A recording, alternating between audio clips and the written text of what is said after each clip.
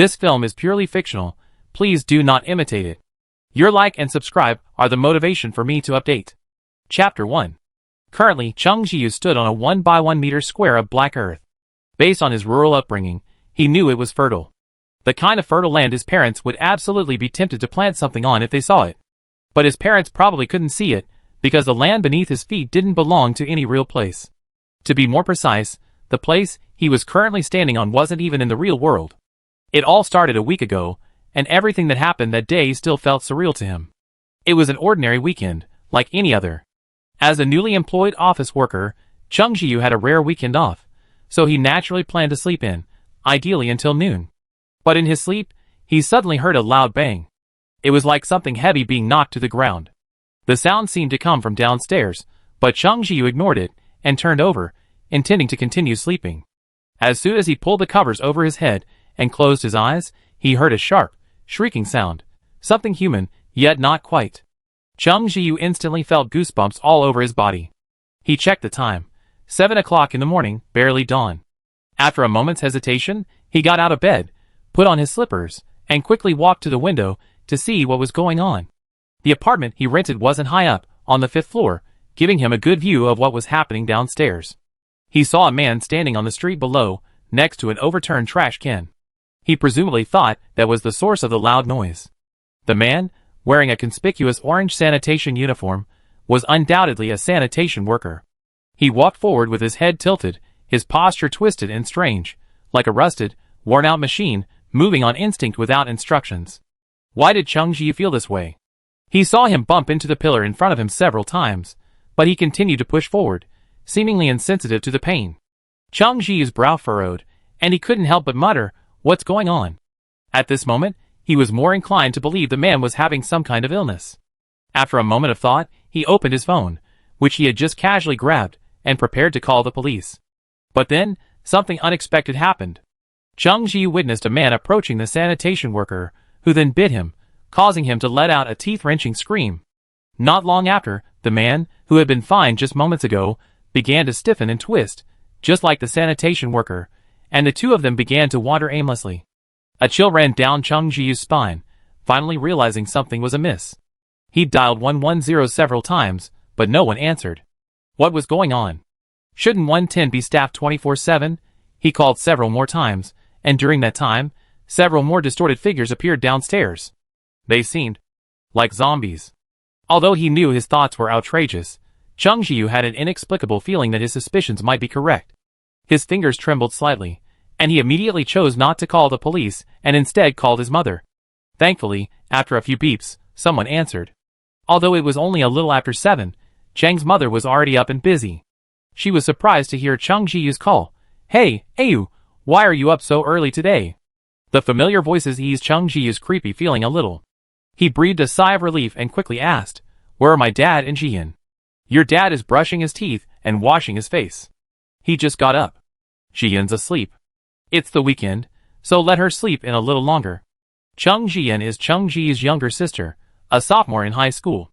Heaving with relief, Chung Ji was about to tell his mother about the unusual situation downstairs and remind her to be careful, when a loud ringing sounded from the other end of the phone. Mother Chung muttered, "Who's that?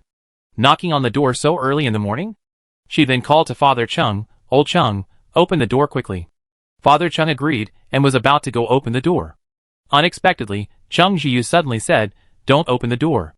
The sound didn't sound like a knock, more like a bang.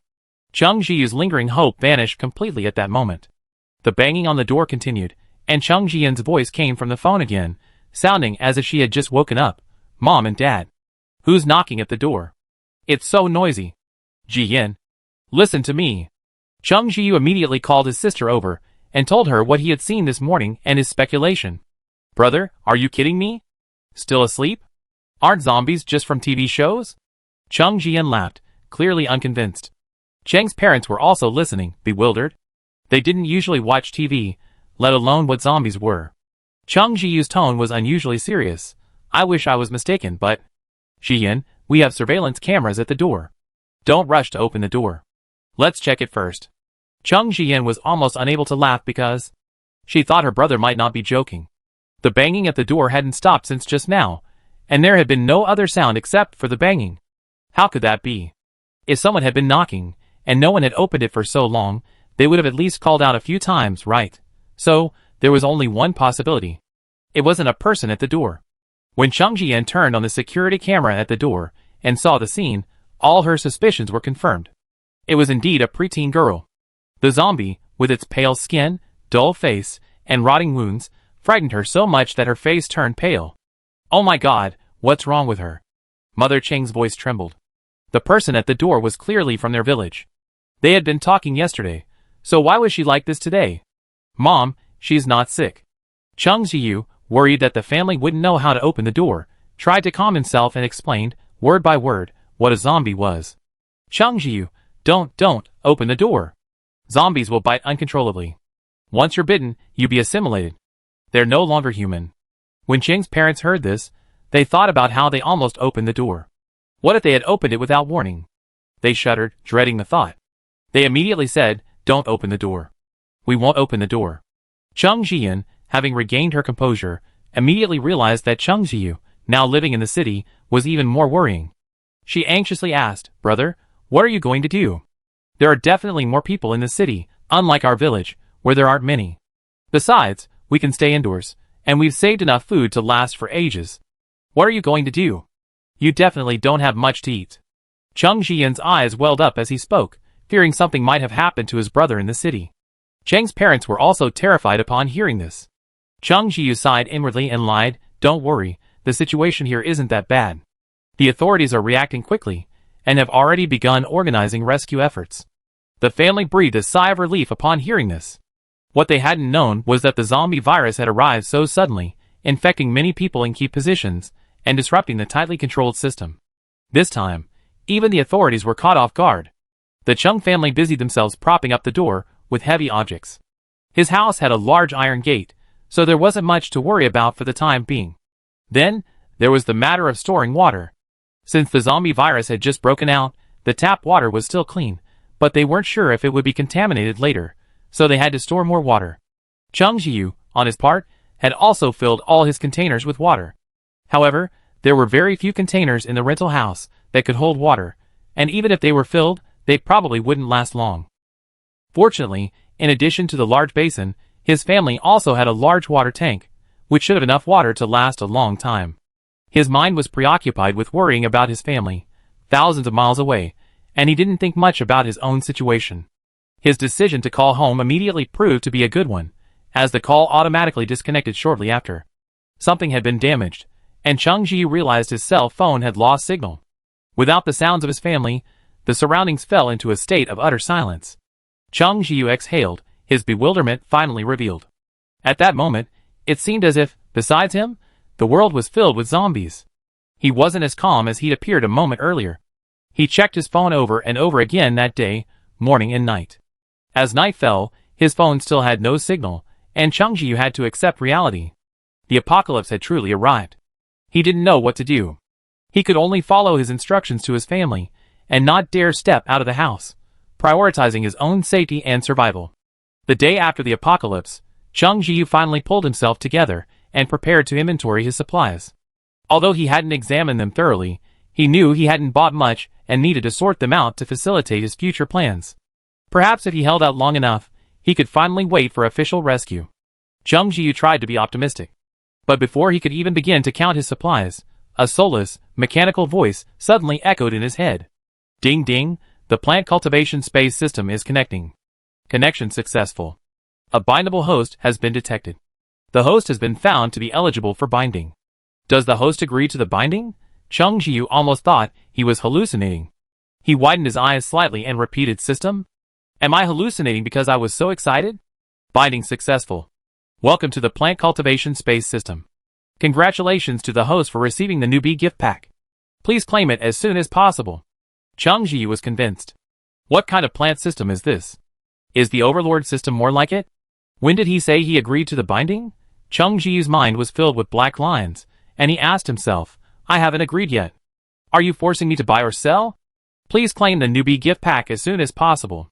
Chang Ji, transfer to manual mode? Chapter 2. There wasn't much to do in the rental house, and since this system, with all its farming and space features, sounded rather impressive. Chung Ji decided to give it a try. The main issue was that he hadn't claimed the gift package, and the system kept reminding him every 5 minutes. Chung Ji was frantic. He had no choice but to claim the gift package. Then a panel appeared before him. Congratulations, host, on receiving the newbie gift package. Do you want to view it? Chung Ji naturally chose to view it. Newbie gift package contents: 1 unknown plant, life status, 20% survival rate, 1 standard shovel, and 1 by 1 meter of soil for planting. Chung Ji glanced at the contents, and could basically tell that the system was supposed to let him farm. And wasn't it because he knew how to farm that they chose to bind him? After all, Chung Ji grew up in the countryside, was quite sensible, and often helped his parents with farm work. He actually knew how to farm. The system's subsequent reminder confirmed his suspicions. The unknown plant is in poor condition. Host, please plant it as soon as possible. Perhaps trying to boost Chung Ji's enthusiasm, the system reminded him, Host, complete the planting and receive a generous reward. Isn't this just empty promises? Chung Ji, a recent office worker, was familiar with this, so he didn't fall for it and asked directly, What's the reward? The system was silent for a long time. Just when Chung Ji thought it wouldn't answer, it finally said slowly, Sorry, the host currently lacks permissions. The system cannot disclose. Chung Ji had been speechless for a long time, and he was frustrated. The system managed to spark a conversation. I won't say anything about your forced sales. The newbie gift package is so simple, and you don't even mention the reward. I seriously suspect you're trying to trick me into working for nothing. The vitality of the unknown plant is decreasing. Host, please complete the planting as soon as possible. It happened again.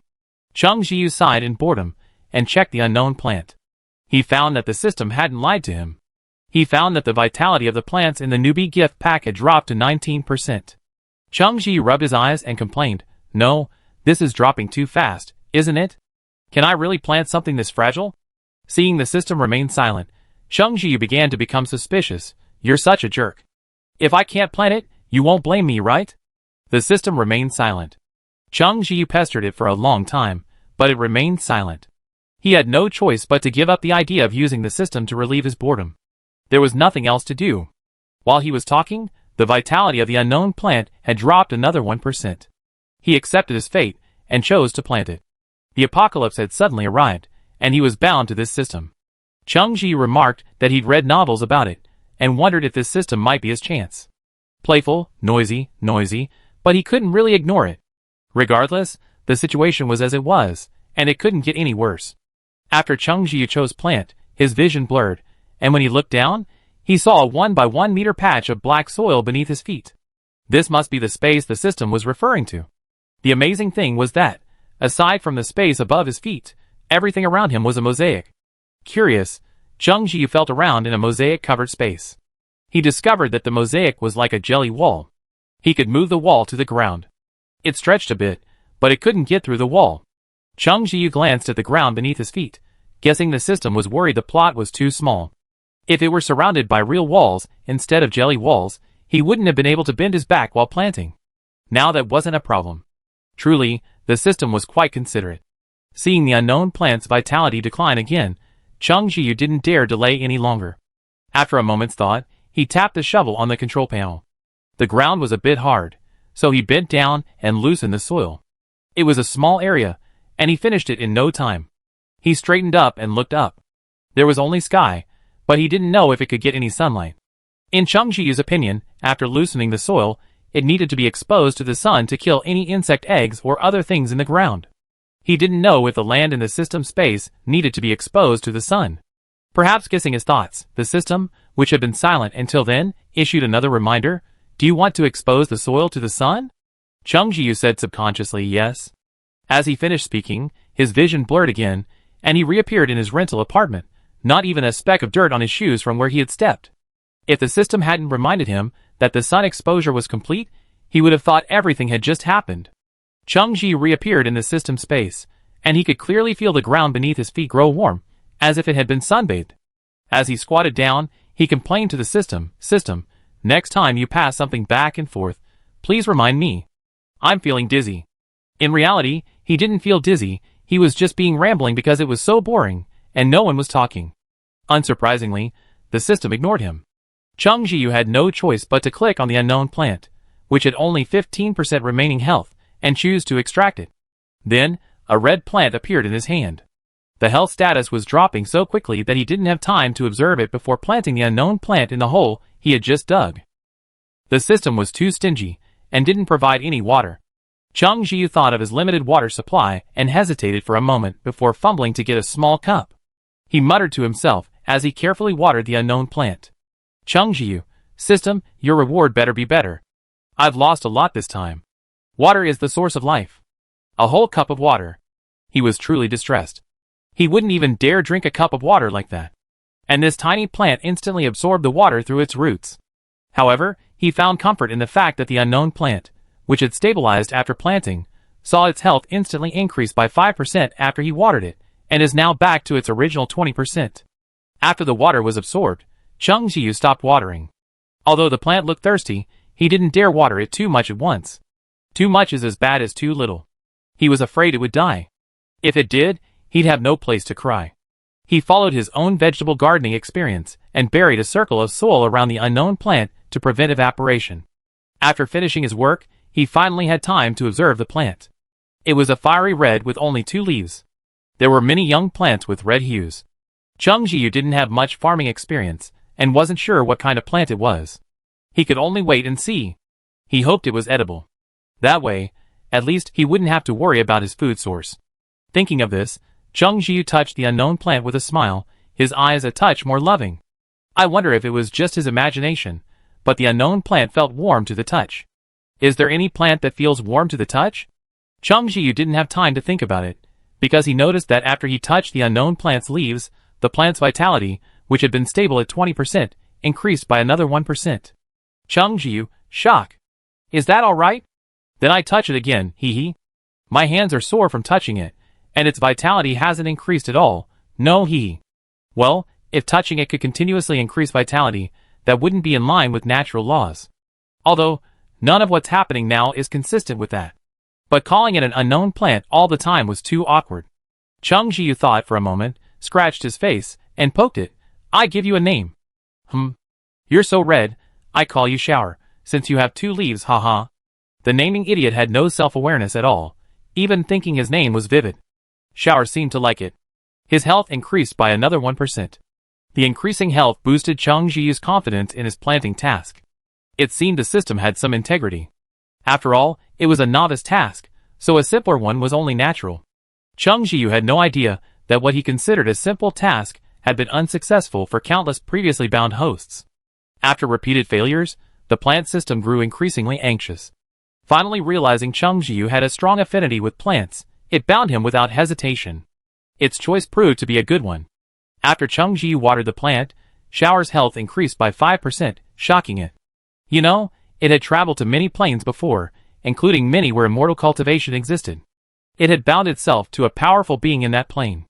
The other person showered Xiao Air with spiritual spring water, coveted by countless cultivators, and only improved Xiao Air's health by 5%.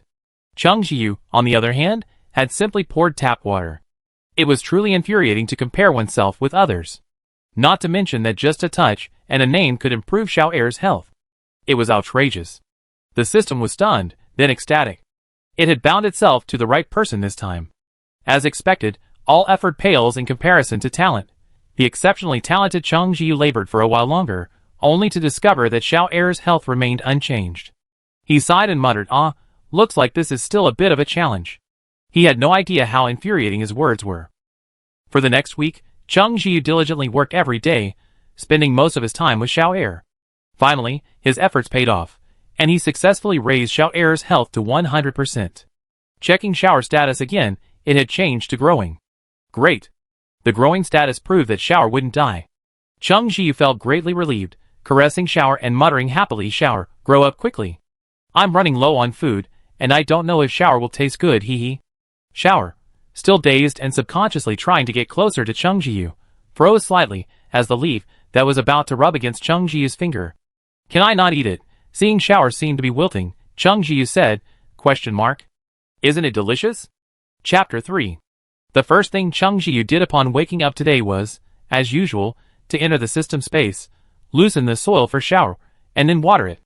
After more than 10 days of meticulous care, Shower had grown from a mere 2-finger-high bud to a plant that now stood about halfway up Chung Ji-yu's calf. The leaves were no longer just 2, but now grew in a staggered pattern of more than a dozen. The leaves had also undergone a miraculous transformation. Shower's leaves were not the regular, uniform leaves of most plants Chung Ji-yu had imagined. Instead, they resembled the shape of fire, like 3 raised peaks, with a higher peak in the middle and lower peaks on either side. Add to that the increasingly vibrant red color of Shower, and if you didn't look closely, it looked like dancing flames. Chung Ji-yu was certain the leaves hadn't been bitten by an insect, as every one of Shower's leaves had the same shape. He also noticed that Shower felt warm to the touch. This wasn't just an illusion. The feeling hadn't been noticeable before, but now, touching Shower's leaves, the warmth was palpable. Shower's behavior forced Chung Ji-yu to confront his suspicions. Shower wasn't any plant he'd ever seen, and perhaps it wasn't even a plant from Earth. Luckily, he was now quite receptive. After all, it was the end of the world, he'd seen zombies, and now he was connected to a system. What was impossible? However, Chung Ji-yu's biggest concern was, is it really edible? As he spoke, his fingers were touching the leaves of Shower's plant. He felt the soft leaves stiffen, then carefully rubbed against Chung Ji-yu's fingers. Chung Ji-yu, shock. Oh my god, this plant has become a spirit. No, maybe it was just the wind that blew it there. Then, Shower carefully nudged his fingers again. He could even sense a hint of flattery in Shower's gesture.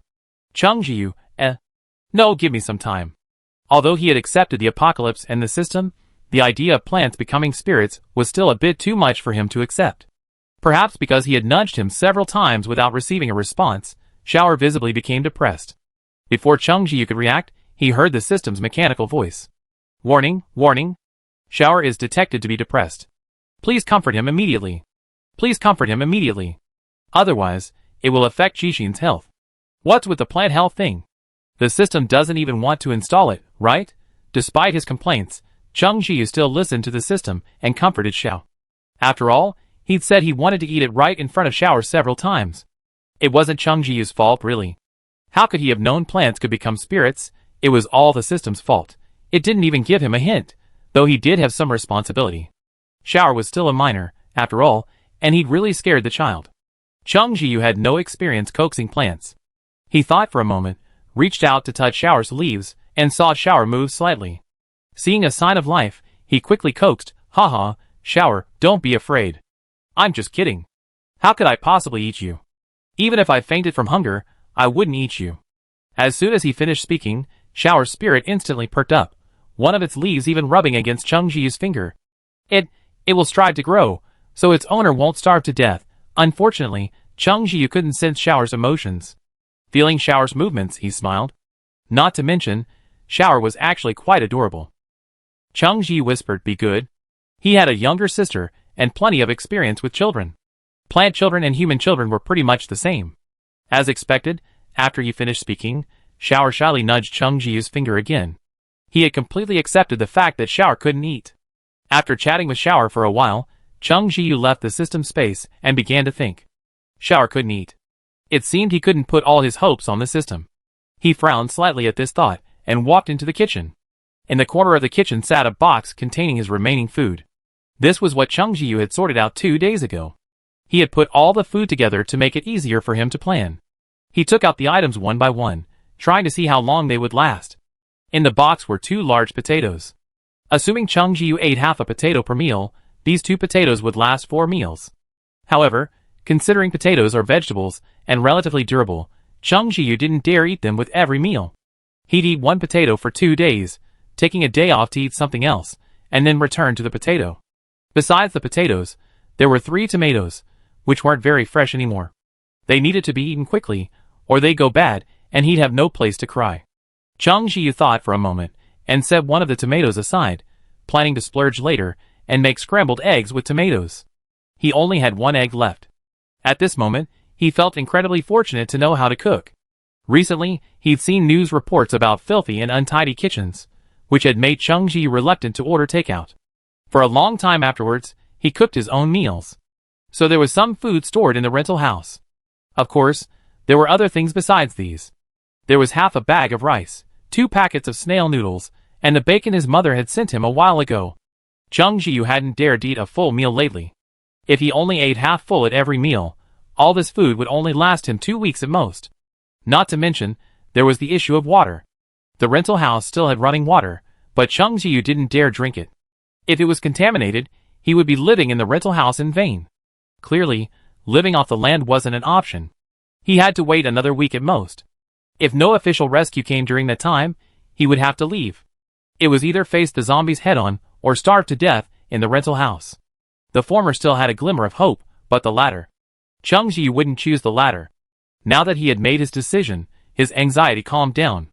Every day, besides taking care of the waiter, he spent his time researching a route out. Simply rushing forward wouldn't work. He wasn't sure about the zombies' fighting power, nor how the zombie virus could be spread besides being bitten or scratched. So, finding a route out was crucial. He didn't dare use the elevator. First, although the power was still working, he couldn't be sure it wouldn't suddenly go out like the signal did that day.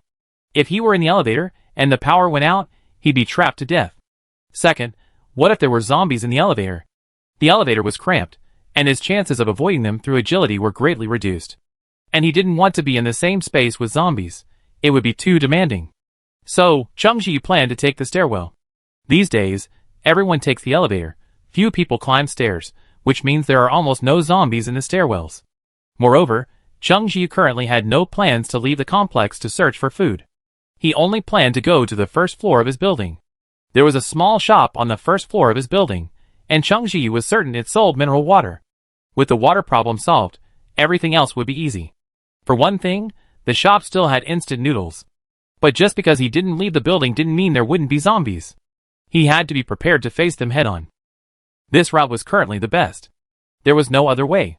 He could only hope he wouldn't encounter too many zombies. 2 days later, Chung Jiu checked on Shower again. Its growth status had changed from growing to approaching level 1 maturity. What did level 1 maturity mean? What would Xiao look like when it reached maturity? Chung Jiu couldn't figure it out, and even asking the system wouldn't give him any information. He could only continue watering and loosening Shower's soil daily. Although he didn't put his hopes on the system, he still hoped it wouldn't be too deceptive. He'd already watered the waiter plenty of water. Even though the waiter was quite sweet, and would respond to Chung Jiu's questions, he couldn't help but feel distressed. Water was the hope of survival. A few days passed like this. During this time, Chung Jiu would occasionally sit by the window and observe. He didn't know what he wanted to see, but every night, his mood would become a little lower.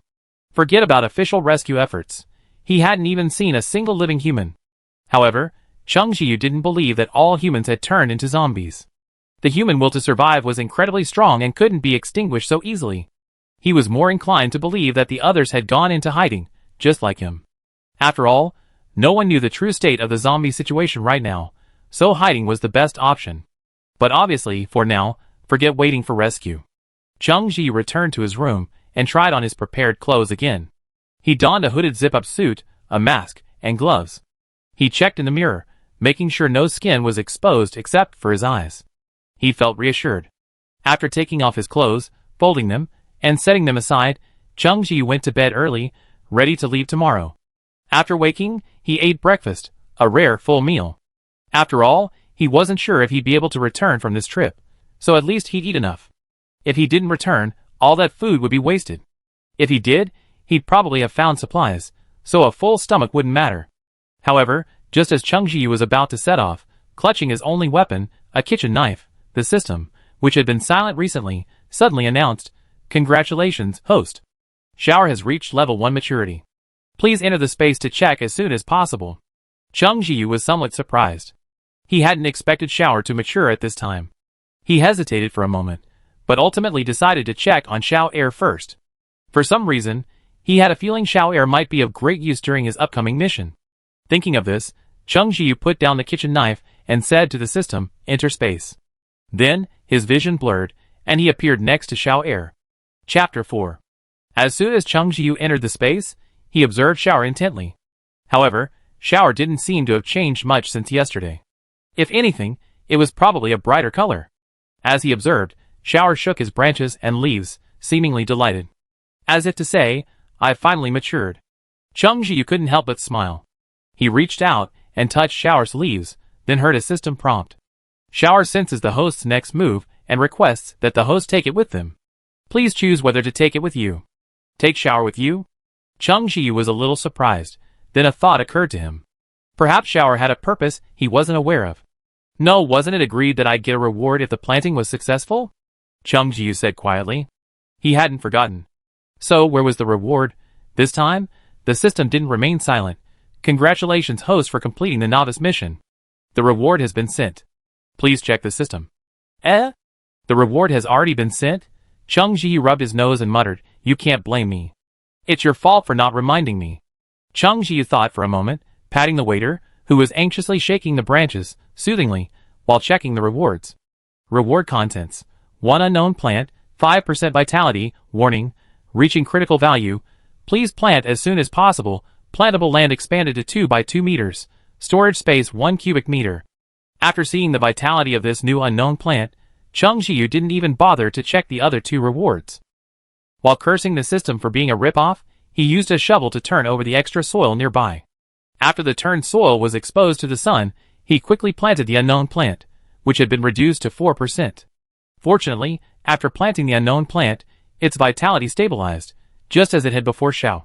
Chung Ji then watered it again, and the unknown plant's vitality improved by 2%. This was significantly less than Xiao's previous 5%. It seemed this plant would be more difficult to grow than Xiao's. Chung Ji sighed with worry, and then he saw Xiao, who had been unusually lively today, trying to stretch his red body, stretching out his tiny arms and leaves, and jokingly trying to poke the unknown plant. Unfortunately, Chung Ji had planted them too far apart, so Xiao couldn't reach them no matter how hard he stretched. Chung Ji laughed at his movements and touched Xiao's leaves. Good boy, this is your little brother. He's too fragile right now, and can't play with you. Xiao seemed a little embarrassed, and obediently retracted his leaves, gently nuzzling Chung Ji. Chung Ji muttered to the waiter, Since you already have a name, your brother should have one too. What should he be called?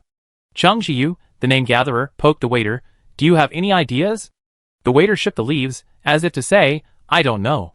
Chung Ji rested his chin on his hand, looking at the unknown plant, which was only at 6% vitality. Deciding to fill in what was lacking, he said, Let's call it Xiao Ai.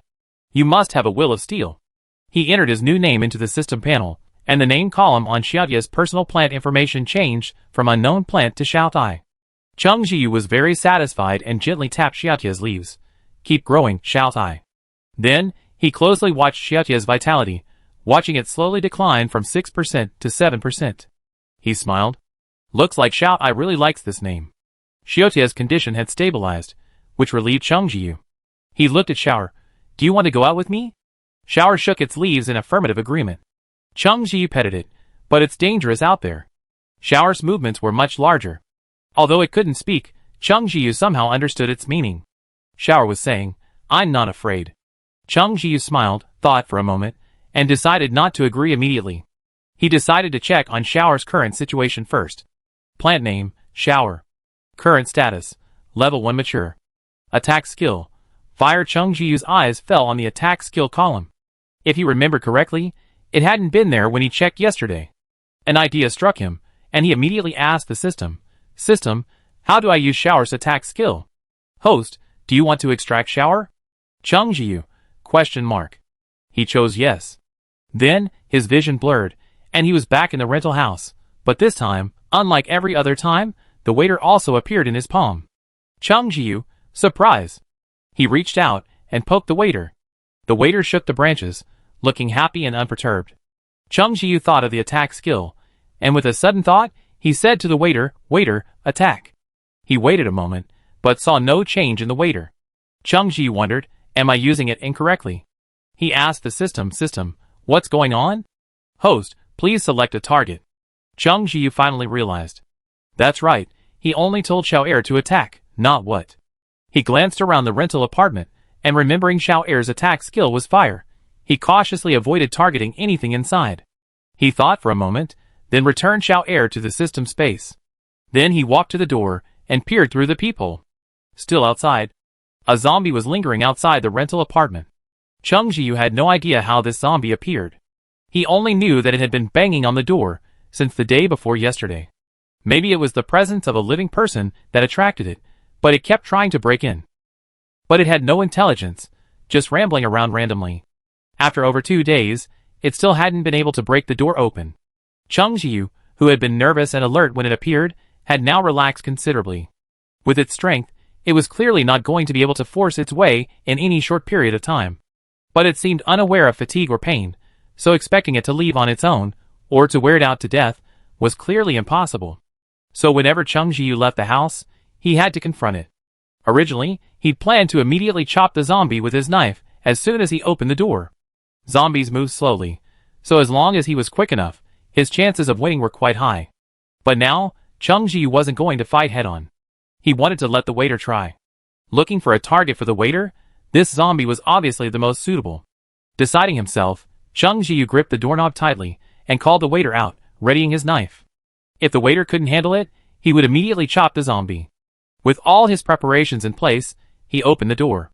The moment the door opened, the zombie charged forward. However, Chung Jiu was prepared and reacted quickly, shouting to the waiter, "Waiter! Attack it!"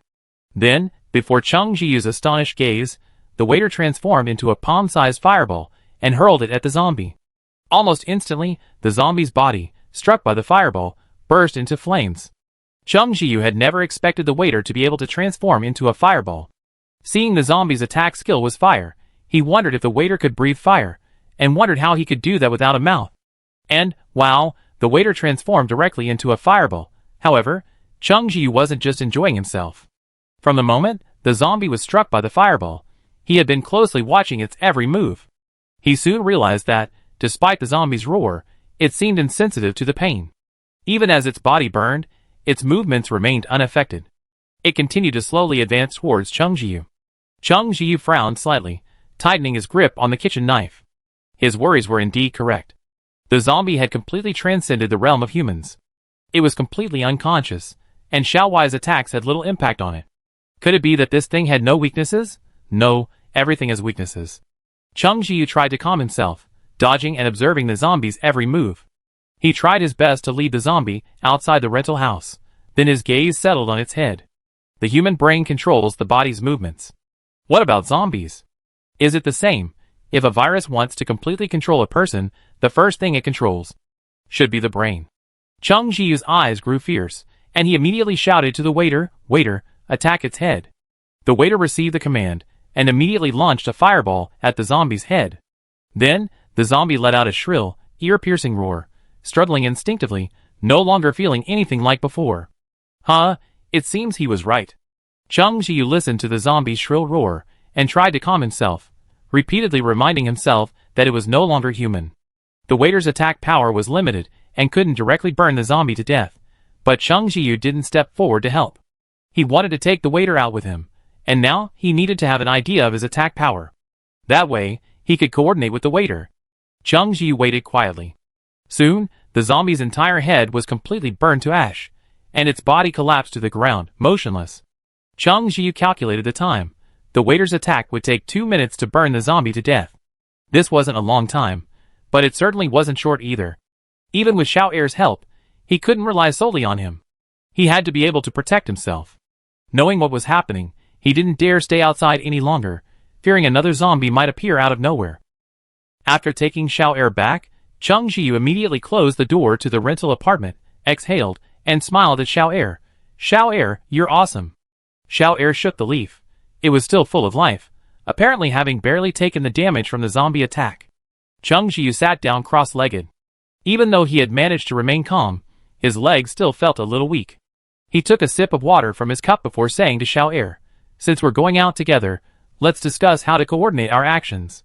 With Xiao Er, he undoubtedly had a helping hand, and he could make some adjustments to his original plan. Chapter 5.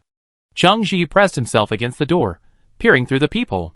He could confirm that after the zombie burned to death by the waiter, no other zombies had appeared outside. He was so engrossed in his observation that he suddenly felt something hot poking his ear.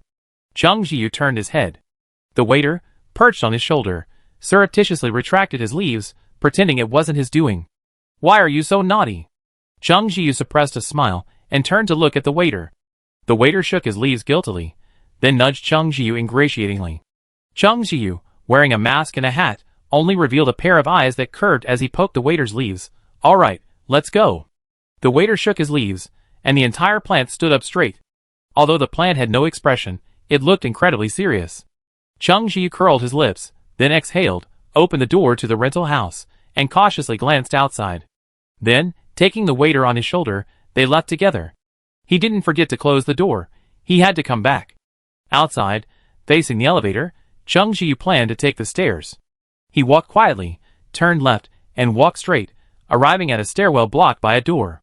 Holding his breath, he pushed open the door. Luckily, as he guessed, the stairs were rarely occupied, especially since the zombie virus was most likely to appear in the middle of the night, when no one would climb them. So the stairs were now empty, not a single zombie. But Chung Ji remained vigilant. Kitchen knife in hand, he descended the stairs quietly, carefully glancing down at every corner before continuing. He had reached the 5th floor, and the path was clear. It wasn't long before he reached the ground floor exit. This time, he wasn't so lucky. Before he even opened the exit door, he heard the roar of zombies, and it sounded like there were more than one. Thankfully, Chung Ji was prepared. He simply tightened his grip on the handle of his kitchen knife and turned to look at Shower, who silently shook the branches. Chung Ji swallowed and opened the exit door a crack. The zombies seemed to sense the presence of living people, and as soon as he pushed open the emergency exit door, they immediately lunged at him, roaring. He perked up and immediately called out, "Shower." Instantly, Shower transformed into a fireball and hurled himself at the approaching zombies, causing them to scream in agony. Chung Ji didn't relax. He glanced outside and saw, besides the zombie Shower had burned, 2 more. They looked like a man and a woman in life, the woman still wearing a skirt. Judging by the degree of decay on their faces, they might have been the first to transform into zombies. Their rotting faces betrayed nothing of their former selves. One of the men's eyes had fallen out of its socket. Ugh! Chung Ji vomited, dodging 2 zombies and charging behind them. Without waiting for the 2 zombies to react, he grabbed his kitchen knife and slashed at the nearest male zombie's head. With a clang, the knife and skull collided with a teeth-piercing sound. This time, Chung Ji exerted almost all his strength, but he had underestimated the toughness of the zombies' heads. The male zombie, struck by the attack, looked like it was about to turn and bite him. The female zombie, sensing the wonderful scent of a living being, also tried to turn. Without a second thought, Chung Ji immediately picked up the kitchen knife and, with all his might, frantically chopped at the male zombie's head. He felt a bit of a sense of unease at first. After all, even though the person facing him was a zombie, they still had some of the same human traits they had in life.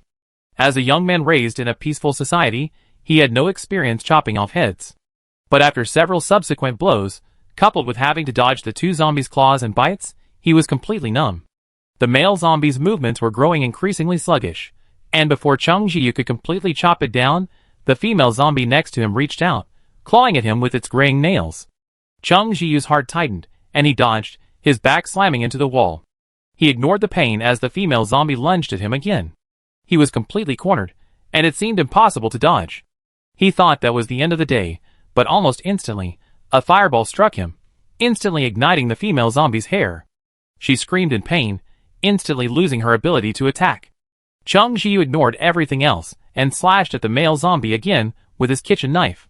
Finally, after dozens of blows, the male zombie collapsed to the ground, motionless. He finally came to his senses, finding himself drenched in cold sweat and his legs weak. He leaned against the wall to rest, scanning for any other zombies. Luckily, there weren't any in the hall. Chung Ji immediately went to the apartment building's entrance and closed the large iron gate to prevent the zombies from being attracted by the scent of living people.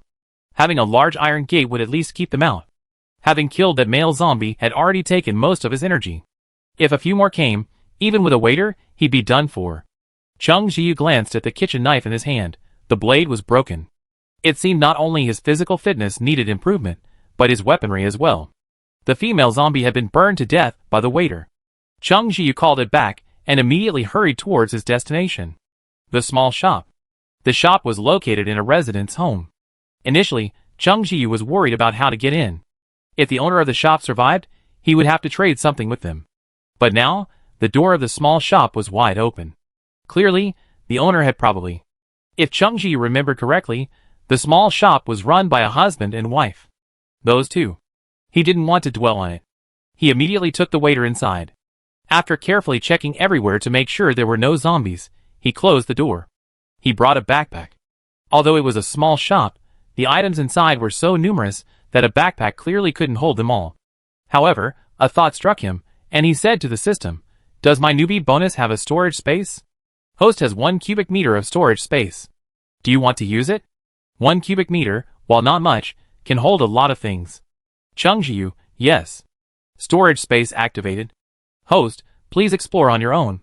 As soon as he finished speaking, Chungjiu noticed a change. He felt a warmth on the inside of his left wrist, and when he looked again, he saw a red mole. He was certain it hadn't been there before. An idea struck him, and he tentatively touched the mole. He then saw a 1 cubic meter storage space, completely empty. This must be the storage space awarded by the system. It looked like it could hold a lot of stuff, at least much more than his backpack. But he didn't know how to put the stuff back in. Chungji walked over to the 5-liter bottle of mineral water he'd spotted the moment he entered. He tentatively placed his hand on it, mentally thinking about putting the stuff back in the storage space.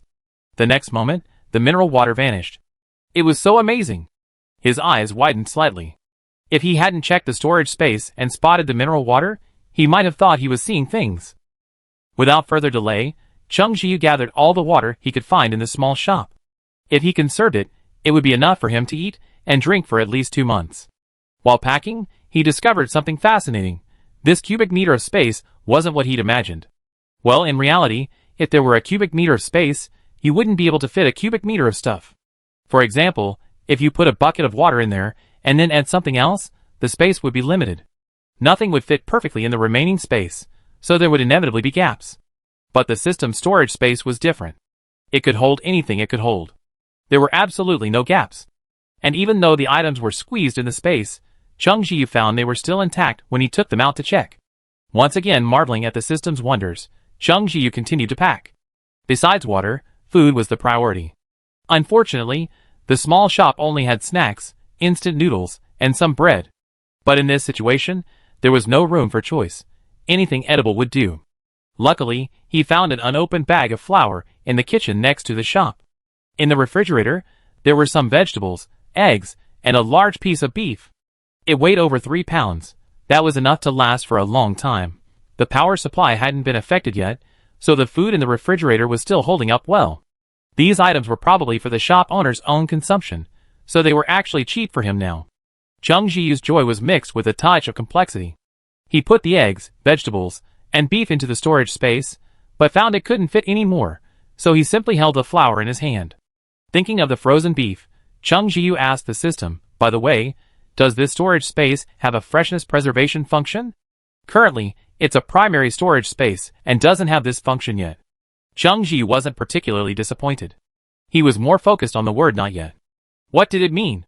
Just because it doesn't exist now doesn't mean it won't exist in the future. It seemed like he had to work harder on farming. Hopefully, he filled his backpack in both hands.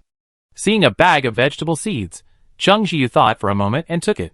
He had an idea to try later. After finishing all this, he opened the door of the small shop. There was a zombie outside. However, Chungji had experience, so he wasn't panicked. He quickly worked with the waiter to deal with the zombie. Thankfully, he closed the door to the apartment building, and the zombies outside were indeed attracted in, banging on the door frantically, making a crackling sound. Chungji ignored him, intending to hurry back. However, after taking just 2 steps, he spotted a furry black puppy lying not far away. It lay on the ground, eyes closed, silent and motionless, its small body heaving only to indicate any movement. Judging from its size, the dog must have been only a month old. Chungji was certain there had been no dogs here when he had just arrived, so where had this dog come from? He hesitated for a moment, then walked towards the puppy. Chapter 6. Chungji was cautious enough not to get carried away by the sight of the puppy. He stopped a step away and observed it carefully. It looked like an ordinary, round-headed puppy, small and about the size of Chungji's shoes, weak and cute, posing no threat at all. It was no wonder he was so cautious. With the apocalypse and zombies, who knew if the puppy in front of him was just an ordinary one? Luckily, it was an ordinary one. Chungji set his belongings aside and tentatively touched the puppy. The touch was warm and soft. If you ignored the crackling sounds outside the apartment building, it seemed like just another ordinary morning. He'd come across a cute puppy on the side of the road and reached out to play with it. Before the apocalypse, he'd always wanted a puppy, but as a social worker, he was afraid he wouldn't be able to raise one well, so he could only satisfy his craving by looking at other people's puppies. Unexpectedly, the apocalypse had arrived, and he'd found a puppy instead. If the puppy were left here, it would surely die. In that case, Chung Jiu immediately reached out and grabbed the puppy by the scruff of the neck, tucked it into his coat, and picked up his belongings. "Waiter, go home." The waiter stood on his shoulder, shaking the branches. He returned the same way. Thankfully, he encountered no more zombies on the way back. After closing the door, Chung Jiu breathed a sigh of relief. He set his belongings aside, then carefully removed the puppy from his arms and set it aside. Chung Jiu took off his outer clothes and had the waiter burn them. He then disinfected his entire body, finally feeling completely relieved. He chuckled and picked up the puppy. "Puppy. Eh? Why are you keeping your eyes closed? Are you asleep?" Chung Jiu muttered to himself, anxiously checking on the puppy. It looked plump and its fur was clean, so there was nothing wrong with it. Why is it sleeping all the time? This puppy was the only living creature Chung Jiu had seen since the apocalypse. Its presence seemed to connect him to the pre-apocalyptic world, so upon encountering it, he picked it up without hesitation. But why was it still motionless? Chung Jiu was a little worried about the puppy's well-being, but there was nothing he could do. He found an old piece of his own clothing, made a nest, and temporarily placed the puppy there. The waiter had already returned to the system space, and Chung Jiu checked on Xiao Ai again. His health status seemed unchanged, still at 7%. Telling the waiter to look after Xiao Ai, Chung Jiu left the space. He had been busy all morning and was already starving. He took out the beef, swallowed his saliva, and decided to make tomato beef. Beef can't be kept for too long, so it's better to eat it first. He took the new kitchen knife he just found and cut the beef into quarters, freezing the rest in the refrigerator. After the beef thawed, he cut it into chunks and blanched it. He then cleaned the pot, heated oil, and added chili peppers, scallions, ginger, and other garnishes. Soon, the kitchen was filled with fragrance. He poured the blanched beef in, added soy sauce, oyster sauce, and salt, covered the pot, and began to simmer. It had been over 2 weeks since he'd eaten this well. Chung Jiu was so greedy that he almost didn't want to leave just by smelling the food, but stewing the beef took time, so he had no choice but to leave the kitchen. He remembered how he'd hacked the zombie dozens of times before finally killing it. This time, he was lucky, with the help of the waiter and the few zombies around, so he'd escaped. He might not be so lucky next time. He needed to improve his physical fitness. Currently, he had no other options for exercise. Running was the only option, but the indoor space was too small. Chung Jiu pondered for a long time, then suddenly remembered a video he'd seen before the apocalypse. It was a blogger's boxing routine. He'd wanted to practice it, so he downloaded it to his phone. Now, even though he had no internet, he had power, so he could still watch the downloaded video. Thinking of this, he clicked on it, and sure enough, it was still there. The video was about 30 minutes long, and nothing much to do, so Chung Jiu decided to practice it. Watching the blogger's moves, he felt that each movement was quite simple, each gesture imbued with a powerful beauty. He thought it was so impressive, so he downloaded it and tried to imitate him. He slowly followed along, practicing the moves. It was his first time, after all, so many of the moves weren't standard. Even so, after 30 minutes, he was still sweating profusely. This set of boxing should be useful for improving physical fitness. He felt that way. Chung Jiu rested for a moment, then stood up and checked on the puppy. It hadn't woken up yet. He frowned worriedly. What was going on? The sweat was so uncomfortable, so he simply wiped it off, not daring to use more water. He didn't waste the remaining water, saving it for watering the plants. This was the only watering method he'd used lately, and the system hadn't indicated any issues. After a while of busy work, the aroma from the kitchen grew stronger, and Chung Jiu checked in several times. He was young, had good teeth, and was in a hurry to eat, so there was no need to overcook it, just enough to absorb the flavor. When the beef was almost done, he steamed some rice. The beef, tomato, and rice looked incredibly fragrant. Chung Jiu eagerly took a bite while carrying the dish. Even though his mouth burned, he couldn't bear to spit it out. It was so delicious. I'd never thought my cooking could be so delicious. Chung Jiu placed the bowl on the table and eagerly sat down to eat. What he didn't notice was that the puppy, who had been quiet the entire time, perhaps smelled the aroma, twitched its nose, then slowly opened its eyes. The unfamiliar environment made the puppy extremely alert, especially since he was so frail, no different from a newborn. Thankfully, he quickly determined there was no danger. Thinking of his current weakness, the puppy frowned in a humane way. It seemed those people were still restless, having actually tampered with him during his training. He came from a high-ranking planet, born into a distinguished royal family. Their clan had a long-held rule. Every crown prince, upon reaching adulthood, must undergo training on a chaotic, lower plane. During this training, much of the crown prince's strength is sealed. They must rely on themselves to survive in the chaotic lower plane, grow in strength, and successfully return to their home planet. This training is considered complete. Failure to do so would result in a failure. This lineage had few descendants, and in his generation, he was the only crown prince. He was undoubtedly a noble being. This training was merely a training exercise, and it wouldn't cost him his life. Therefore, during the crown prince's training, a trace of his father's consciousness would remain within his consciousness. If he activated this consciousness, his father would sense it, and the training would end. But if that happened, the training would be a failure. Yar tried to feel his body, but he felt completely powerless, unable even to awaken consciousness. Those people had tampered with him during his training. He was now no different from a newborn cub. They wanted him to die quietly here. At this thought, Yar's gaze grew fierce. However, he now looked like a cub, and even with that look, it didn't frighten anyone. It only made people think, this little puppy is a little fierce.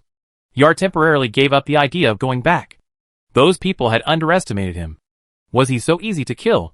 Although he was now a cub, he wasn't a true cub. He didn't need to spend another 100 years growing up. With his own strength, he could slowly break free from the shackles that sealed him. In the meantime, he had to ensure his own safety. Yar's gaze fell on Chengxiu, who was not far away. Although he had just appeared to be asleep, he could sense the outside world and knew that this person had picked him up. A weak yet strange human, seemingly struggling to even survive, yet so kind-hearted. A gulp sound was heard, and the puppy froze, a look of human embarrassment on his face.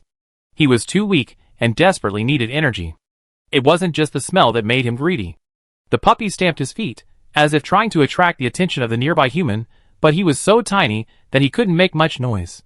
Chengxiu was completely immersed in the delicious tomato beef stew, and didn't notice the puppy had woken up. Unguarded humans. Yal mentally assessed this, then, with an effortless yet eager effort, he walked over to Chengxiu on his short legs, raising his paw to pat his ankle. Any higher, he wouldn't be able to reach. Huh?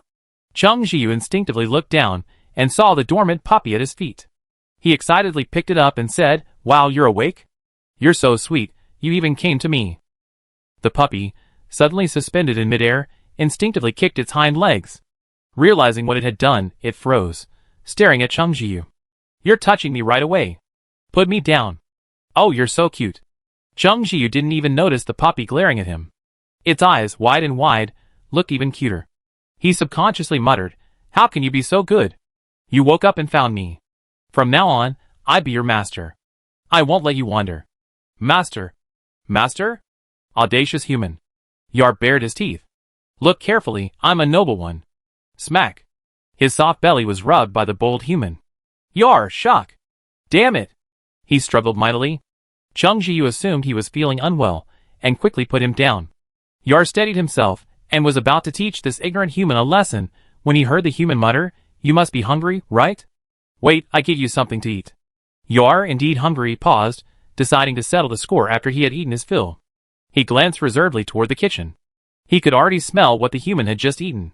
Chengxiu, unaware of Yar's thoughts, stood up and prepared to heat some goat's milk powder for the puppy. The puppy, seemingly only full term, couldn't eat anything else yet. Luckily, he had just found goat's milk powder at the small shop. Chapter 7. Chengxiu admired his own thoughtfulness for ensuring the puppy wasn't starving. He dug out the goat milk powder, went to the kitchen, got a small bowl, and poured some hot water for the puppy to pour over the goat milk powder. The puppy saw him heading toward the kitchen, and assumed he was going to get his food, so he gracefully followed him on his short legs.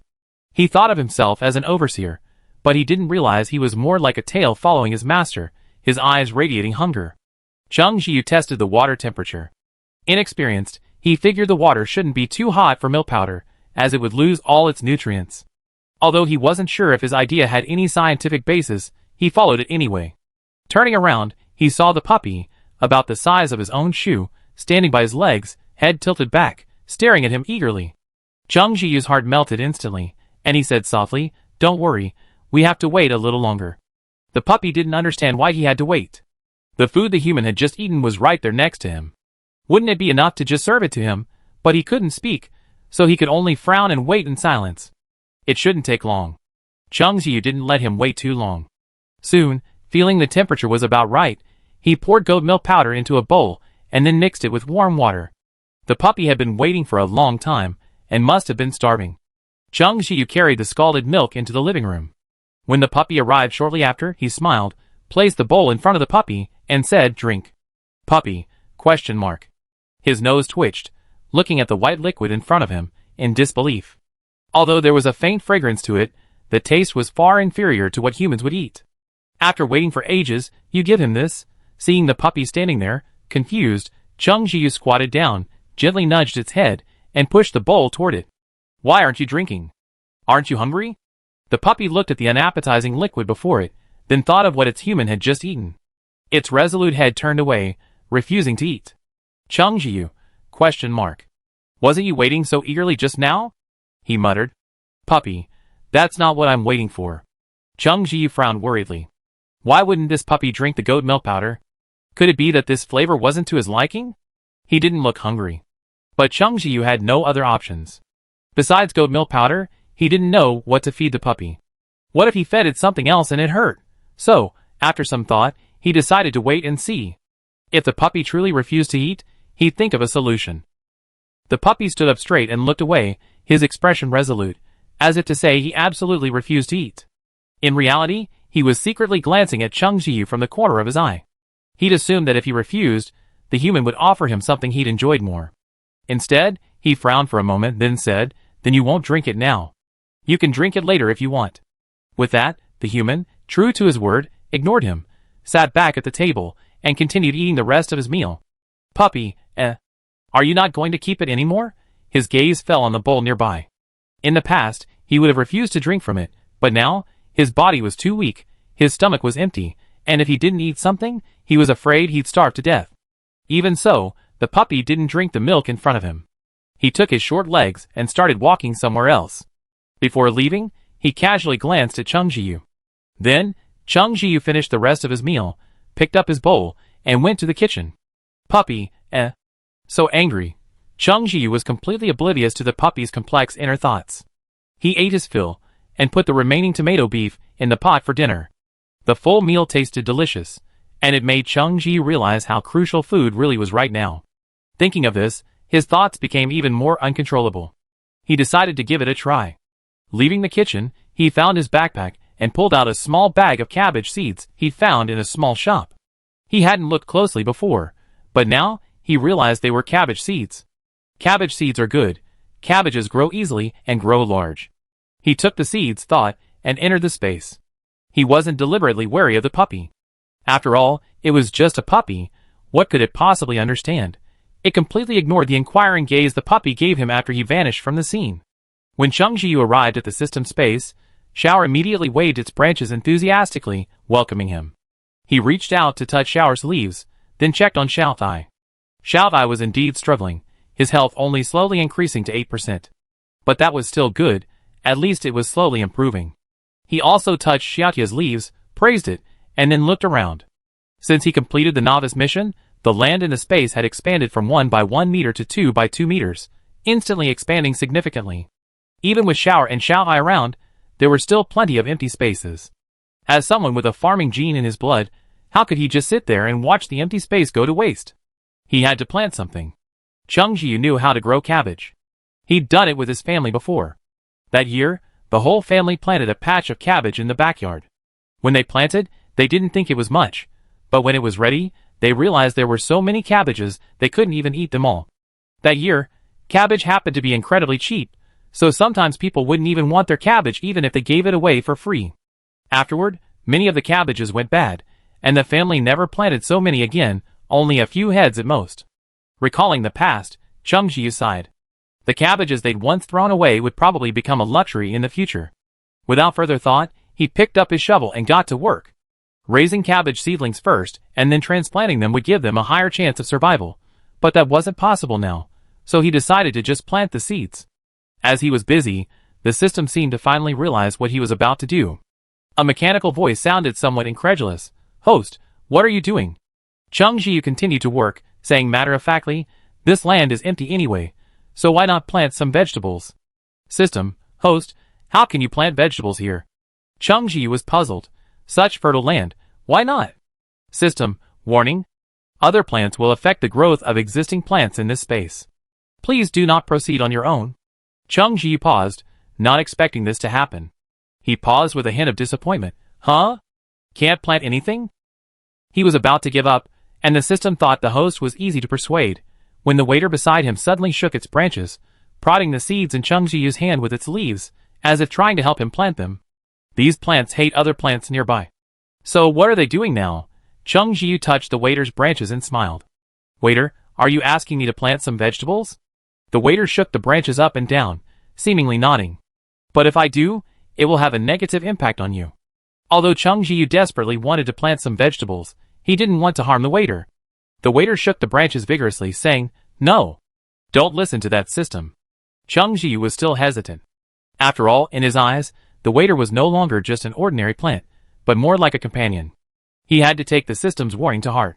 While he was hesitating, the waiter, seeing he didn't move and unable to grab the seeds, frantically scraped at the soil, trying to dig a hole and plant the seeds. Chung Ji's eyelids twitched, fearing it might injure him. He quickly stopped it, saying, Stop digging, stop digging. I have the tools. I do it. The waiter paused, shook the dirt off the leaves, and rubbed Chung Ji obediently. Chung Ji felt helpless and touched the waiter, saying, I plant a few for now. If you feel uncomfortable, tell me, okay? The waiter shook the leaves up and down, indicating his understanding. The system was already numb. Although the waiter had told him to plant, Chung Ji didn't dare plant too many, fearing it would bother the waiter. He dug 5 holes around the area furthest from the waiter, and planted the seeds. As for Xiaotia's plot, Chung Ji didn't dare plant there given Xiaotia's current state.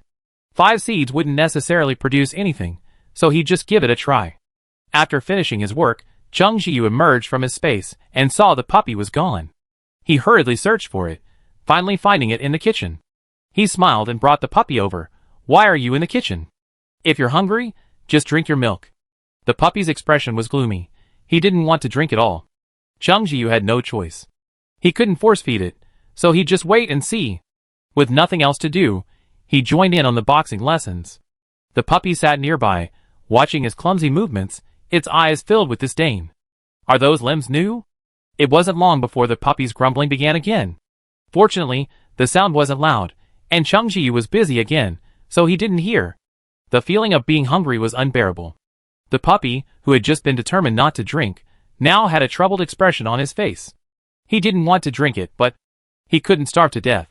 The puppy glanced at Chung Ji, who was clumsily moving. Perhaps he felt it was embarrassing to drink now, and it would be better if he didn't see him. Making sure Chung Ji wouldn't look his way, the puppy tiptoed stealthily to the bowl. He drank without hesitation. The goat's milk had a faint milky aroma, but tasted bland. The puppy thought it tasted like water. He was so hungry that he gulped it down in no time. A cheerful voice came from the side. Wow, you drank it really well. The puppy's small body stiffened, and he raised his head. The fur around his mouth had turned white. He said, I didn't drink it. It wasn't me. Chapter 8. The puppy took a step back, distancing itself from the bowl, trying to distance itself from it, completely unaware that the fur around its mouth had turned from black to white. The soft, furry puppy's every move was so adorable that Chung Ji chuckled. He took a long tissue, cupped the puppy's face, and gently wiped the milk stains from its mouth. Excellent. You drank a whole bowl of milk. Chung Ji praised, stroking the puppy's belly. Let me see if you're full. The puppy froze, frantically trying to avoid Chung Ji's hand, but it was too late. He touched it head-on. This human is such a scoundrel. The puppy's skin beneath its fur was already burning. Chung Ji was puzzled. Why isn't your belly bloated at all? You obviously drank a lot. Puppy, a lot? Not even enough to fill my stomach. Although its belly didn't feel bloated at all, Chung Ji didn't dare feed it any more. A puppy doesn't know when to eat or when to satiate. If it overeats, it'd be bad. He can just feed it some more later. Just as he was thinking, the puppy tapped his ankle with its paw. Chung Ji realized that the puppy he picked up was incredibly smart. He wondered, what's wrong? The puppy had decided that it had to earn its own way to delicious food. The little milk it had just drunk wasn't going to be much use. Making sure Chung Ji was looking, he trudged toward the kitchen on his short legs. After 2 steps, he turned his head to check that Chung Ji was following him, before continuing inside. Then he stopped in front of the pot and, to Chung Jiyu's astonishment, pointed to the pot of beef and tomatoes. "I want to eat this." Chung Jiyu marveled at the puppy's intelligence, but he also understood what it meant. He instantly understood. No wonder the puppy had followed him before he fed it the goat milk powder, but after he finished, the puppy refused to eat. After all this messing around, the puppy wanted beef. However, Chung Jiyu glanced at the tiny puppy. If it were a bit bigger, he squatted down apologetically. "No, you're too young. Your teeth aren't fully developed yet. You can't even chew it." The puppy looked at Chung Jiyu. "Nonsense. We Wing tribe have the sharpest teeth in the world. How could he not eat a tiny piece of meat?" This was clearly this human's excuse. He just needed to prove himself. Then, Chung Jiyu saw the puppy suddenly pounce on a nearby cabinet and gnaw hard at the door. Chung Jiyu, shock. He had no time to react. He watched helplessly as the puppy bit into him. With a cry of surprise, he quickly picked the puppy up and opened its mouth to examine it. "Baby, are you losing your mind? Let me see if your teeth are broken." The puppy was only a month old, with only tiny teeth. Fortunately, the teeth were still intact. Chung Jiyu was so anxious to check on the situation that he had no idea the puppy's eyes widened in shock at the word baby. No, what's wrong with this human? They've only known each other for less than a day, and they're already calling each other baby. Not at all reserved. He quickly remembered something, and turned to look at the blanket he'd just bitten. He figured it would be ripped apart, right? But then, he realized the cabinet wasn't shattered. Not even a single tooth mark was left. Puppy, Perhaps his smaller size has affected his intelligence. He only just remembered that he was now the size of a newborn puppy, without sharp teeth yet. At the same time, he felt a little embarrassed. Chung Jiyu looked at the puppy, who had suddenly wilted, with some concern. "What's wrong, baby? Is your tooth hurting? You're too young to bite like that." "Oh, it's all my fault for not stopping you quickly." In fact, while the door hadn't sustained any scratches, the puppy's teeth didn't hurt at all. After all, it was a Wing tribe, and even a young one wasn't that fragile. "Baby?" Chung Jiyu saw him motionless, worried. The puppy glanced at Chung Jiyu and slowly walked to the corner, leaving him alone for a while. Chung Jiyu? ? He seemed to understand why the puppy was so withdrawn. It felt like the resentment around him was about to materialize. Ahem. Actually, it's quite cute. Chung Jiyu tried hard to suppress a laugh and spoke honestly. The puppy gave Chung Jiyu a dim glance. Chung Jiyu coughed softly. "Well, let's give you a name." He thought for a moment, gazing at the puppy's pure black fur. After a long pause, he finally said, "Let's call you Xiao Hei." "Puppy, no. Xiao Hei." Chung Jiyu was clearly pleased with his chosen name. He called out to Xiao Hei with a smile, but seeing no reaction from Xiao Hei, he didn't take it personally. Xiao Hei had just learned his name and needed some time to adjust. Xiao Hei still hadn't emerged from his autism. While Chung Jiyu was busy, he sat by the window, looking out, withdrawn. He was so tiny, and he had to strain to look up, which only made him even more withdrawn. Chung Jiyu didn't know how a puppy, barely a month old, could have so many emotions. Helplessly, he just let him be. That evening, Chung Jiyu heated up the tomato beef and served it out for dinner. He offered Xiao Hei a bowl of goat milk powder, and this time, he didn't refuse, gulping it down. After finishing his milk, Xiao Hei glanced at the fragrant rice in Chung Jiyu's bowl. Furious, he kept staring at Chung Jiyu, who, perhaps feeling a little too hot, put the bowl on the coffee table and went back to the kitchen. Xiao Hei glanced at his departing figure and pawed his way to the coffee table. It wasn't high, much lower than the dining table, and there was a small stool next to it. In the kitchen, Chung Jiyu was waiting for the rice to cool before washing the pot. While he was busy, he suddenly heard a clang outside. Startled, fearing something might have happened to the puppy, he didn't even bother to wipe his hands clean as he rushed out to see what was happening. What he saw was completely unexpected. The stool had fallen to the ground, and the culprit, Xiao Hei, was standing on the coffee table, his head buried in his bowl. Chung Jiyu, shock. He had never imagined that Xiao Hei, who had been so well behaved tonight, drinking up all his milk, would still be craving meat. And how did such a small thing manage to jump onto the coffee table? Chung Jiyu felt like he had found a miraculous puppy. Worried that Xiao Hei might have eaten something, he quickly walked over and grabbed Xiao Hei by the scruff of the neck.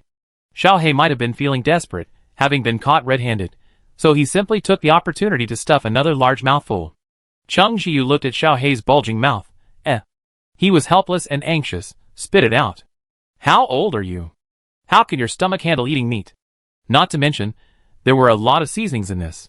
He had never raised a dog, but he knew that dogs couldn't eat food with seasonings.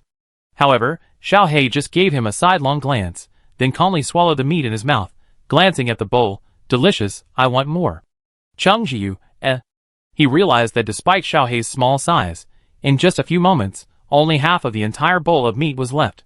Cheng Jiu closed his eyes, forcing himself to calm down. He then set Xiaohei down and carefully patted his belly. Strange, after eating so much meat, his belly wasn't too bloated. Then Xiaohei stretched slowly. Although he wasn't full, he felt his human's cooking was excellent, and after eating, he felt good. Seeing his unrepentant expression, Cheng Jiu poked his head. You cry when you're upset. Xiaohei, ridiculous. Just a little meat, how could it upset a member of the Wing tribe? Cheng Jiu decided to teach him a lesson. Seeing Xiaohei about to leave, he grabbed him by the scruff of the neck, forced him to face him, and began to chant like Tang Monk. Xiaohei, don't do that anymore, okay? You're so scary. How can you eat like this after only being 1 month old? There's not even a veterinary clinic right now, and I can't even take you to a vet. Tell me. Xiaohei lowered his head and covered his ears with his paws. He refused to listen. Cheng Jiu was truly pissed off, almost laughing. But what could he do? He could only teach Xiaohei a lesson and let him go for now. Next, he had to pay more attention to Xiaohei. Then, Cheng Jiu looked at the remaining half bowl of beef, a look of confusion on his face. Food is so precious these days, it shouldn't be wasted, but what Xiaohei had left. After a moment, he still couldn't get over the hurdle in his heart. He got up and went to the kitchen, planning to make himself something simple. Thankfully, Xiaohei hadn't touched the rice, so he made some fried rice. Xiaohei, who had been lying lazily, suddenly froze. He stood up and quickly walked over to Cheng Jiu. Cheng Jiu immediately noticed him, not even bothering to finish his meal, and asked hurriedly, "What's wrong? Are you feeling unwell?" Xiaohei pointed stiffly in the direction of the restroom.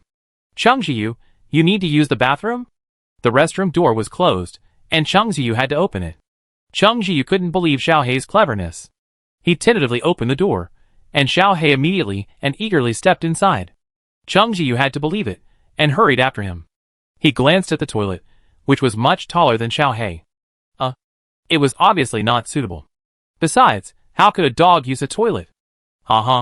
He walked over to the drain and said, "You can do it here. I flush it later." What kind of clever little dog was Xiaohei? He even knew to do it in the bathroom. It was just a flush afterwards, and he was happy to do it. However, after waiting for a long time, Xiaohei didn't move, just staring at Cheng Jiu intently. Cheng Jiu reacted. "No, even puppies know how to be shy." Xiaohei, It's just that I can't speak now, not that I'm a puppy." Cheng Jiu thoughtfully protected Xiaohei's dignity, smiled, and left the bathroom, closing the door. However, he didn't leave. He stood at the door, worried that something might happen to Xiaohei, a small dog. A moment later, there was a gentle knock on the door. Cheng Jiu opened it and prepared to go in to clean, only to find nothing inside. Huh? What's going on?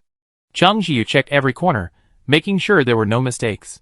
Xiaohei seemed calm as he walked away on his short legs, but in fact, his tail was a little stiff. He had never imagined that one day his water-based abilities would be used for this. Chapter 9. The Wing tribe's claim to royal status stems primarily from their terrifying strength. Let's put it this way. While there were a few other races on Xiaohei's former planet, the majority were beastmen. The beastmen's greatest trait is belligerence, or, to put it bluntly, a love of fighting.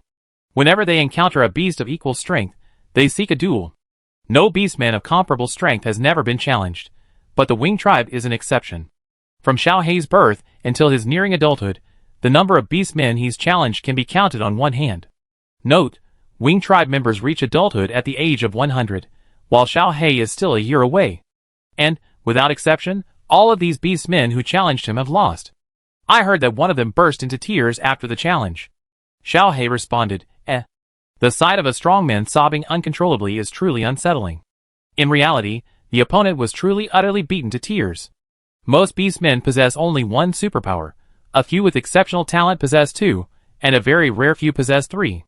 The Wing tribe, on the other hand, possess dozens.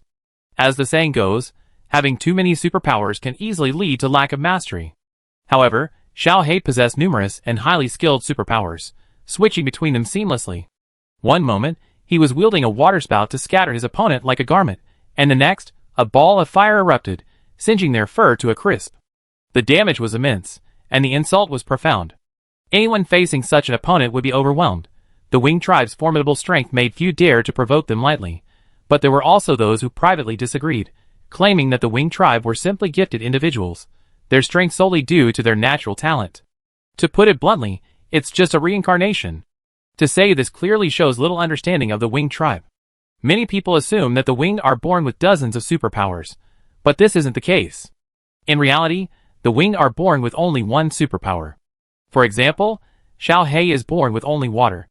Only after fully mastering water will he awaken his next superpower. So, while the Winged are undoubtedly gifted, winning without effort is clearly impossible. To master more superpowers, they must put in more effort than other beast tribes. However, it must be acknowledged that they do have a higher ceiling than many other beast tribes. Now that Xiao has been ambushed and temporarily relegated to a cub, his strength has naturally declined. Currently, he only possesses water, and it's quite weak. Xiao thought about how he worked tirelessly to rapidly strengthen his superpowers. Later, he defeated and strangled opponents with water.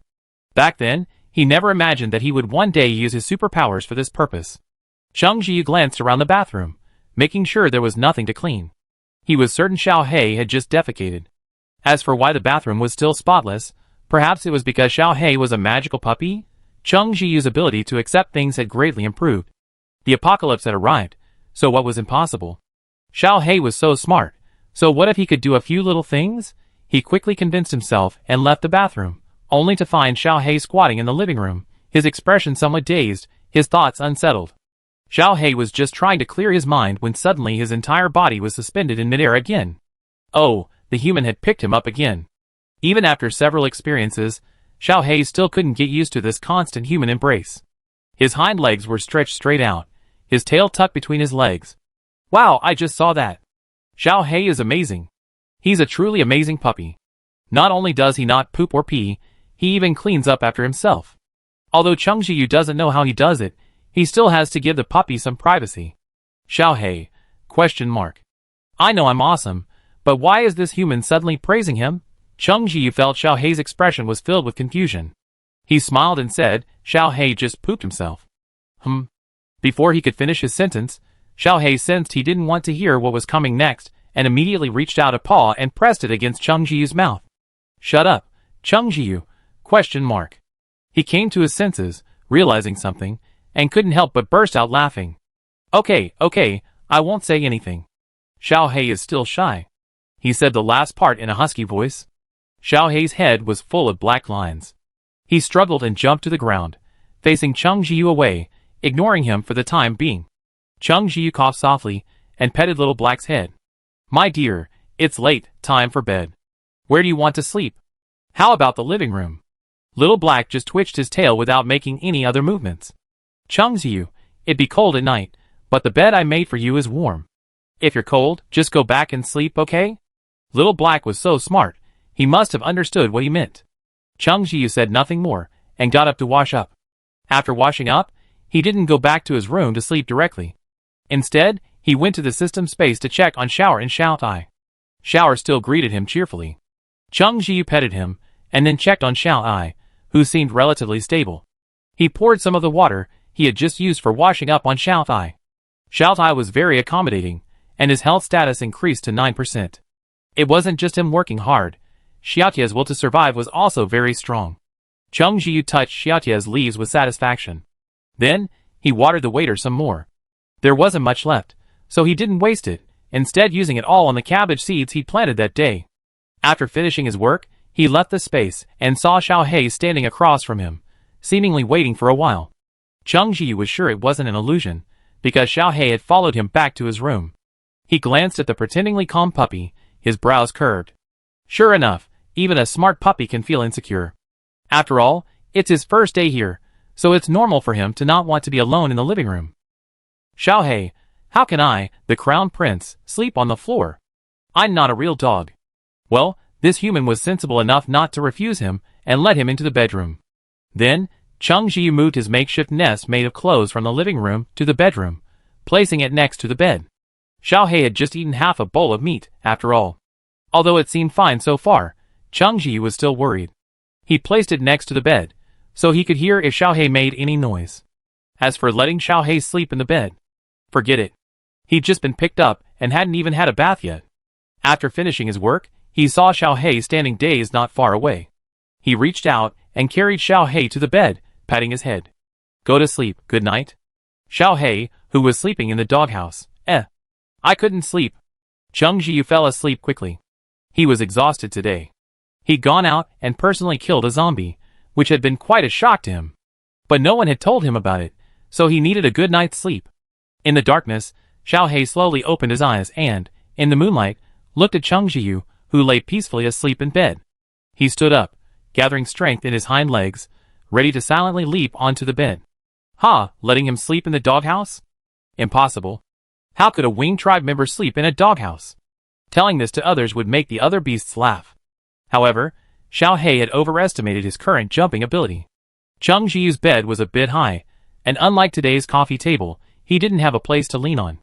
So, he first bumped into the bedside, then fell to the ground. Bang! Bang! Two loud noises echoed through the quiet room, startling Changji awake. He jerked up and turned on the light. Seeing nothing, Changji frowned and got out of bed. Xiaohei slept peacefully in his bed. He didn't notice the other slightly twitching hind legs. He looked outside, but found nothing dangerous. Confused, he returned to his room and sat by the bed for a while before going to sleep. Pretending to sleep, Xiaohei opened his eyes, glanced at the not-so-high bed, and wondered at the beast. Well, the doghouse was actually quite comfortable to sleep in. The humans had spread out several layers of clothing, so it was very soft. Xiaohei consoled himself and closed his eyes. Opening his eyes, Changji said good morning to the stretched Xiaohei, then cleaned himself and Xiaohei. Xiaohei was quite clean. While he was washing his face, he raised his paw, indicating he wanted to wash it too. So cute. It was still early, so he gave Xiaohei some goat milk powder and went to the system space. As soon as he entered the space, Changji's eyes widened in shock. In just one night, all 5 cabbage seeds he had planted had sprouted.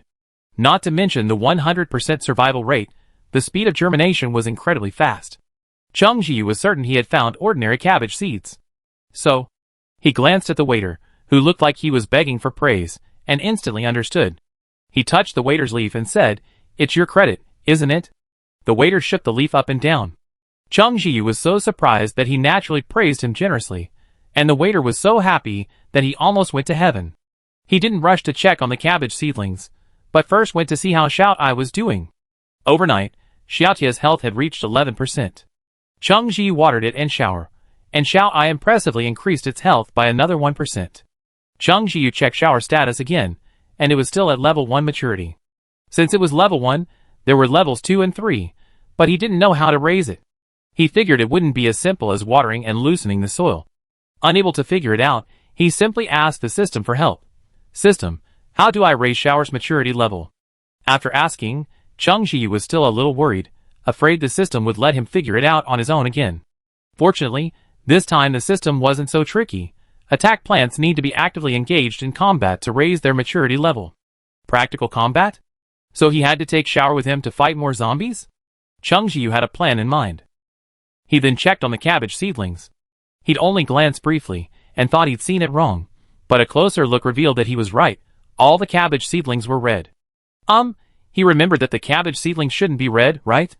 So what's the situation now? Chapter 10. Changji glanced at the red cabbage seedlings, then at Xiao. The two were identical in color. Honestly, he didn't even need to ask the system to figure out the reason. He didn't know yet whether the change in the cabbage seedlings was just in color, or if there were other factors. He just hoped it was just the color change. Otherwise, if he grew a few fire-breathing cabbages, his hopes of eating vegetables would be dashed again. Well, we see what happens later. After finishing his work, Changji left the system space to cook. Xiaohei had already finished his milk, but his face seemed filled with resentment. He felt really bad. Even with Xiaohei in this state, his mind was still full of thoughts of how adorable Xiaohei was. He stifled a smile and petted Xiaohei. "Xiaohei, I'm going to cook. Do you want to stay with me?" Xiaohei refused. This human only made him drink formula. Seeing Xiaohei's back turned, a look of refusal, Cheng Jiu didn't force him. He reached out and poked Xiao Hei's butt. Then I go cook. Xiao Hei, who was poked, said shock. How could you do such a thing? Xiao Hei's skin began to burn again beneath his fur. He decided to ignore this dissolute human. He had to improve his strength quickly and leave this human alone. Xiao Hei saw Cheng Jiu chopping a piece of meat from afar. He ate so well and gave himself milk powder. But no matter what, this human had taken him in. Before he left, he should give him something. He didn't like to owe anyone anything. Xiao Hei, with his short legs and a serious expression, found a corner where Cheng Jiu couldn't see him and began to train his water abilities. With his previous experience, he would definitely be able to do it faster.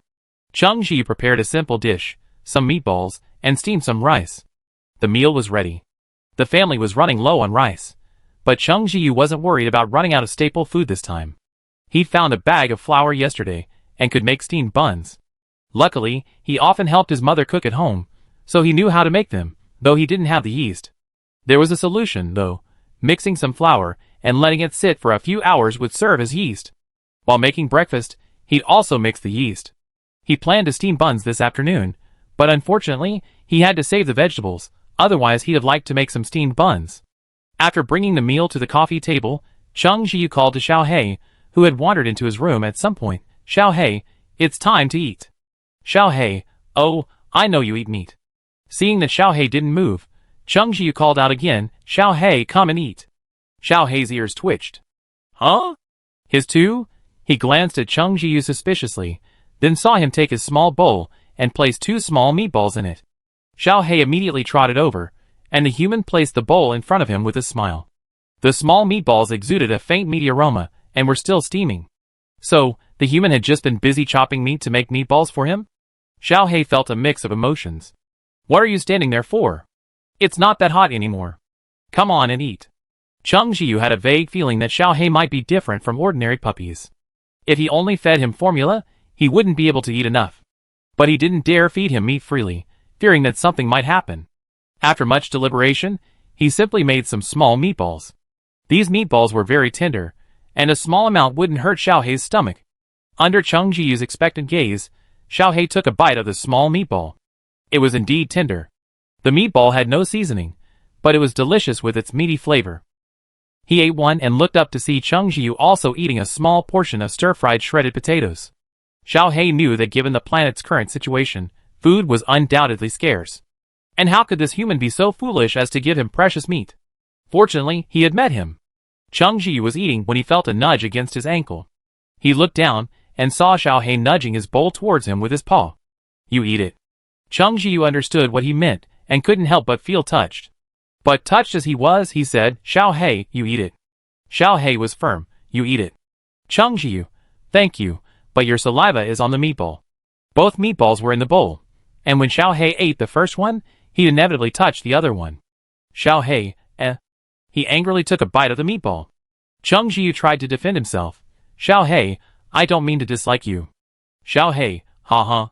Cheng Jiu, alas, after finishing his meal and cleaning up, Cheng Jiu rested for a while and began practicing boxing. Xiao Hei discovered that Cheng Jiu was quite clever. Yesterday, when he performed these movements, he was clumsy, but today, he looked much more fluent. While this boxing routine certainly helped to strengthen the body, to Xiao Hei's critical eye, it was full of problems. Since this human had let him stay here, he offered some thanks. Thinking of this, Xiao Hei sneaked into Cheng Jiu's room again. He knew many mental techniques, and one of them was very suitable for Cheng Jiu. Xiao Hei looked up and, sure enough, saw a notebook and pen on Cheng Jiu's desk. They were the ones Cheng Jiu had used to plan his route when he was about to go out and find supplies, and he hadn't put them away. Now he had to find a way to get the notebook and pen, but the problem was that the desk was higher than Cheng Jiu's bed. Fortunately, there was a stool next to the desk, but the stool was about the same height as the bed. Xiao Hei, He could use his water powers to launch himself up, but the problem was, he wasn't proficient in them yet. It would take at least 3 days to master them enough to get him to the desk. Xiao Hei stomped on the ground, his patience running thin. He decided to try jumping again. Maybe he hadn't performed well last night. Hoping for hope, Xiao Hei pushed his hind legs hard and leaped upward. This time, he didn't hit the stool, but his claws barely touched the edge of the stool, and gravity pulled him back to the ground with a thud. Xiao Hei, Luckily, he closed the door. Cheng Ji probably didn't hear it. After several attempts, he finally landed on the table. With his paw, Xiao Hei pushed the notebook and pen to the ground, then leaped off the table. At the same moment, there was a noise outside. Xiao Hei froze and immediately sat down on the notebook. Unfortunately, he was too small to cover it. Cheng Ji pushed the door open and came in, only to see the scene. Man and dog exchanged glances. After a moment, Xiao Hei, desperate, threw himself down on the notebook. Cheng Ji smiled, walked over and petted him. How did you get this? You're just a little dog. Can you really write? Xiao Hei, are you looking down on the puppy? No, Ba. He's not a dog. Cheng Ji couldn't understand what Xiao Hei was trying to do, so he just let him do what he wanted. He had plenty of notebooks anyway. Xiao Hei openly took the notebooks back to his den, and Cheng Ji didn't pay any attention. When Xiao Hei was writing his inner secrets, he knew to avoid Cheng Ji, but writing with his paws was too difficult. Not only was he slow, but his handwriting was also crooked. Never mind, just make do with what he had. Cheng Ji had no idea what Xiao Hei was doing behind his back, but since he was so mysterious all the time, he didn't try to find out. A few days passed, and the cabbage seedlings changed their appearance every day, but no matter how they changed, they remained red. Thankfully, apart from the color, the cabbage seedlings didn't look like Xiao Er, had gained intelligence, and didn't feel as warm to the touch as Xiao Er. This made Cheng Ji breathe a sigh of relief. From the looks of it, it should be edible, right? As for Xiao Tai, its vitality had improved to 30% over the past few days, and the plant had grown a bit.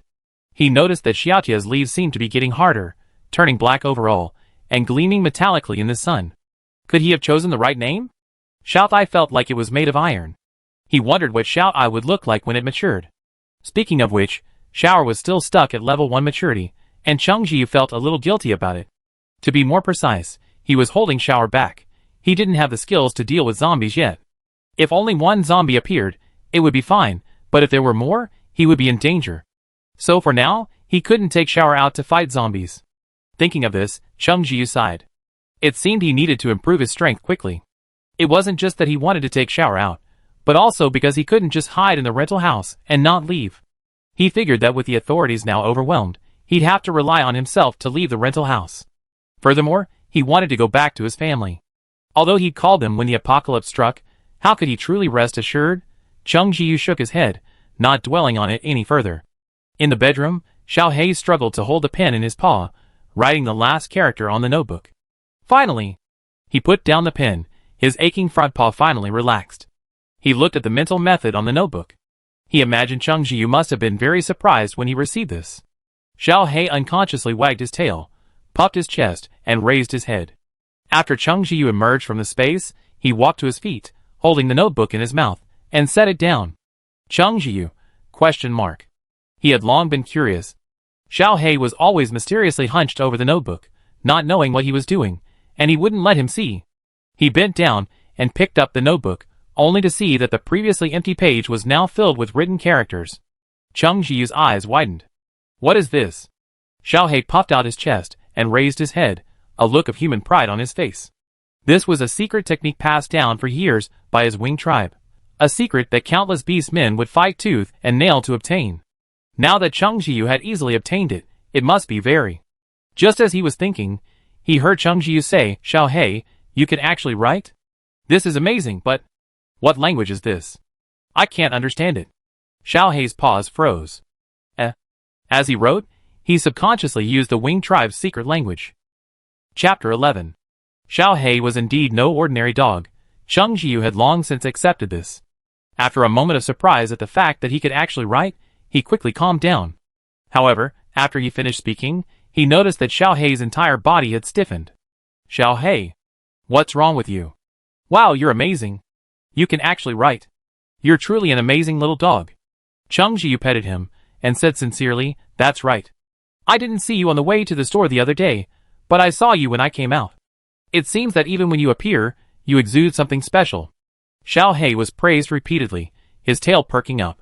However, his right paw was trembling, and Cheng Ji couldn't understand the mental method he was writing, so he had to write it again.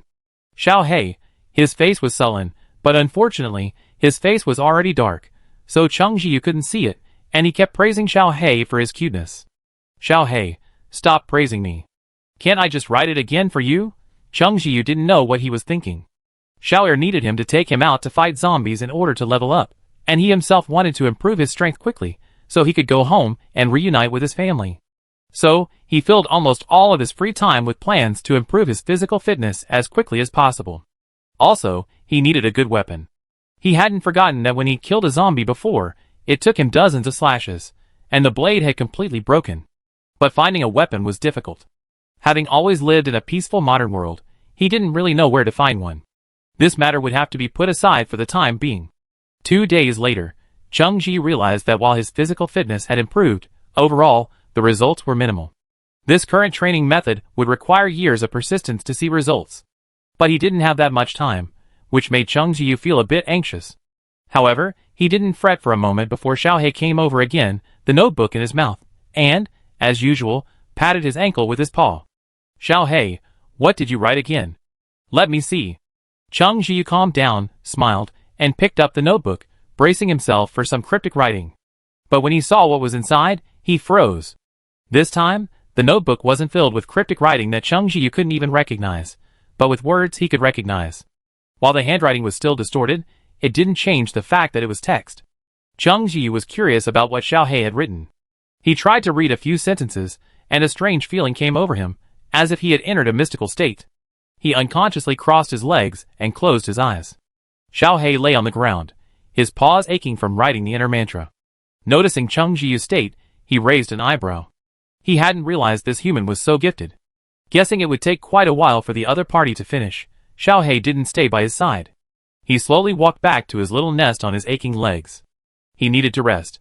The room was quiet. When Cheng Ji opened his eyes again, he was surprised to find that it was dark outside. It was still noon when he closed his eyes. Having not eaten for half a day, he should have been hungry, but Cheng Ji felt nothing. Moreover, his body didn't feel tired at all. Instead, he felt full of energy. He felt as if his strength had increased. Glancing around, he walked over to the sofa, grasped the edge with both hands, and easily lifted one side. Cheng Ji's eyes lit up. His feeling was correct. His strength had increased. Although he could lift the sofa before, it still required some effort, not the ease he felt now. In just half a day, there had been such a noticeable change. What if it lasted longer? Cheng Ji suppressed his excitement. He glanced at the crooked handwriting on the notebook, feeling a mixture of emotions. If he hadn't realized by now that Xiao Hei had given him something special, he would have been truly foolish. Where's Xiao Hei? Cheng Ji was incredibly grateful to Xiao Hei. If it weren't for Xiao Hei's letter, he wouldn't have waited forever to take Xiao Er out. Now, he believed he would be able to take Xiao Er out soon. He desperately wanted to find Xiao Hei and thank him properly. He searched the house until he finally found him in the bedroom. Xiao Hei was sleeping soundly in his little nest, legs crossed. Cheng Ji's excitement cooled. He moved softly, not disturbing Xiao Hei, and quietly closed the door. I make Xiao Hei something delicious to thank him. So, Xiao Hei's dinner that day was exceptionally sumptuous. As he ate, he listened to Cheng Ji's praises, feeling a bit elated. He was so elated that night, he asked to go to bed. He'd had enough of the doghouse. Cheng Ji looked at Xiao Hei's serious, furry face, suppressed a smile, and teased him, but there's only one bed in the house. Cheng Ji rented a 2-bedroom, 1 living room apartment, but the other room was tiny, without even a window. It usually served as a storage room, and used for sleeping, so naturally, there was no bed. Xiao Hei tugged at Cheng Ji's legs, patted him, and pointed at himself, indicating that he was generous, and didn't mind sleeping with Cheng Ji. Although Xiao Hei always disliked contact with other beasts or humans, he had to admit that Cheng Ji was an exception. His contact wasn't so offensive. You want to sleep with me? Cheng Ji deliberately acted embarrassed. Xiao Hei's fur was about to explode. What did you mean? Do you dislike me? Just as Xiao Hei was about to explode with anger, Cheng Ji quickly withdrew. I'm kidding. How could I dislike Xiao Hei? Xiao Hei is so soft, like a little stuffed toy. Xiao Hei was filled with disdain. How could Cheng Ji say such a thing calmly? I'm a powerful winged tribe member. What stuffed toy? But I need to wipe you down with water. Cheng Ji said that he could actually sense that Xiao Hei was very clean, with shiny black fur. He was clearly a clean-loving Xiao Hei, and his fur smelled like sunshine. But Cheng Jiu couldn't get over the hurdle in his heart without wiping him. Xiaohei, cunning human. Just now you were praising him as a little stuffed animal, and now you're looking down on him. He washes himself several times a day with his water-based powers. Cheng Jiu wet a clean towel and said, Xiaohei, come here. I wipe you. Xiaohei sat still. He was clean. Cheng Jiu, although black is very stain-resistant, Xiaohei can't be a dirty little dog. Xiaohei, you're the dirty one. Damn human. To prove he wasn't dirty, Xiaohei walked over on his short legs and sat down next to Cheng Jiu. Cheng Jiu smiled and wiped Xiaohei's head and upper body. The clean towel didn't change color, which surprised him. Is Xiaohei really that clean? It seems he's prejudiced. Xiaohei, who used his water powers to wash himself numerous times daily, said, hee hee. Halfway through, his entire body dangled in midair, and Cheng Jiu muttered, although Xiaohei is very clean, I've already wiped him. Let's wipe the rest of him too. Before Xiaohei could react, Cheng Jiu began wiping the other half of his body. Some people's towels had wiped Xiaohei's entire body, and Xiaohei's hair stood on end. Where are you wiping? After a moment, Cheng Jiu looked at Xiaohei, who was sulking with his back to him, and suppressed a laugh. Xiaohei, I really didn't mean to. You're so small, it's easy to wipe that. Xiaohei turned and glared at him. Cheng Jiu immediately shut up and changed the subject. So, do you still want to sleep with me? Xiaohei, yes. Otherwise, I was wiped for nothing. Cheng Jiu carried Xiaohei to bed, and Xiaohei lay down on the soft mattress, closing his eyes in enjoyment, sighing, this is where the Wing clan should sleep. A moment later, Cheng Jiu finished his work and climbed into bed. He glanced sideways at the puppy and kissed its ear, good night. He had wanted to kiss it for a long time, but he had previously held a prejudice, thinking that Xiaohei was not clean. Now, he could finally do it without any psychological burden. Feeling the soft touch on his ear, Xiaohei exclaimed, shock. Lecher? How can you just kiss me like that? Are we even close? Xiaohei was stunned. His paw trembled as he touched the kissed ear. There seemed to be a trace of warmth still there. This human is really dissolute. He tossed and turned in the dark night, unable to sleep. Looking at Cheng Jiu, whose breathing was shallow and clearly sound asleep, he gritted his teeth in anger. Next time he faced this lecher, he would have to be extremely alert and on guard. The next morning, Cheng Jiu kissed him again and smiled, good morning. Xiaohei began to doubt his animal life. With the mental method Xiaohei had taught him, Cheng Jiu's training progressed by leaps and bounds. Not only did his strength improve, but his speed also increased significantly. However, he didn't give up on his long-standing boxing skills. He used to be weak when punching, but now each punch seemed to pierce the air with a sound, and after a set, he no longer felt so exhausted. Now he could complete a set with ease. Cheng Jiu was now looking forward to going out and fighting zombies. Besides that, there were two other good things. Over the past 10 days, Xiaotai had finally entered its growth phase, but it wasn't as lively as Xiao'er. It would only occasionally move its leaves, and most of the time it ignored him. It seemed that every plant had a different personality. Another good thing, the 5 cabbages he had planted around Xiao'er were all ripe. I don't know if it's the waiter's influence or the soil in the system space itself, but the cabbage is growing incredibly fast, changing almost daily. It's now fully mature though, still bright red. Its color hasn't returned to normal during its growth. Thankfully, aside from the red color, Cheng Jiu has seen no other changes. After confirming that the red cabbage is edible, he decided to pick one and try it. Crack! With a scramble, Cheng Jiu scooped the cabbage from the bottom and carried it out of the space. Chapter 12. Cheng Jiu made stir-fried red cabbage. Besides a portion stir-fried with chili, he also made a smaller portion without much seasoning. Xiaohei wasn't an ordinary puppy.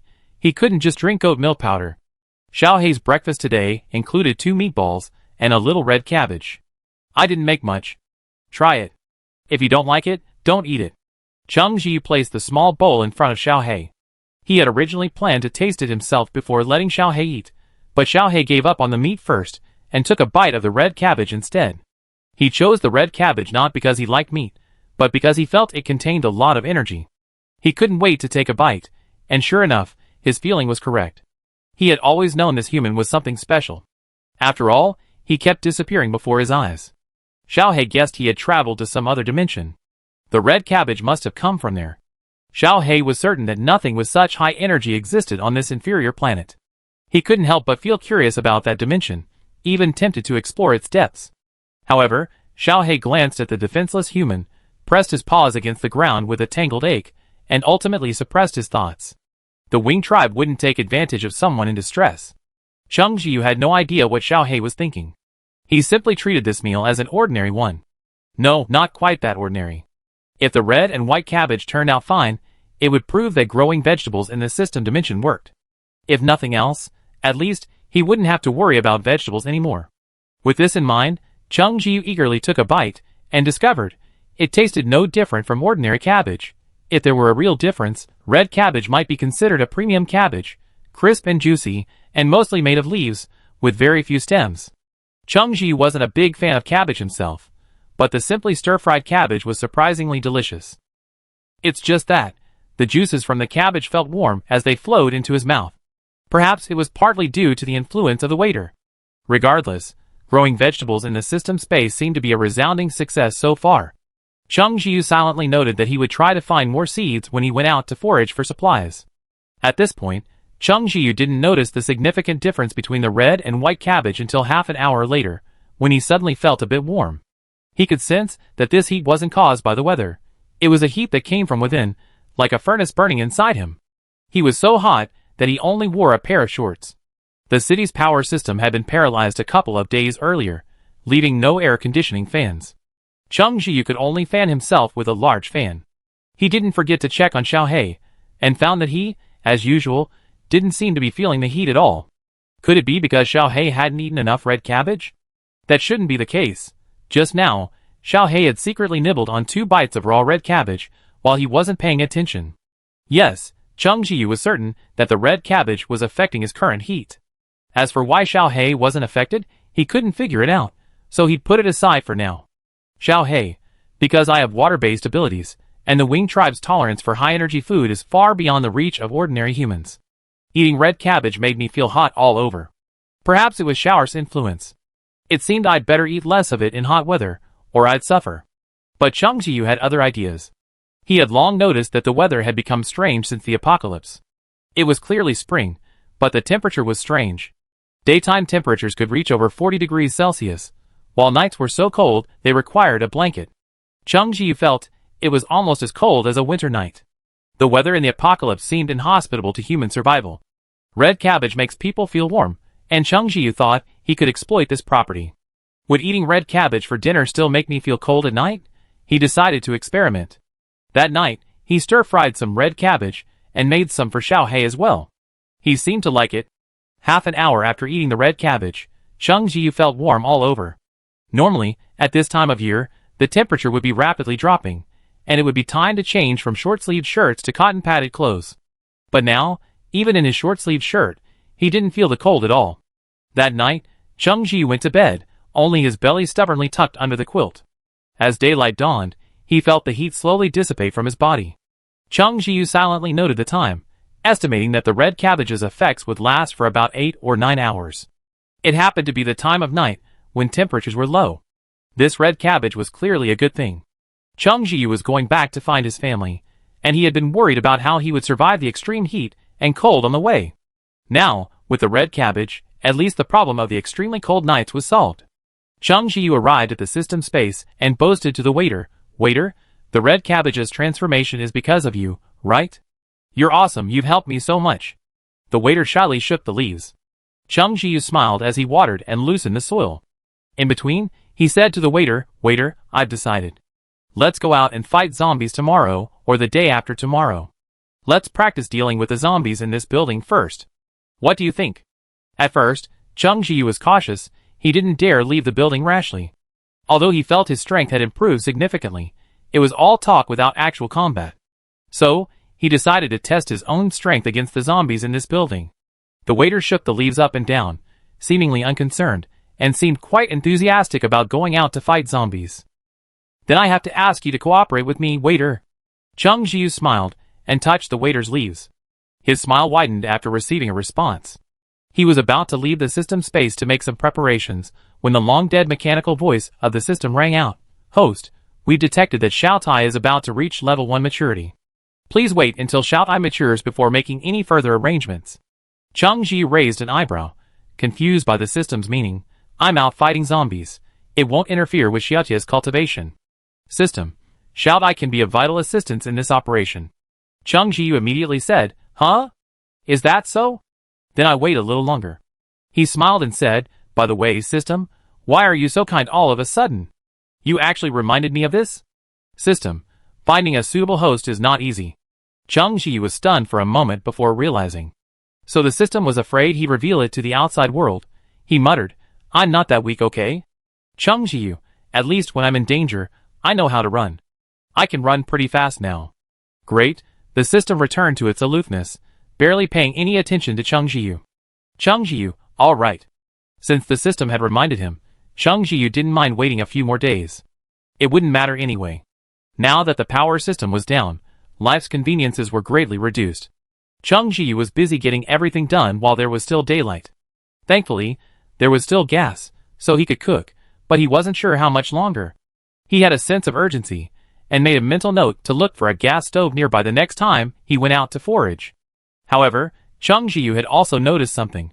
Since practicing the mental method Xiaohei had given him, his night vision had improved significantly. He could see most things clearly at night, even without a light. The more he practiced this mental method, the more surprised he became. As for Xiaohei, the man who provided the inner cultivation method, Cheng Jiyu didn't seem to possess any special qualities besides being exceptionally intelligent. He wasn't stupid, and he felt Xiaohei was hiding something. Cheng Jiyu didn't think anything of it. It was normal for Xiaohei to have his own secrets. Cheng Jiyu was already deeply grateful that the man was willing to share such a powerful inner cultivation method with him. The value of the method far outweighed the debt of having taken him in. He wasn't so ungrateful. Knowing that Xiaohei was no ordinary dog, he no longer considered himself his master. Still, Cheng Jiyu sometimes wondered, could Xiaohei be a dog spirit? Could a dog spirit cultivate into a human? But if Xiaohei were to become a human, wouldn't he be a cute child? Needless to say, he was quite excited. After a few days of waiting, Cheng Jiyu finally heard the system notification. Congratulations, host, Xiaotai has reached level 1 maturity. Rewards have been distributed. Please check for yourself. Cheng Jiyu was eating at the time. Upon hearing this, he didn't care that he had only eaten half of his meal. He said something to Xiaohei, and immediately disappeared from the spot. Xiaohei's ears twitched curiously. What had happened to Cheng Jiyu that suddenly excited him? Cheng Jiyu stood before Xiaotai. Xiaotai was different from Xiao. Even at level 1 maturity, it was still not very tall, only reaching mid-calf. But Xiaotia's leaves now looked even more like metal. No, not just like metal, but exactly like metal. He had long been curious about what kind of plant Xiaotai was, and now, he couldn't wait to click on its information bar. Plant name, Xiaotai. Current status, mature level 1. Attack skill, weapon Cheng Jiyu, ? What does weapon mean?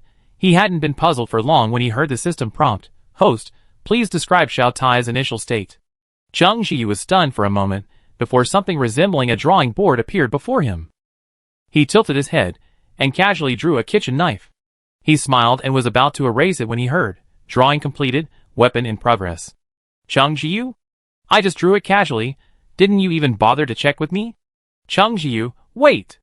I don't want to use the kitchen knife as a weapon. I need to redraw it. Sorry, host does not have permission. Cheng Jiyu laughed in anger. The system always tricked him when he least expected it. Chapter 13. Cheng Jiyu tried to struggle. I just drew the kitchen knife casually, and you didn't even confirm it with me, so it doesn't count. The system's mechanical voice was emotionless. Sorry, once the initial shape is confirmed, it can't be changed. Please try to raise your plant level.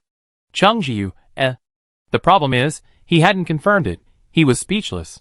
Seeing the system playing tricks on him, there was nothing he could do for now. He grasped the key to the system's words. Are you saying that after Xiaotai levels up, he can switch forms again? System, yes. Cheng Jiyu breathed a sigh of relief. Fortunately, it wasn't permanent. Wasn't it just a temporary weapon? It's not like he hadn't used it before. He just felt a little sorry for Xiaotai. After all, who would want to make a kitchen knife when they could make a majestic weapon? As Cheng Jiyu was lost in thought, Xiaotai vanished from the spot. Then the system prompted, the weapon has been crafted. Host, would you like to retrieve it? Cheng Jiyu wanted to see it right away, and immediately said, yes. He opened his hand, and the next moment, his palm felt heavy, revealing a kitchen knife. The knife had a rustic feel, constructed entirely of metal, making it rather heavy. Cheng Jiu felt that if it weren't for his recent mental training, it would have been difficult to lift. Now that he had considerable strength, he could wield the knife with ease. However, as he looked at the knife before him, he couldn't help but feel a little worried. Can Xiao Tai return to his original form? Although Xiao Tai interacted with him less often than Xiao Er, he still felt just as lovable in his heart, and he didn't want Xiao Tai to become a dead object. This question didn't require a system answer, because the next moment, the kitchen knife in Cheng Jiu's palm transformed back into a plant. Xiao Tai shook it slightly, as if to reassure Cheng Jiu not to worry. Cheng Jiu breathed a sigh of relief and couldn't help but smile. Great. Xiao Tai is amazing. He can transform into a weapon at will. I'm just missing a weapon right now. Who says a kitchen knife can't be a weapon? Any weapon that can kill zombies is a good weapon. As soon as he finished speaking, the waiter beside him, unwilling to be outdone, immediately transformed into a fireball, waving it back and forth in front of Cheng Jiu. The flame shone on Cheng Jiu's face, making it feel slightly hot. Perhaps noticing the waiter's actions, Xiao Tai also silently transformed into a kitchen knife, but this time, instead of landing in Cheng Jiu's palm, he spun around in front of him like a small sticker. Cheng Jiu felt strangely like they were acting like spoiled kittens and puppies. Just as he was about to laugh, he didn't know who started the fight first, but the kitchen knife and the fireball suddenly engaged in a mid-air clash. He hurriedly intervened. Stop it! Stop it! The kitchen knife paused, hovering in the air. Fireball, in a sly gesture, struck it hard. Instantly, the kitchen knife, enraged, immediately attacked Fireball. Cheng Jiu felt like a weary old father. He gently tried to dissuade the two from fighting, but they refused to listen. Furious, he raised his voice. No more.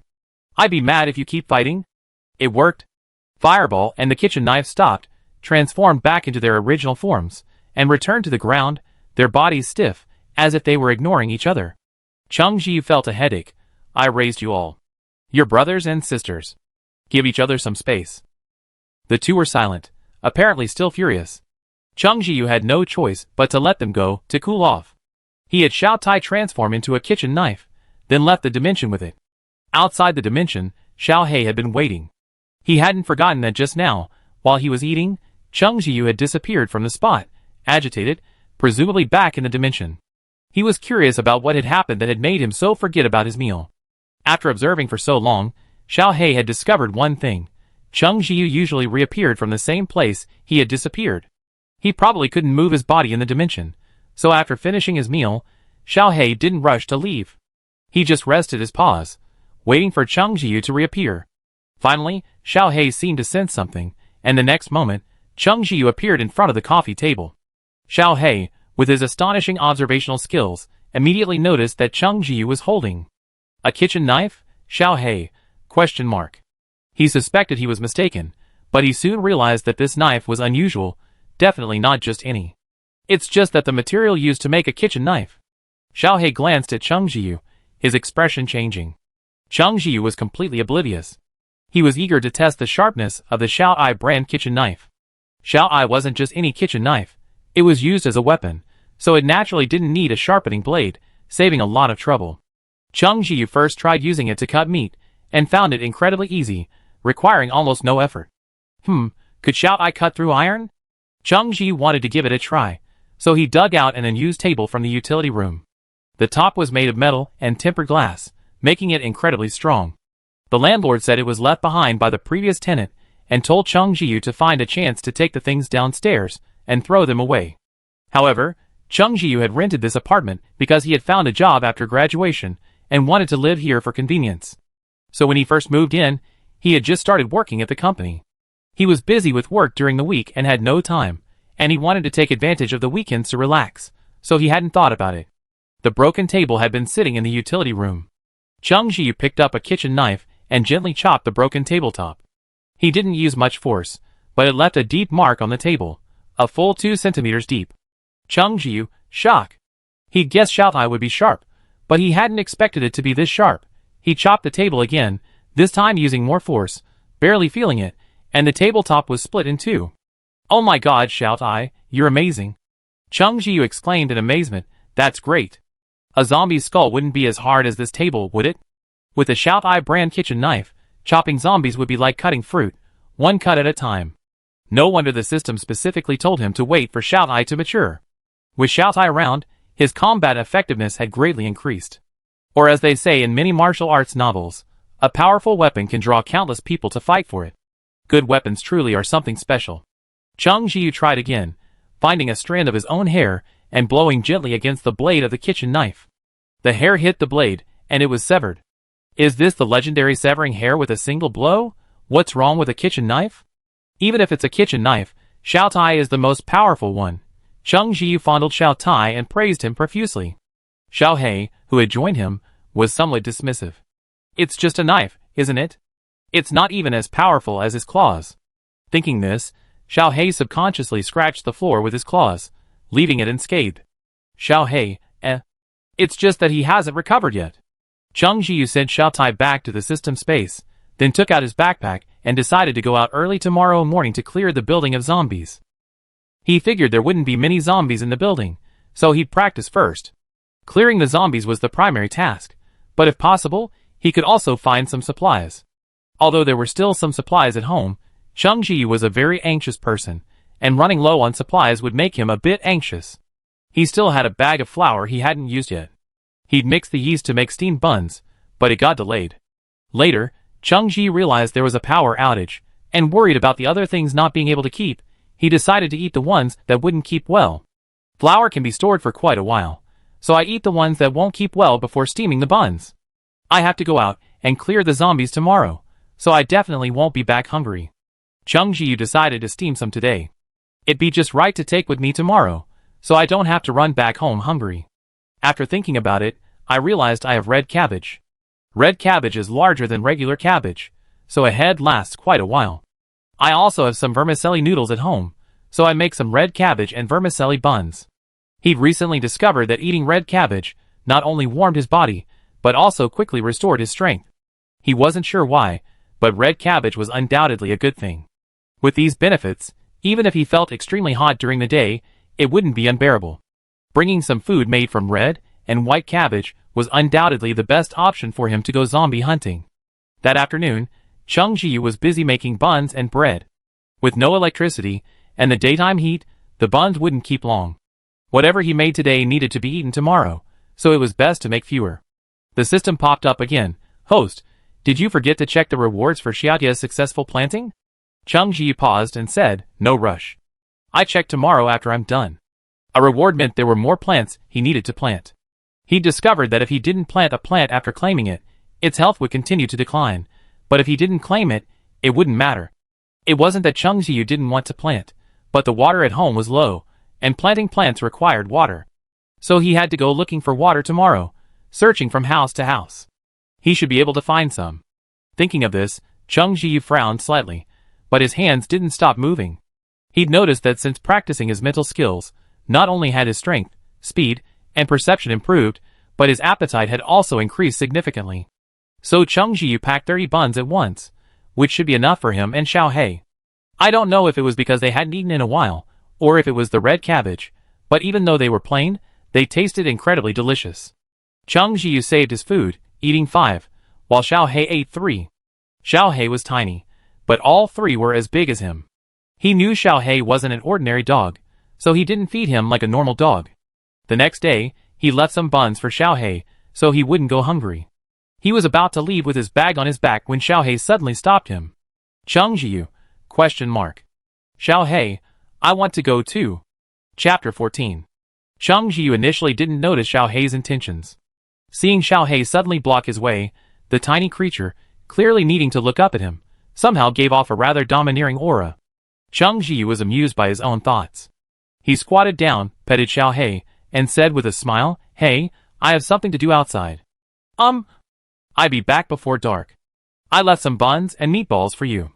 Remember to eat them if you're hungry. Xiaohei naturally knew Cheng Jiyu was going out, and his purpose in stopping him was to follow him. Xiaohei had recently been secretly training his water-based abilities, and had seen considerable success. From only being able to conjure small water balls, he could now create large ones. However, in his opinion, this progress was still too slow. After all, he wasn't a cub, and he knew that improving his abilities required actual combat. Staying safe all the time was certainly less frightening, but the improvement was too slow, and Xiaohei didn't have the patience for a slow process. Even if Cheng Jiu didn't leave, he planned to go out on his own. Of course, after he left, he could sneak out. However, Xiao He glanced at the weak human and thought, well, let's just follow him. After all, he had taken him in, and he didn't want Cheng Jiu to become one of those ugly creatures out there. However, Cheng Jiu didn't know Xiao He's thoughts.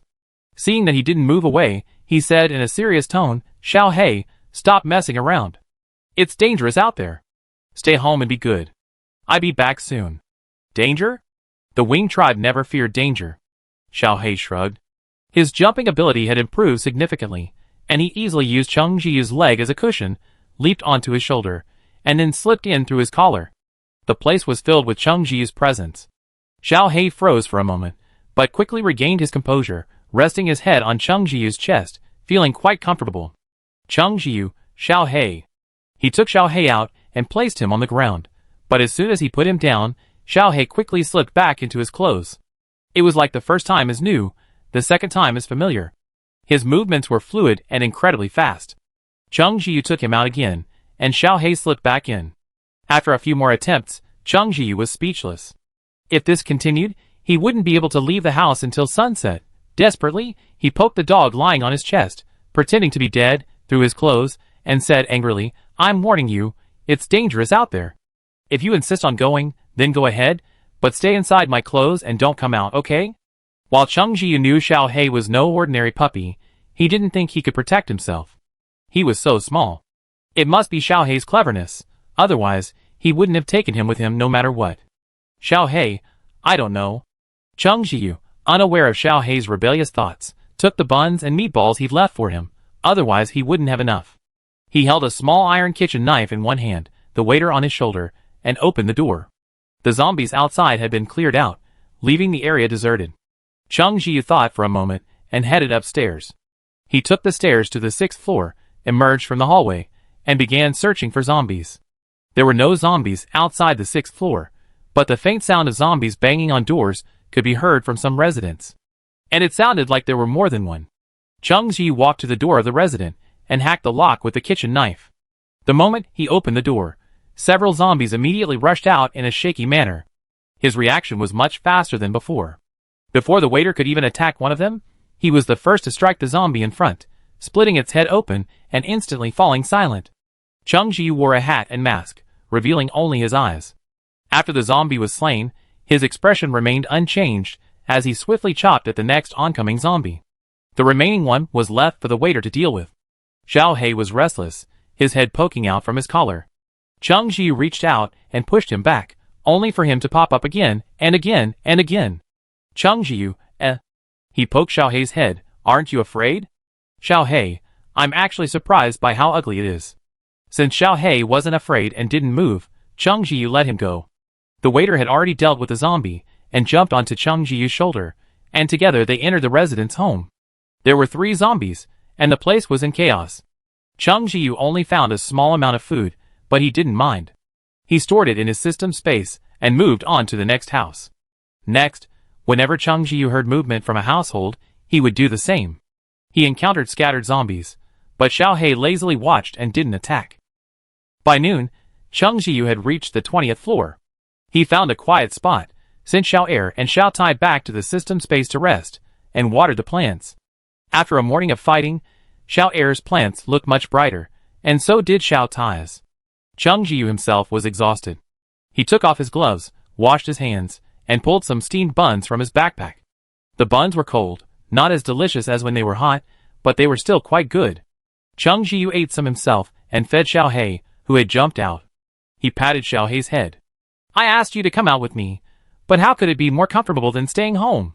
Xiao He twitched his ears. It's boring at home. After a busy morning, Cheng Jiu was starving. He ate 7 steamed buns and drank 2 bottles of water, which he had just found, before he felt just right. Xiao He also ate a lot, 5 steamed buns, and drank quite a bit of water. Cheng Jiu frowned, picked Xiao He up, and touched his belly, muttering, You ate so much, I wonder where it went? Xiao He's belly was still flat. Cheng Jiu had been worried he was bloated, but now realized he was overthinking it. He frowned slightly, sighing as he thought something, and muttered to Xiao He with a sigh, We didn't find much water all morning. If we can't find any today, we have to go out tomorrow. There's a supermarket outside. we'd definitely find water. Thinking of this, Chung Jiyu's brows relaxed. Xiao Hei's ears twitched at this. Chung Jiyu hadn't mentioned it, so he hadn't known the family was short of water. But there's nothing to worry about. He has water abilities, after all. Thinking of this, Xiao Hei leaped onto Chung Jiyu's lap, then slipped back into his clothes. Chung Jiyu closed his eyes and leaned against the wall, waiting for his strength to return. Only 3 floors remained above the 20th floor. Chung Jiyu had become quite adept at dealing with zombies by now.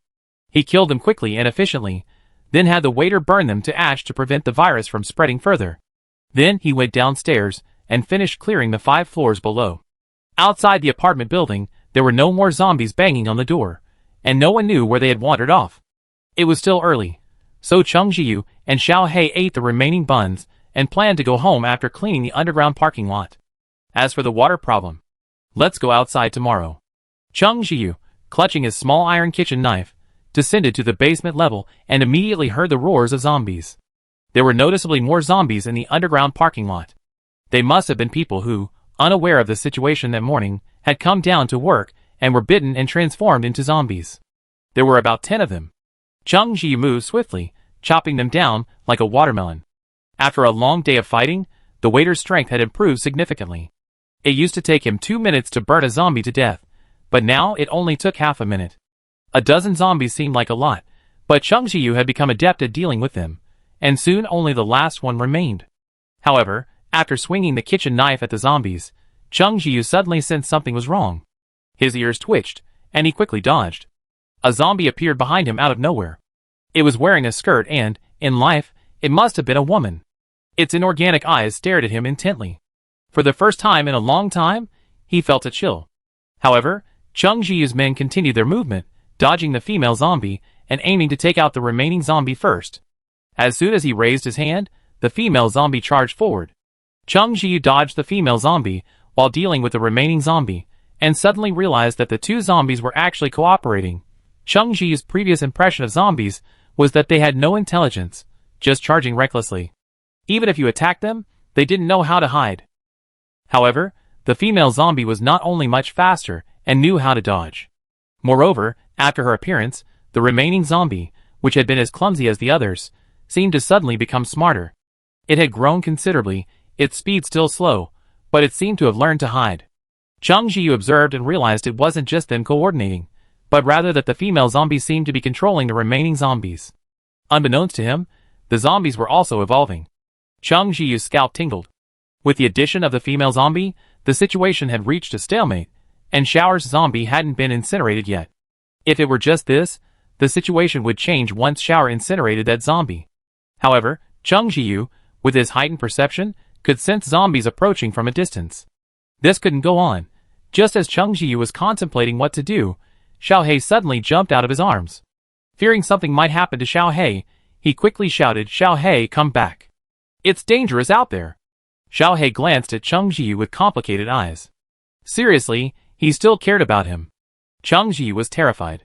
While observing Xiao Hei's position, he backed away, wanting to reach Xiao Hei and bring him back to his arms. Suddenly Xiao Hei lunged forward, charging straight at the zombie. Chung Jiyu's eyes widened slightly. "Xiao Hei, come back." However, instead of the bite he'd anticipated, Xiao Hei was shocked. A ball of water suddenly emerged from not far away from Xiao Hei, enveloping the zombie. The clear water instantly turned murky. The water directly crushed the zombie's head.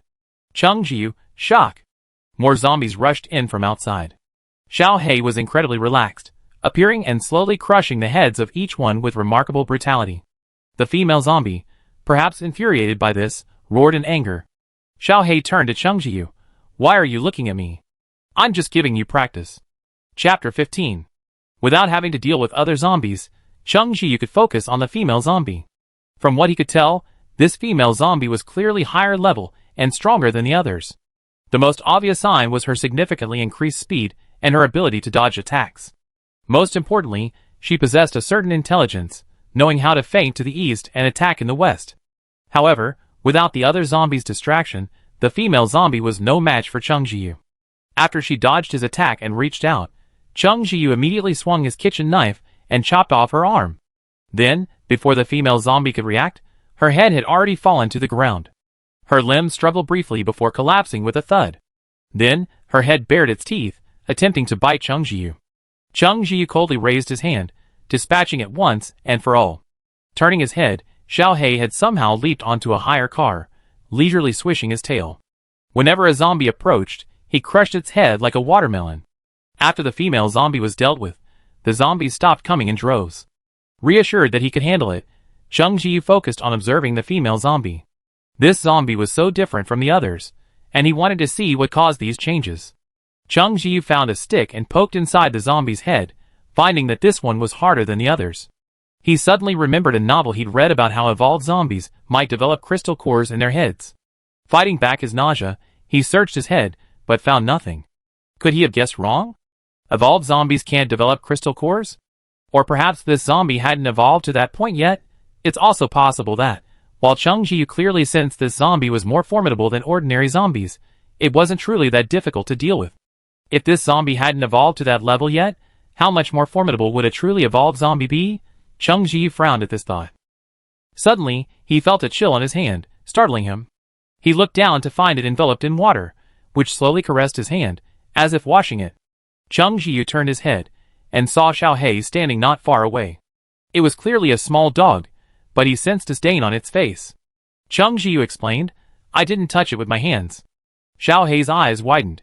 "You still want to touch it with your hands?" Cheng Jiyu understood his meaning. After washing his hands, Xiao He also washed Cheng Jiyu's knife. He then gave it a satisfied look, confirming it was clean enough.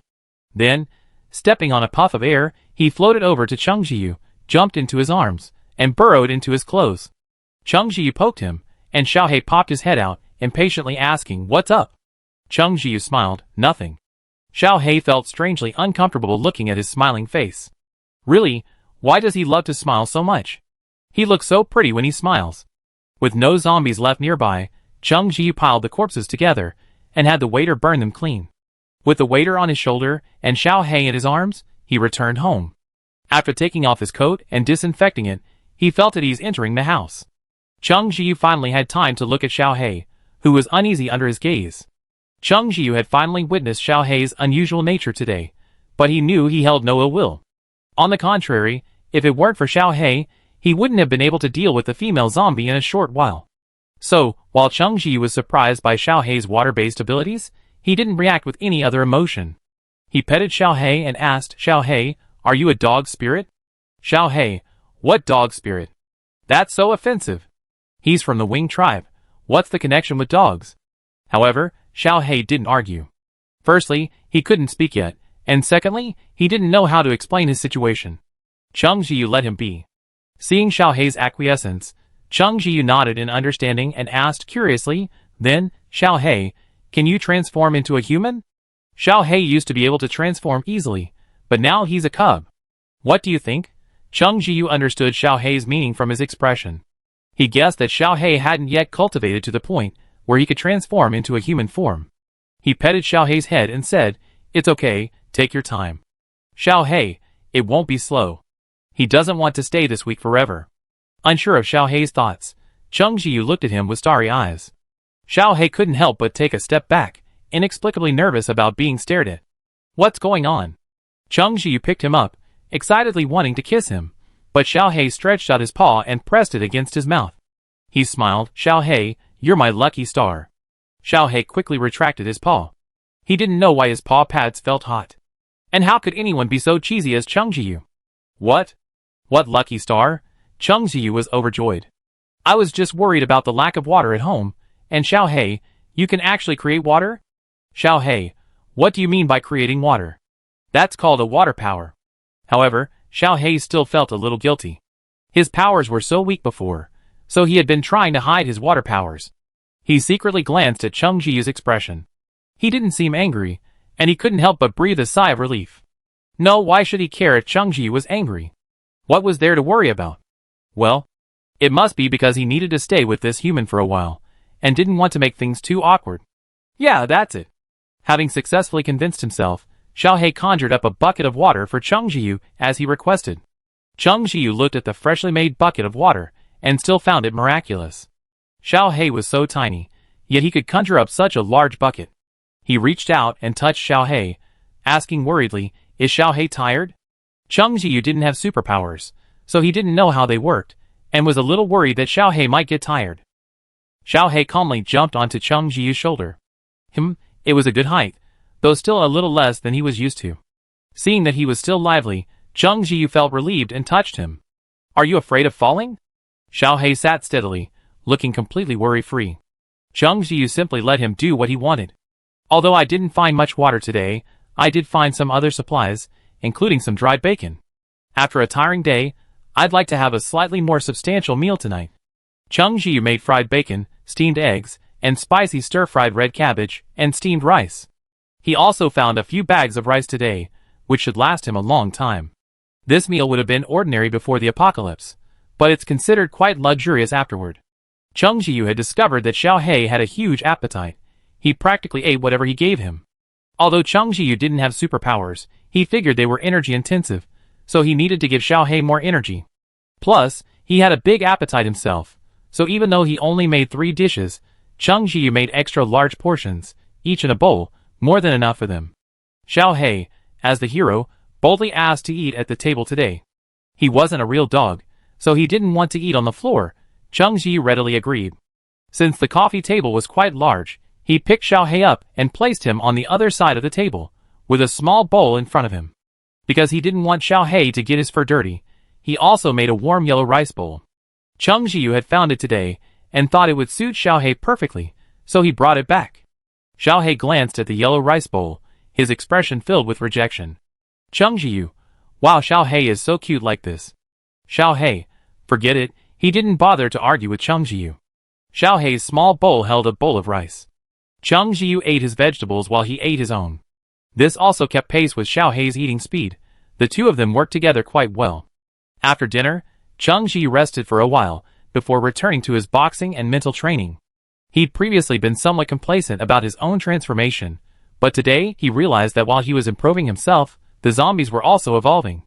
He had to stay ahead of the zombies. After all, although he had Xiaohei, Xiao'er, and Xiaotai, the zombies, after evolving, could directly control lower-level zombies. That meant fighting in groups, and only if he improved himself could he remain invincible. Xiaohei wasn't resting either, squatting beside him, practicing his abilities.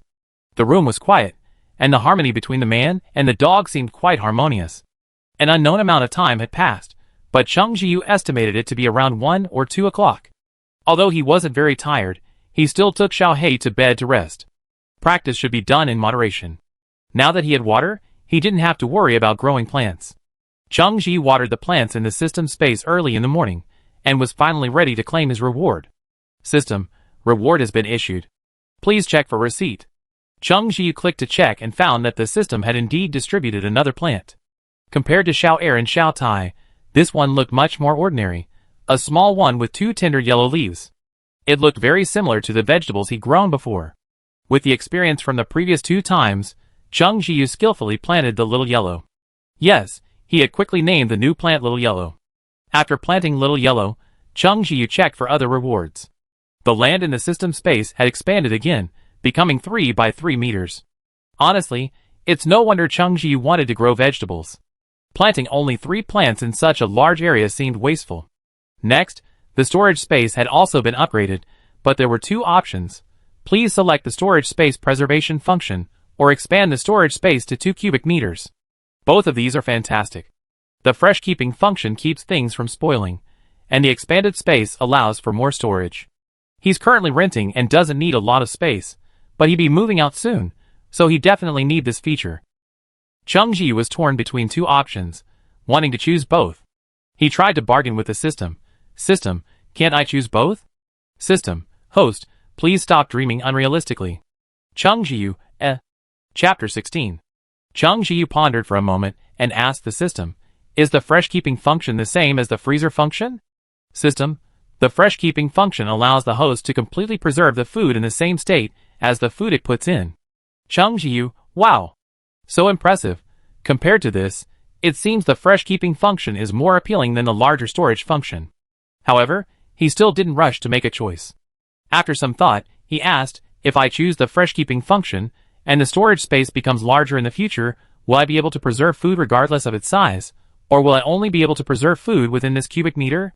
This point is clearly crucial. System. It will be able to preserve food regardless of its size. Chung Jiyu's eyes lit up after hearing this. This meant that the fresh-keeping function only needed to be selected once. He made his decision immediately. I choose fresh-keeping. System. Storage space is being upgraded. Please check back in 5 hours. Chung Jiyu tried to take something out of the storage space, but found that it would take 5 hours. Alright. Chung Jiyu practiced for a while, then took the remaining cabbage seeds and entered the system space. There were still 2 red cabbages left from the previous planting. He had to pick them quickly, otherwise they would bloom if they continued to grow. Chung Jiyu debated whether to save one for flowering and seed, but then thought better of it. He wasn't having much food right now, and he still had cabbage seeds, so he could plant them and save them for later. Thinking this way, he picked the red cabbages and planted the remaining cabbage seeds. This time, in addition to planting around Xiao Er, he also planted a lot around Xiao Tai after asking for his opinion. As for Xiao Huang, its condition hasn't stabilized yet, so naturally, other plants can't compete for nutrients, so the space around Xiao Huang remains empty. Even so, Chung Ji planted a dozen or so cabbages, enough to last for a long time. He was also curious about what would happen to the cabbages planted around Xiao Tai. Would they become hard like Xiao Tai? Would they still be edible? Well, we know once the cabbages grow. Speaking of which, during yesterday's zombie hunt, Xiao Er and Xiao Tai improved a lot. Judging by their appearances, Chung Jiyu estimated they were nearing level 2 maturity. He petted Xiao Er and Xiao Tai one by one, praising them repeatedly. Xiao Er, who had grown up, nuzzled Chung Jiyu with joy. Xiao Tai, perhaps jealous, transformed into a kitchen knife and attacked Xiao Er. Xiao Er wasn't to be outdone. One moment, he was acting coquettishly, the next he transformed into a fireball, and a fierce duel ensued. Chung Jiyu, He wore a calm expression, accustomed to this. He'd previously worried about the two getting hurt, but later realized his worries were unnecessary. They were well informed and were just playing around. Seeing they couldn't finish the fight anytime soon, Chung Jiyu simply left the system space, not forgetting to instruct, "Be careful when you fight. Don't hurt Xiao Huang or my cabbage." The two paused, moving a little further away from Xiao Huang and the cabbage. In the afternoon, the storage space upgrade was complete. Chung Jiyu didn't notice any changes. After some thought, he cooked a dish and put it in. When he took it out that evening, it was still warm, as if it had just come out of the pot. Chung Jiyu, shock. What high-tech stuff. After that, Chung Jiyu wasn't idle either.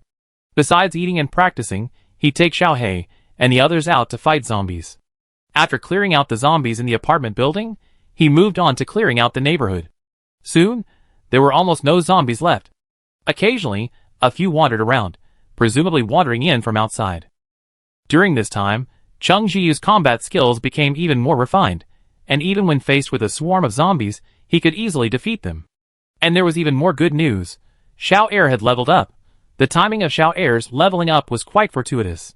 At that time, they were surrounded by a swarm of zombies, and the zombies kept coming out. For a moment, the situation was at a stalemate. Chung Jiyu spotted a single zombie hiding among the swarm. It looked inconspicuous, but he still noticed it. This zombie was noticeably more agile than the others, and its body was less decayed. The surrounding zombies seemed to be attacking them haphazardly, but in reality, they were subtly surrounding this one. This group of zombies was protecting that one zombie. Moreover, Chung Jiyu could sense that this zombie was perhaps even more powerful than the female zombie he had encountered previously. It was possible that while the female was on the brink of the first stage of evolution, it had already reached it. Chung Jiyu soon discovered that his suspicions were correct. When Xiao He attempted to crush the zombie's head with a water ball, he discovered that this zombie's head wasn't like other zombies, whose heads would be crushed like a watermelon. Xiao He narrowed his eyes. Metal-type ability. This zombie had clearly consciously added a head defense. Its water-type ability offered no advantage against its metal-type ability. Perhaps realizing it had been discovered, the zombie stopped pretending to be a normal zombie. The next moment, Chung Jiyu felt a crackling sound as all the surrounding metal slammed towards him. Chung Jiyu reacted quickly, leaping forward. The metal clashed with a crackling sound. If he hadn't dodged quickly, he would have been crushed to a pulp. He became alert, but the metal zombie still didn't attack. With an angry roar, more zombies rushed towards him. Chung Jiyu said he shouldn't be able to attack continuously. If zombies were classified into different levels, this metal zombie was most likely only level 1. Cheng Ji breathed a sigh of relief. Fortunately, if it could sustain its attacks, it would be a real challenge. Although it was still quite difficult now. Xiao Hei jumped onto Cheng Ji's shoulder, his eyes fixed on the metal zombie, narrowing. It was only level 1, his water type was still too weak. He extended his claws, and patted Cheng Ji's hand, which was holding the small iron kitchen knife. Cheng Ji immediately understood what he meant. You mean, Xiao Tai can chop open his brain? Xiao Hei nodded. Xiao Tai wasn't just any metal. Even at only level 1, he could still suppress metal-type zombies. Of course, if he encountered a level 2, it would be difficult to deal with. Now, he needed to get close to the metal-type zombie, but how could he do that? Xiao Hei's expression shifted, and the next moment, Cheng Ji realized he was completely surrounded by water. Xiao Hei. Xiao Hei patted Cheng Ji's shoulder with his paw, urging him to act quickly. Clearly, Xiao Hei wouldn't be able to hold out for much longer. Cheng Ji nodded, and moved toward the metal-type zombie. The ordinary zombies that tried to attack him were reduced to pulp once they encountered the water surrounding him. The water grew murky for a moment, then quickly cleared again, continuing to crush the onrushing zombies. Cheng Ji, shock. His eyes widened slightly, but he didn't stop, charging straight at the metal zombie. The zombie, clearly sensing danger, grew agitated, surrounding itself with more zombies in an attempt to evade Cheng Ji.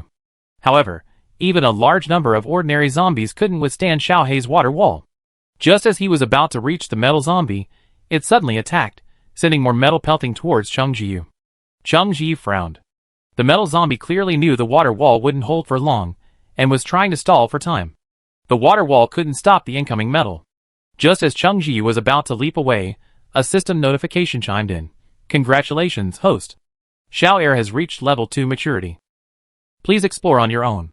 For the first time, Cheng Ji felt the system's mechanical sound could be so beautiful. Xiao Air instantly swelled from a palm-sized fireball to the size of a head. As the metal slammed toward Cheng Ji, a head-sized fireball instantly enveloped it, causing it to freeze in midair. Before the metal zombie could react, Cheng Ji swiftly chopped at it.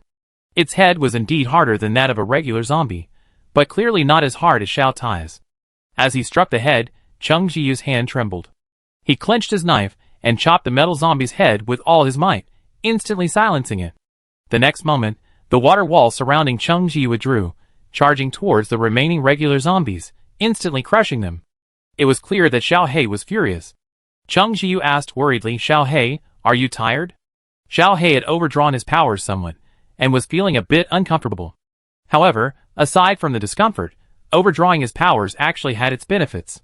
Once his powers recovered, he would become even stronger. However, few people would overdraw their powers just to become stronger, as it was too uncomfortable. Cheng Ji could clearly sense Xiao Hei's lack of energy. He quickly touched him, tucked him into his clothes, and patted him through his clothes. I'm here. Go to sleep when you're tired. Xiao Hei's eyes, barely open, slowly closed. It was strange. Even though he was just a weak human, he felt an inexplicable sense of security. A fireball the size of a head floated over, and waved in front of Cheng Ji. He immediately understood Xiao Air's meaning, and praised him. Xiao Air, you're amazing. Thank goodness you were there in this critical moment. Xiao Air felt embarrassed by the praise, and wanted to act coquettishly with Cheng Ji, but having just upgraded, he needed to return to the ground in the system space to stabilize, so he reluctantly returned. After he left, Cheng Ji noticed Xiao Ai floating around the metal-type zombie, seemingly in a hurry. Cheng Ji was puzzled. Could this zombie have what Xiao Tai wanted? An idea struck him, and he found a branch. Frowning, he poked around the metal-type zombie's head. Soon, he prodded at something hard.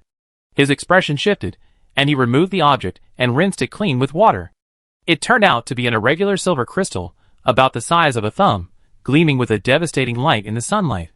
Cheng Ji couldn't help but exclaim, there really is a crystal core. Who would have thought such an ugly zombie could harbor such a beautiful crystal core? This zombie was metal-type, and Xiao Tai must be metal-type too.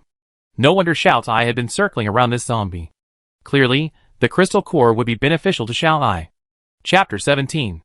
Cheng Ji temporarily stored the thumb-sized crystal core, and would later research how to get Xiao Tai to absorb it. Crystal cores should be used for absorption, right? I try later. If that doesn't work, I can ask the system. Although the system often selectively answered his questions, it did tell him everything it could about plants. After installing the crystal core, Cheng Ji washed Xiao Tai with water. After a while, Xiao He in his arms stirred and poked his head out. Cheng Jiyu touched his head and said gently, "Did I disturb you?" Xiao He shook his head. He had rested for a while and recovered. This human was facing the zombies alone. Even with those two plants, he was worried. Of course, if for no other reason than Cheng Jiyu's cooking was delicious, Xiao He thought awkwardly. Xiao He extended his paw and patted Cheng Jiyu. "Is it time to go back?" After that metal-type zombie was dealt with, the neighborhood fell silent. There were almost no zombies left, and the few that were there were scattered here and there, not a significant threat. Cheng Jiyu understood Xiao He's meaning, wiped the sweat from his forehead, and said with a smile, "No rush, let's go somewhere." Xiao He's ears twitched. He hadn't recovered yet, and he was too lazy to move. He just lazily nestled in Cheng Jiyu's arms, and let him do whatever he wanted. Cheng Jiyu followed his memory, turning left and right in the neighborhood. If he encountered a scattered zombie, he would kill it without blinking an eye. Finally, they arrived at a pond. If he remembered correctly, it was the neighborhood's artificial lake. He had heard that the property management raised some fish in it, and would distribute them to the residents during the new year. After the power outage at the end of the world, meat became even harder to find. It had to be frozen in the refrigerator. By the time Cheng Jiyu found it, it was already rancid and inedible. So they hadn't eaten meat in a while, and now that they knew there were fish here, they couldn't let them go, no matter what. Before coming here, Cheng Jiyu had worried that the artificial lake was polluted, meaning even if there were fish, they wouldn't be able to eat them. Fortunately, his worries didn't come true. Looking around, the lake was relatively clean, with only a few fallen leaves and branches in it. Xiao He glanced at Cheng Jiyu, who looked excited, and jumped out of his arms. He walked to the edge of the lake and looked inside. With his Wing Clan eyes, he could easily see fish swimming around in the pond, and not to mention, each one was quite plump. He was staring intently when Cheng Jiyu stopped him. "Don't go so close to the edge. Be careful not to fall in." Xiao He thought rebelliously. He's not stupid, how could he fall in? Thinking this way, he stayed away from the edge of the lake. When Cheng Jiyu left today, he had been thinking about catching fish. He pulled out the fishing net he had found from his space, broke off some steamed buns, and threw them into it, then cast the net overboard. He was now incredibly strong, easily throwing the net into disarray. The fish, likely hungry, were soon scrambling to jump in. Xiao He, finding this cumbersome, stretched out his claws to use his supernatural powers to catch fish, but Cheng Jiyu quickly stopped him. "Be good, your supernatural powers are overdrawn now. You need to rest well. Be good, and I make you grilled fish later." Xiao He's ears twitched at the mention of grilled fish, and he reluctantly retracted his claws. The net quickly filled with fish. Cheng Jiyu pulled it up with all his might, and dozens of lively fish instantly appeared on the shore. Because the net had large holes, the fish were quite large. The largest was even as long as Cheng Jiyu's forearm. Cheng Jiyu thought about it, and decided to prepare the fish right here. When it was time to eat, they'd just need a simple wash, saving water. Although Xiao He had water abilities, Cheng Jiyu was used to being frugal. Besides, wouldn't using his abilities be tiring? Just as he was thinking, a blind fish jumped in front of Xiao He. While fish would be delicious once cooked, it smelled truly unpleasant. Xiao He, being such a clean freak, instantly slammed down, silencing the fish with a stream of water. Cheng Jiyu, never mind, pretend I didn't see it. He pulled out his cooking knife, and, as if he'd butchered fish for 10 years at RT Mart, he ruthlessly gutted the fish, removed its gills and scales, and tossed it into the artificial lake, giving it a quick rinse. Seeing Xiao He casually wander around him, Cheng Jiyu knew he must be craving something, and didn't let him wait any longer. Today, he happened to find a gas stove. He had all the necessary equipment, so he could enjoy grilled fish right here. Cheng Jiyu rinsed the fish again with clean water, then made a few simple cuts on the body to make it easier to season. He then marinated it with scallions, ginger, and garlic. Under Xiao He's expectant gaze, he lit the gas stove, heated the oil, and pan-fried the fish until golden brown on both sides. He then added various seasonings and stir-fried them. Finally, he added a little water, and simmered them for a while before serving. While the fish were cooking, Cheng Jiyu killed the remaining fish, thinking he'd save the offal for fishing later.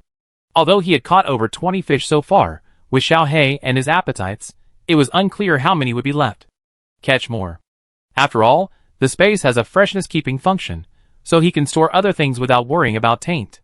Since he was planning to go out, he naturally needed to store more food. Just as he was thinking, Xiao He smacked his hand with his paw. He turned to look at Xiao He, his eyes fixed on the fish. Even though he tried to restrain himself, Cheng Jiyu could tell he was greedy. Looking down, he saw the fish was indeed almost done. He smiled and touched Xiao Hei. "Don't worry, this fish should be boneless, but be careful. Wait, I picked the meat for you." Because Xiao Hei was there, he specifically picked boneless varieties. As for the ones with more bones, they wouldn't go to waste. They would make good fish soup later. Cheng Jiyu ceremoniously put a rice bowl on Xiao Hei's head. Today, it was blue, but Xiao Hei was used to it, and didn't bother to argue with him. He took out Xiao Hei's small bowl, and used his chopsticks to pick up a few large pieces of boneless fish. Seeing Xiao Hei start to eat, he joined in. After stewing for so long, the fish had already absorbed the flavor. And because it had just been pan-fried, it still had a charred aroma mixed with a spicy flavor. It was simply delicious. The man and the dog quickly devoured the entire large fish. Cheng Jiyu cleaned the pot, and cooked a new one. This way, they ate fish for 10 days. When they were almost full, Cheng Jiyu made a pot of soup with just a little salt. The soup was incredibly delicious, and Xiao Hei drank several bowls. Cheng Jiyu drank the rest. After they had their fill, they cleaned the pot and put it away. Cheng Jiyu cast the net again, and began catching fish again. Xiao Hei, having just tasted the fish, found it delicious. Now, like a little overseer, he jumped onto Cheng Jiyu's shoulder to watch. This time, they caught more fish, about 50. These fish already took up most of Cheng Jiyu's space. He couldn't fit all the fish in his space, so he had to stop catching. Xiao Hei thought 50 was too few. How long would it last? Cheng Jiyu said, "We eat fish every day, and we get tired of it eventually. Don't you want something delicious?" Xiao Hei's ears twitched, convinced successfully. He snuggled into Cheng Jiyu's arms, sated, and comfortably slept. Cheng Jiyu returned to his rental apartment, consulted the system, and buried the metal core in the soil near Xiao Tai's roots. Xiao Tai swung his branches with a rare cheerfulness, quickly absorbing the energy. The next day, Cheng Jiyu received a system notification. "Congratulations, host. Xiao Tai has upgraded and is eligible to switch forms. Please select a form." Then, the familiar drawing board appeared before Cheng Jiyu again. Frequent practice is familiarity. After all, having been tricked by the system before, Cheng Jiyu was cautious now. He didn't rush to draw, but instead asked, "Is it okay to use a picture instead of a drawing?" System, okay. Cheng Jiyu had been waiting for this sentence. His eyes lit up, and he rummaged through the bedroom, pulling out a picture and showing it to the system. "This one." System, "Sorry, Xiao Tai's current level is still at the cold weapon level, and he can't switch to a hot weapon form." Cheng Jiyu sighed, looking at the picture of the AK he was holding, feeling disappointed. But it was true. If it could take any form, that would be too incredible. He thought carefully. Today's encounter with the metal zombie had taught him a lesson. Close-range attacks alone were clearly not enough. He needed a weapon that could also attack from a distance. So he finally chose a crossbow. The back half resembled a pistol, firing at the push of a trigger, but the front half was a horizontal bow-like object. The system confirmed the form, and found no problems, so it began production. That night, Cheng Jiyu saw Xietia's new form. If nothing else, it looked much cooler in his hand than a kitchen knife. He tried to pull the trigger and shoot, but missed. Cheng Jiyu, Xiao Hei, who was watching from the side, said, "Ha." It looked cool, but for Cheng Jiyu, who was just an ordinary person before the apocalypse, a crossbow wasn't as easy to wield as a kitchen knife. He could only practice his aim. Fortunately, he now had sharp ears and eyes, so practicing was even more effective. After several days, his aim was finally perfect. That afternoon, he pulled the trigger, and an arrow shot out with a piercing sound, instantly shooting towards the nearby leaves. The arrow pierced the leaves and instantly returned to the crossbow. The whole process took less than half a second. Cheng Jiyu stood at the window of his rental apartment, a slow smile spreading across his face. Finally. "Well, I'm a pretty good learner, aren't I? Don't you agree, Xiao Hei?" Xiao Hei yawned slowly, and nodded perfunctorily. Cheng Jiyu reached out to rub the dog's head. Xiao Hei glared at him, and then he gave a sly smile. "Xiao Hei is so cute, and his fur feels so soft. Seeing you makes me feel a lot better." Xiao Hei, It's the same thing every time. It just so happens that he's the one who's most susceptible to it. Otherwise Cheng Jiyu wouldn't use it so often. Cheng Jiyu thought, and Xiao Tai returned to his space. He smiled, almost done. Let's leave tomorrow. 3 months had passed since the apocalypse. It was time to leave this rental house, and see what the world was like. Chapter 18. Speaking of which, the cabbages planted in the system space have also matured. The cabbages around Xiao Air have undergone the same transformation as before, turning red. And the ones around Xiao Tai, how come they've turned black? The same color as Xiao Tai. Cheng Jiyu picked one and was surprised to find that the black and white cabbage had the same texture as metal. He tapped it with his hand, and it felt incredibly hard. Could he have grown a metal cabbage? Would it still be edible? Cheng Jiyu thought about it, and decided to split it open to see. However, using an ordinary kitchen knife wouldn't even leave a mark on the black and white cabbage. Finally, he had to switch to the small iron kitchen knife. Xiao Tai now has two forms, a kitchen knife and a crossbow. The small iron kitchen knife easily cut through the black and white cabbage's shell. Yes, the shell. Unexpectedly, the black and white cabbage's exterior was just a thin layer of metal. After splitting it open, the inside looked just like any other cabbage. Cheng Jiyu tasted it, and it tasted just like any other cabbage, unlike the red cabbage, which makes you feel hot. However, black cabbage can also help quickly restore one's strength. Since black cabbage is edible, that's naturally the best option. As for the husk, Cheng Jiyu thought it was so hard, maybe it would be useful in the future. He simply didn't throw it away, and saved it. Xiao Air and Xiao Tai have both reached the second level of maturity. They look the same as before, except for being a little bigger. As for Xiao Huang, its lifespan has stabilized, and it's in the process of maturing. Cheng Jiyu discovered that Xiao Huang had actually bloomed. Xiao Huang, which was only about the height of Cheng Jiyu's calf, had produced 10 flowers. Clearly, Xiao Huang was completely different from Xiao Air and Xiao Tai. Since it could bloom, it should also bear fruit. He just didn't know what kind of fruit it would bear. He had a feeling that by the time the jujube fruit ripened, it would have reached a ripe state. Since he was preparing to leave the rental house, he naturally had to be well prepared. Cheng Jiyu made all the remaining flour from home into steamed buns, making it easy to eat on the road when he couldn't cook. There weren't many vegetables left, so he took them with him. Those that easily perishable were stuffed into the storage space. As for his clothes, he only brought a few changes of clothes. After washing, he could have the waiter dry them, so he didn't have to worry about being without clothes. He didn't need to bring any thick clothes either. He had red and white cabbage, which would keep him warm when it got cold. He packed these clothes into his backpack, which also contained Xiao Hei's small bowl, rice bag, and blanket, which took up most of the space. Unconsciously, Cheng Jiyu had completely transformed into a dog slave. Cheng Jiyu's current plan was to go to the next district to find his childhood friend. He and his childhood friend Tianxiao were neighbors. They were about the same age, born about 10 days apart. It could be said that Cheng Jiyu had known Tianxiao since he met his parents. Later, they went to kindergarten, elementary school, junior high, and high school together, and coincidentally, they were in the same class. They didn't go to the same university after taking the college entrance exam, but they both attended the same school in Province A, and they would often hang out together on weekends. After getting jobs, they both stayed in Province A, but not in the same district. They were adjacent, so they weren't far apart. They didn't see each other often due to work, but they would still go home together during the holidays, and complain about their boss. A week before the apocalypse, the two had planned to have dinner together, but before they could even finish their meal, the apocalypse arrived. After the apocalypse, besides worrying about his family, Cheng Jiyu was most worried about Tianxiao. It was a shame he hadn't had time to call Tianxiao. He didn't know how Tianxiao was doing, but he just hoped he was safe. So, the first thing he did when he left was to go to the next neighborhood to look for him. Before leaving, Cheng Jiyu thought, why not find a car and get there quickly? But once he left the neighborhood, he realized he'd fallen back into his pre-apocalyptic mindset. Before the apocalypse, the roads were wide and everything was in order. But now, it was complete chaos. Besides wandering zombies, the streets outside were littered with overturned debris and cars stuck in traffic, some with smashed windows, their occupants either injured or dead or transformed into zombies. Perhaps these people sensed danger and tried to drive away, only to end up dead on the road. Cheng Jiyu sighed, his eyes, exposed only to the outside, filled with pity. Perhaps a feeling of grief. A sense of grief for the lost. Some of the corpses were already stinking, which was normal given the heat.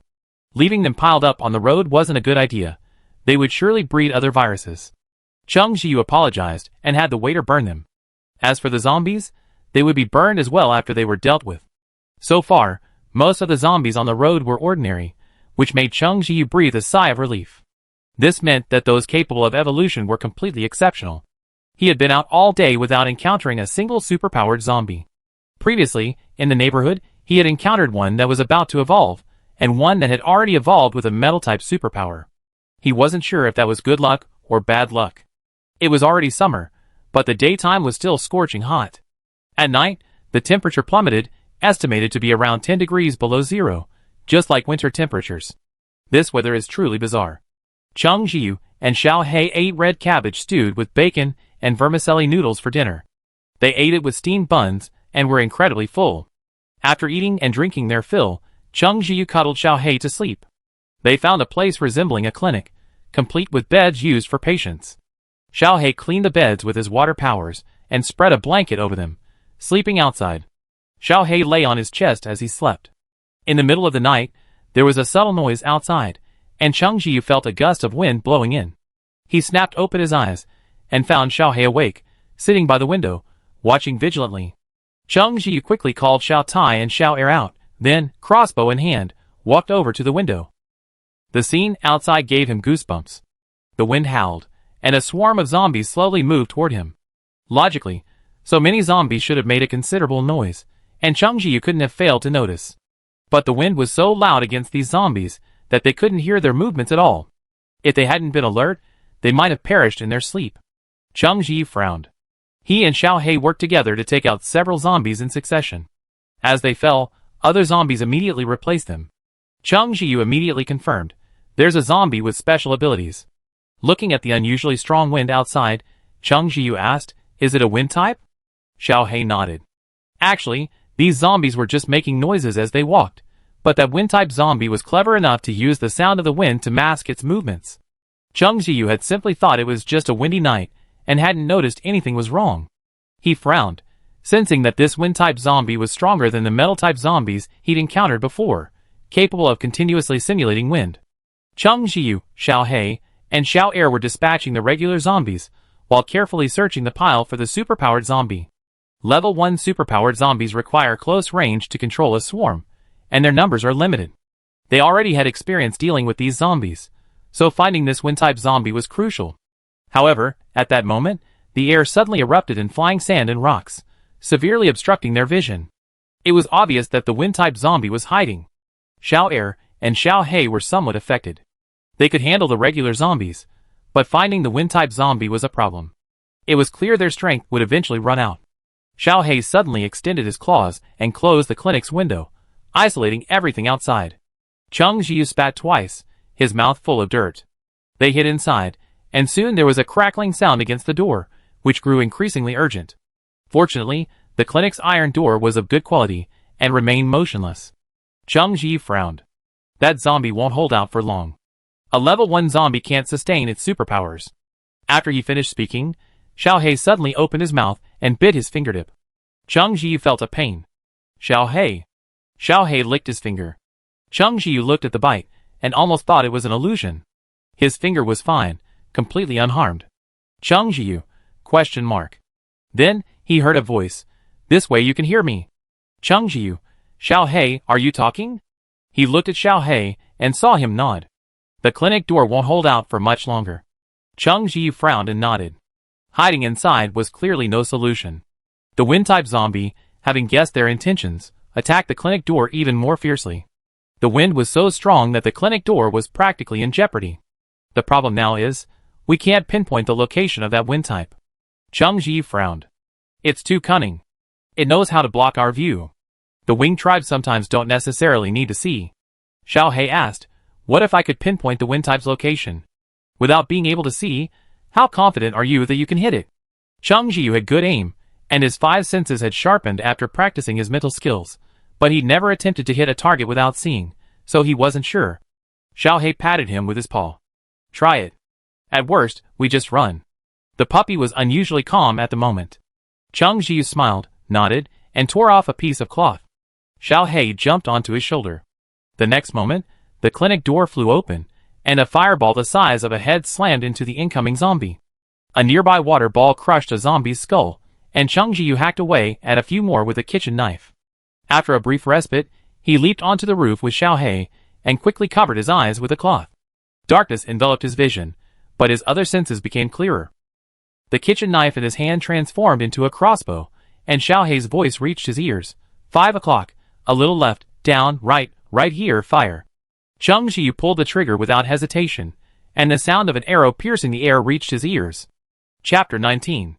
Cheng Xiu nervously gripped his crossbow, then heard the rustling of wind by his ears fade. Xiaohei's voice rang out. Hit!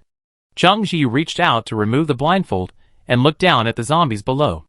They were no longer charging toward them in the orderly formation they had just been. Without the wind-type zombies, they instantly became scattered. Xiao Air was happily burning the zombies with fireballs.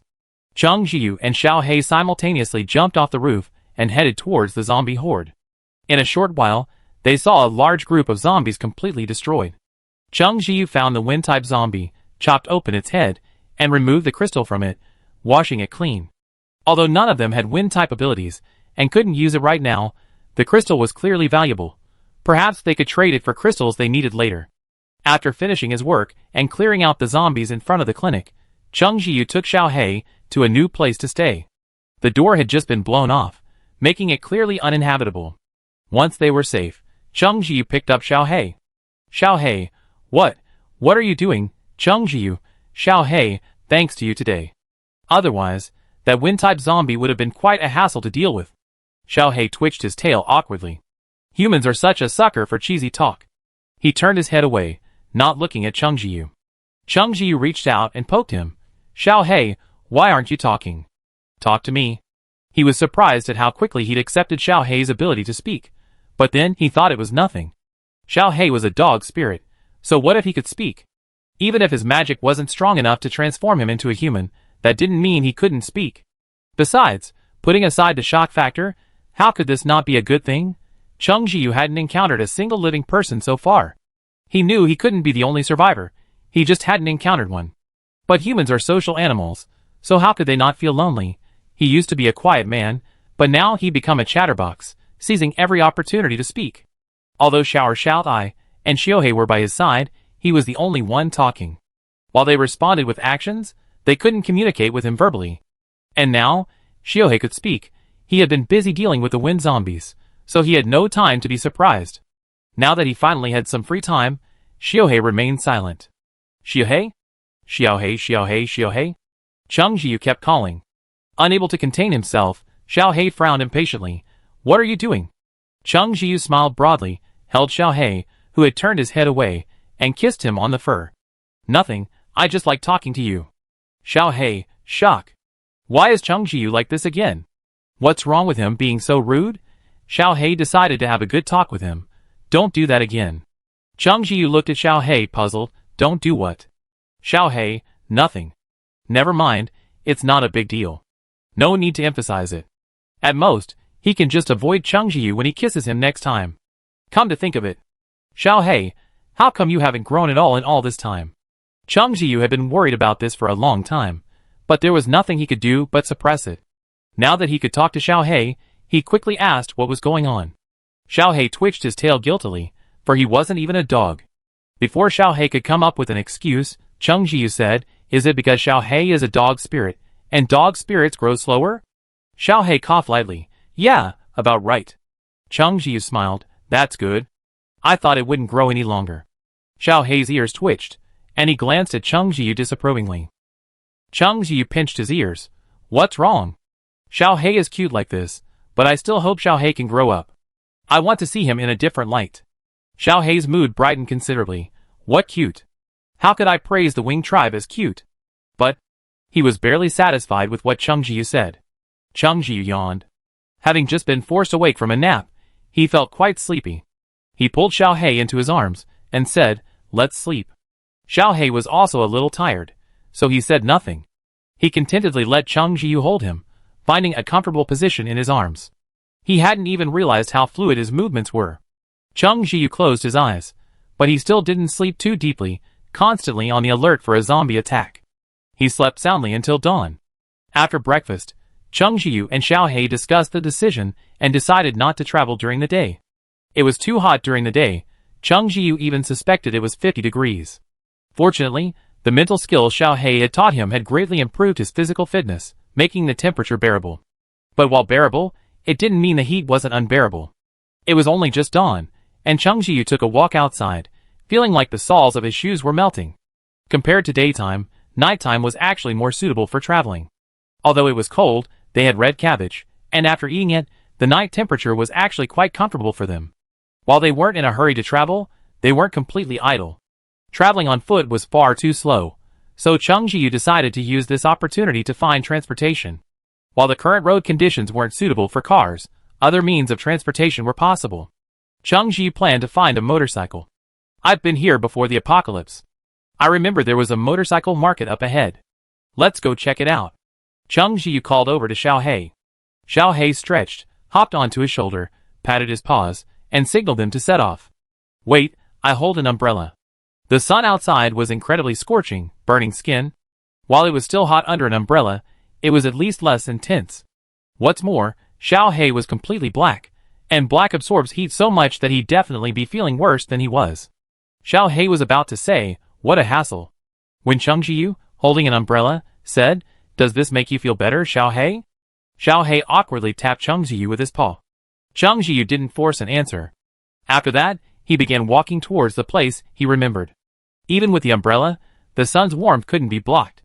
Cheng Jiyu frowned and quickened his pace. Just then, a fine mist appeared from beneath the umbrella, surrounding him. The mist touched his skin, bringing a slight coolness that instantly dispelled some of the heat. Cheng Jiyu was slightly surprised. Xiao He, you did this? Xiao He gave a cold hum. Cheng Jiyu reached out and touched him, smiling. I didn't realize water abilities could be used in this way. Xiao He wagged his tail. There's so much you can't imagine. Xiao He is so thoughtful. You're worried I'm getting too hot, right? Cheng Jiyu has the narcissism of every pet owner. Xiao He, I just want to improve my control over my water abilities. I'm almost at the critical point. Once I improve, I can awaken my next ability. With Xiao He's mist, the journey was much more comfortable. They soon arrived at the place Cheng Jiyu mentioned. There were a gathering of wandering zombies. There weren't many, so they could be dealt with in a few moves. Before them stood rows of brand new motorcycles. Even though Cheng Jiyu didn't care much for cars, he thought they looked pretty cool. Before the apocalypse, these motorcycles would have cost tens of thousands of yuan. Cheng Jiyu would have been reluctant to buy them. But now, he could choose freely. But if he had to choose, he would have preferred the apocalypse never to come. Shaking his head, overthinking it was pointless, Cheng Jiyu began to sort through the rows of bikes. He didn't forget to ask Xiao He's opinion. Xiao He, which one do you think is good? Xiao He lazily wagged his tail, seemingly uninterested. Cheng Jiyu didn't ask him any more questions, and finally settled on a slightly smaller one that was lighter and less fuel-intensive. A new bike naturally ran out of gas, so he searched the shop and found some engine oil. It wasn't much, so it probably wouldn't last long. There was a gas station nearby, though, where he could get some oil. The motorcycle shop probably wasn't occupied. The roof was made of sheet metal, so you could imagine how hot it was inside. Cheng Jiyu didn't stay any longer, letting Xiao He hop on his shoulders for a spin. It felt pretty good. They didn't go to the temporary shelter they'd found last night. They'd just found something they could find out was a matter of urgency, focusing on something with doors and windows for safety. Now Cheng Jiyu was looking for a cooler place. He remembered there was a mall nearby, so he decided to go. Xiao He had no objection. Cheng Jiyu rode his bike much faster, arriving at the mall in no time. The mall was indeed much cooler, and the lights were on. Cheng Jiyu guessed it was probably because they had a backup power source, which was switched on during the power outage. Since there was a backup power source then, there should be meat. Cheng Jiyu shared his speculation. Xiao He didn't say anything, but he could clearly feel him sitting up straighter. Cheng Jiyu suppressed a smile. There must be zombies in the mall too. They'd smell the scent of fresh flesh and blood and immediately rushed over. Before Cheng Jiyu could even make a move, the zombies had been crushed to pieces. Xiao He even meticulously rinsed the floor. Xiao He looked at Cheng Jiyu. Where's the meat? Although they had fish, as Cheng Jiyu said, eating fish every day would get boring. But if Xiao He were asked to eat vegetarian food every day, Xiao He asked, how can the Wing tribe eat vegetarian food every day? But before, when supplies were scarce, Xiao He hadn't said anything. Now, hearing there was meat here, he had to feast. Cheng Jiyu's shoulders trembled. Meeting Xiao He's puzzled gaze, he quickly said, ahem, nothing. They quickly found the meat section. The ones in the fresh-keeping cabinet were no longer edible after a long time, but there was still plenty of meat in the freezer. Meat that had been frozen for a while wasn't as delicious as fresh meat, but at this time, who would be so picky? Unfortunately, Chung Jiyu's storage space was only 1 cubic meter. It was too small. Even if he cleared some space now, he wouldn't be able to take much. Chung Jiyu, heartbroken. Chapter 20. Heartache aside, it's still necessary to eat. Since I can't take it with me, I might as well eat to my heart's content. Chung Jiyu asked Xiao Hei, who was pretending to be indifferent, his tail swishing behind him. Xiao Hei, what kind of meat do you want? Xiao Hei hopped onto the freezer with a reserved look, finally stopping over the chicken. This meat he's never tasted before. He just wanted chicken. Of course, he could satisfy him. Chung Jiyu thought for a moment, and came up with an idea. How about clay pot chicken? Xiao Hei's ears twitched. He didn't know what clay pot chicken was, but it sounded delicious, so he nodded. Chung Jiyu took out 5 or 6 chickens to thaw and searched around. Sure enough, he found the place where the staff usually cooked. Although they had a gas stove, any savings was a plus. Since they could cook here, they might as well do it here. But the pot was a bit small. This was a supermarket, so how could we possibly not have a pot? Chung Jiyu went to find the biggest pot he could, but even with the biggest pot, it wouldn't be enough to cook 5 or 6 chickens at once. He had to cook them in batches. At this point, Chung Jiyu began to miss his big iron pot at home, which could easily cook 5 or 6 chickens at once. But there were obviously no big iron pots here, and even if there was no earthen stove, so he had to make do. Clay pot chicken usually doesn't use any meat besides chicken, but authenticity wasn't a concern at this point. It just had to be delicious. Chung Jiyu also found river shrimp the size of his palm, and surprisingly, abalone. This abalone was quite large, the size of his palm. Chung Jiyu had tasted abalone once before, at a wedding banquet for a wealthy relative, and it was incredibly delicious. No wonder abalone is always a must-have when it comes to delicacies from land and sea. When the ingredients were almost ready, Chung Jiyu chopped the thawed chicken into small pieces, heated oil in a wok, and stir-fried the prepared side dishes. Then he added the chopped chicken and various seasonings to enhance the flavor. Soon, the color became exceptionally beautiful. Xiao Hei perched on Chung Jiyu's shoulder, his head craning in the air, enchanted by the aroma.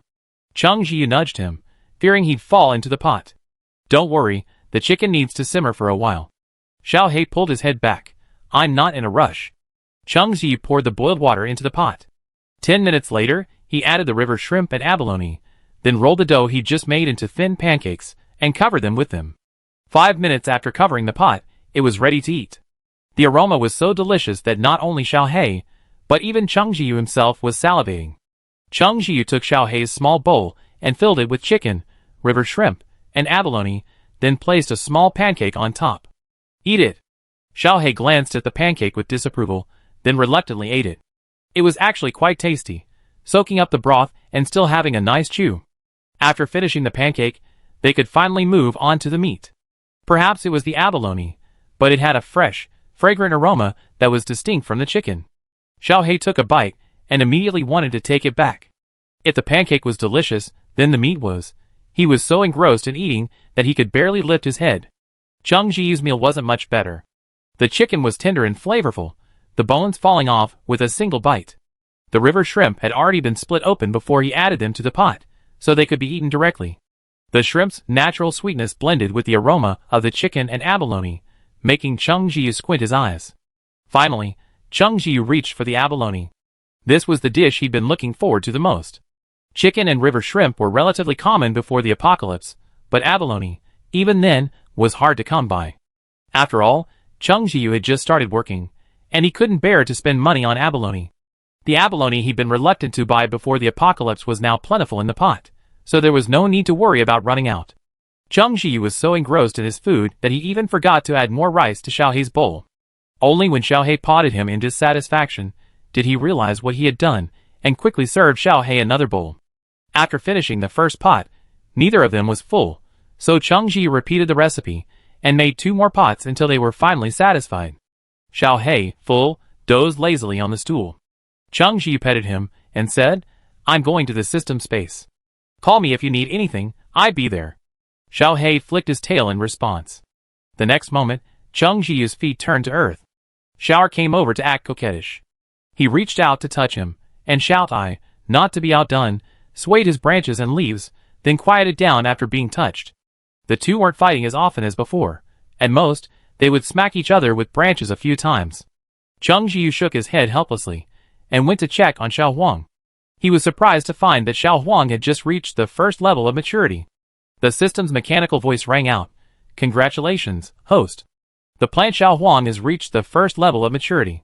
Please complete the harvest. The reward has been distributed. Please explore at your own convenience.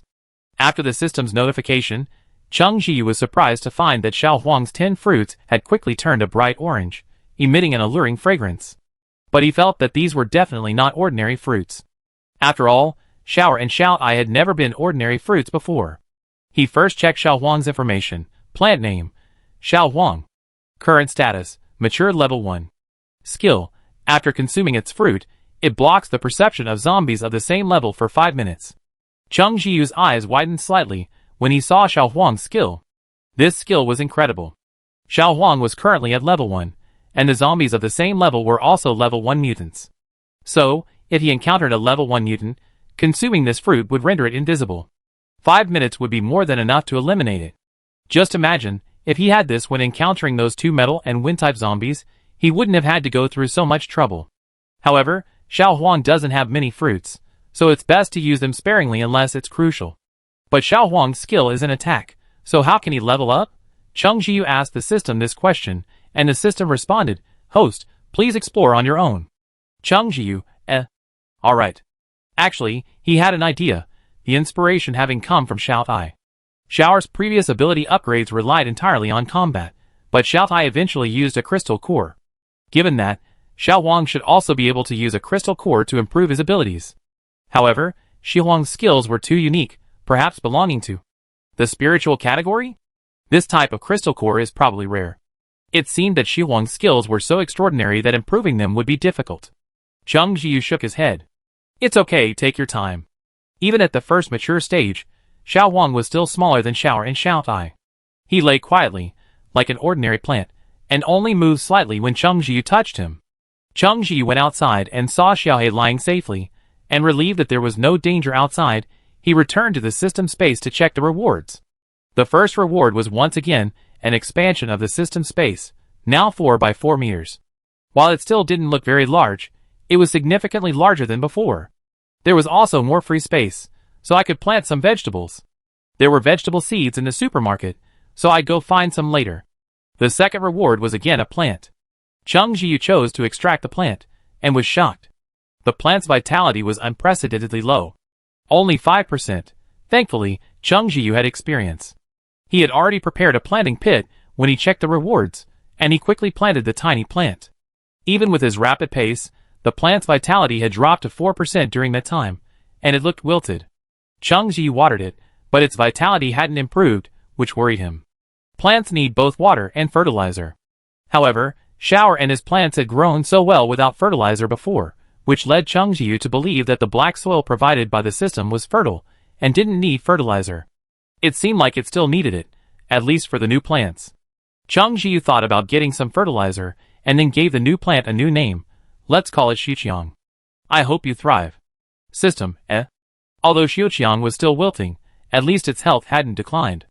This reassured Cheng Jiu slightly, and he moved on to check for his next most anticipated reward. Congratulations, host. Storage space has been expanded to 5 cubic meters. Upgrading. Please check back in an hour. Cheng Jiu, surprise. He had thought the storage space was limited to 2 cubic meters. After all, the system always doubled the planting space when upgrading it.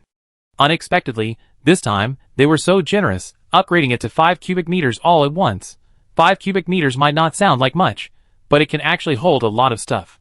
You have to remember that the storage space is substantial. It can actually hold 5 cubic meters of stuff. Cheng Jiu told Xiaohe the good news. Xiaohe, oh.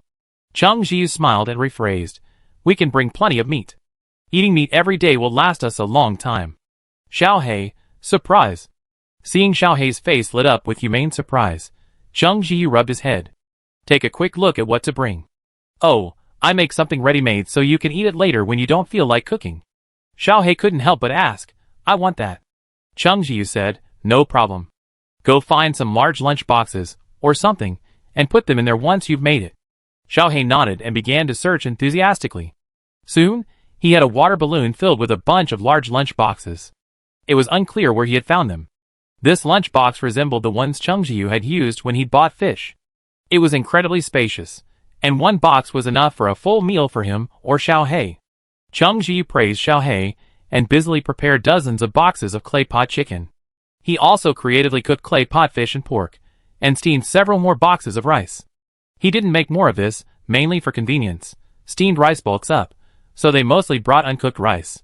The supermarket meat hadn't been completely consumed, so Chungjiu stuffed it in without hesitation, filling most of the storage space with all sorts of food.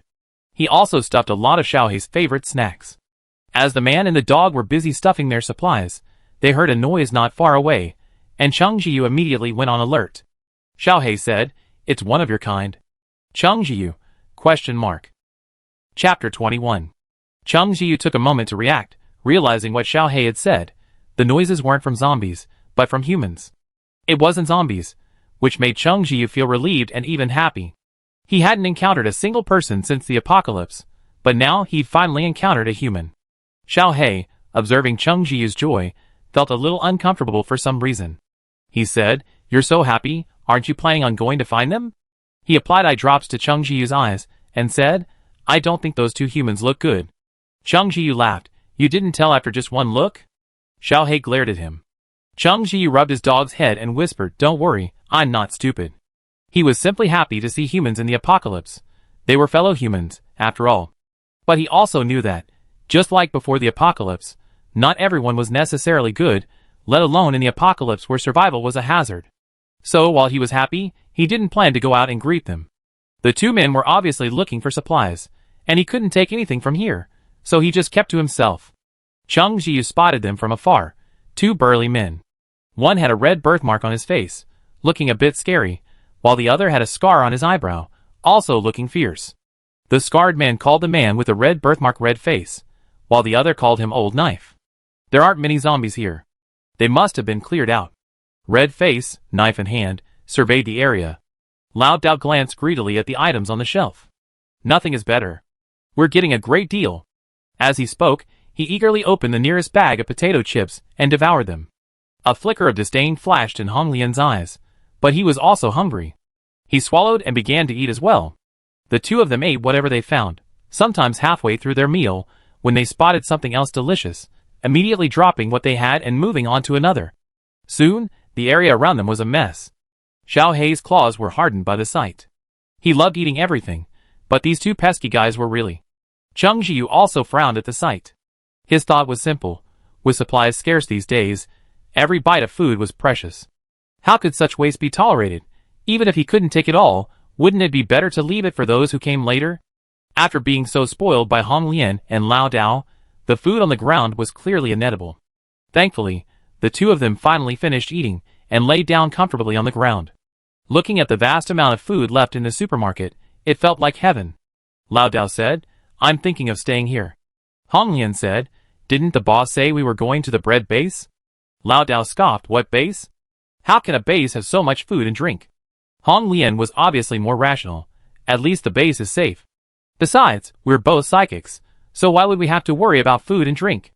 Besides, this supermarket has a lot of stuff, but are you sure no one will find it? Can we hold it? I'm afraid we lose our lives." Lao Dao gave up on staying after hearing this and said, "Then let's go back and tell the boss about this."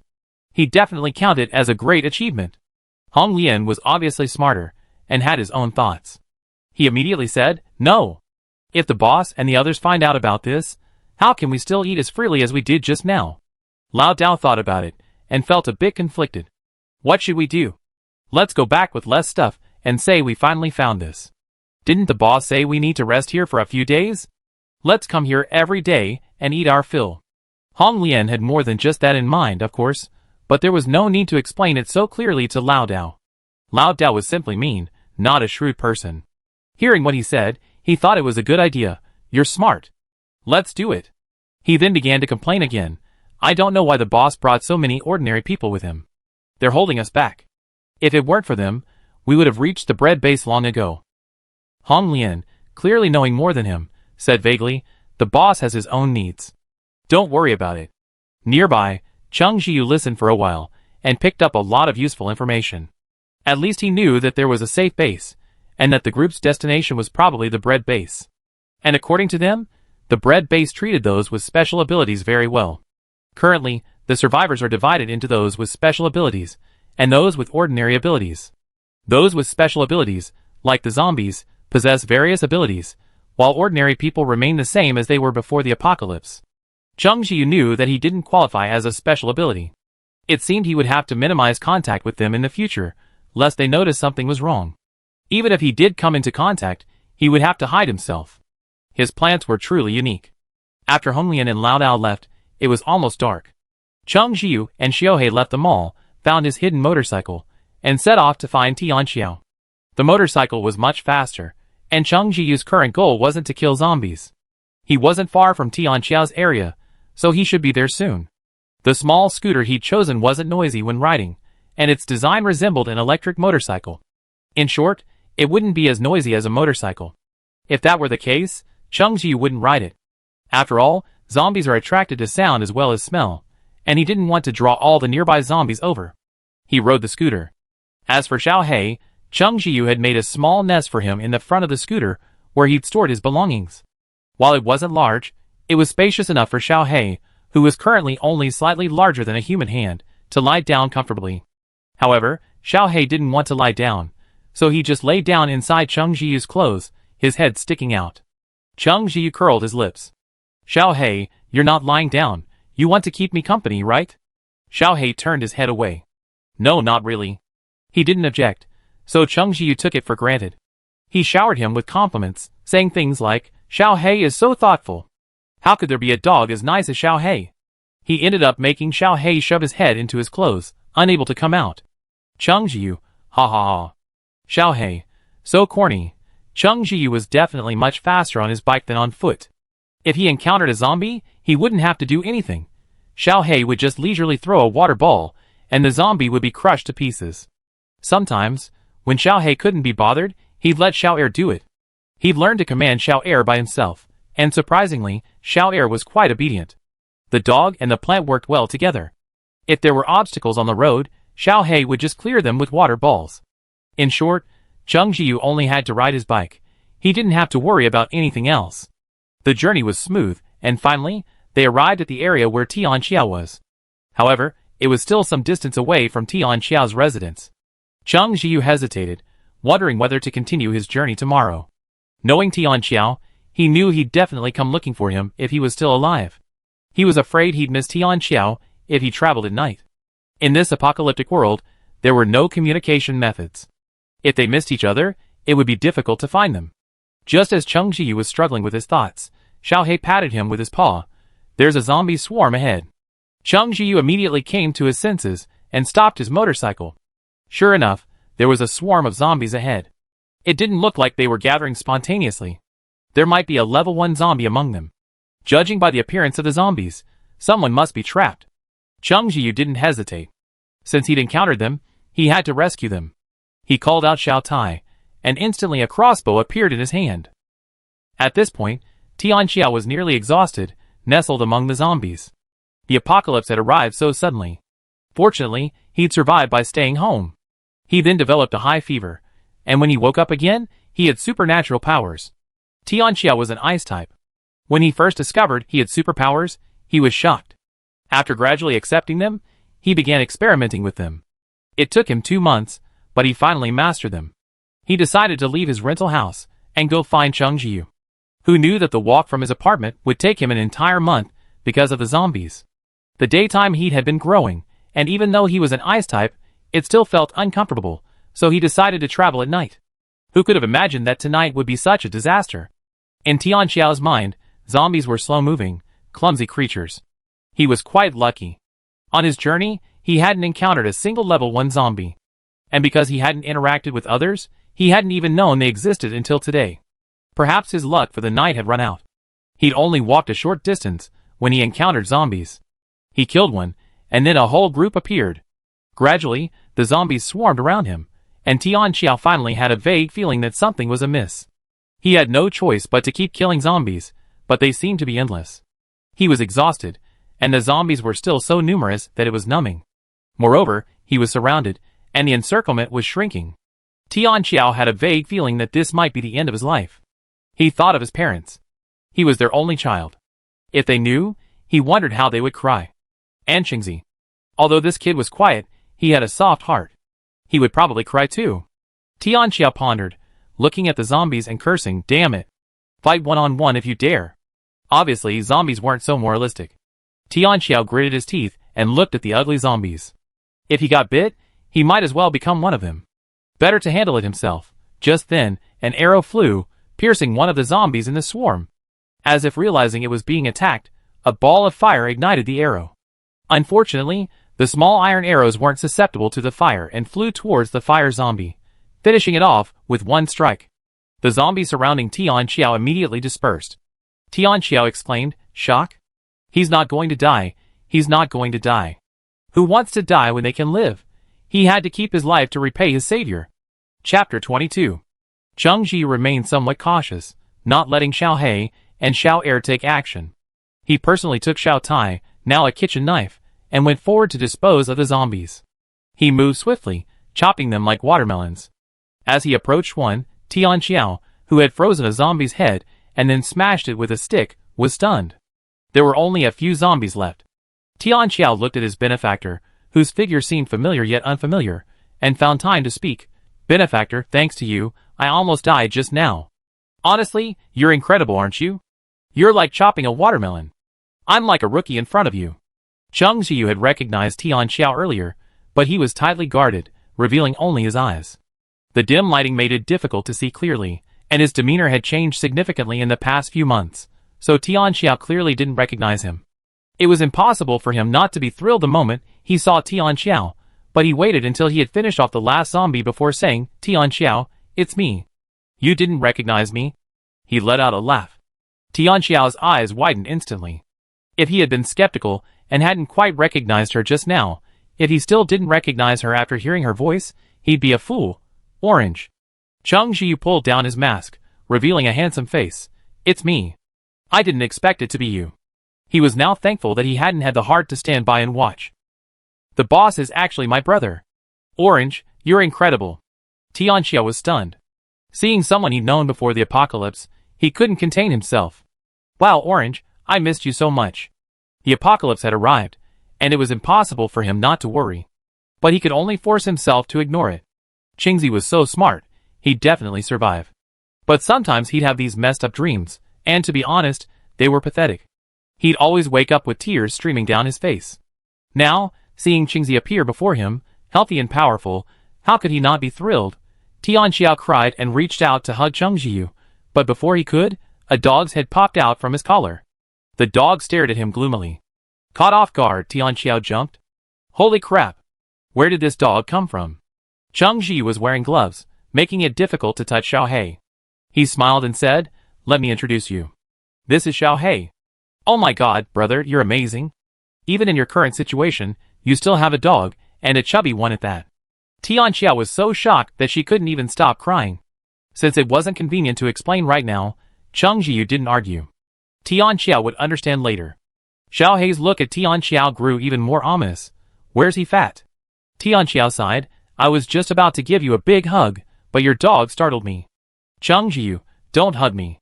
I just got zombie brains all over my clothes. Tian Xiao thought of Cheng Ziyu chopping the watermelon just now. No wonder it was wrapped so tightly. I suddenly think I'm doing pretty good this way. He froze the zombie's head into ice, then smashed it directly into pieces. Clean and hygienic. Tian Xiao, hey, let's find a place. It's not a problem here. Cheng Ziyu nodded and walked towards the fire zombie. Wait a moment. Tian Xiao was puzzled. What are you doing? Cheng Ziyu took a kitchen knife and chopped open the fire zombie's head, then used a wooden stick to search inside. Tian Xiao looked at it with disgust. No, Qingzi, what are you doing? Cheng Ziyu, this is a superpowered zombie. There's a crystal core in its head. Tian Xiao, crystal core? Having read novels himself, he immediately understood that this crystal core was a valuable asset. Oh, thank goodness you have experience. Otherwise, I would have just killed it and left it alone. Tian Xiao said this, then realized, oh, he wasn't up to the task of dealing with superpowered zombies yet. He touched his nose and watched Cheng Ziyu pull out something, and rinse it with water. It was a red crystal core, gleaming like a diamond under the light. Cheng Xiu glanced at it and said, "It's just a fire ability. You can't use it. I find you an ice one later." Tianxiao scratched his face. "Oh, do we even need to divide this? Besides, you are the one who dealt with this zombie in the first place. But zombies have different abilities, don't they?" Cheng Xiu nodded and briefly explained, "So far, I've only encountered metal and wind abilities." Tianxiao immediately felt that these two were even more difficult to deal with than fire abilities. He sighed, "After I got the ice ability, I thought I was so powerful. I didn't expect zombies to evolve, too. It's okay. Fighting more often will improve your abilities," Cheng Xiu said as he walked. Tianxiao caught up with him. "Indeed, I'm much more powerful now than when I started." He perked up, regaining his composure. Looking at Cheng Xiu, he muttered, "I notice you're talking a lot more now. You used to be so quiet." "Cheng Xiu, I haven't seen anyone in 3 months." Tianxiao immediately understood. The two found a safe and relatively clean place to stay. After closing the door, Tianxiao relaxed. "I'm exhausted." Cheng Xiu wasn't tired, having slept well during the day. He took off his coat and searched the place, finding a desk lamp. The room finally got a little brighter. Tianxiao sat down without a second thought. "Oh, it's really inconvenient without a light." Cheng Xiu nodded in agreement. "It can be helped. Speaking of which, solar power can generate electricity. It's so hot during the day now. A solar power system would be great." Tianxiao looked at him. "You can do it?" "I can't." "Cheng Xiu, I can't either." Tianxiao thought for a moment and said, "We can look for generators in large hotels and supermarkets. Think about it. If there was a power outage in these places before the apocalypse, the damage would be huge. The damage is irreversible. They should have a generator in addition to the backup power supply." Cheng Xiu thought this made sense. "Okay, let's go back and look for it." Tianxiao yawned, and Cheng Xiu said, "If you're sleepy, go to sleep. I keep an eye on you." Tianxiao was deeply moved. "It's so great to have you around. I haven't felt this safe in ages." Cheng Xiu frowned. "Don't be so corny." Xiao He beside him. "Do you still find corny sometimes?" "But that Tianxiao is certainly corny." Tianxiao chuckled. Now he was happy even when Cheng Xiu teased him. He patted his belly. "I'm hungrier than I am sleepy. I eat something first." After that, he asked Cheng Xiu, "Is there anything you want to eat?" Cheng Xiu raised an eyebrow. "Do you have food?" Tianxiao said proudly, "Of course, we have everything." "What do you want?" "Just tell me. Then I order it." Cheng Xiu thought for a moment and said, "Do you have tomato beef brisket?" "Yes." Tianxiao brought the backpack over and zipped it up, saying, "Not only do we have tomato beef brisket, but we also have chicken soup, braised beef, spicy beef, tonkatsu ramen." Cheng Xiu's words sounded increasingly familiar. Then, he saw Tianxiao pull out a variety of instant noodles from his backpack. Tianxiao waved his hand. "I know supplies are scarce right now, but I have plenty. Don't be polite." He saw that Cheng Xiu had nothing but a backpack, and it didn't look like he had any food. He naturally assumed he had nothing to eat. Oh, how pitiful. His face looked so thin from hunger. If Cheng Xiu knew what he was thinking, he'd be utterly puzzled. He replied, "I'm not eating." Xiao He, standing nearby, had initially been intrigued by Tianxiao's delicious offerings, but when he saw him pull out all sorts of instant noodles, he was instantly disgusted. The noodles tasted good, but there wasn't even any meat. "Huh? You don't have to save them for me. We can just look for more after we finish them," Tianxiao said, as he pulled out a large iron basin and dumped some instant noodles into it. He felt a little nostalgic. "Didn't we use a basin to make instant noodles back in high school? Oh, is there any hot water here? It's so hard to find. I have a lighter. I go outside and light some firewood later." Instant noodles are a change of pace, but eating them every day is a bit pathetic. Cheng Xiu looked at him with pity. "I have some food here. Do you want some?" Tianxiao, "Hey, what do you have? Bread? Something else would be nice, but bread can't compare to instant noodles." Before he could finish his sentence, Cheng Xiu pulled out a large box of steaming clay pot chicken. He opened the lid, and an enticing aroma immediately wafted out. He then pulled out a box of rice, in a normal lunch box. Tianxiao was stunned. "Oh my god, man, who did you learn magic from? This smells so good, am I dreaming?" After saying this, he pinched himself hard, which made Cheng Xiu laugh and cry. He pushed the clay pot chicken towards him and said, "Eat it quickly. I see you're hungry too. Qingzi, I'm so lucky to have a brother like you. Tian Xiao's handsome face was filled with emotion. He eagerly took a bite of the meat, squinting his eyes in happiness. It was still warm, as if it had just come out of the pot. As he ate, he complained, "Don't mention it. I eat instant noodles every day. I feel like I'm just seeing instant noodles. I'm about to throw up, but there's nothing I can do. Just having instant noodles is good enough right now." Xiao He was heartbroken watching Tian Xiao wolf down his clay pot chicken. He wanted to jump onto the table, but Cheng Jiyu held him back. "Be good, give it to him." He betrayed his brother without hesitation. "I have him work for you later to earn his keep." Tian Xiao ate without even looking up. "No problem, no problem. I'd do anything for such delicious food." Xiao He thought for a moment, and took the opportunity to say to Cheng Jiyu, "Then I want some potato chips." Perhaps it was because of the drop of blood that Cheng Jiyu could hear Xiao He's words, while no one else could. Because Cheng Jiyu considered potato chips junk food, he didn't allow Xiao He to eat too much. Even the crown prince of the Wing tribe had to ask his permission just to eat potato chips. Xiao He didn't know why he was so willing to be controlled. Cheng Jiyu thought about it, and realized Xiao He hadn't eaten many chips today, so he generously gave him a bag. "Once you finish them, there won't be any left." Xiao He, got it, got it. Chapter 23. After finding Tian Xiao, Cheng Jiyu felt a sense of relief. He wasn't in a rush to travel any further. After all, their hometown was far from here, and they couldn't get back anytime soon. Since that was the case, there was no point in getting anxious. It would be better to rest for a couple of days.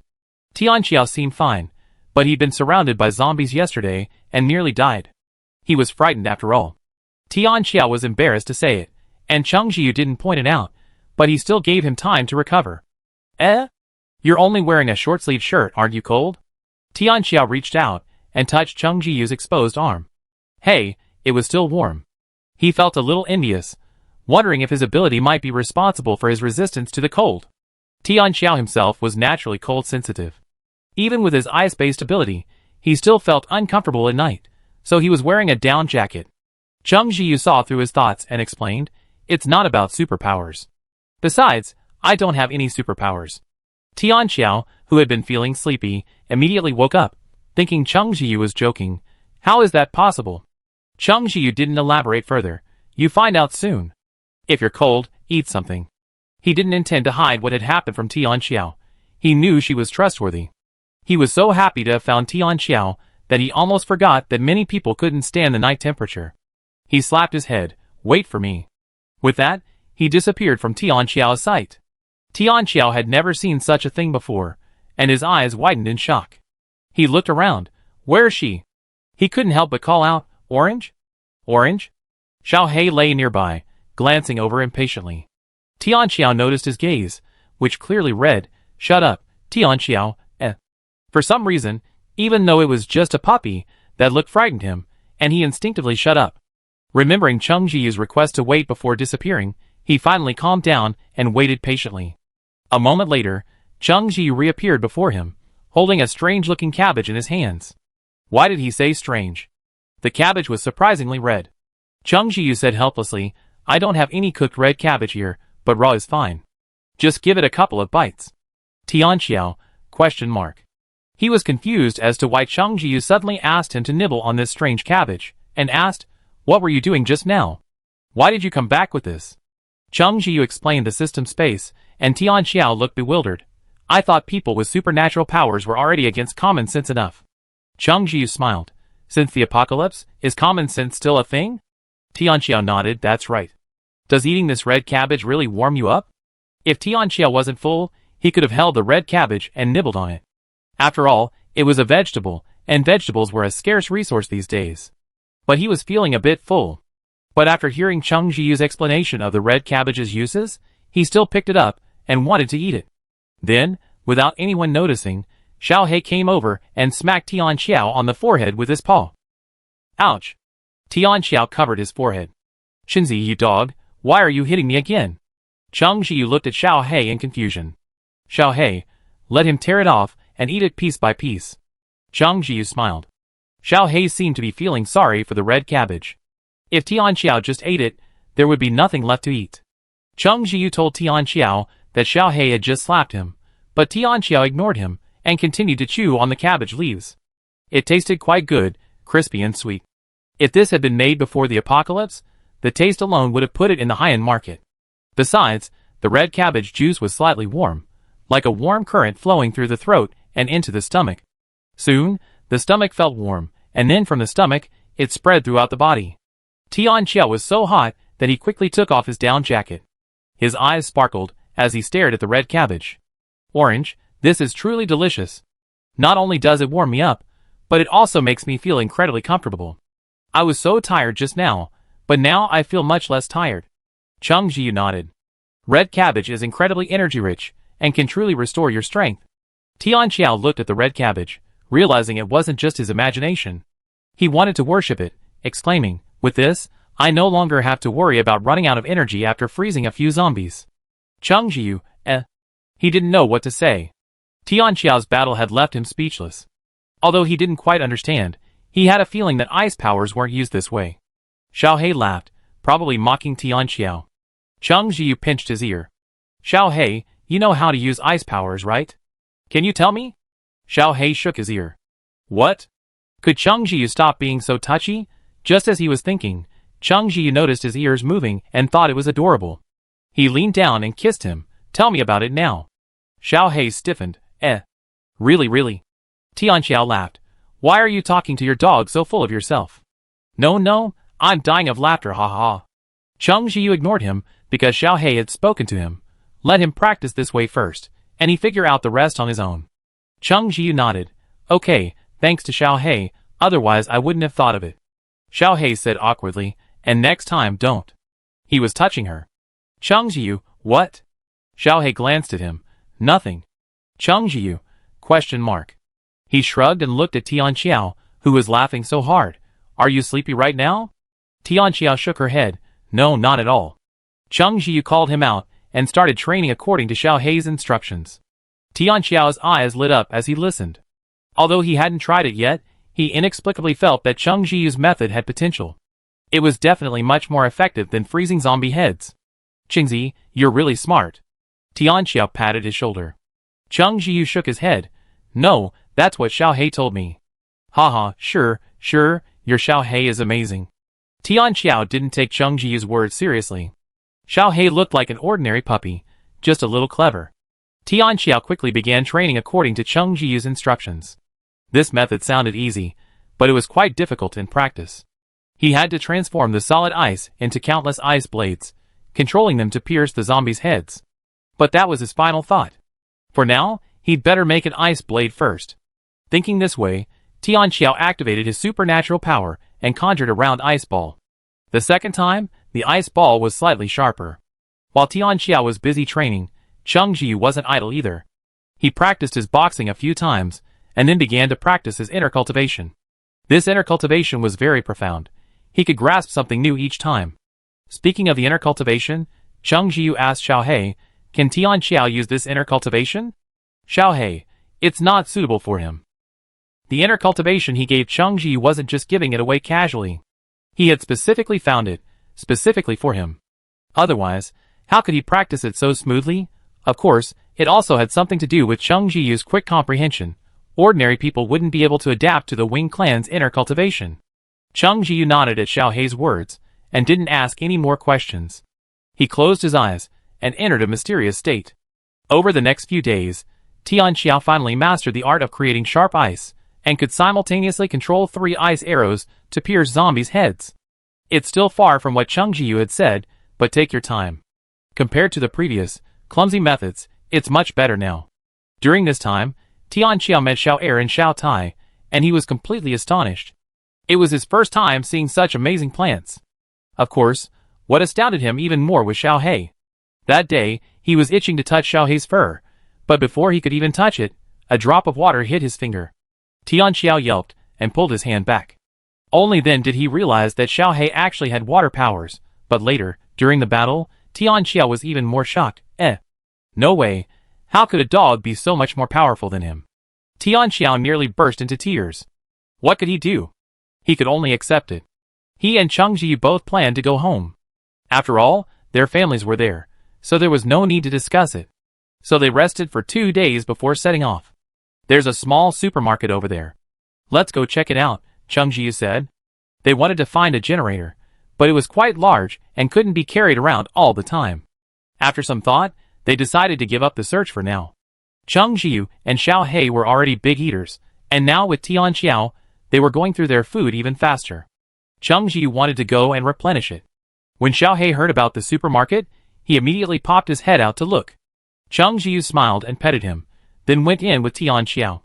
It seemed like the supermarket had only been visited by someone, so there wasn't much left. Only a few items might have been left there, and the other person might not have been able to take them away. Cheng Jiu packed some of Xiao He's favorite snacks. There was no meat here, but luckily, the meat in his space would last for a while. If he kept searching, he'd probably find it. Brother He, here are some chips. Tian Xiao hadn't noticed when he'd started calling him Brother He, acting incredibly servile. Little He wagged his tail, squinting his eyes at Cheng Jiu, who was not far away. He told Tian Xiao to squat down and pat his backpack. Tian Xiao gave him an okay sign. Okay, I pack it for you. I promise not to tell Chengzi. Little He wagged his tail in satisfaction. This guy is quite sensible. Cheng Jiu saw a man and a dog huddled together, and was about to ask what they were whispering about when he heard a noise outside the supermarket. Little He immediately ran over and jumped onto Cheng Jiu's shoulder. Tian Xiao's expression grew serious, a look of alarm. Little He's ears twitched. There's someone outside. A moment later, Cheng Jiu saw the people outside and raised an eyebrow slightly. It was such a coincidence that there were several people outside. One of them was none other than Lao Dao, whom he had met before. He was following someone, clearly following that person. Chapter 24. Lao Dao glanced at the few ordinary people behind him with disdain in his eyes. Turning back to look at the man in front of him, his eyes filled with admiration and flattery. Boss, that's the small supermarket I found up ahead. In fact, he had already eaten a lot of the food in the small supermarket. He felt he had enough, with a little left, so he brought the man over. The man he called boss after the online trolls live stream went viral, linked to the eating melon system, was a slightly plump, greasy-looking man in his teens.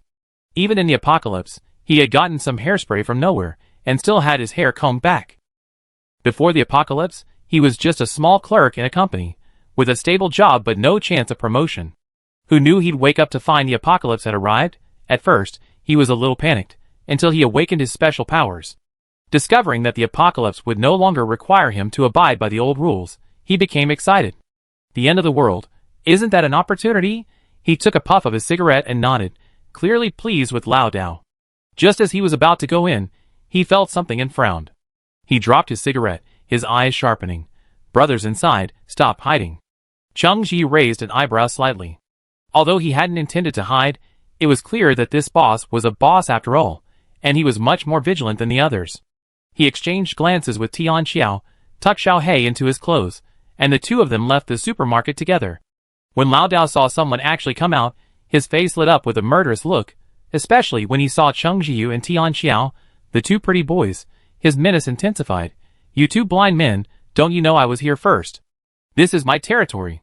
There were several other psychics beside Lao Dao, all glaring at the two. Resources were already scarce in the apocalypse. Even a piece of bread would have them desperately scrambling for it, not to mention Lao Dao's claim that there was plenty of food here. Looking at Cheng Jiu and Tian Xiao's bulging backpacks, their faces turned grim. Leave your stuff behind, and I give you a chance. Tian Xiao, too, had a short temper. What? Your name's written here? How does this become your territory? I told you the thing in your hand is mine. Will you give it to me? You? One of the psychics was about to attack, but the leader looked at Tian Xiao, his eyes flickering. He raised his hand and said, Stop. What you say, little brother, makes a lot of sense. Life in this world is tough for everyone, especially these two little brothers, all alone in the apocalypse. It's even tougher than it is for us. You just come right up here and yell for war and killing. What a disgrace. The man, having been taught a lesson, could only reluctantly withdraw his hand. The eldest brother smiled as he approached Tian Xiao, offering his hand. My name is Reuniting, and I'm quite influential among these people. They were rude just now, so I apologize to you on their behalf. Seeing his good attitude, Tian Xiao's expression softened, and he reached out to shake his hand. Reuniting looked at Cheng Jiu again, but didn't offer his hand. My two young brothers, it's fate that we meet here. We're all going to the bread base to seek protection, and since you two are alone, why don't you join us? Tian Xiao had an inexplicable fondness for Reuniting. He was about to agree, but he held back and turned to Chung Jiu. Orange? What do you think? Chung Jiu said apologetically, I don't have any special abilities, and I'm afraid I'd be a burden to everyone. Forget it. Tianxiao said nothing. He could tell Chung Jiu didn't trust Li Renyi. He had initially had some favorable impressions of him, but then his guard turned against him. Qingzi had always been smart. He must have his reasons. Tianxiao had always been a bit naive, but he always knew one thing. It was always right to listen to Qingzi. Before Li Renyi could say anything, a skinny psychic nearby smiled and said, well, that's nothing. We have plenty of ordinary people on our team. Chung Jiu explained in surprise, really? He put on a melancholy look and said, I've met some psychics before, and they all look down on ordinary people like me, even though I can fight zombies myself. Seriously? He feigned anger, then looked at Li Renyi with deep emotion. Mr. Li, you're the first psychic I've ever met who doesn't look down on ordinary people. The skinny psychic said, that's right. Our boss welcomes everyone, ordinary or psychic, to join our team. He said, we're all survivors of this chaotic world, and should help each other. Chung Jiu looked at Li Renyi with instant admiration. Mr. Li, you're just like your name, Renyi. Tianxiao, standing nearby, almost couldn't contain his laughter. Li Renyi remained calm. Every time he allowed these ordinary people to join his team, they were filled with gratitude. Chung Jiu wasn't exaggerating. Some even knelt before him. Li Renyi smiled and accepted the compliment. Our team is nearby. You can come back with us later. Chung Jiu nodded. As long as you don't mind. Li Renyi looked at Tianxiao. I think you're a psychic. Would you like to join us? Tianxiao had no idea how he figured it out. Without receiving any instructions from Chung Jiu, he just casually said, okay, if Qingzi goes, I go too. Li Renyi glanced at Chung Jiu and asked, are you too close? Tianxiao, of course, we grew up together. Li Renyi smiled and said nothing. Having a close relationship was nothing special. Xiao He asked Chung Jiu, why are you wearing the same pants as him? If you don't have any, I give you some. Chung Jiu, He winked at Tianxiao, who then walked towards the psychics surrounding Li Renyi, while Chung Jiu walked towards the ordinary people behind them. These ordinary people were easy to identify. Compared to the plump and strong psychics, they were much thinner, with a hint of sadness on their faces. They walked with a lack of energy, looking as if they hadn't eaten in a long time. Since the apocalypse, Chung Jiu had never seen such ordinary people before, and it was impossible not to be shocked. He sighed inwardly. Several people eyed Chung Jiu warily, seemingly unhappy about his arrival. After all, with one more person, their food would be divided. However, although Chung Jiu wasn't physically strong, he looked like a strong young man. Despite their dissatisfaction, no one challenged him. Of course, there were some more amiable people. One of them, a woman holding a child, gave him a timid smile. Young man, follow Mr. Li. At least you won't have to worry anymore. Chung Jiu glanced at the little girl the woman was holding. She was skinny, with unusually large eyes, and she looked at him timidly. Chung Jiu smiled at her. She paused for a moment, then smiled back. My daughter likes you. She doesn't respond to anyone else who talks to her. The woman touched the girl's braid. Although thin, her hair was neatly combed. Compared to the others, her clothes were clean and tidy. It was clear that the woman had done her best to take good care of her daughter. Brother is handsome, the little girl said softly. The woman smiled and shook her head. Don't laugh at her. My daughter has always liked good-looking people. She can't take her eyes off them. Chung Jiu smiled.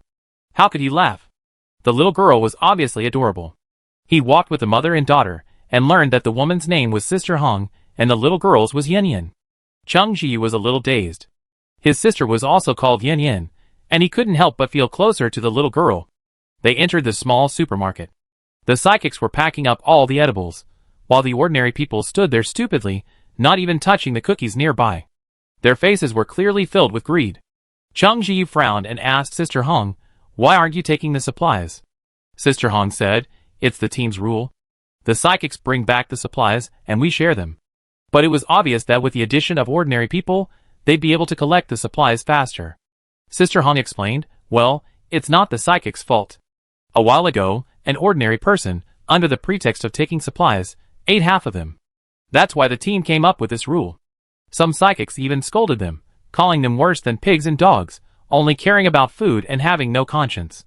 But what could ordinary people do about being scolded? They could only bear it. It was because one of them had made a mistake, leaving the team without the ability to protect themselves. It was a blessing for these psychics to take them in. Where's the one who stole the food? Chung Ji-yu asked. Sister Hong said, he was kicked out of the group, and I haven't seen him since.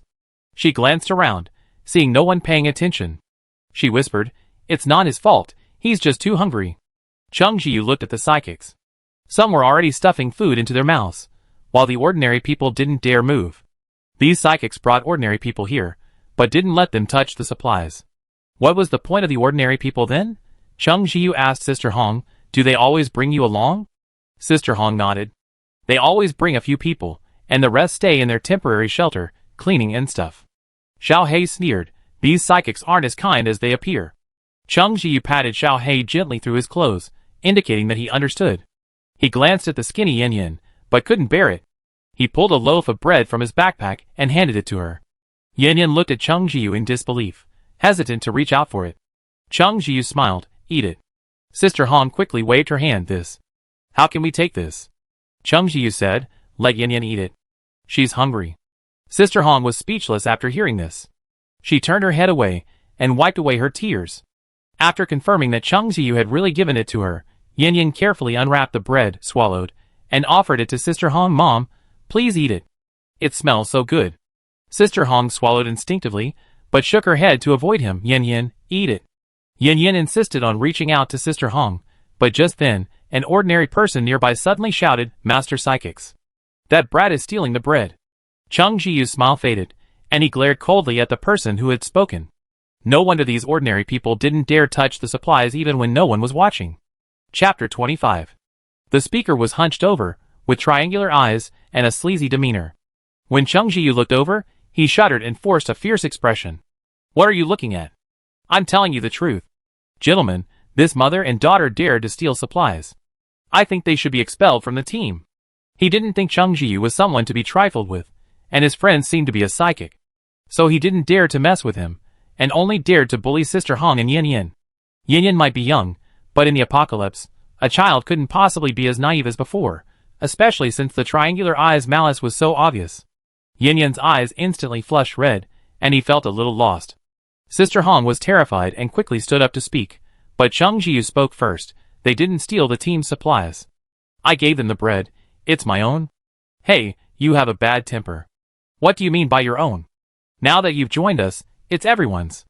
A psychic approached, cursing with his usual bandit logic. Today, I teach you a lesson and show you who's king.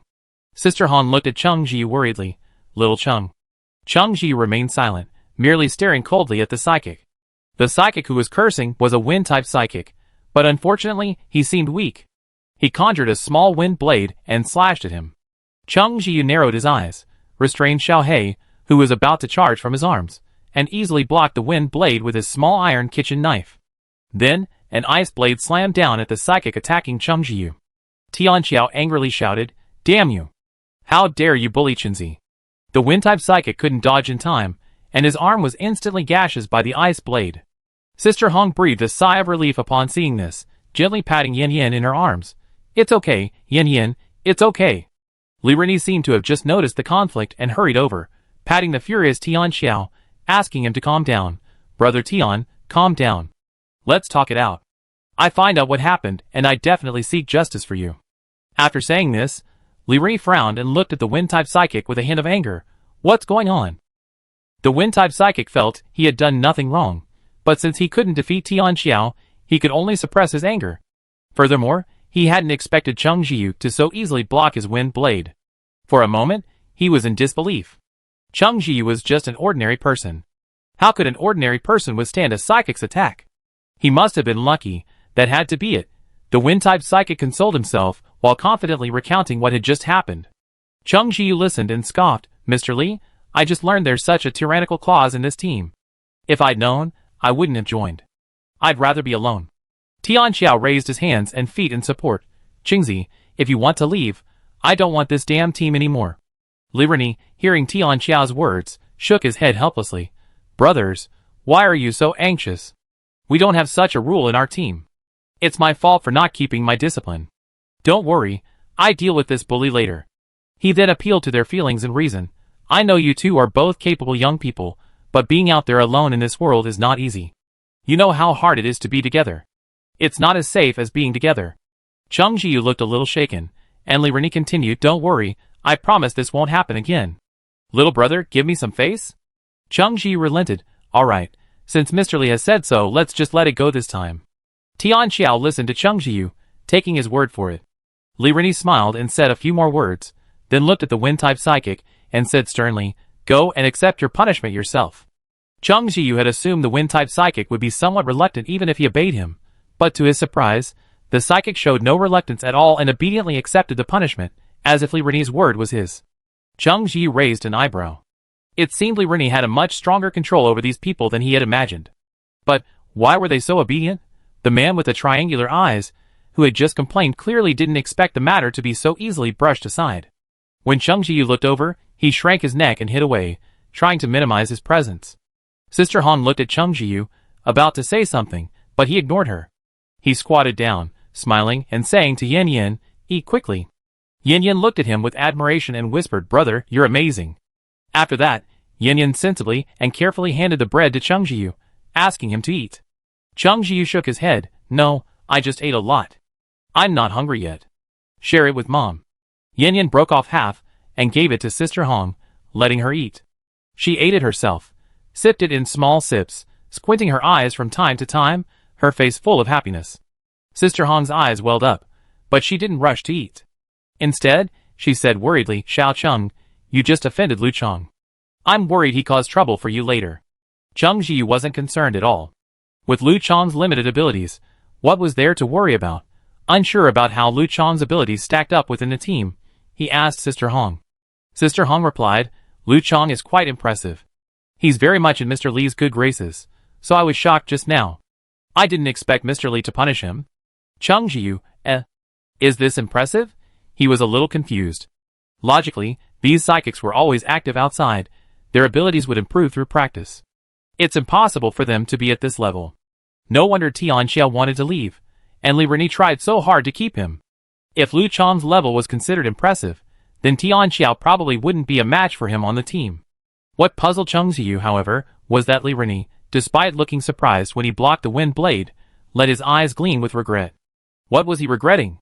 Furthermore, if Li Rennie was so eager for a strong player to join the team, why did he remain so indifferent to him? Cheng Ji didn't feel like he needed to be flattered. Rather, he felt uncomfortable being flattered. He simply found it strange. Li Rennie's actions were illogical. Could it be that strength was determined solely by whether or not one possessed superpowers? For a moment, he couldn't wrap his head around it, but decided to put it aside. He knew he'd find out eventually. Soon, the superpowered individuals packed up their supplies and led everyone back to their temporary base. They were lucky, encountering only scattered zombies along the way. Cheng Ji observed that Li Rennie showed no signs of attacking from beginning to end. He wondered if he was just used to giving orders, or if it was something else. He didn't see anything wrong with it. After all, it was normal for a team leader to hold back easily. As the psychics unleashed their powers to deal with the zombies, Cheng Ji realized Sister Hong wasn't exaggerating.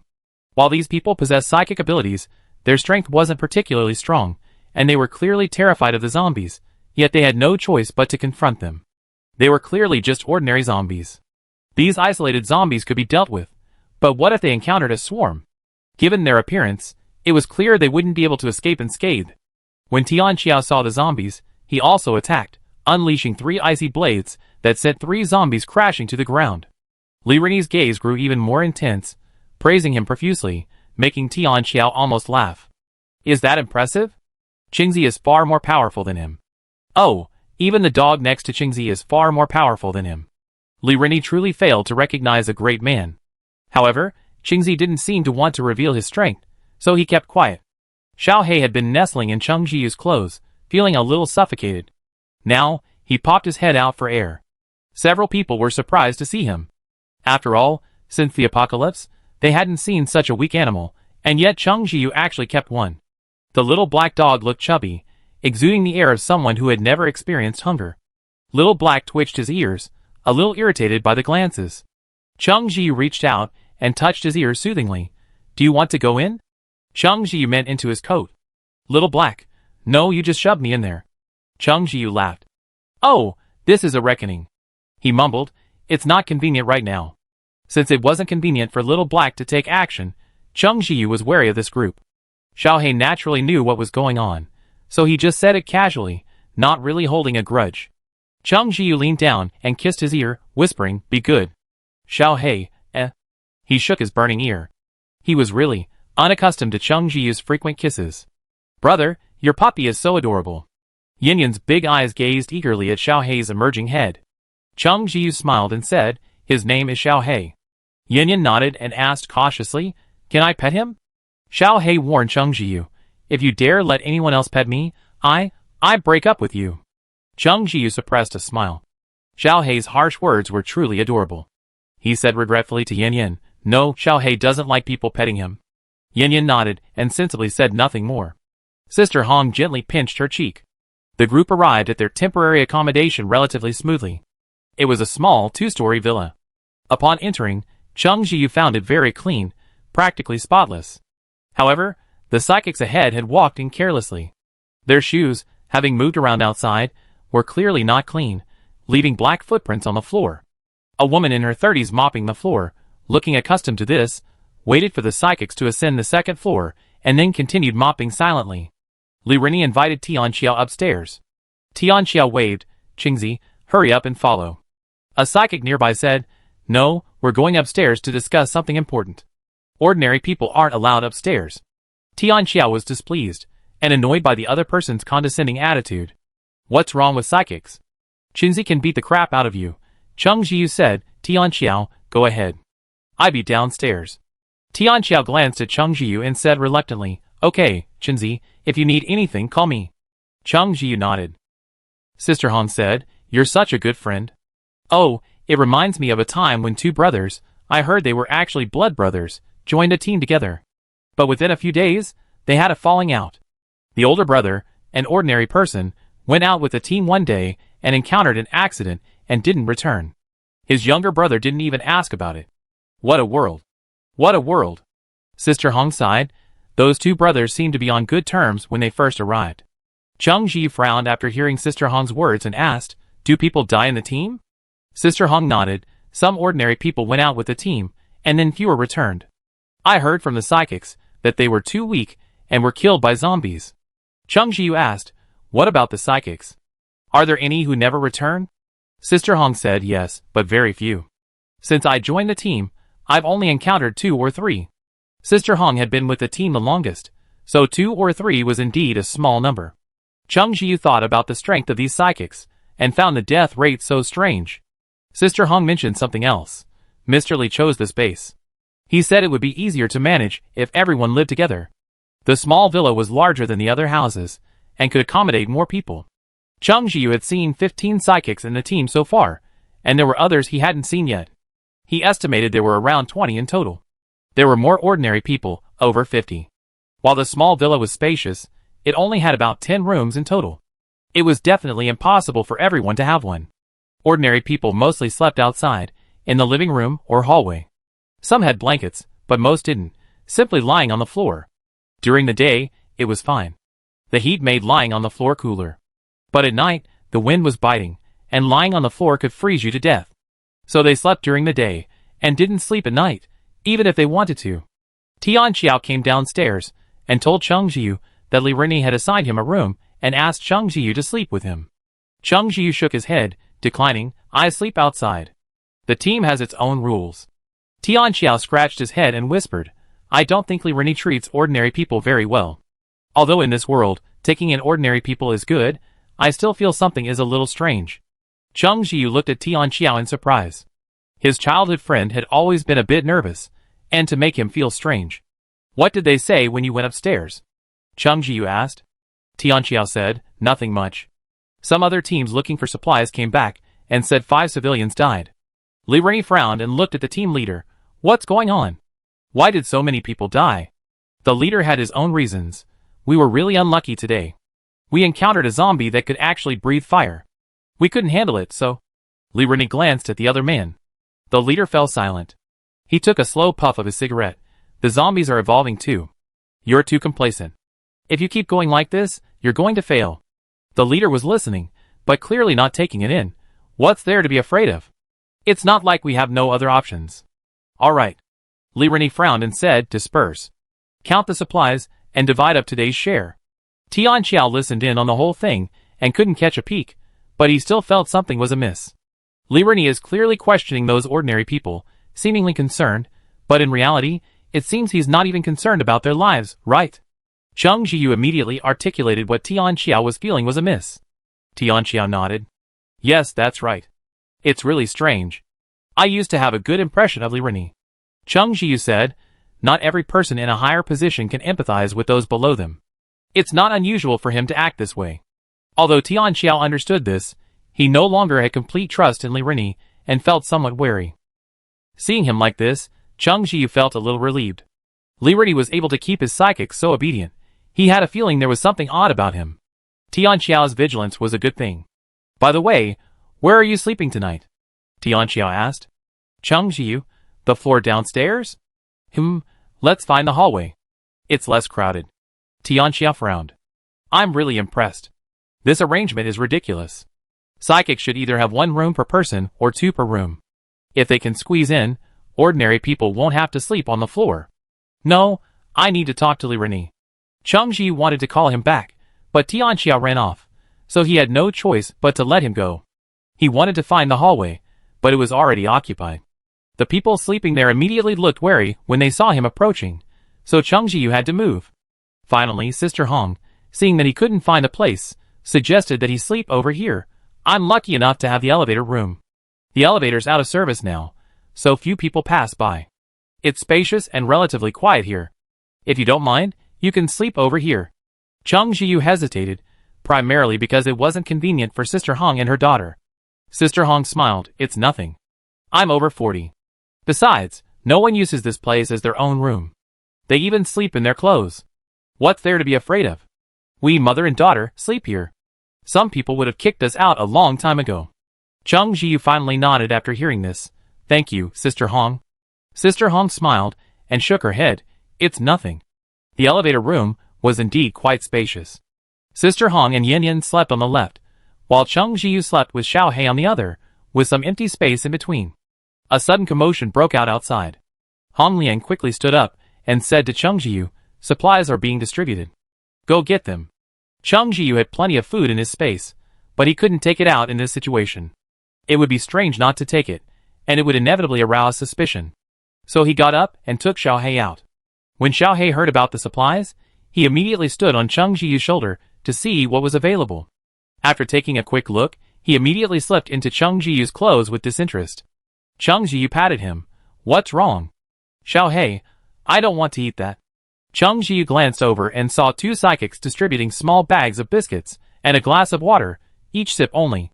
He had expected the ordinary people wouldn't get much, but he hadn't expected it to be so little. There had been plenty of supplies at the small supermarket today, so it wouldn't be this small. Cheng Jiyu frowned slightly and was nudged. What are you standing there for?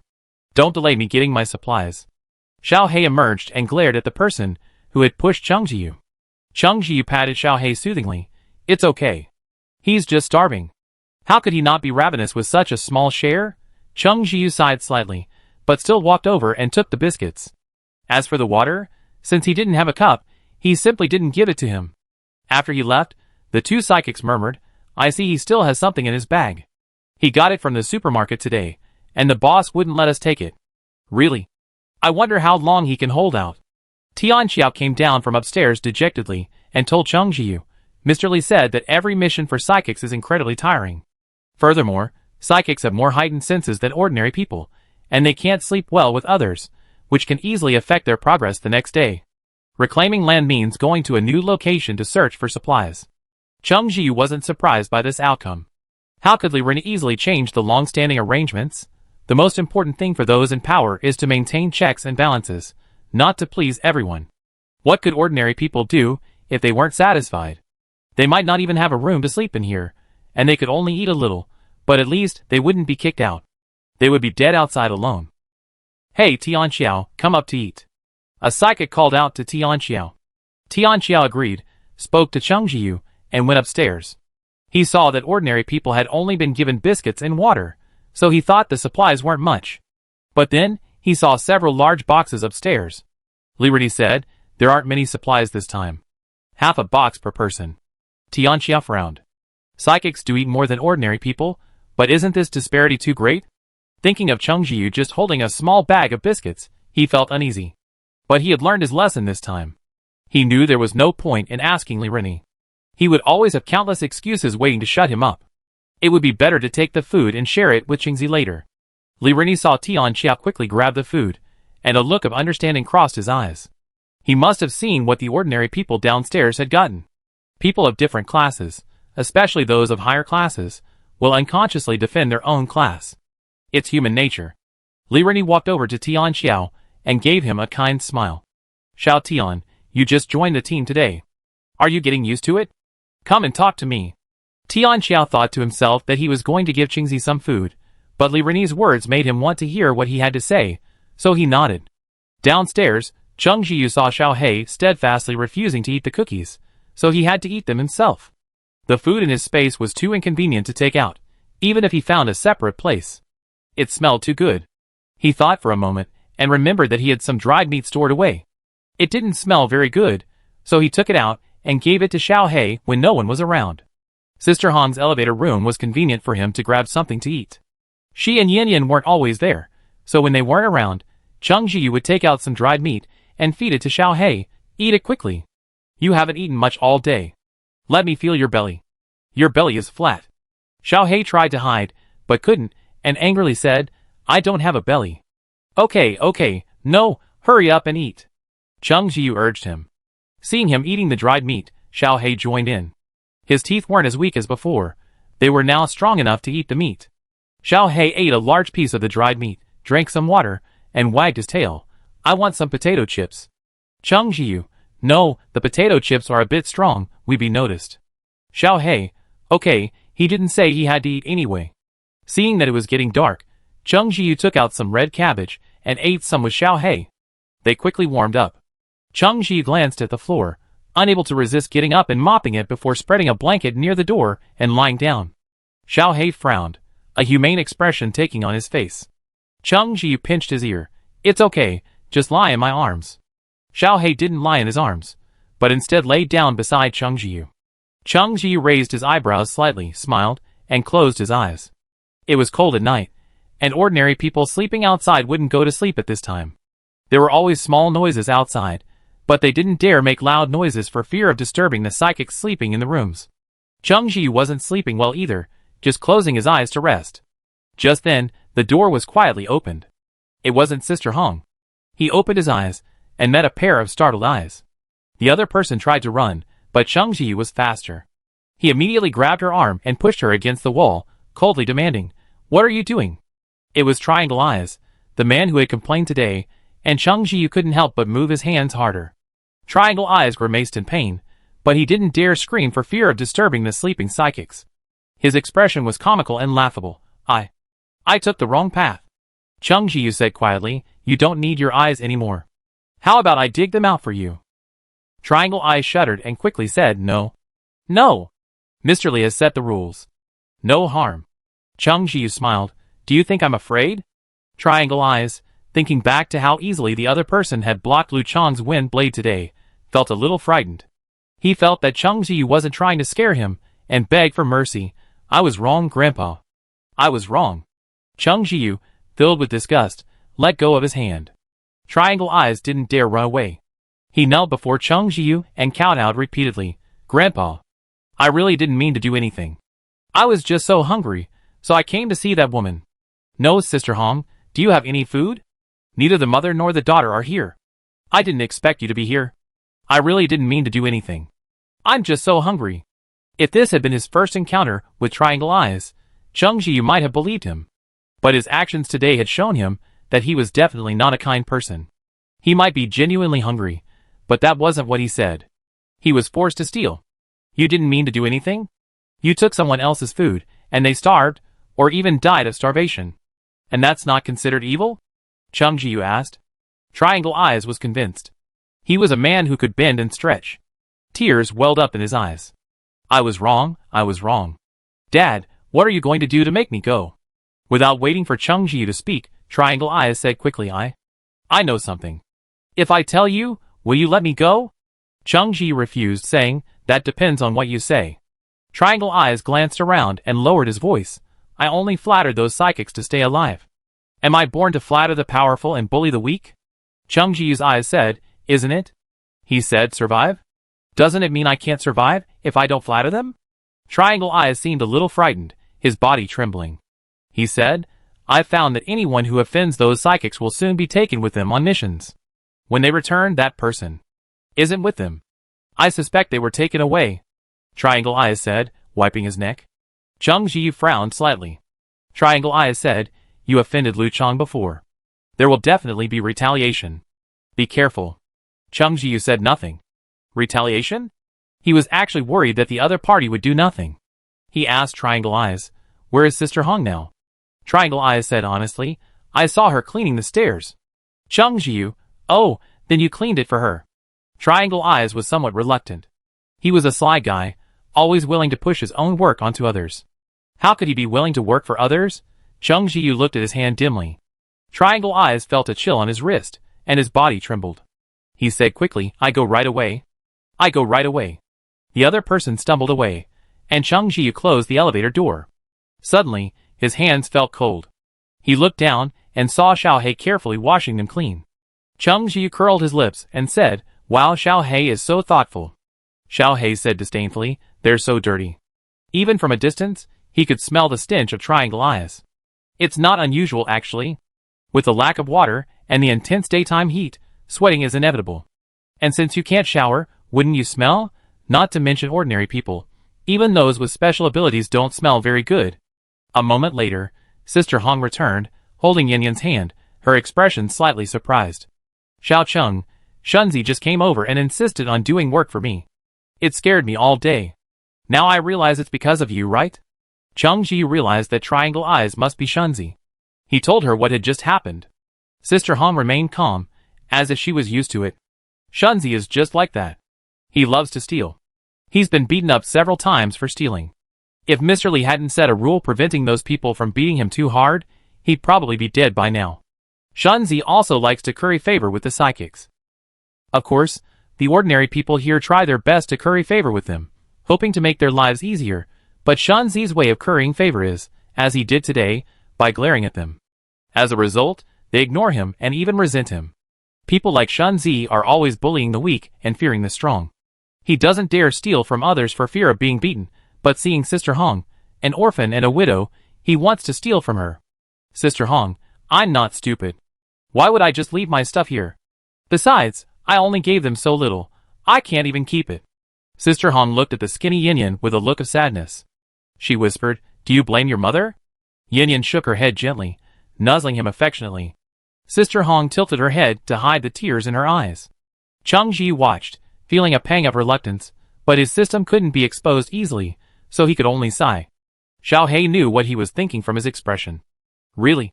He stretched out his paw and gently patted Chung Jiu's hand. Chung Jiu smiled, calming himself. He pulled a thicker coat from his bag. He'd brought it just in case, and since the red cabbage, he'd never worn it. He offered it to Sister Hong. Sister Hong, it's cold tonight. Let Yin Yan wear it. Sister Hong glanced at Chung Jiu's thin coat and quickly refused. No, you're wearing so little yourself. I can't have it. I'm not particularly cold shy. Yin Yan's young. Don't let her get cold. Chung Jiu said, feigning anger, if you refuse again, I'd be furious. Besides, if it weren't for you, I'd have to sleep in the hall outside. The smell outside is unpleasant. Chung Ji wrinkled his nose as he spoke. Sister Hong was amused by his expression. You? I really don't know what to say. Since the apocalypse, she had seen much malicious intent with Yan Yan, but rarely had she seen someone as innocent as Chung Jiu. She finally gave up and offered to give the clothes to Yan Yan. Yan Yan shook her head. Mommy, wear them. I snuggle in your arms. That way we'd both be warm. Sister Hong praised. Wow, Yan Yan is so smart.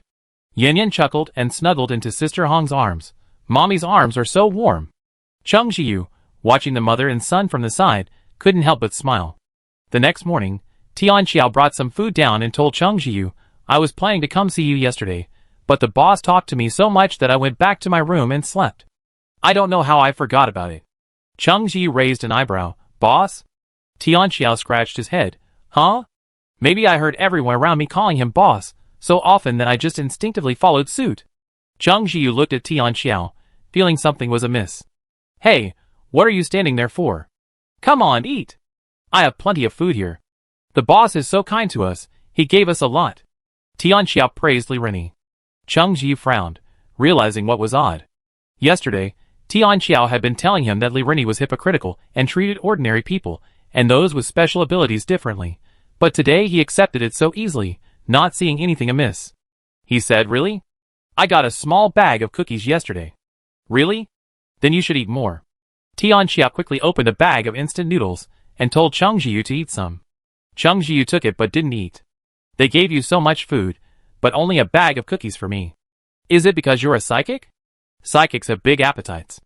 Tianxiao also felt strange, but his subconscious told him it wasn't a problem. He looked conflicted. Maybe the boss was just a little careless. I talked to him later. Cheng Jiu, Chinzi, why do you look like that? It's giving me chills. Tianxiao rubbed his arms. Cheng Jiu, do you remember where we're going? Yes, I'm going home. I want to go back to see my parents. Tianxiao finished, then added, but I don't know why, I just can't bear to leave this place. I can't bear to leave the boss. Cheng Jiu didn't think the first half was too far-fetched, but after hearing the second half he said, If Tianxiao stayed any longer, he might even forget where his parents were from. Xiao He watched from the side and said, people with a surname Li can manipulate people's hearts, making them unconsciously support and be loyal to them. Cheng Jiu frowned. Is this Li Rini's ability? What should we do with Tianxiao's current situation? Xiao He, it's okay, just wake him up. Then, Xiao He jumped onto Tianxiao's shoulder and smacked him on the head with one claw. Tianxiao cried out, Brother He. Why did you hit me? Xiao He had already jumped back into Cheng Ji's arms and yawned calmly. Hiss. That hurts. Qingzi, you have to make the decision for me. Tianxiao rubbed his head, feeling very aggrieved. Cheng Ji stroked Xiao He's fur and said, you can ask your boss to make the decision for you. Tianxiao, what boss? Cheng Ji, Li Rini, you were calling me boss all the time, so happy, and you didn't even want to go home to your parents. Tianxiao's eyes widened. Qinzi, are you kidding me? Cheng Ji didn't say anything. Tianxiao knew from his expression that he wasn't joking. He felt a chill down his spine and hugged himself tightly. Am I going to become Li Rini's lackey? No, Qinzi, let's go. Cheng Ji shook his head. Do you think Li Rini will let us go so easily? While they could certainly lead directly, for ordinary people like these, following Li Rini and his men would be a dead end. What should we do? Li Rini's abilities are terrifying, aren't they? Tianxiao rubbed the goosebumps on his arms. Xiao He said, it's okay. Let him see Li Rini once, then come to me, and I wake him up. Cheng Ji coughed softly, and relayed Xiao He's words to Tianxiao. Tianxiao rubbed his still aching head and asked pitifully, is there no other way? Cheng Ji, no. Tianxiao was now completely disgusted by Li Rini. Cheng Ji warned him, don't let Li Rini notice anything's wrong. Didn't you acknowledge him as your boss? Keep pretending. Tianxiao looked visibly upset and said weakly, okay. He grumbled, why didn't he brainwash you? Is it because you're so determined? Cheng Ji also found it strange.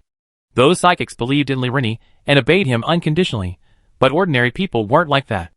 They feared psychics, but were also grateful for their shelter and respect for Li Rini, but they didn't act like psychics. In a flash, a thought struck him, and he exchanged a glance with Xiao He, because Li Rini's ability can only target psychics. No wonder Li Rini's expression of regret crossed his face when he realized that even without his abilities, Cheng Ji's strength was formidable. He was simply regretting that, as he wasn't a psychic, he couldn't be affected by his abilities. Oh my god, that makes sense. Tianxiao clapped his hands. No wonder the distinction between ordinary people and psychics was so clear here. He'd previously thought it was based on strength. After all, psychics were undoubtedly superior to ordinary people. But now it seemed that wasn't the case. Psychics can be his loyal supporters, but ordinary people, in this team, are consumables. Cheng Ji stated a harsh truth.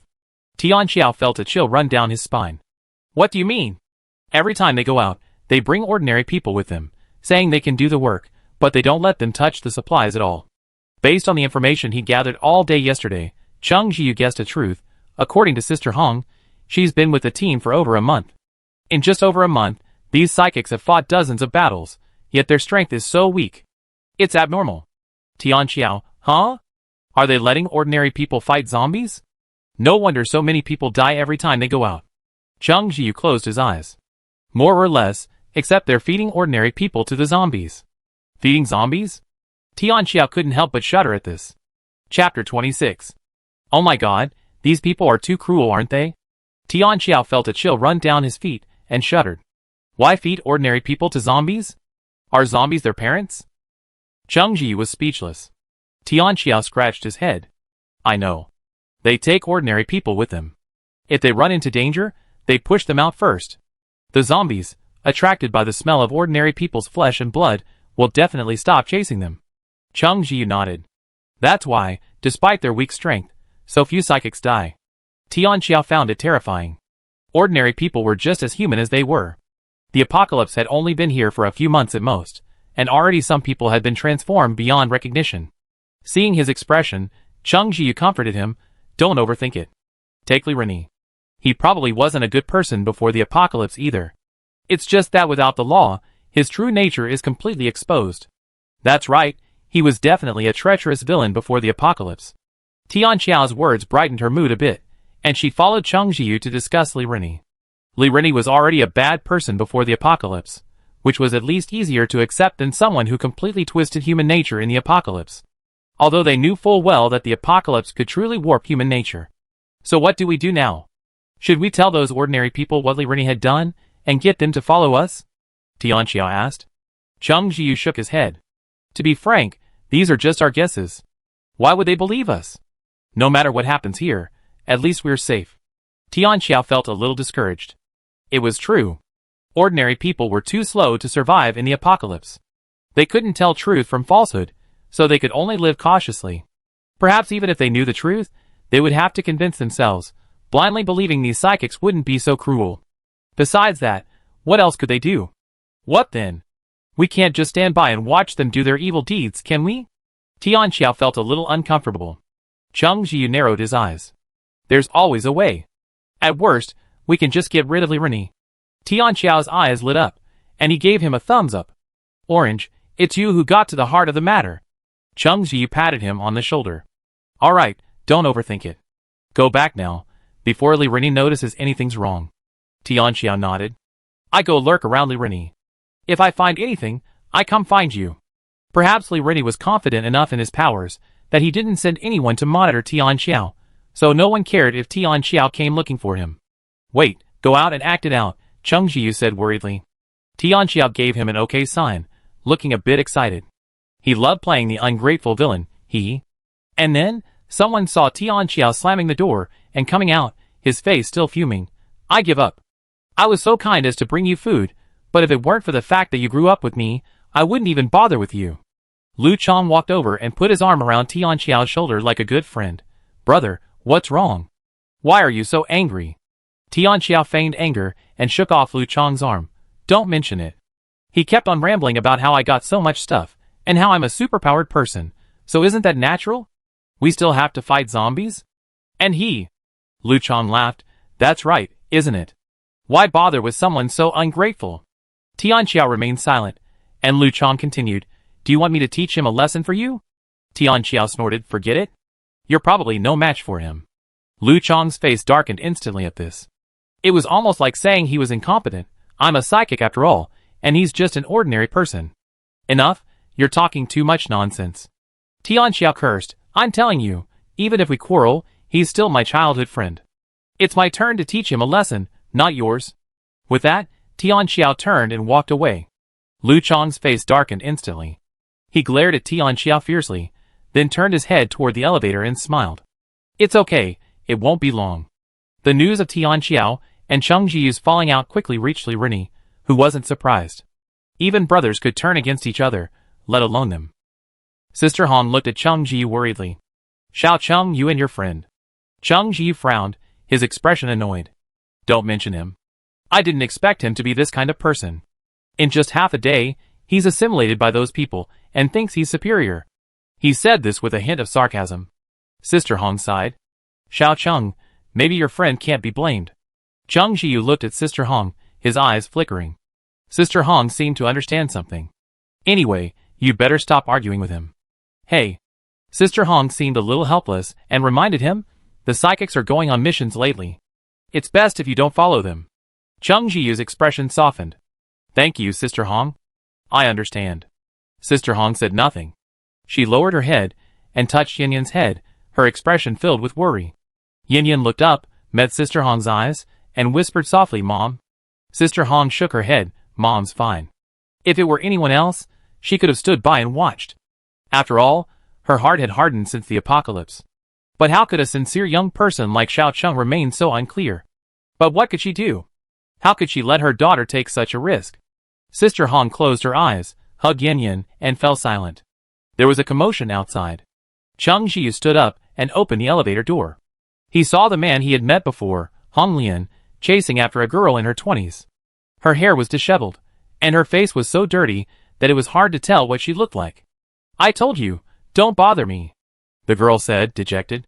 Though curious, the people around them didn't dare to look any further. After all, Hong Lian was a psychic, and notoriously vicious. Redface said, I've already told you. If you don't follow me, sooner or later. He lowered his voice. Do you really think you can get to the bread base safely? I'm telling you, don't be so naive. The girl shuddered, glared at Redface, and repeated, I told you, don't bother me. Redface gritted his teeth, the skin on his cheek twitching a few times, making him look particularly frightening. The girl lowered her head and quickly walked away, but he didn't chase her. Instead, he glared fiercely at the people around him, who were looking over. What are you looking at? If you keep looking, I gouge out your eyes. Everyone shuddered and quickly averted their gazes. Redface walked away, and Old Knife, who had just witnessed the scene, sneered, You're back, you big lover? Tell me, we're all superpowered now. What are we afraid of? If soft tactics don't work, just use force. Redface glared at Old Knife. I'm warning you, don't do anything to her or I make you pay. Lao Dao raised his hand. Okay, I was just saying it casually. Look at you. Hong Lian said, I want her to be willing. Everyone used to avoid me, and some even scolded me, but she's different. Lao Dao didn't understand. What was the big deal? She's just a woman. Even if Hong Lian knew her before, it was just an acquaintance, not his wife. Lao Dao suddenly smiled and patted Hong Lian's shoulder. Don't worry, I'm helping you. Isn't it just to make her willing? Hong Lian looked at Lao Dao with a look of concern. Lao Dao smiled. Don't worry, I won't do anything rash. You can expect to thank me later. Hong Lian wanted to say something, but Lao Dao had already walked off humming a song. He frowned and shut up. He thought about it. He was a loner. Of all the psychics, he had the best relationship with Lao Dao and understood him. He figured she wouldn't dare do anything, so he didn't take it seriously. Seeing nothing happened, Chung Jiu averted his gaze, lowered his head, and gently flicked Xiao Hei's ears. The sound twitched and was quite bouncy. Xiao Hei, annoyed, turned his head and glared at him. Chung Jiu smiled and withdrew his hand. So boring. Who told you to ignore me? Even though he was wrong, he was still angry. Xiao Hei's laughter made him lose his temper. He pressed his paw on Chung Jiu's hand. Is it not enough for me to pay attention to you? Chung Jiu, softened by his behavior, lowered his head and kissed Xiao Hei's ear. Xiao Hei, you're so nice. Xiao Hei, you again. Never mind. After harassing Xiao Hei for a while, Chung Jiu felt much better. He closed his eyes and pondered his next move. This group of people wouldn't be quiet for long. Upstairs, Tian Xiao was about to return to his room when he ran into Li Rini. Tian Xiao felt sick to his stomach, but a look of admiration crossed his face. Boss. Li Rini, having heard what happened downstairs, was in a good mood. Xiao Tian, I heard about your argument with your friend. Well, it's not your fault. Being a psychic is like that. The day you became one, you were already different from ordinary people. Even friends can't help but feel unbalanced. Tian Xiao resisted the urge to roll his eyes, afraid to reveal his emotions. He lowered his head to hide his feelings. I didn't expect him to be like this. We used to have such a good relationship. Ah, that's human nature. Li Rini patted Tian Xiao's shoulder, his expression akin to someone who understood human nature. If you want to blame someone, blame it on fate. It made one of you a superpowered person, while the other is truly ordinary. Tian Xiao couldn't bear it any longer. Boss, I want to go back to my room and be quiet. Li Rini, understanding, said, Go ahead. If you have any questions, come find me. When Tian Xiao returned to his room, Li Rini frowned slightly. He felt something was amiss, but he couldn't put his finger on it. He shook his head. His superpowers had never failed, so what could be wrong? He figured he might be overthinking it. Besides, no matter what, Chung Ji-yu couldn't be kept. He looked restless, and while he didn't have any superpowers, he was quite skilled. Oh, why didn't he have any superpowers? What a shame. Chung Ji-yu was just closing his eyes to rest when a commotion erupted from outside. Come on, come out for a moment, we need to talk. Chung Ji-yu opened his eyes. Hong Jie, standing beside him, quickly helped Yan Yan to her feet and warned him, let's go quickly, or we get scolded. Chung Ji-yu nodded, tucked Xiao Hei into his arms, zipped up his shirt, and followed. Several psychics, including Li Rennie, stood at the top of the stairs. They were so high up that ordinary people had to look up to see them. Everyone's here, right? The psychic who spoke glanced around briefly before saying, I'm just saying, we've had a couple of days of peace recently, but this temporary peace hides countless hidden dangers.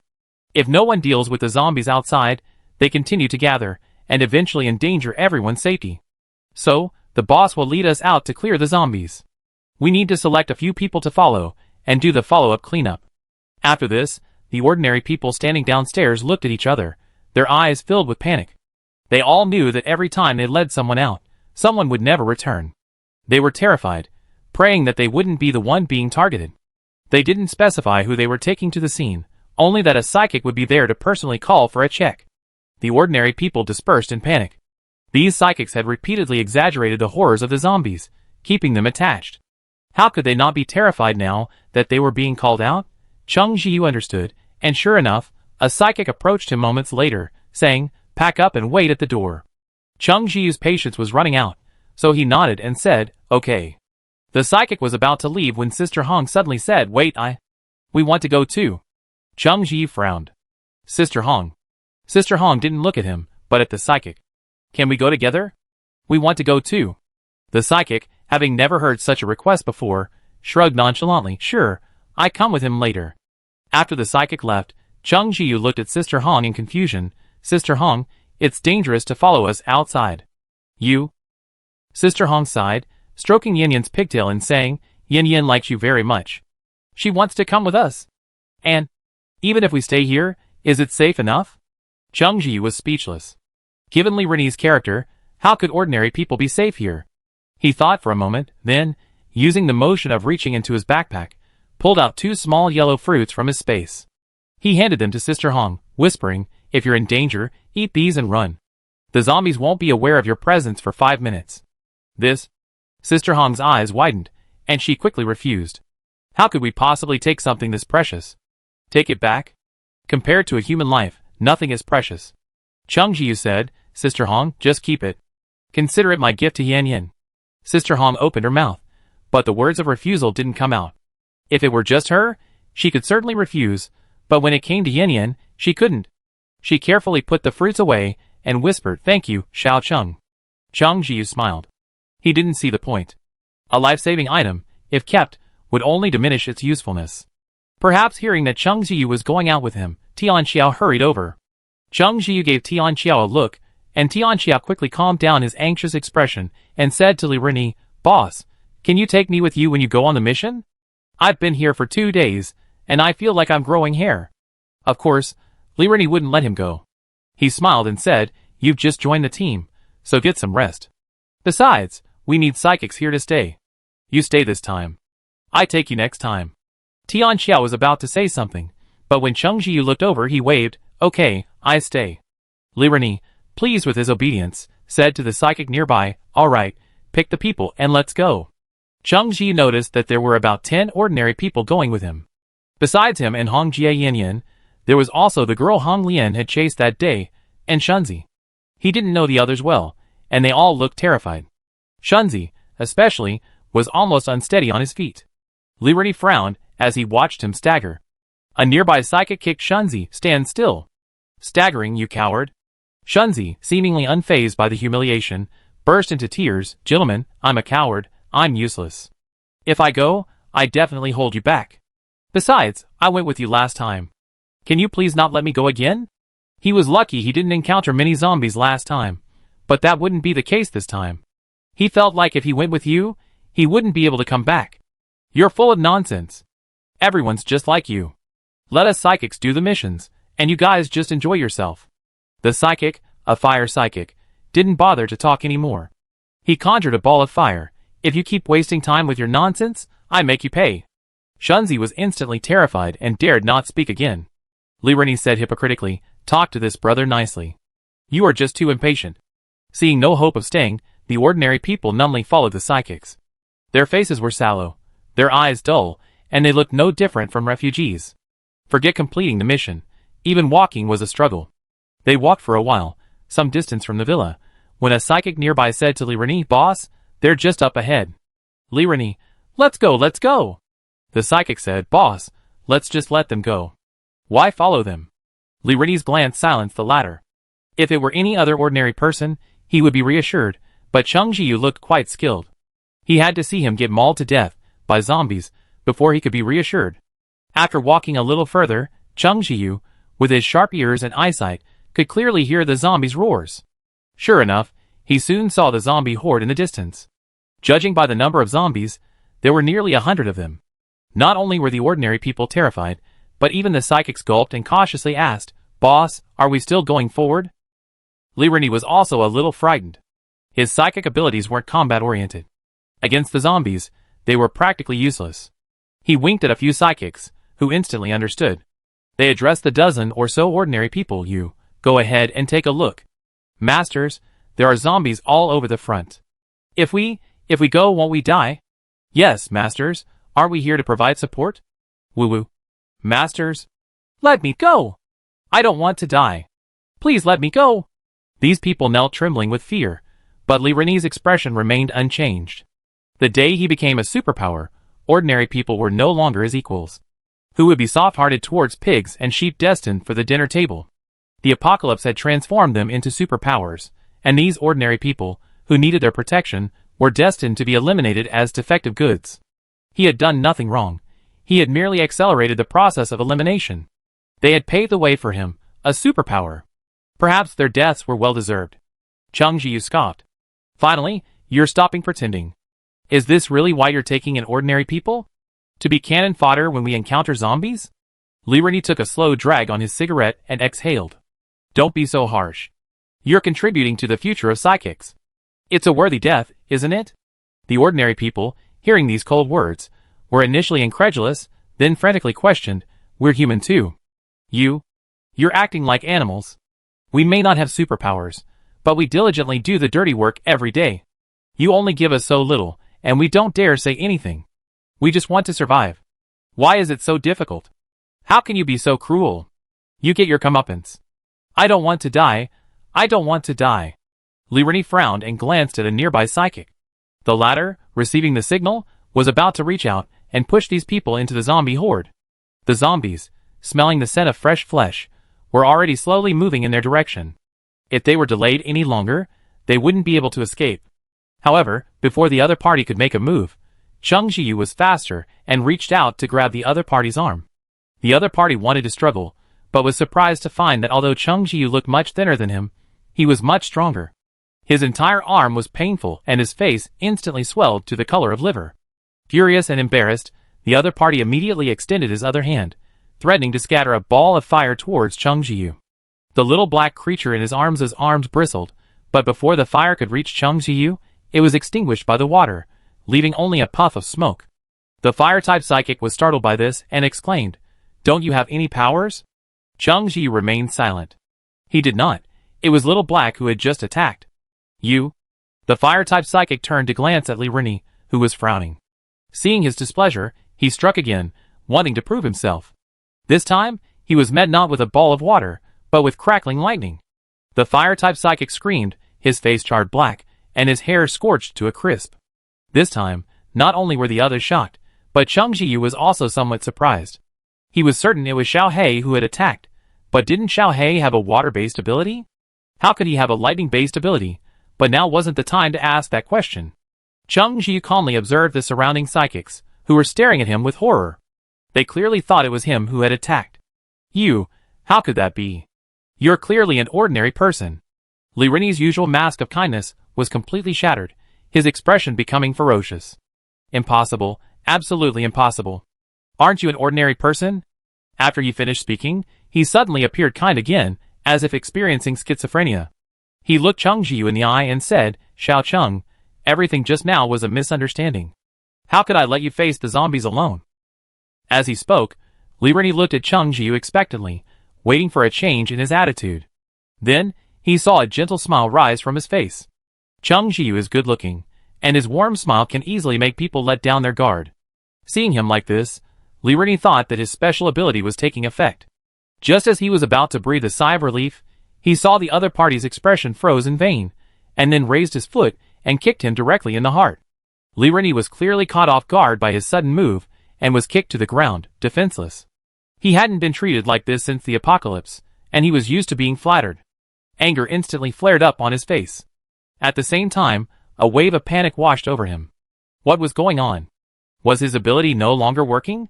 He had just used it, and Chung Jiu should have shown some affection for him.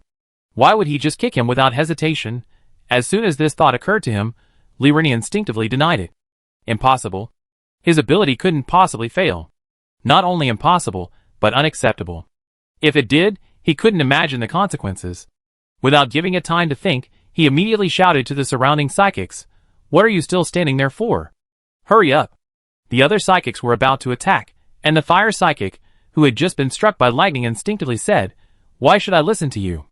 This time, not only was Li Renyi shocked, but even Chung Jiu was a little surprised that a psychic would refuse Li Renyi's request. He looked at the fire psychic being burned by the tinfoil from the electric shock, and a thought occurred to him. Is it because of Xiao He? The fire psychic's words caused Li Renyi to panic again. What was going on? This had never happened before. Was there something wrong with his ability? The fire psychic saw the others looking at him with a strange look and scratched his head. Am I wrong? Why should I listen to him? As he spoke, his brow furrowed, perhaps remembering what he had done before. His face was filled with disbelief. Was I possessed? How could I do such a thing with you? Even though he didn't consider himself a good person, he wouldn't treat ordinary people like zombie food, right? Chung Jiu said from the side. Li Renyi's ability allows him to control psychics. You've been controlled by him. The fire psychic, upon hearing this, immediately looked at Li Renyi, his eyes blazing with fury. Li Renyi feigned composure, addressing the other stunned psychics. What are you still standing there for? Hurry up. Chung Jiu raised an eyebrow, and gently patted Xiao He. Xiao He didn't need any prompting. He shocked each one. For a moment, the psychics froze in place, slowly coming to their senses before erupting in curses. Chung Jiu looked at the approaching zombies, and pulled out his Xiao He brand kitchen knife. Stop cursing. Let's deal with the zombies first. The psychics exchanged glances. While their previous actions had been controlled by Li Renyi, that didn't mean they were all good people. But now, they had no choice but to unite and fight the zombies.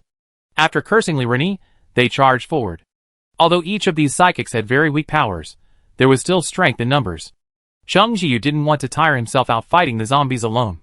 He looked at the ordinary people standing there stupidly, frowning slightly. What are you standing there for? Get involved too. Even if these ordinary people took action, they wouldn't be able to help much. But they had always imagined zombies to be so terrifying that the mere mention of them made them tremble like frightened birds. In this apocalyptic world, this was clearly unacceptable. No matter what, they had to be able to protect themselves.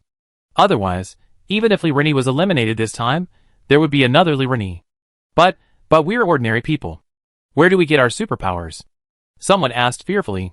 Yeah, aren't there superpowered people? Someone muttered.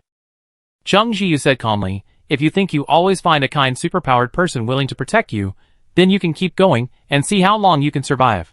Xiao He, Chung Jiu is just too kind. He's saying this entirely for these ordinary people. He wasn't deliberately trying to make things difficult. He was simply speaking the truth. Some ordinary people were dissatisfied. The words were too harsh, but they were also afraid, knowing Chung Jiu was telling the truth. Of course, some people, upon hearing Chung Jiu's words, mustered up the courage to pick up any sharp weapon they could find and throw it at the zombies. Sister Hong was one of them. She looked incredibly thin, having eaten very little for so long, making her look malnourished, but she burst forth with astonishing strength, hacking at the zombies with all her might. Chung Jiu warned, chop off the zombie's head. Sister Hong's hands were a little weak, and Yin Yin beside her shouted, Mom, let me help you. Then Yin Yin picked up something bigger than her own head, and smashed it against the zombie's head. The zombie's head, no matter how hard it was no match for stone, and it instantly shattered. Chung Jiu raised an eyebrow. How could a little girl have so much strength? Xiao Hei flicked his tail, a power user. Cheng Jiu understood. No wonder Sister Hong and Yin Yin, the first to join the team, had survived safely until now. As for Sister Hong's deliberate concealment of Yin Yin's power, it was obvious that she had guessed something was amiss with Li Rennie. Damn it, aren't they just zombies? I've had enough. I'm not afraid of a woman, so why should I be afraid? I'm going to fight this thing. I've had enough too. Let's fight. The worst that can happen is death. Some ordinary people, perhaps inspired by Sister Hong, took the initiative to fight the zombies. These ordinary zombies were slow-moving and not particularly scary, aside from being difficult to kill. And with the presence of psychics nearby, Cheng Jiu let them take action. Only by overcoming their fear would they stop cowering. If nothing else, at least they would be able to protect themselves against ordinary zombies, rather than just standing there waiting to die out of fear.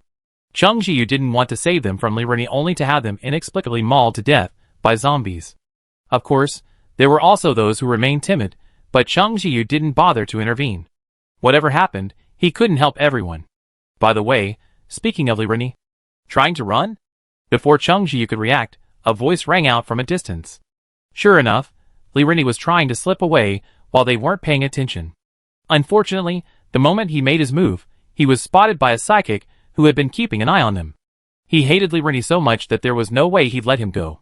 He struck Li Rennie's leg with his psychic power, causing him to scream, his face pale, and covered in cold sweat as he huddled on the ground. The psychic sneered. As soon as he'd escaped control, he remembered that he joined the team with his brother, and that Li Rennie had controlled him and fed his brother to the zombies. He couldn't imagine the despair his brother felt the moment his skin was pierced by the zombies, and all this was because of Li Rennie. Li Rennie hadn't wanted to take them to some bread base. How could a base compare to the exhilaration of controlling a superpowered being here and reigning supreme? However, he wouldn't get his wish. He wouldn't let Li Rennie go, not to mention the others. These were ordinary zombies, quickly dispatched. Some looked at the motionless zombies before them, then glanced at their hands. The weapons they picked up instantly fell to the ground.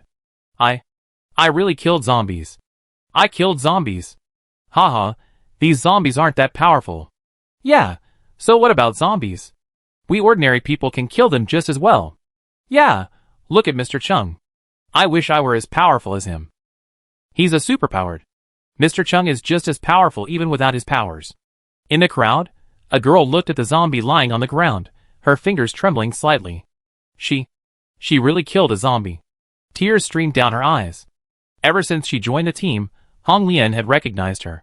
They'd met a few times before the apocalypse. As a superpowered being, Hong Lian had taken good care of her. She was grateful, yet also uneasy. Sure enough, not long after, Hong Lian confessed his feelings to her. She couldn't accept it and rejected him. Hong Lian still cared for her, but she didn't dare accept it. She knew what it would mean if she did. She thought that she could survive on her own in the team, even if the food she was given was minimal, as long as she could survive. At the bread base, she might be able to survive bit by bit through her own labor. The bread base recruited ordinary people because there were many tasks that ordinary people needed to do, tasks that people with special abilities didn't have the time for. But she soon despaired. Hong Lian told him that Li Rennie hadn't planned to take them to the bread base. He even said, "Do you know how those ordinary people died? You don't really think it was an accident during the mission, do you? I'm not afraid to tell you. The psychics who were taken out were used to delay the zombie attacks. When they encountered an overwhelming number of zombies, they pushed the ordinary people out. The zombies were only focused on biting them, so naturally they didn't bother chasing the psychics. Ordinary people kept these things a secret, and even if they speculated wildly, no one truly knew the truth. Not only ordinary people, but even the psychics, who had just joined the team might not know. Take Lao Dao, for example. When he first arrived, he complained about Li Rennie taking in ordinary people. They thought Li Rennie was kind, but the truth was cruel. The girl's initial reaction to Hong Lian's words was disbelief, but she subconsciously observed and discovered that, just as Hong Lian said, the psychics would specifically pick a few ordinary people on almost every mission, and most of the time, these ordinary people never returned. She was initially terrified when she learned the truth, but she calmed down. Hong Lian thought that this would convince her to be with him. Unexpectedly, she didn't want to live in such a state of humiliation. She thought of her parents, who had been mauled to death by zombies after the apocalypse, and surprisingly, she felt less afraid. Perhaps reuniting with them wouldn't be a bad idea. But just as the zombies were about to bite her, She saw the ordinary people around her fighting back. For some reason, she instinctively fought back. When she came to her senses, she remembered that the terrifying, invincible zombies had been killed by her. Really? Dead. Tears welled up in her eyes, and she sobbed out of frustration. No one laughed at her, because everyone was feeling the same. Just then, Chung Jiyu's smile faltered as he heard something unusual. Xiaohei, level 1 zombie. Chung Jiyu's pupils constricted as a fallen zombie suddenly, without warning, stood up and clawed at the nearest girl. Before he could warn her, an unexpected figure appeared. Hong Lian quickly stood behind the girl, attempting to activate his supernatural powers. But this wasn't an ordinary zombie, it was much faster than him. Before Hong Lian could react, he felt a pain in his body. He looked down and saw a section of his body hollowed out by the supernatural zombie. Chen-Wen. The girl turned her head at the noise and saw the scene. She screamed Hong Lian's name in shock. Hong Lian's real name was Chen-Wen, but because of the birthmark on his face, he had acquired this nickname. So many people called him that, even he had almost forgotten his original name. Lin Jing, kill me, Chen-Wen said calmly, without any resentment, but rather with a sense of relief. The zombie behind him had already withdrawn its hand, but was about to continue its attack. Chung Jiu conjured a crossbow and fired at the zombie, but it was incredibly fast and dodged the arrow. He frowned slightly. It's a speed type. The zombie was incredibly fast, and in almost an instant, it was about to bite Lin Jing again. Chen-Wen, already somewhat transformed into a zombie, pushed Lin Jing aside and shouted, "Get out of the way!" Everyone instinctively dodged, and then a huge explosion erupted. By the time everyone realized what was happening, they realized Chen-Wen had self-destructed. The higher the level of the psychic, the greater the power of the self-destruction. Chen-Wen, already a zombie, knew he would become a zombie sooner or later, so he chose to self-destruct, perishing alongside the psychic zombie. Lin Jing stood there in a daze. She hadn't expected Chen-Wen to make such a last-minute decision. The smoke from the explosion dissipated, and everyone was lost in shock. Chung Jiu saw a shadow, his pupils narrowing slightly. Be careful, that zombie isn't dead. The creature was a speed type, and even with Chen-Wen holding it, it had managed to dodge the explosion.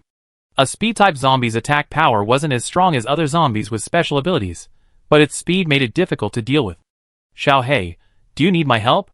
Chung Jiu closed his eyes, holding the kitchen knife. Not yet. He silently recited the mental method Xiaohei had given him, and then entered a mysterious state.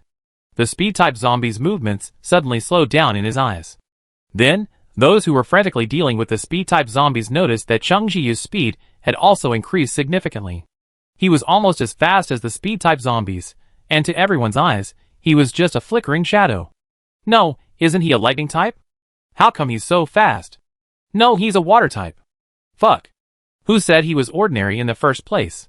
He said it himself, and, even without his powers, we can't beat him. The psychics couldn't help but reflect. Could it be? They were too weak. Xiaohei, it's obvious, are you just noticing it? Everyone murmured, watching the two figures, wary of a sneak attack from the speed-type zombie, while praying nervously that Chung Jiu could finish it off. If Chung Jiu couldn't do it, then they were all doomed. Just as everyone held their breath, the two figures stopped, and they saw Chung Jiu, sweat on his forehead, calmly sheathing his kitchen knife. The speed-type zombie slowly fell to the ground, motionless. Chapter 27. Fuck, Mr. Chung is awesome. Someone reacted and shouted excitedly. Chung Jiu's expression remained unchanged. The fight with the zombie had just taken a lot of energy, and now that he'd recovered, he felt a bit exhausted. After all, he hadn't been moving at his normal speed. That kind of speed was incredibly exhausting. He steadied himself, trying not to show it. How are you? Others didn't notice, but Xiaohei was well aware of Chung Jiu's current situation. Now that Xiaohei possessed lightning powers, his strength had greatly increased, and he could handle speed-type zombies. But he hesitated and didn't attack. Chung Jiu needed actual combat to improve his strength. Although he didn't attack, he kept a close eye on the battle, ready to strike if Chung Jiu showed any signs of trouble. But Chung Jiu was clearly much stronger than he'd imagined. However, Xiaohei was inexplicably annoyed. You're already exhausted. Why don't you ask for my help? Chung Jiu was stunned. He tried to touch Xiaohei through his clothes, but Xiaohei pushed him away with a claw. They were getting into a fight. Don't be angry, Chung Jiu whispered. He glanced around, realizing it was too inconvenient to talk. I talk to you later. Xiaohei's ears twitched, but he remained silent. Cheng Jiu looked at Li Rini, who was now bound. Since he needed to speak to activate his powers, his mouth was gagged with a rag. He averted his gaze coldly. Li Rini didn't need his attention. These psychics alone wouldn't let him go. They took Li Rini back to the villa. Li Rini's face was humiliated, yet he harbored unrealistic hopes. He believed there were other psychics in the villa. If they listened to him, he might still have a chance. Arriving at the villa, the other ordinary people saw Li Rini tied up. Although they didn't understand the situation, they didn't dare to say a word for a moment. The psychics, however, rushed forward immediately upon seeing Li Rini bound. Li Rini saw Hope, mumbling something, trying to make a sound, "Come save me." But the next moment, a familiar scene reappeared. Every psychic who rushed over was electrocuted, fell silent, and then glared at Li Rini with angry eyes. Tianxia watched from the side, covering his head.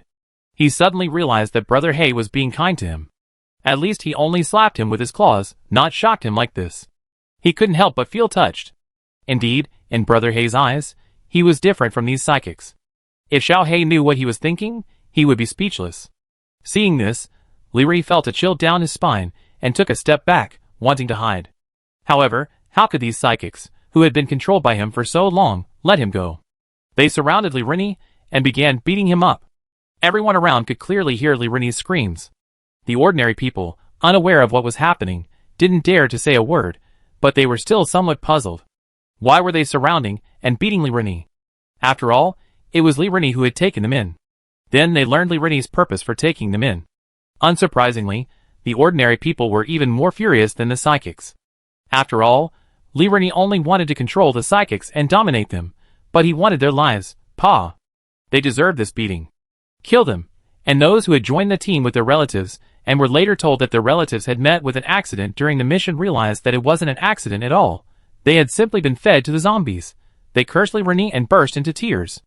Knowing it was Cheng Jiu who had revealed the truth and awakened these psychics, they expressed their gratitude profusely, even kneeling and kowtowing. Cheng Jiu's scalp tingled. He wasn't one for people kneeling and kowtowing. He stopped them and got down to business. What are you going to do next? The ordinary people looked at each other in bewilderment. Their loved ones had passed away, and they couldn't change that. All they could do was survive. I want to go to the bread base. I want to go there too, no matter how hard or tiring it is. I'm really tired of living in fear. Not only ordinary people, but psychics also wanted to go to the bread base. After all, as psychics, they would receive preferential treatment. Furthermore, after meeting Cheng Jiu, they realized how weak they were. If they needed psychic zombies, they would die without knowing how. In any case, going to the base was a good choice. Then I wish you a safe arrival at the base. Cheng Jiu nodded and said. As soon as he said this, a nearby psychic couldn't help but ask, Mr. Cheng, aren't you planning on going to the bread base? Cheng Jiu nodded. He certainly wasn't going. Firstly, he was carrying a system, so it wasn't appropriate for him to be exposed. He wasn't conceited, and he didn't think he'd be able to protect himself if the system was exposed. He could handle one psychic two, but a whole group? The plants the system had given him were all incredibly powerful, and he couldn't guarantee that others wouldn't become disloyal after discovering them. That was why he hadn't allowed Xiao Er to appear from the beginning. If so many people were to act together, he wouldn't be able to enter the system space. He hadn't checked on Xiaoqiang in days, and couldn't delay any longer. Plus, there was another reason. He needed to go home, and the bread base didn't pass by his home. When they heard Cheng Jiu wasn't going with them, everyone was disappointed, and some even complained without thinking, what are we going to do if you don't go? Someone immediately scolded him, are you sick? Do they owe you something? Didn't they say they were going home? I give up. Why are there so many idiots everywhere? Cheng Jiu's mood remained unaffected. These psychics were also going to the bread base. Perhaps they were willing to take ordinary people with them, as a way of making amends for past misdeeds. Hearing their words, the anxious ordinary people felt a little more at ease. Cheng Jiu knew that not every psychic was willing to take ordinary people with them, but he could see that there were kind people among them. This place wasn't too far from the bread base, and with them around, these people should be able to reach the base safely. Besides, Sister Hong was there. She said, don't worry. As long as they behave themselves, I do everything I can to help them along the way. As for those who didn't behave themselves, Sister Hong's message was clear. Her daughter was most important. Cheng Jiu nodded. Sister Hong's perspective was the best. If they didn't prioritize their own safety, he'd be worried about Yan Yan. Yan Yan was a good child. Chung Jiu knew that Sister Hong wanted to go with them today because she wanted to. If Yin hadn't asked, as a mother, Sister Hong wouldn't have wanted to put her daughter in danger. Yin thought he was an ordinary person without special powers, and wanted to protect him. Chung Jiu's heart softened at the thought. He felt he had done nothing, yet such a young child was willing to risk her life for him. Chung Jiu looked at Yin's skinny face, and felt a desire to do something for her. He discussed it with Tian Xiao, and decided not to leave immediately, staying for 2 more days. The next day, Chung Jiu mysteriously invited Sister Hong and Yin over.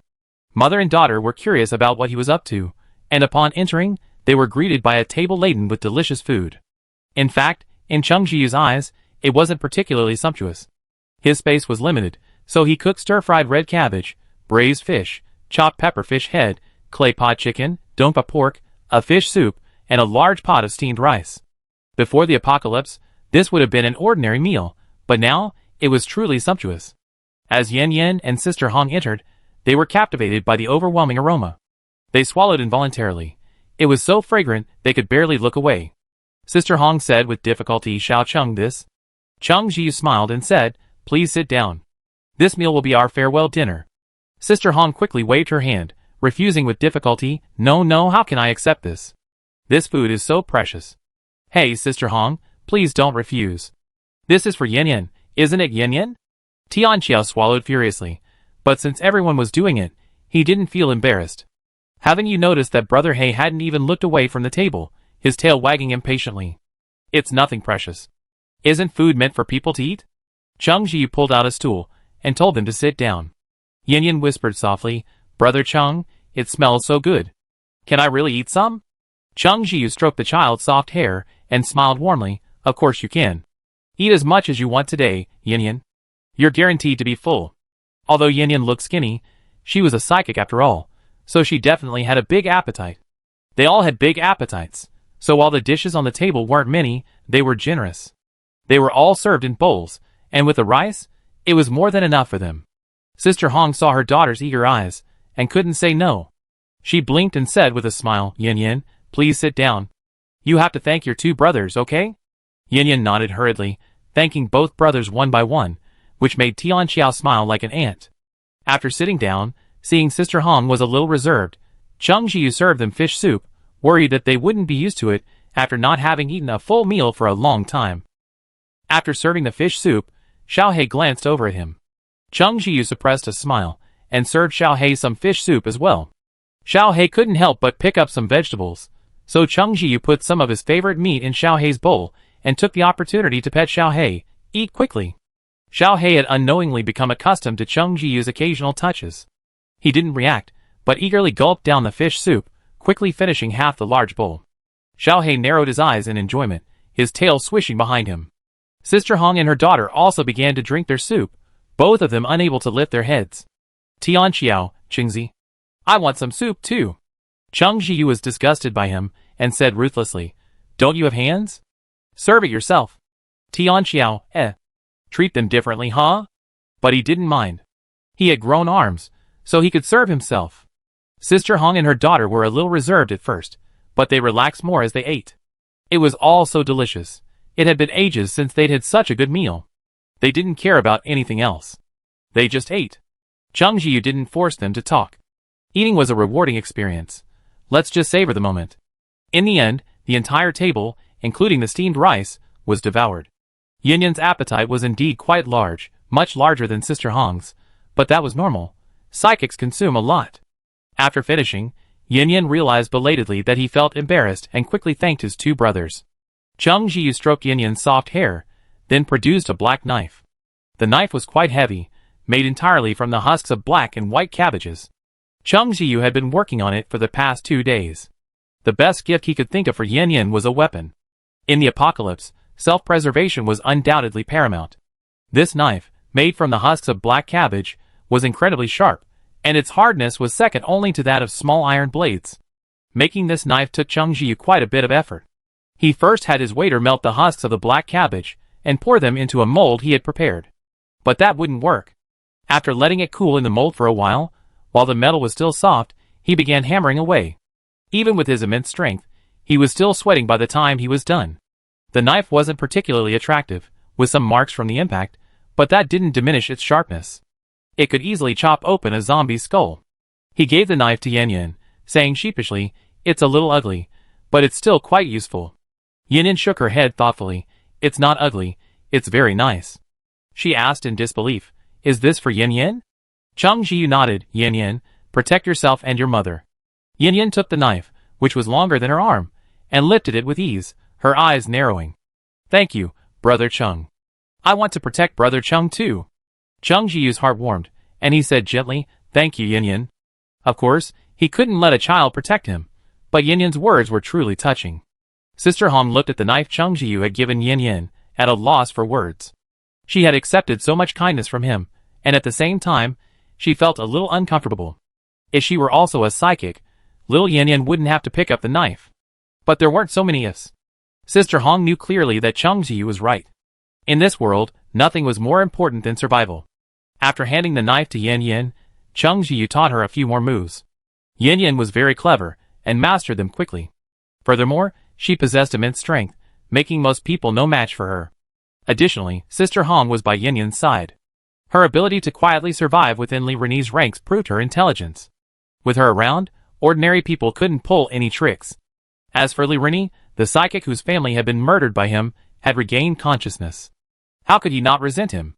Chang Ji watched as Li Ren's powers were crippled. As for his fate, he didn't care. It wouldn't be good. Thinking of this, Chang Ji felt more at ease. The psychic team had almost rested, and were heading to the bread base. It was time to say goodbye. In the afterglow of the setting sun, Yin Yin looked up at the older brother in front of her and asked expectantly, "Brother Chung, will we see each other again?" Chang Jiu, of course. He smiled. He definitely would. Xu Qiang's health was currently at 7%, which was far too slow. Chang Jiu decided to use fertilizer. Fertilizer? I wonder if there's a fertilizer plant nearby. Tian Xiao, after all, grew up in the countryside and knew a thing or two about fertilizer. Chang Jiu shook his head. He didn't plan to use fertilizer. First, he didn't know where to find it, and he couldn't really go to a fertilizer plant to find it. It wasn't practical. Second, he had an idea. "We can make our own compost," Chang Jiu said. Tian Xiao scratched his head. He had some idea, but when it came down to it, he was completely clueless. Compost? How do you compost it? I only know you can use feces. Do we have to go to the public toilet? Xiao He looked at Chang Jiu with a strange look. Chang Jiu, no, if there's a pond nearby, we can go there. The mud in the pond can be used as fertilizer by drying it in the sun or crushing it. Tian Xiao breathed a sigh of relief. Great. As long as we don't have to go to the public toilet. Let's think of a pond. I'm not familiar with this area, Chang Jiu said. Tian Xiao thought for a moment, then slapped his head. Don't tell me, I was here before the apocalypse. We came here to eat crayfish. There's a village not far from here. I heard people raise crayfish. They should be raised in ponds, right? Chang Jiu's eyes lit up.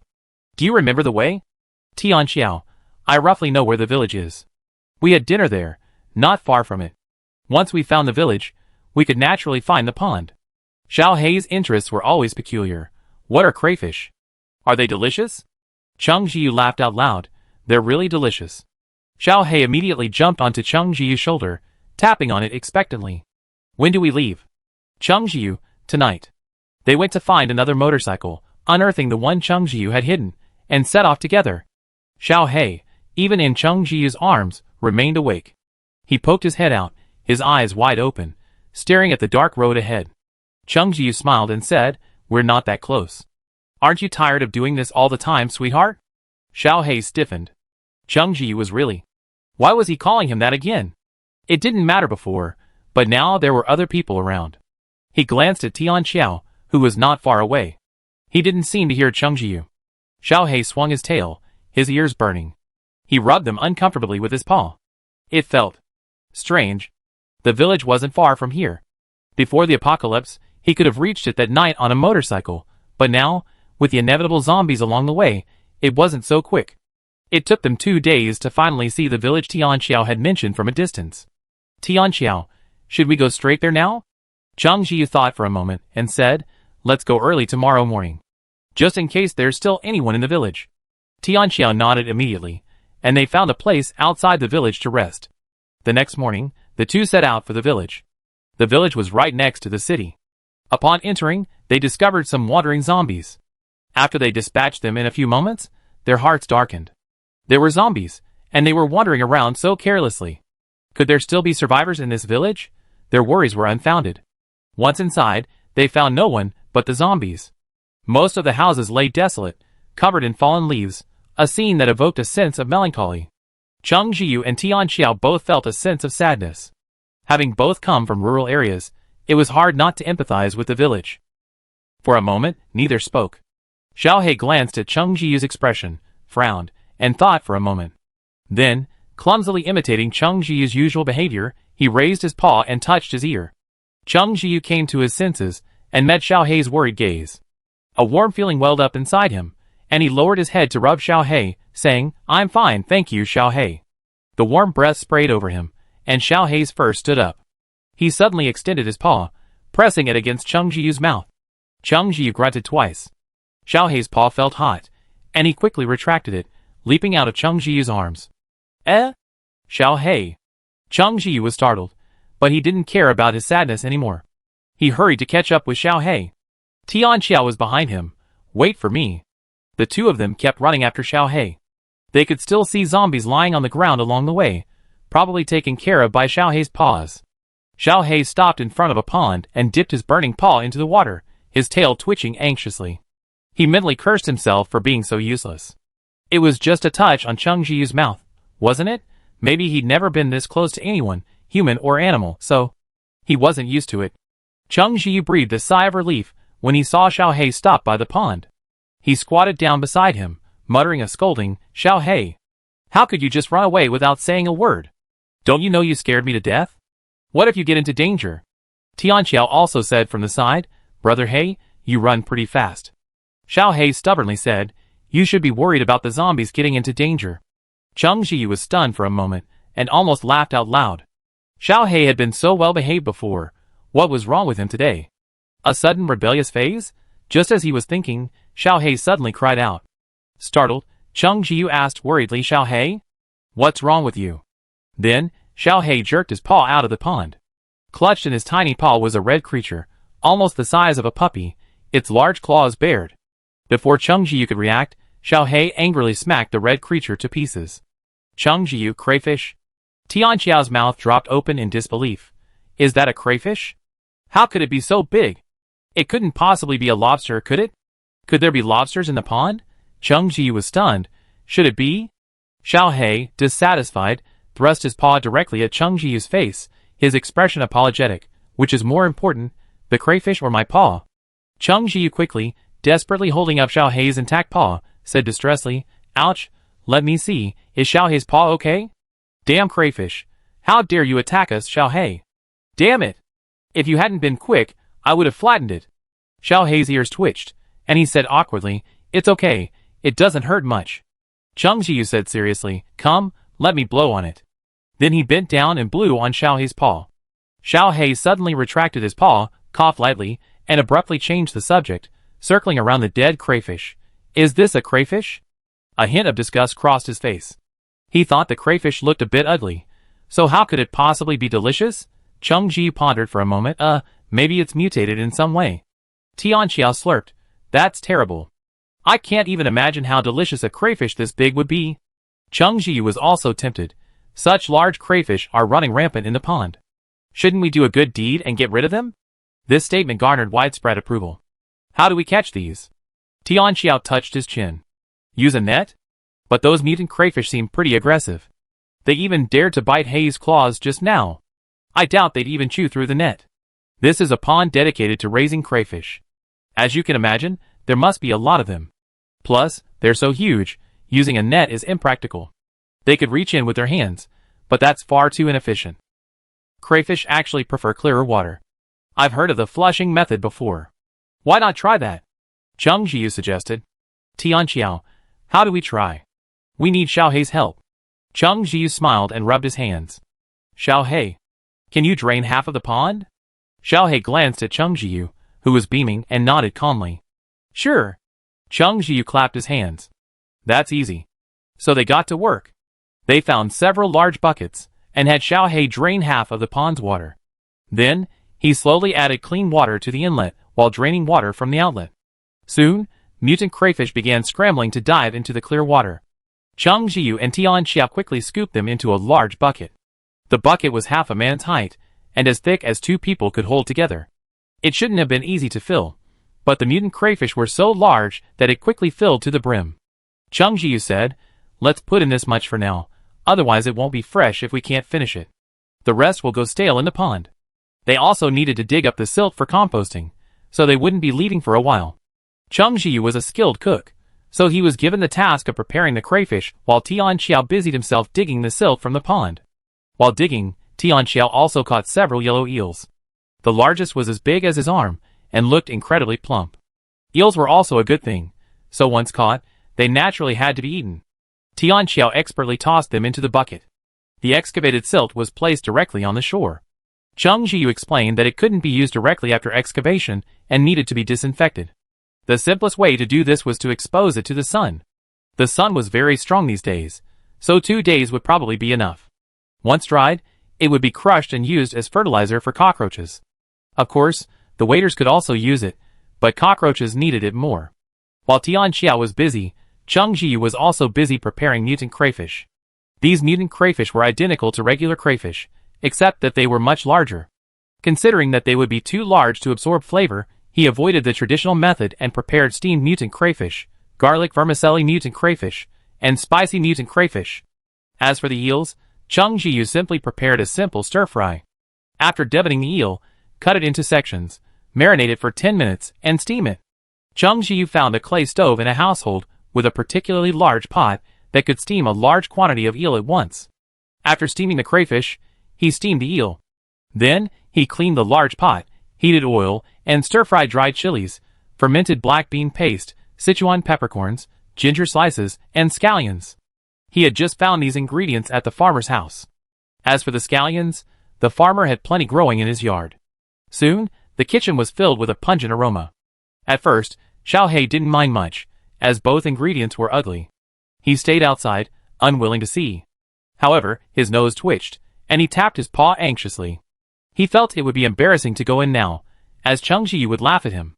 However, after a few seconds of hesitation, he couldn't stand it anymore and hurried into the kitchen, choking and sneezing twice.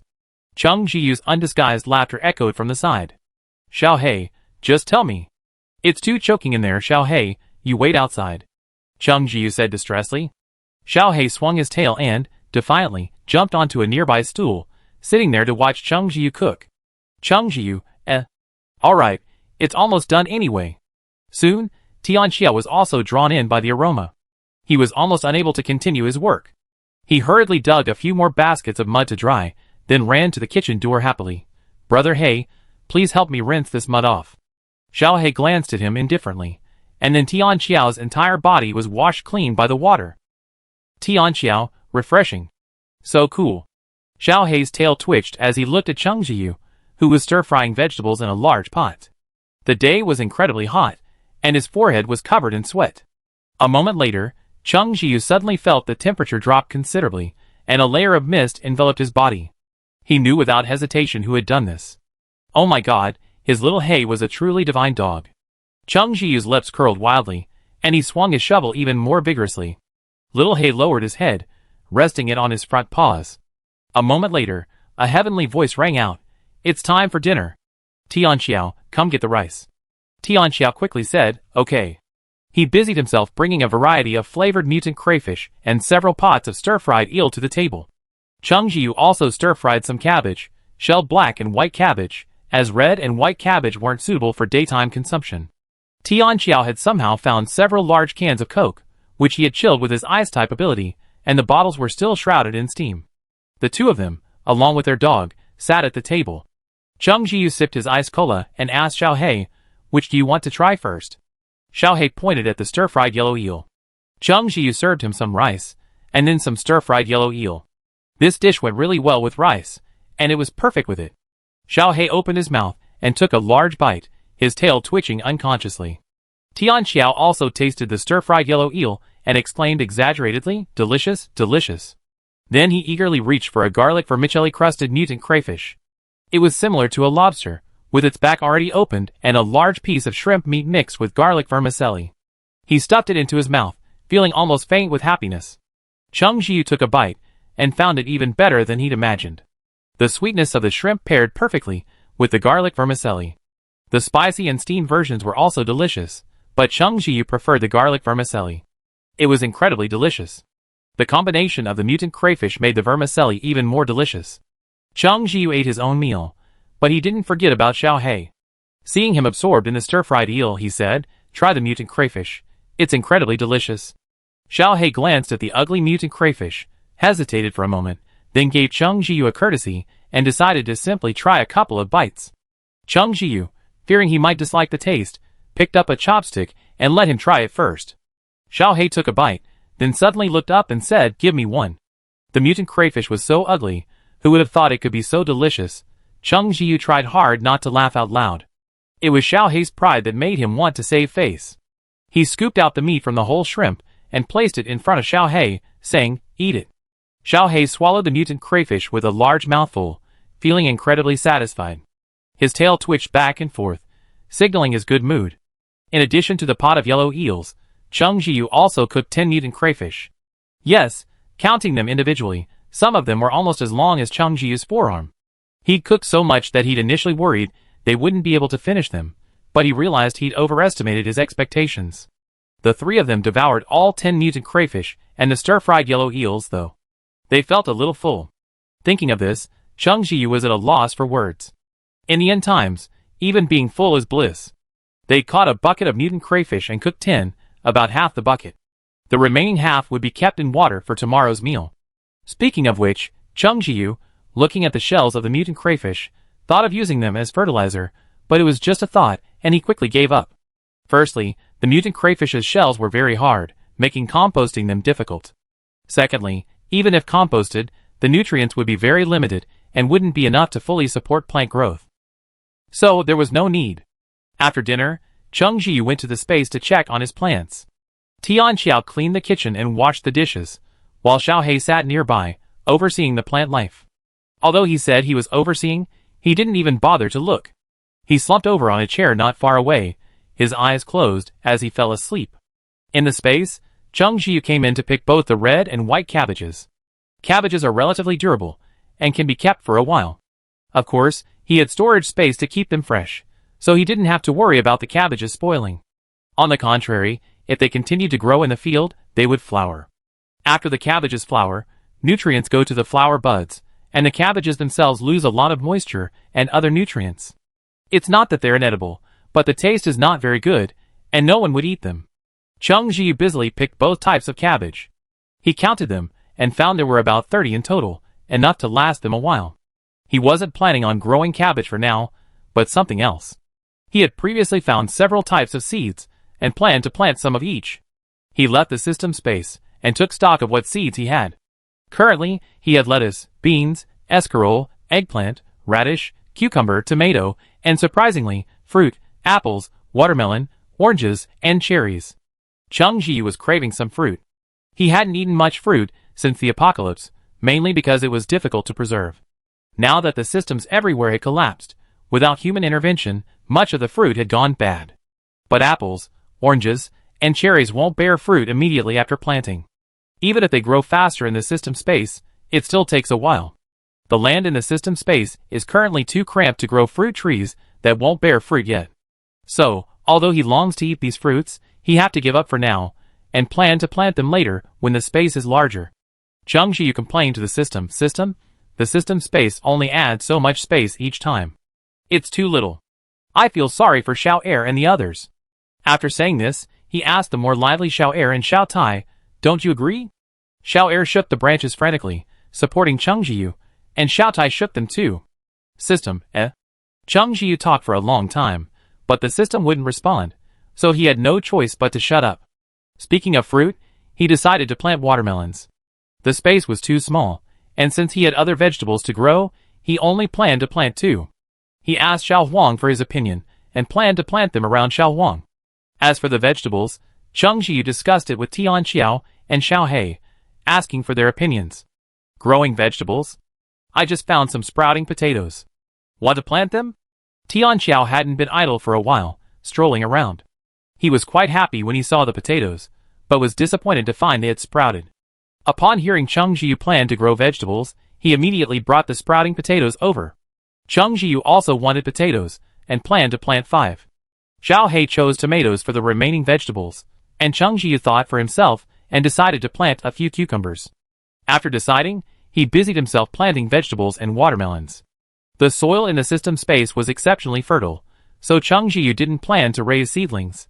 They would survive directly from the seeds.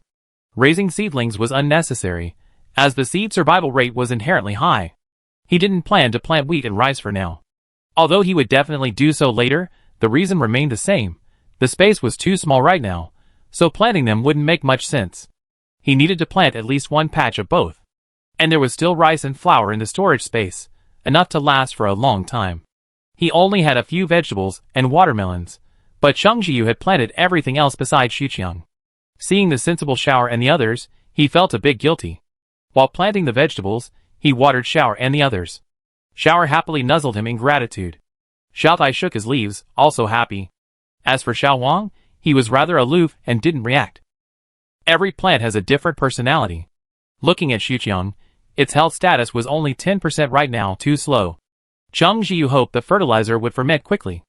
If it worked, Xuqiang would grow faster, and both the system space and storage space would expand. He needed both storage space and planting space. But there was no point in getting anxious. Cheng Jiu carefully watered Xuqiang, and seeing no change in his health status, he sighed softly. After finishing his work and leaving the system space, Cheng Jiu pondered how to make some sauerkraut from the red and white cabbages he'd picked. He missed the taste of sauerkraut. Besides, with sauerkraut, he could make many dishes he couldn't before. After talking to Xiao He Tianxiao, Cheng Jiu immediately got to work. He found a clean, large bucket and planned to pickle all the black and white cabbages. There were 12 in total, and he sprinkled a layer of salt on top of the white cabbages, filling about half the bucket. After packing, he had to weigh it down with something heavy. Cheng Jiu wasn't sure why, but he'd seen his parents do it this way when they pickled sauerkraut, so he just followed suit. Cheng Jiu didn't put the food in the storage space. The storage space was there to preserve freshness, so whatever he put it in would be the same as when he took it out. It was impossible to pickle it, so he had to put it outside. It just so happened that they needed to make fertilizer, and would be staying here for a while. Although they were anxious to get home, there was no rush. After the sauerkraut was pickled, they ate dinner that evening and planned to go to sleep. After a long day of traveling and working, even though they were much stronger than before the apocalypse, they were exhausted. However, they had barely lain down when they heard a loud noise outside. Zombies? That couldn't be right. They had clearly cleared the village. Chapter 28. Cheng Jiu sat up abruptly, instinctively calling out Xiao Ai and Xiao. Xiaohei, apparently awake too, leaped to the window in a few steps to peer out. Tianxiao, sleeping next door, had evidently been awakened by the commotion and came out to see what was going on. Cheng Jiu led Xiaohei outside and met Tianxiao in the courtyard. Tianxiao yawned and complained, "Are these zombies sick? They show up during the day, but they're always causing trouble at night. They just take advantage of not having to sleep." It was clear he was furious at being woken. Cheng Jiu patted his shoulder and said, "Let's make this quick." Tianxiao nodded, and they cautiously walked towards the source of the noise. It was one of the village's farmhouses. Things were shattering and shattering, making a loud noise. After seeing what was happening, Cheng Jiu and Tianxiao suddenly relaxed. They exchanged glances, each seeing surprise in the other's eyes. "It's not a zombie, it's a fat, heavy pig." Xiao He looked at the foul-smelling creature with disdain, covering his nose with his paw, completely confused as to why Cheng Jiu and Tianxiao seemed so happy. He patted Cheng Jiu, asking him to explain. Cheng Jiu knew how to tell the foodie Xiao He. "The dompa pork you ate earlier was made from this pig." Xiao He was indeed intrigued. The next moment, a bolt of lightning struck the starving pig. The pig wailed, but its weight kept it from being killed for a moment. However, the pain drove it mad, and it began to thrash around. "Cheng Jiu, don't electrocute it, it's better to knock it out." Xiao He, wanting a quick resolution, sent over a dozen bolts of lightning lashing out. The pig collapsed to the ground, its legs twitching a few times before it fell still. Cheng Jiu, who had absolutely no chance of making a move, twitched his lips. It seemed Xiao He quite liked the dompa pork he'd made earlier. Perhaps because the pig was a bit smelly, Xiao He was disgusted. After chopping it to death, he used his water-based abilities to rinse it with his claws. It was like a high-pressure water gun, incredibly effective. In the blink of an eye, the pig was perfectly clean. Cheng Jiu silently gave Xiao He a thumbs up. Xiao He calmly flicked his tail and made a request. I want to eat meat tomorrow. He forgot what the meat was called, but it was meat anyway. After saying that, he stole a glance at Cheng Jiu's expression and felt relieved. He probably hadn't noticed he'd forgotten the name of the meat. Okay. Cheng Jiu rubbed his hands. 10 ways to eat pork tomorrow. Tianxiao gulped. Oh my god, stop talking about oranges. I'm already craving some. Cheng Jiu smiled and said, don't be greedy. Hurry up and kill the pig and bleed it. Bleeding is a necessary step. It's not that there's an unpleasant smell if you don't bleed it, that's irrelevant, but pork without bleeding will be darker in color and spoil more easily. Bleeding the pig while it's unconscious from the electric shock is the best option. That's why Cheng Jiu didn't let Xiao He electrocute it. It would be difficult to bleed it if it's dead. Okay. Tianxiao said he'd leave it to him. Although he had never killed a pig before, bleeding it wasn't a difficult task. He cut the pig's neck and placed a clean basin underneath to collect the blood. Pig blood is quite delicious. This pig looked like a domesticated pig, probably raised by a farmer. It was probably frantic with hunger, searching for food everywhere, making a lot of noise. After bleeding the pig, Cheng Jiu and Tianxiao carried it back to the house to prepare for processing it tomorrow. Since the temperature was low at night, they were not worried that it would go bad. The pig had probably been hungry for a while. It didn't look particularly fat, but it was a domesticated pig after all, so it still had plenty of meat, enough to last them a long time. The two men and the dog were in high spirits as they watched the selfless pig, completely forgetting how irritable they had been when they'd just been woken. Excited as they were also very sleepy, but they carefully dealt with the smell of the pig's blood to prevent it from attracting zombies. After cleaning up, they returned to their previous room to sleep. They had already cleaned those 2 rooms. The others were a bit messy and uninhabitable. Xiao He had fallen asleep in Cheng Jiu's arms, completely sleepy. He was now in pup form, and his spirit was even more pup-like, making him prone to drowsiness. Cheng Jiu held Xiao He, and his movements were gentler. Back in the room, he laid Xiao He on the bed, took off his coat, washed up briefly, and got into bed. Xiao He, perhaps sensing his presence, subconsciously leaned in, resting his head on his hand, breathing slowly. Cheng Jiu's heart softened as he looked at the little creature. He curled his lips and whispered, "Good night, Xiao He." Xiao He's ears twitched slightly, and he didn't know if it was a response. The next morning, Cheng Jiu was awakened by the sunlight. He had finally managed a peaceful sleep, but he really didn't want to get up. He pulled the quilt over his eyes, and tried to get back to sleep. Xiao He snuggled into his arms. After a while, however, the temperature rose, making it impossible to sleep. Coupled with the thought of yesterday's pork, fearing it might taste bad, Cheng Jiu couldn't sleep at all. He got up, washed up quickly, and prepared to go out. He didn't call Xiao He, hoping he could get some more sleep. As a result, when he got up, Xiao He followed suit, scooping up some water to wash himself clean. Seeing him yawn, Cheng Jiu said sympathetically, "If you're still sleepy, go back to sleep. I'll be back after I finish processing the pork." Xiao He resisted the urge to stretch, his eyes wide open, and he said stubbornly, "I'm not sleepy." Cheng Jiu helplessly said, "All right." Xiao He jumped into his arms, closed his eyes, and continued to sleep. Cheng Jiu, who said I wasn't sleepy? After they left, Tianxiao was awake too. Cheng Jiu was a little surprised. He knew his childhood friend well. He used to sleep until noon, but he hadn't had that luxury recently. Cheng Jiu figured he'd get a little more sleep today. Seeing his surprise, Tianxiao guessed why. He yawned and said helplessly, "I'd like to continue sleeping, but it's so hot. I can't stand it anymore. I might as well get up." Cheng Jiu frowned at his sweaty head. "It feels like the temperature has been getting higher lately. It used to be especially hot around noon." As they walked over, talking, Tianxiao sighed, "Who knows what's going on with this awful weather? It's scorching hot during the day, freezing cold at night. Seriously, if it weren't for the red cabbage at night, I don't know how I would have made it through." The red cabbage had made the nighttime temperatures comfortable for them. Tianxiao dreamed, if only there were some ice cabbage. Cheng Jiu also wished for some, but the problem was that he couldn't get it just because he wanted it. Tianxiao conjured up ice cubes to cool them down, at least slightly. After finding the pig from last night, they set to work. After a night's rest, their strength had returned, and they were able to clean up quickly. Soon, the pig had been cut into pieces according to its different parts. Cheng Zhiyu's storage space had been significantly freed up, mainly because they had eaten a lot of the food inside, making it perfect for storing the pigs. No, if that's the case, why didn't I put the pig in the storage last night? Cheng Zhiyu suddenly slapped his head. Tianxiao also realized, that's right. Put it in your storage, and there's no need to worry about it spoiling.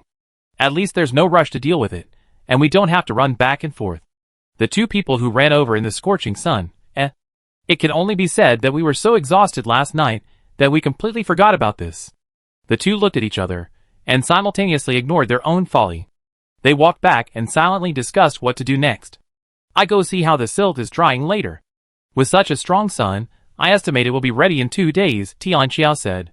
Cheng Zhiyu nodded, and when he saw Xiao Hei sticking his head out, he couldn't help but smile. I know. I go cook now. I cook pig 10 ways. I promise you, I won't forget it. Xiao Hei's ears twitched, and he coughed softly. There's no need to make 10. Cheng Zhiyu exclaimed, My dear, are you feeling sorry for me? Xiao Hei's ears felt hot, and his round eyes glared at him, before he immediately retreated. Cheng Zhiyu chuckled. Tianxiao watched, speechless. How could he not have known before that Qingzi had such a bad taste? And, to say such cheesy things, it was really. He rubbed his goosebumps, looking inconsolable. I'm going to work.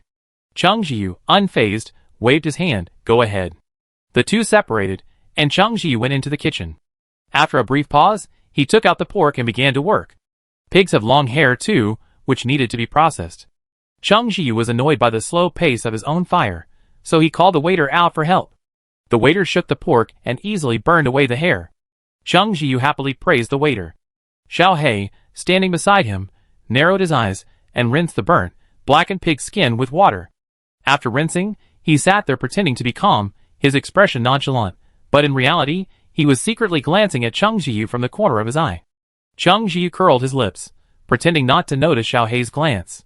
He stroked his chin, staring at the pork on the chopping board, pondering what to do next. The pork tenderloin was made into sweet and sour pork tenderloin and boiled pork slices, the pork belly into dongpa pork and piglet quilts, and the pig's trotters were simple, just stewed. The front rump was stir-fried, and the back rump was stewed with vermicelli noodles. The vermicelli was found at a farmer's house. The last 3 items were made into cold pig ears, twice cooked pork, and a meat pie. 10 dishes were just right, so let's make a soup. Spare rib soup. Cheng Zhiyu pondered, braising the pig ears and cheeks, simmering the spare rib soup and the pig's trotter soup, then set to work. Little Black, who had just performed well and silently awaited praise, twitched his ears. What's going on? Looking at the distracted Cheng Zhiyu, he could only accept his fate. Perhaps he'd forgotten, but it didn't matter. He didn't care. Little Black's tail drooped, its wagging slowing down. Cheng Zhiyu was just teasing Xiao Hei on purpose, but now, he really forgot that it is not easy to cook 10 kinds of dishes separately, not to mention that some dishes are more complicated in nature. He was so busy that he was exhausted, and even sparks flew from waving the spatula. After finishing a dish, he put it into his space first, preserving its fresh out of the pot flavor. Otherwise, cooking 10 dishes would take a long time. Xiao Hei wasn't idle either, whipping up a plate made of water and helping Cheng Zhiyu pass things around. Cheng Zhiyu couldn't spare a hand to touch Xiao Hei, praising him, Thank you, Xiao Hei, or I'd be too busy. Xiao Hei's tail wagged again. That's not so bad, he's got nothing to do anyway. While Cheng Zhiyu was busy, he caught the scent of something else somewhere. A pair of eyes glowed faintly in the darkness, crushing the stone at hand. Cheng Zhiyu was completely clueless about this. If this were before the apocalypse, he'd probably be so busy his back aches. When the last dish was ready, he exhaled, time to eat. Xiao Hei immediately jumped down from his stool, pulled out a large basin of water, and wagged his tail. Put it up there, I'd bring it over. Okay, thanks, Xiao Hei. Cheng Zhiyu, now free, scooped up Xiao Hei and gave him a kiss. Xiao Hei tried to dodge, but couldn't. Never mind, it's just a kiss, isn't it? He thought to himself, his eyes wandering, not daring to look at Cheng Zhiyu. It was strange. Why did Cheng Zhiyu seem to be getting more and more handsome? Cheng Zhiyu didn't notice Xiao Hei's abnormality, and happily placed the dish in Xiao Hei's basin. Come on, Xiao Hei, I leave it to you. Xiao Hei calmly strode out of the kitchen on his short legs. Cheng Zhiyu curled his lips. He could have just put the food in storage and taken it out later, but who wouldn't love a little dog that can serve food? Why hasn't Tianxiao come back yet? Xiao Hei, wait a moment. I go check outside. Before Cheng Jiyu could finish his words, Xiao Hei had already placed the dishes neatly on the table. He quickly came over and jumped into Cheng Jiyu's arms. Let's eat together. Cheng Jiyu was in a good mood. He pinched Xiao Hei's ear and muttered, Xiao Hei, you're so clingy.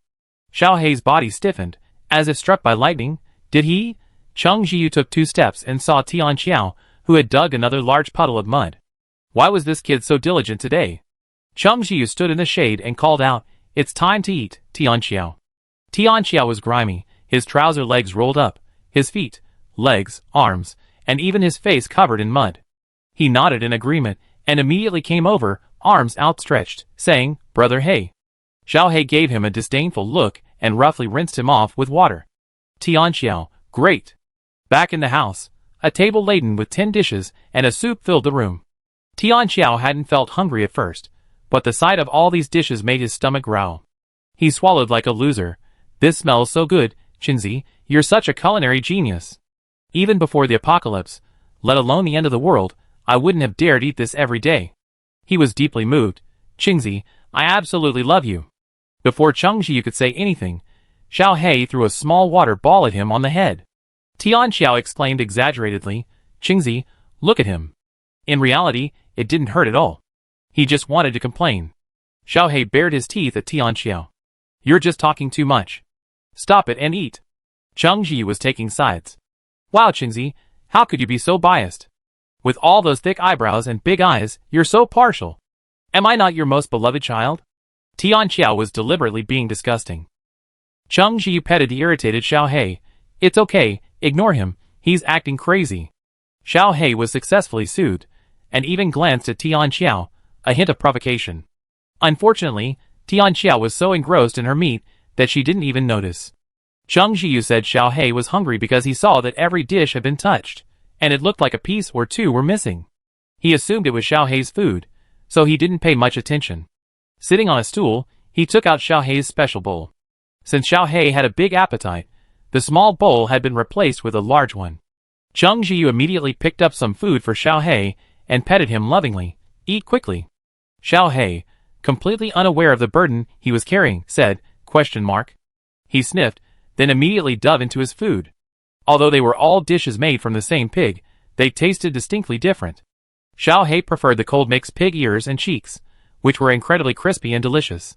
Tianxiao preferred the pig's trotters, gnawing on them with great delight. However, his eating manners were truly unsightly, with food all over his hands and mouth, making it unbearable to watch. As for Cheng Jiyu, he enjoyed the piglet blanket.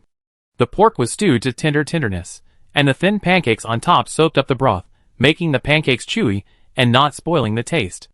After dinner, they didn't move for a while. There were so many dishes today, and even though Cheng Jiyu had reduced the amount of each, they still ate a lot. Tianxiao exhaled, leaned back in his chair, and touched his swollen belly. Oh, I've lost all my abs. Cheng Jiyu held Xiao Hei and wiped his mouth, raising an eyebrow. You still have abs? Tianxiao said confidently, I'm training for it, aren't I? With all the exercise I do all day, I have them sooner or later. Cheng Jiyu smiled but said nothing. Tianxiao became interested. Qingzi, do you have abs? Cheng Jiyu, yes. Tianxiao was incredulous. How is that possible? You didn't have them before. Cheng Jiyu, I just got them recently. He worked out every day, but he didn't deliberately work on his abs, and yet they were there. Even though he ate a lot and exercised a lot, his abs hadn't disappeared, but had become even more defined. Tianxiao was shocked. How is that possible? You're lying, aren't you? Cheng Jiyu shrugged. If you don't believe me, forget it. I don't believe it, I don't believe it. Tianxiao leaned over and tried to pull at Cheng Jiyu's clothes. Unless you let me see. Come on, let me see. He and Cheng Jiyu were close. They had showered together before, and the boys didn't think anything of it. But then, Xiao Hei sat steadily in Cheng Jiyu's arms, a creepy glint in his round eyes. Tianxiao felt his scalp tingle, and he instinctively withdrew his hand. Coming to his senses, he felt a little embarrassed. Really, what's there to be afraid of, Brother Hei? They're all in this together, so Tianxiao excused himself. Haha, Brother Hei is just like me, no abs either. Cheng Jiu touched Xiao Hei's soft belly and laughed. Xiao Hei stiffened. He heard Cheng Jiu join in the laughter. He looked down at his soft belly, a little terrified. When he could transform into a human, wouldn't he become a fat man? Xiao Hei couldn't help but recall. He had never eaten like this before. Cheng Jiu's voice came to his ears. Xiao Hei, don't listen to Tian Xiao. It's weird for a puppy to have abs. You're just fine like this. You're so cute. Xiao Hei remained silent, feeling somewhat depressed. He wasn't really a dog. If he became a fat man, would Cheng Jiu still be willing to hug him so affectionately? The more Xiao Hei thought about it, the sadder he felt. Cheng Jiu held out his hand, and he bit it. The puppy nibbled his finger, acting like a spoiled child, and Cheng Jiu's smile widened. Good boy. Xiao Hei, eh? Cheng Jiu glanced at the mud he'd dug yesterday. The sun was clearly stronger now. He'd originally expected it to take several days to dry, but by this afternoon, it was almost done. He looked up at the sky. He estimated that the sun would set in just over an hour. Then he planned to crush up the mud, so he could use it as fertilizer for Xiao Chong and the others. Thinking of this, he went to the system space. The vegetables he planted yesterday had already sprouted, each one dripping with water, looking particularly adorable. He planted cucumbers and tomatoes around Xiao Er, potatoes around Xiao Tai, and watermelons around Xiao Huang. Cheng Jiu took a closer look at the watermelon, curious about how it would develop. He then noticed the seedling seemed quite normal. After all, it was just starting to sprout, so he couldn't tell for sure, so he simply let it grow. Xiuqiang's vitality was still increasing very slowly, reaching only 12% today. Because its vitality hadn't stabilized, Xiuqiang hadn't yet reached maturity. It was still a small plant, looking a little wilted, a heartbreaking sight. It was so fragile that Cheng Jiu barely dared to touch it. He whispered, "Come on, Xiuqiang. The fertilizer will be ready soon." In addition to using silt as fertilizer, Cheng Jiu had also considered using meat compost. With a pond full of small fish, there was no need to worry about running out of ingredients. But while meat compost is highly fertilizing, it takes a long time to be used. They couldn't stay here forever, and if they had to leave, they couldn't carry a large bucket of fertilizer with them. If they kept it in the storage space, the fertilizer would stop fermenting. But if they didn't, how would they carry a large bucket of fertilizer? So, after some thought, going there wasn't practical. The sludge fertilizer was more suitable for the time being. When the sun was almost setting, Cheng Jiu and Tian Xiao got to work. Fortunately, they didn't have to work in the dark.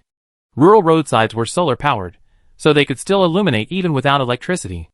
The streetlights were a little dim, but they were better than nothing. The two of them busily crushed the sludge. Cheng Jiu saw that it was almost done, filled a small bucket with fertilizer, and went to the system space. Tian Xiao stayed behind to collect the remaining fertilizer. In the system space, Cheng Jiu asked the system, "Is my fertilizer good for the plants?" Based on his experience, it was definitely good, but he was still a little worried, so he thought of asking the system. The system remained silent, so Cheng Jiu ignored it. If there truly was a problem, the system would surely be more anxious than he was. If it remained silent, there must be no problem. Thinking this way, Cheng Jiu cautiously placed fertilizer around Xiuqiang, avoiding direct contact for fear of burning its roots. He waited, but Xiuqiang showed no reaction. Cheng Jiu didn't wait any longer, and added fertilizer to Shower and the others. Seeing Shower happily swaying its branches and leaves, he curled his lips. It seemed Shower liked it. Since Shower liked it, then Xiuqiang. Cheng Jiu turned to look. His experience revealed that Xiuqiang's health had improved by 2% in a short period of time. He was a little surprised, but then relieved. After all, Xiuqiang wasn't an ordinary plant. But the fertilizer proved effective, and he breathed a sigh of relief. He believed that with its help, Xiuqiang would soon reach maturity. That night, Cheng Jiu slept soundly, completely unaware of a shadow moving quickly outside the door and stopping at the entrance. Inside the room, Xiao Hei opened his eyes. Chapter 29. Cheng Jiu opened his eyes, and noticed something was wrong at the door. He immediately stood up, and cautiously opened the door. He was surprised to see something on the floor. There was a chicken, barely breathing, its eyes half open. Seeing Cheng Jiu appear, it struggled briefly, then fell silent again, leaving only its breath. Cheng Jiu was puzzled. Why is there a chicken at the door? It couldn't have come here on its own, could it? And judging by the way it looked, it didn't look like it could have gotten here on its own. Cheng Jiu took a stick and poked the dying chicken, confirming it was just an ordinary chicken, seemingly seriously injured. Something had come last night, and left a chicken here. Chung Ji frowned. This realization made him feel bad. The other party had come so quietly, and neither he nor Tian Xiao had noticed. What if they weren't here to deliver a chicken, but had some other motive? He pursed his lips, his face darkening. He looked around. The yard was covered in dirt, but from years of human habitation, the soil had become hardened, leaving no trace of a single mark. When Tian Xiao woke up and saw the chicken, he smiled foolishly. Qingzi, where did you find that chicken? Are we having chicken tonight? Chung Ziyu told Tian Xiao about finding a chicken at the door upon waking this morning. After hearing this, Tian Xiao's happiness faded. The other party's gift of a chicken seemed well-intentioned, but it forced them to be wary. After all, they didn't know their true intentions. What do we do with the chicken? Tian Xiao asked. Chung Ziyu glanced at it, and said, let's leave it for now. He wasn't going to eat anything of unknown origin. Xiao He yawned lazily and said, I saw him coming last night. Chung Ziyu looked at Xiao He. Xiao He, he just left a chicken here. He didn't seem to be planning anything, so I left it alone. Chung Ziyu petted Xiao He. Did you see what it was? Xiao He, it was too dark, and they were moving very fast, so I couldn't really see. Speaking of this, Xiao He felt a little depressed. He was too weak right now. Xiao He is already great. I didn't even know anything was there last night. Seeing Xiao He's dejected expression, Chung Ziyu praised him. It's so reassuring to have you around. I think if he was planning something last night, Xiao He would have been the first to realize it. Xiao He's lips curled up at the compliment. Of course. Chung Ziyu slept really soundly last night, and it's a good thing he was there. By the way, if they come again tonight, Xiao He, remember to call me, okay? Chung Ziyu pinched Xiao He's paw. Xiao He twitched his paw uncomfortably, but when it didn't come out, he let him go. I know. I call you. Chung Ziyu curled his lips. Thank you, Xiao He. What would you like to eat this morning? Xiao He glanced at him. Something simple. Chung Ziyu curled his lips. Was Xiao He feeling sorry for him because he was so tired from cooking? He thought about it and decided to keep it simple. Shrimp and meat cold noodles. It was a shame the cucumbers and tomatoes hadn't grown yet, otherwise they would have been a delicious combination. But without those two, it didn't matter. He searched the nearby farmers' vegetable plots and found some lettuce. There were actually quite a few vegetable plots nearby, but it was so hot, the sun was beating down every day, and with no rain, many of the vegetables had died. Chung Ziyu's mood soured upon seeing this. This kind of weather wasn't suitable for plant life, and the human condition would only become more difficult. He sighed softly, kneaded the dough, and began preparing the shrimp and lettuce. When the dough was almost done and had risen, Chung Ziyu began to pull the noodles. Cold noodles are easy to make. After pulling the noodles, add them to the pot. Once cooked, remove them from the pot and chill them in cold water. To make them even more delicious, Chung Ziyu had Tian Xiao add ice cubes to the water, which gave them a chewier texture. Tian Xiao found some garlic, added some scallions, smeared chili powder, tossed them with hot oil, and added various seasonings. The simple cold noodles looked incredibly tempting, and paired with the lettuce, they looked even more appealing. Chung Ziyu poured a bowl for each person and clapped his hands. Eat. He was worried that Xiao He wouldn't be able to eat easily, so he even fed him a noodle. Xiao He bit at one end of the noodle and devoured it with relish. This kind of weather is a perfect match for the cool noodles.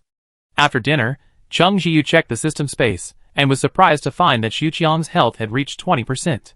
He estimated that it would soon reach maturity. I don't know what kind of plant Xuqiang is, but I'm a little curious. Today was a little free, so Chung Ziyu practiced his mental skills, while Tian Xiao continued to practice his ice abilities. He could now shoot 5 ice arrows simultaneously. The village had been cleared of zombies, and Tian Xiao wanted to practice with them, so he had to go outside the village. He was just wandering around and clearing out the zombies that were about to enter the village. Chung Ziyu was worried about him going alone, so he said to Xiao He, accompany Tian Xiao. Xiao He glanced at Chung Ziyu, somewhat reluctantly. He was worried about him staying alone in the village. Chung Ziyu sighed helplessly. Then I come with you. Xiao He jumped onto Chung Ziyu and patted his neck with his paw. Chung Ziyu felt itchy and winced. Xiao He, stop being so coquettish. Xiao He had a look of shock. He had never imagined himself associated with the word coquettish. The group left the village. Because they had cleared out zombies along the way, the zombies here were scattered and insignificant. Tian Xiao easily dispatched one zombie and began to talk nonsense. That's boring. Let's get a whole bunch.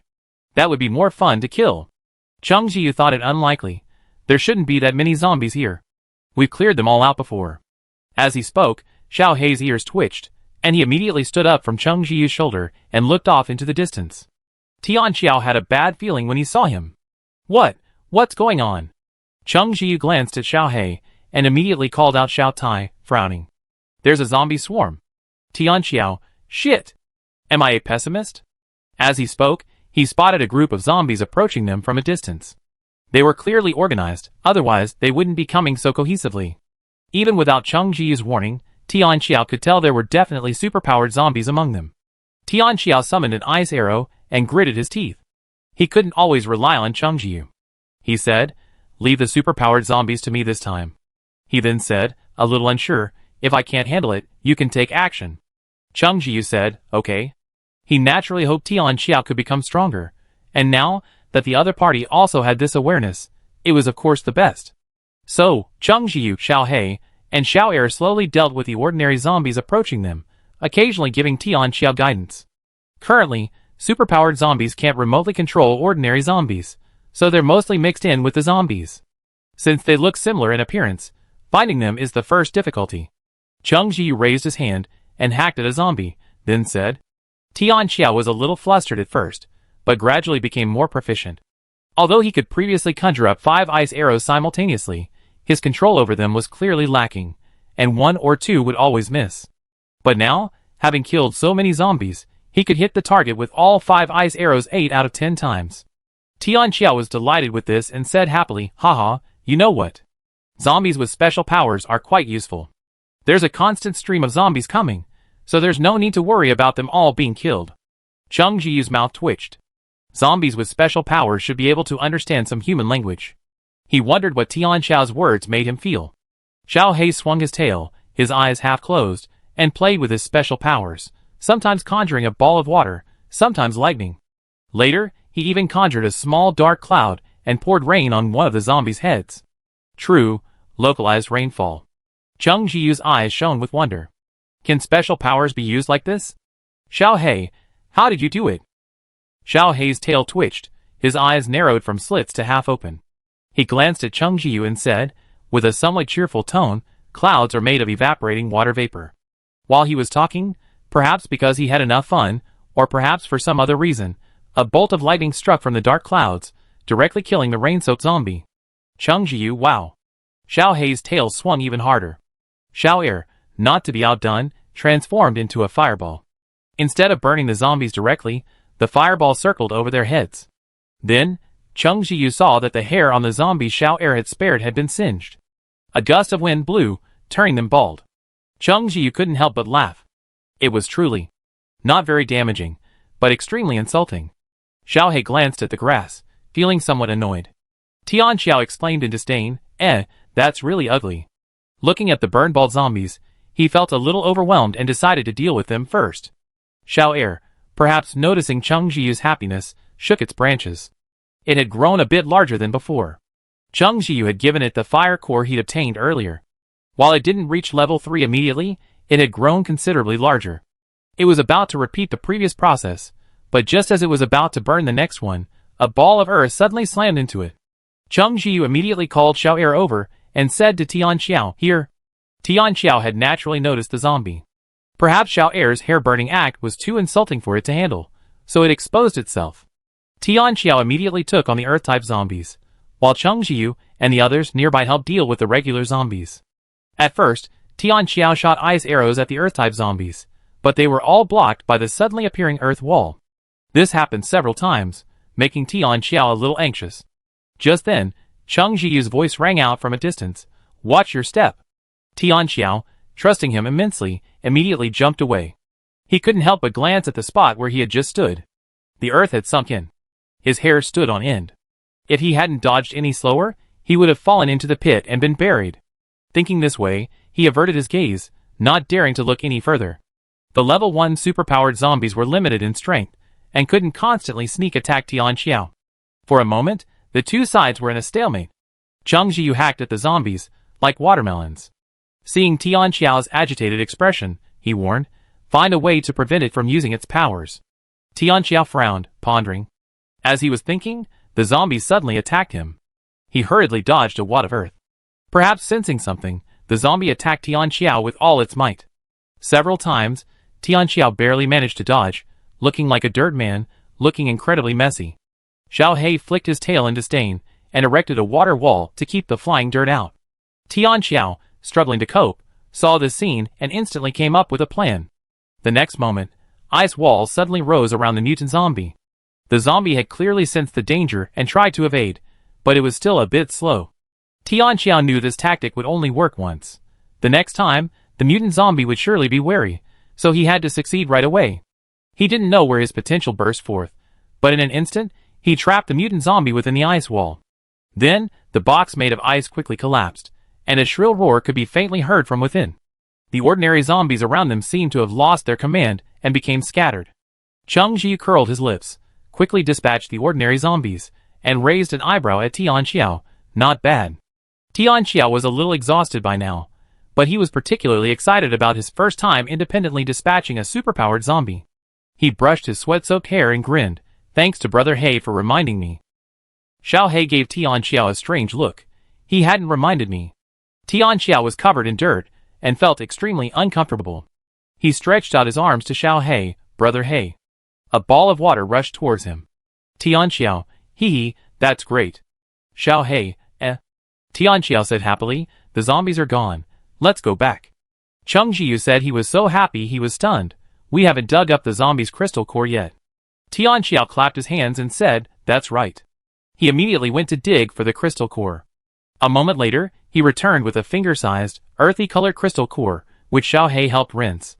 Tianxiao held the earthy-colored crystal core in his palm, turning it over and over, exclaiming with delight, it's so beautiful. How can there be something so beautiful in the world? Hee hee. Cheng Jiu, That was enough. When they returned to the village, Tianxiao kept muttering, what are we having for lunch today? He was mainly asking for Cheng Jiu's opinion, the chef. Cheng Jiu thought for a moment and said, it's so hot, let's eat something cold. How about some cold shrimp? Tianxiao, of course, had no objection. Sure. Cheng Jiu looked at Xiao Hei. Xiao Hei, what else do you want to eat? Xiao Hei said, this will do. Cheng Jiu nodded. Okay, let's have this. The group walked into the yard.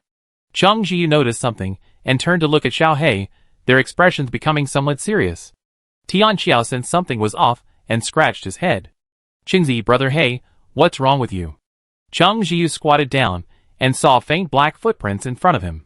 That guy was here last night. Something stuck to his shoes, leaving marks on the ground. Tianxiao saw it was indeed him, and immediately put his hands on his hips and frowned. Why is he here again? What's he doing here? Stealing? I go in and take a look. A moment later, Tianxiao emerged. Nothing's missing. I see the footprints near the chicken, but nowhere else. Tianxiao, so what's he up to? He gave us the chicken and regretted it. He wants to take it back? That doesn't make sense. Isn't the chicken still here? So what's he up to? Cheng Jiu couldn't figure out his intentions. He stood up and brushed the dirt off his hands. Forget him. There's no point in overthinking it. Let's eat first. Tianxiao snorted. Sneaking into someone else's house is rude. Don't let me catch you. Although this wasn't his home, they were temporarily living here, and the original owner was gone. They subconsciously felt like it was their territory, and having their territory invaded was very uncomfortable. By dinner time, his gloomy mood had completely dissipated. Cheng Jiu had made a sauce, full of red oil and a variety of seasonings. The shrimp were soaked in it, and when they ate it, it was incredibly fragrant. Tianxiao ate several bowls of noodles with this. Before the apocalypse, he hadn't dared to imagine a life of feasting on shrimp every day, but now that the apocalypse had arrived, he was living it. Tianxiao rubbed his bloated stomach and muttered, eating like this every day, I don't even want to leave here. Xiao Hei swung his tail and looked at Cheng Jiu. Cheng Jiu was amused by the two foodies and wanted to laugh. We take some shrimp with us. Tianxiao shouted, long live oranges. Xiao Hei also jumped onto Cheng Jiu, patting his chest with his paw as if to praise him. Cheng Jiu took the opportunity to grab Xiao Hei's paw and kiss him. Seeing Xiao Hei's fur rising, he curled his lips and said, I make some shrimp powder later. Add some to the cooking. It'd be extra delicious. Xiao Hei, not caring about the fur rising, twitched his ears. Shrimp powder? Cheng Jiu smiled. I make it tomorrow. Xiao Hei glanced at Cheng Jiu and hummed softly. not bothering with him about what had just happened. That night, the mysterious man did not appear. Cheng Ziyu woke up early and checked his system space. He found that Xiuqiang's health had improved significantly. He was in a good mood, feeling that it wouldn't be long before Xiuqiang reached maturity. Also, the vegetables he planted were gradually growing. The potatoes and watermelons didn't need much care, but the cucumbers and tomatoes needed to be planted on a trellis. They should be ready in the next 2 days. Exiting the system space, Cheng Ziyu found Xiaohei, clean and well-washed, already sitting on his pillow, waiting for him. Cheng Ziyu smiled. Eat something first. Xiaohei twitched his tail. He was just hungry. He jumped out of bed and followed Cheng Ziyu's feet on his short legs. He took a few steps and conjured a bed made of water. He lazily lay on it, and the water bed floated along with Cheng Ziyu. Cheng Ziyu glanced at it and muttered, "You really know how to enjoy yourself." Xiaohei stretched his legs and stretched lazily. Cheng Ziyu, cute. For breakfast, he made simple fried meat patties, which were delicious. He started out with palm-sized ones, but then realized even that wasn't enough to fill his mouth. He couldn't finish one, and there were people squatting nearby, staring eagerly. This put Cheng Ziyu under immense pressure, so he simply made meat patties the size of his face. The village stove was large enough, so he could fry 3 meat patties at once. He didn't insist on them being round. The shape didn't affect the taste, and he didn't care much about them when eating them himself. Tianqiao wasn't idle either, sitting by the stove, stoking the fire. He had to keep the patties on a low heat to avoid them getting burnt. At first, he couldn't control himself, so Xiaohei angrily chased him away and tried to do it himself. But Xiaohei wasn't as good as him, so he asked Tianqiao to keep stoking. This made Xiaohei a little frustrated. Tianqiao was about to laugh at him, but Cheng Ziyu comforted Xiaohei. "It's okay. Our Xiaohei was born to enjoy life. He doesn't need to learn these things." Tianqiao, Listen, is this human talk? He seemed to have seen what some of Cheng Ziyu's children would be like in the future. No bottom line. He angrily added more fuel to the fire under the stove. "Cheng Ziyu, the fire is too big." Tianqiao quickly pulled out some firewood. Xiaohei was indeed coaxed into submission by Cheng Ziyu. Honestly, it was the first time Tianqiao had ever seen a dog laugh. "Delicious meat patties, eat them quickly." Cheng Ziyu handed them each a plate with a meat patty as big as their face. Tianqiao eagerly took a bite. The meat patty was simple to make, but it was incredibly fragrant when fried. He was already secretly drooling. When he swallowed it, the meat juice exploded in his mouth, and the skin was fried to a crispy aroma. Even though it was very hot, Tianqiao's tongue danced in his mouth, and he was reluctant to spit it out. What a nice smell. Sure enough, high-end ingredients only require the simplest cooking methods. Tianqiao was enjoying his meal when Xiaohei used his paw to push the plate towards Cheng Ziyu. "You eat." Tianqiao, He glanced at the meat patty on his plate, which looked like it had been gnawed by a dog. Cheng Ziyu, like an old father surprised by his child's sensible behavior, exaggerated, "Wow. Xiaohei is so thoughtful. But I have some here. Come on, eat it." Xiaohei naturally knew he had some, but Cheng Ziyu was so busy that he didn't even bother eating. Really, he's so busy caring for others that he always forgets himself. At Xiaohei's insistence, Cheng Ziyu took a bite of the meat patty. He frowned at the bit he'd bitten off and said, "I make you another one." Xiaohei wasn't such a jerk. How could he let someone eat his leftovers? Xiaohei didn't ask him to change and just started eating. Seeing that he wasn't disgusted, Cheng Ziyu let him do it. Each person ate an average of 7 or 8 meat patties, then set to work. The mutant crayfish were so large that Cheng Ziyu wanted to make shrimp powder, but simply drying them in the sun wouldn't work. He had to cut them into small pieces. Then he used a bamboo winnowing basket he'd found at a farmer's house to dry them. He filled a large round plate with the shrimp meat. Given the weather, it should be ready by tomorrow. Perfect, they'd make fresh shrimp noodles tomorrow. Tonight, they planned to have grilled fish. There were fish in the pond too, though they weren't primarily farmed, so there weren't many. But compared to the mutant crayfish, they could easily catch a dozen. Cheng Ziyu and his friends built a fire, and planned to grill the fish over an open flame. As everyone knows, barbecue, no matter how it tastes, smells incredibly good. Xiaohei, who'd tasted many delicious things, was so anxious to catch this smell that he circled around Cheng Ziyu. Tianqiao deliberately said, Brother Hei is a dog, right? Dogs can't eat fish, right? Little Hei looked at Tianqiao dimly. A moment later, Tianqiao let out a wow, and a bump appeared on his head. He was now completely obedient. Cheng Ji wanted to laugh but suppressed it, telling him to provoke Little Hay for no reason. As they chatted and laughed, Little Hay's ears suddenly twitched. He had been lying down relaxed, but suddenly sat up. Cheng Ji seemed to sense something and glanced sharply towards the bushes. Chapter 30. The shadow in the bushes seemed to sense it had been discovered and immediately tried to flee. How could Cheng Ji let him escape? Instantly, a fireball blocked the shadow's path. It tried to run in another direction, but found Cheng Ji had somehow blocked its path. The next moment, ice walls rose in all directions, instantly blocking the shadow's path. Xiao Hei sharpened his claws, and Cheng Ji held him down. Don't do anything yet. Tianxia folded his arms, looking at the man whose face he couldn't see. Hey, brother, don't you say, if you want to do something, do it openly and honestly? Don't be sneaky like a man. As soon as he finished speaking, the shadow suddenly crouched down, covering his head, curling up into a ball, trembling with fear. Tianxiao, He touched his mouth, wondering, has he evolved to the point of using his mouth to hurt people? He turned to look at Cheng Ji, who noticed that next to the black shadow was a chicken. This one was much more lively than the previous one. Its claws were tied with ropes, but that didn't stop it from moving.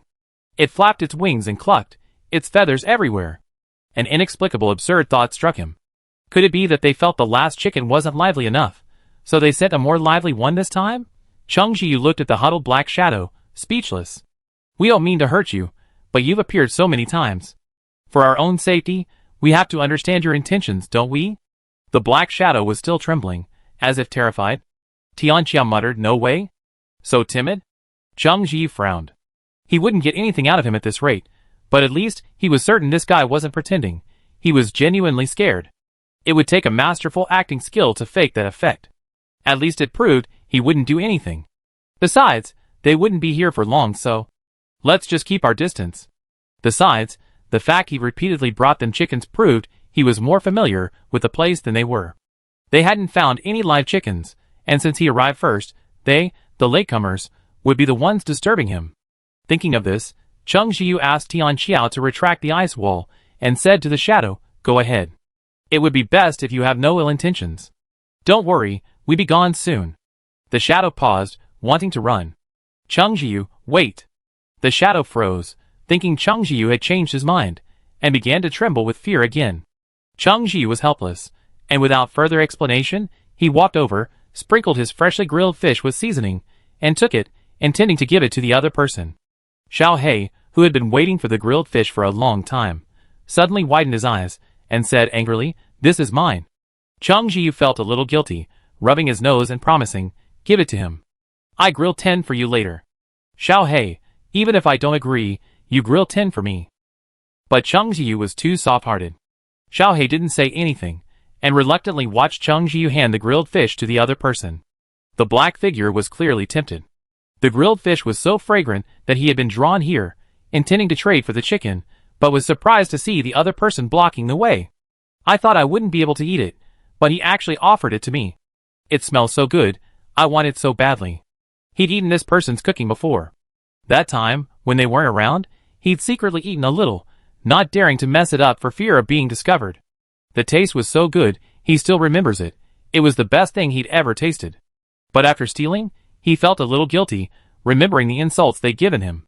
He rushed to bring them a chicken that night, but surprisingly, they didn't eat it. Maybe it was because the chicken was dying stale, so they didn't want to eat it. This time, he'd learned his lesson and was careful not to hurt the chicken. After that incident, he hadn't had the chance to eat this person's cooking again. He really wanted it so badly. He swallowed furiously, but finally couldn't hold back. He snatched the grilled fish from the other person's hand and devoured it ravenously. Cheng Ji's eyelids twitched. Watch out for the bones. Although he'd chosen fish with few bones to prevent Xiao Hei from getting stuck, there were still some large bones. Sure enough, Black Shadow got stuck. He coughed forcefully, pulled the bone out, and continued eating. Cheng Ji, really, I don't know what to say. Tianxiao, watching from the side, felt a pang of sadness. How hungry must he be? He thought for a moment, then took the fish he had just grilled and handed it to Black Shadow. Black Shadow finished one and, unexpectedly, there was another. He was so happy that he didn't notice that this one was different from the golden brown one, but a little darker. He took an eager bite and said, You. Tianxiao, Is it really that bad? Chung Jiu took a look. Yours doesn't seem cooked. Tianxiao felt instantly guilty. Well, I'm sorry. I'm not very good at cooking.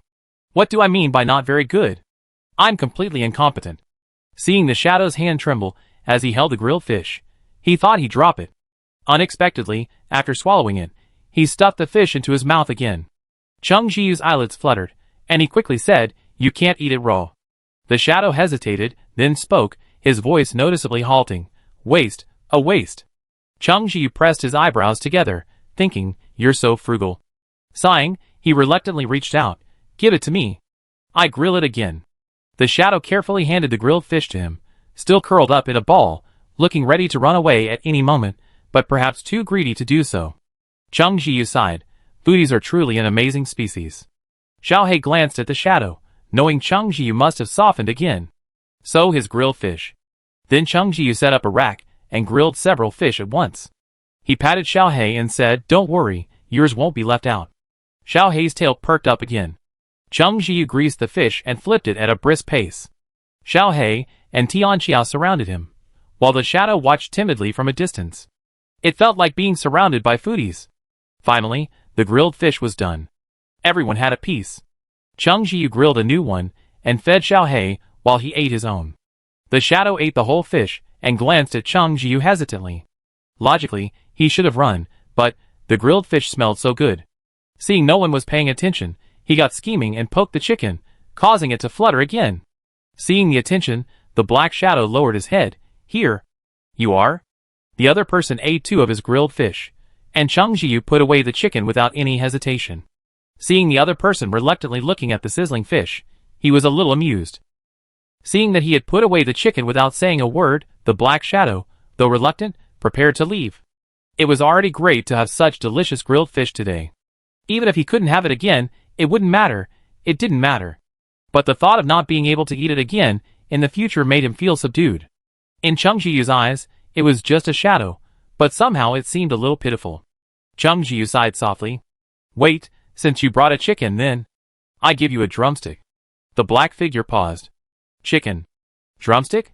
Chung Jiu said nothing more, but instead addressed Tianxiao, who was busy eating grilled fish. "Take care of this chicken." Tianxiao quickly took a bite and agreed, "Okay." Chung Jiu glanced at the black figure, but seeing he hadn't left, he ignored him and pondered how to eat the chicken. Roasting it was out of the question. Chicken wasn't as easy to roast as fish. He glanced around and noticed lotus leaves.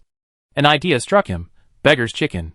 He had never made it before, but having eaten it once, he thought he might give it a try. However, 1 chicken wasn't enough. Never mind, just treat it as a novelty. If that wasn't enough, he could have fish. There was always plenty of fish. Tianxiao quickly prepared the chicken. Chung Jiu prepared the ingredients and stuffed the chicken with a variety of seasonings. With just these ingredients, the flavor was surprisingly good. Then he wrapped it in lotus leaves, covered it with yellow mud, and dropped it into the dug pit to begin cooking. Xiaohei watched from the side, seeing the fish being coated in mud and thrown onto the ground to burn. Although he had great confidence in Chung Jiu's cooking, he still gave him the fish he had reserved, to prevent Chung Jiu from going hungry. Tianxiao, no wonder Brother He hadn't let him eat just now, and even yelled at him. He thought Brother He was quite protective of his food. After Chung Jiu finished his work, he washed his hands, took the grilled fish Xiaohei had left for him, and began to devour it bite by bite. The fish was already golden brown on the outside, and it was crispy and fragrant. He had specially marinated it, so there was no fishy smell at all, only the freshness of the fish. Delicious. A dark figure nearby tried to minimize his presence. He wasn't used to interacting with people, and if it weren't for the chicken drumsticks he was waiting for, he would have wanted to hide. Xiaohei took a quick look, and then looked away without interest. Tianxiao, on the other hand, peeked curiously, staring for a long time but unable to make out what the dark figure looked like. Half an hour later, after Chung Jiu had eaten several grilled fish, he decided the beggar's chicken was almost done, so he dug it out. Little Black came over, looking at the lump of dirt, which looked like nothing more than dirt. He tried to paw at it, but Chung Jiu held him back. "Stop it. I just dug it out. What if it burns you?" Little Black swung his tail. The skin of the winged tribe isn't that delicate. Thinking this way, he still obediently withdrew his hand, staring curiously. Chung Jiu found a stick and tapped the dirt a few times. It instantly cracked, revealing a lotus leaf. The lotus leaf opened, and the aroma of chicken wafted out. Little Black, who had been unconcerned, couldn't help but crane his neck to take a look. Tian Xiao leaned in closer. Oh my god, it smells so good. It's incredible. Qingzi, you're so worthy of me. Everything you cook tastes good. He even tried to flatter her with deliberate flattery. Xiaohei glanced at him, then at Cheng Jiyu, then, taking it easy, nuzzled his head against Cheng Jiyu's wrist. The soft touch softened Cheng Jiyu's heart. He didn't even care about the beggar chicken. He picked up Xiaohei and kissed him. Wow, is Xiaohei being a spoiled child? Xiaohei, no. Cheng Jiyu felt that he was being a spoiled child. He had finally discovered that Xiaohei was quite a spoiled child. But if he said no, then so be it. He was moved. After giving the chicken leg he had promised to Heiying, he gave the other leg to Xiaohei. Xiaohei, you're so good. I give you a chicken leg. Tian Xiao's face was filled with pity. Why hadn't he noticed this side of his childhood friend before? Xiaohei glanced at Cheng Jiyu, whose eyes curved, and didn't take the chicken leg. I don't like chicken legs. You have it. Chicken only has 2 legs, so it must be good. Cheng Jiyu, you really don't like it? Xiaohei, yeah. Cheng Jiyu asked Tian Xiao if he wanted to eat the chicken leg. Before Tian Xiao could say anything, Xiaohei's dark gaze glared at him, as if to say, just try it. Tian Xiao shuddered and immediately shook his head. I won't eat it, I won't eat it. He felt wronged. Was he the kind of person who looked like he'd fight Qingzi for the chicken leg? Tian Xiao bit into the chicken. It's delicious. Seeing that they were refusing to eat, Cheng Jiyu had to finish the chicken leg himself. As he ate, he fed Xiaohei the chicken. Xiaohei ate very carefully, occasionally brushing his skin with his canine teeth, then immediately moving away, as if afraid of hurting him. The black figure over there wolfed down the chicken leg again, even trying to eat the bones. Tian Xiao noticed and quickly said, You can't eat the bones, big brother. Spit it out now. Don't get stuck. Cheng Jiyu turned to look and quickly said, You can't eat bones. The black shadow confirmed it, and, seemingly inedible, reluctantly vomited it out. Cheng Jiyu and the others were speechless. What kind of life had this black shadow led? Why would he eat bones? Finally, the black shadow reluctantly left. Cheng Jiyu noticed that it ran incredibly fast, so fast that ordinary people couldn't catch up. He raised an eyebrow. Since it meant no harm, he didn't take the incident to heart. For the next few days, when Cheng Jiyu was cooking, the black shadow would always happen to show up, bringing a chicken or some eggs. He would share some of the food with the black shadow.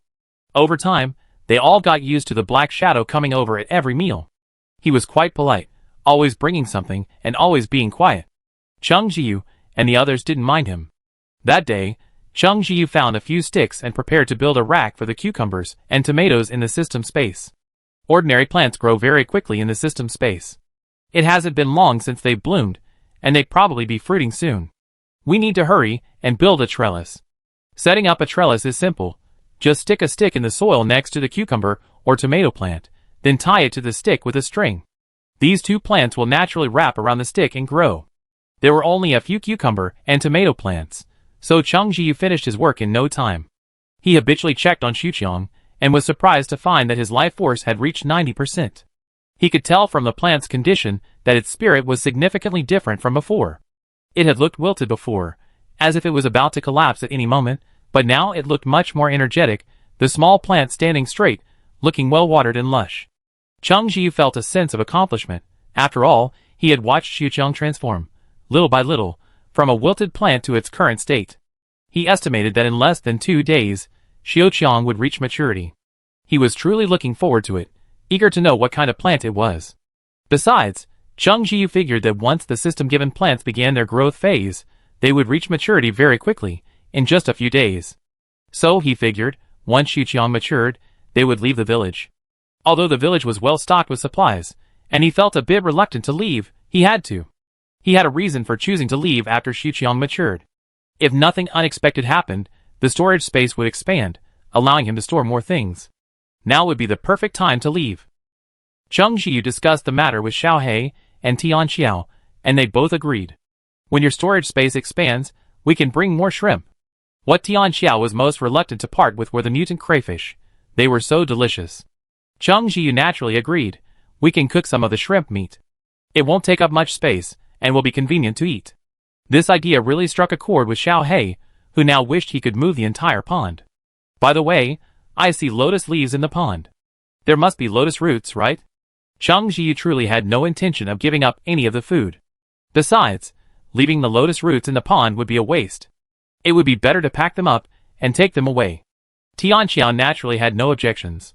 Lotus root was delicious too. So the next day, they got to work. They first fished out the mutant crayfish, prepared various flavors, and packed them for storage. They also didn't waste any fish or other items they encountered. They processed them all. Then, they found swimming clothes at a farmer's house, and prepared to begin digging lotus roots. The black shadow appeared again. After spending some time together, he had finally stopped shrinking, but he was always hunched over. His long hair obscured his eyes, and his face was grimy, making it difficult to tell what he looked like. The black shadow saw them busy and pointed at their waterproof jumpsuits. Need help? Tianqiao joked, we have to go digging lotus roots. We don't have time to find you this. The black shadow seemed to think for a moment, then turned and left. When he returned, he had a waterproof jumpsuit in his hands.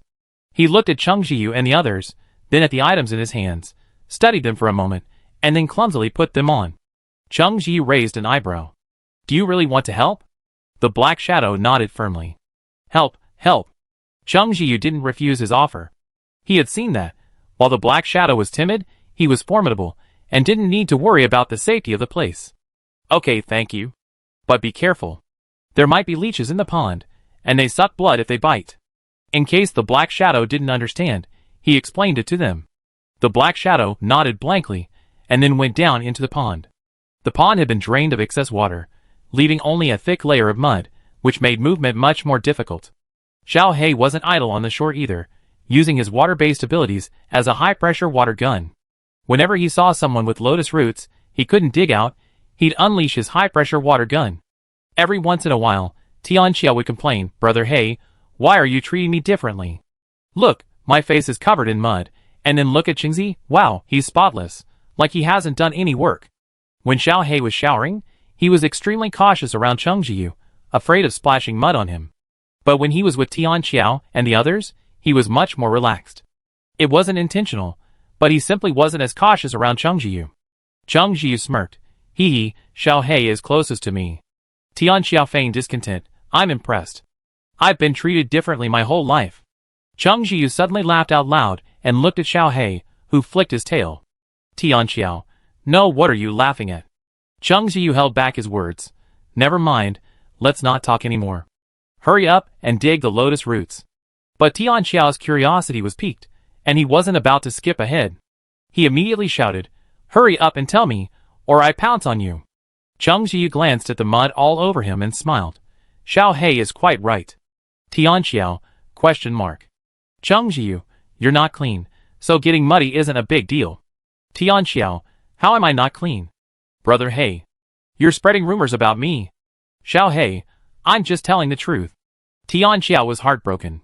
He was definitely one of the cleanest boys, but that depended on who he was compared to. Compared to Chang Jiyu, he was a little rough, but he wasn't considered a dirty guy. He turned around, trying to win over the shadows. Look at them, they're bullying us, saying we're not clean. The black figure struggled to dig out a lotus root. Stupid. Tianqiao, forget it. I fight you. Tianqiao shouted, charging at Chang Jiyu. Chang Jiyu's eyelids twitched, and he tried to dodge. Don't.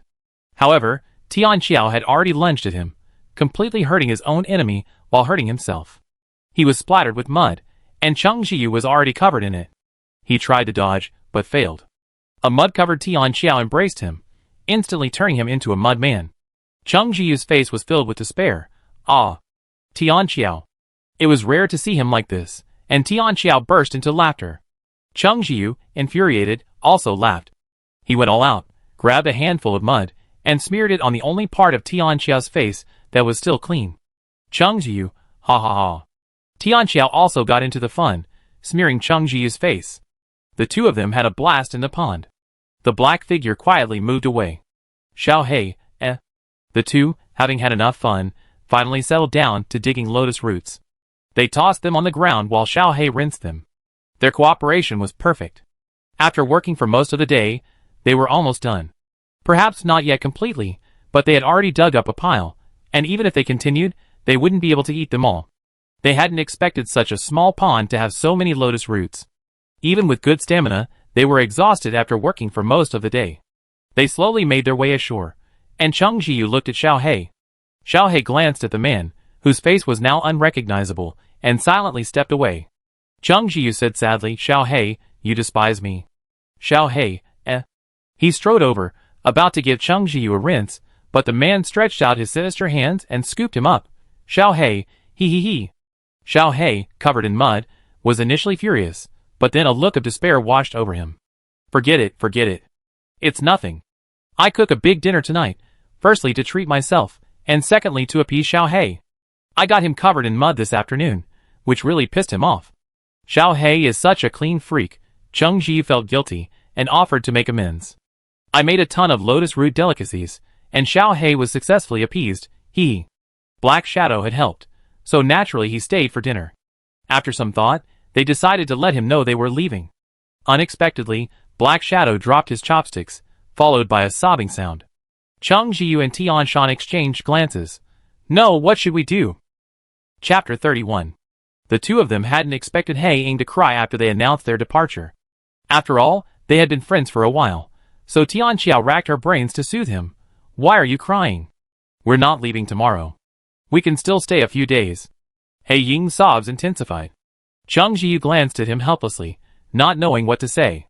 Having spent these past few days together, he could sense that He Ying, perhaps because he hadn't interacted with many people, had developed a particularly sincere personality, so it was normal for him to be sad. He was a little sad too, but they had to separate eventually. He Ying cried, picked up his chopsticks again, wiped them roughly, and continued to eat his food while crying.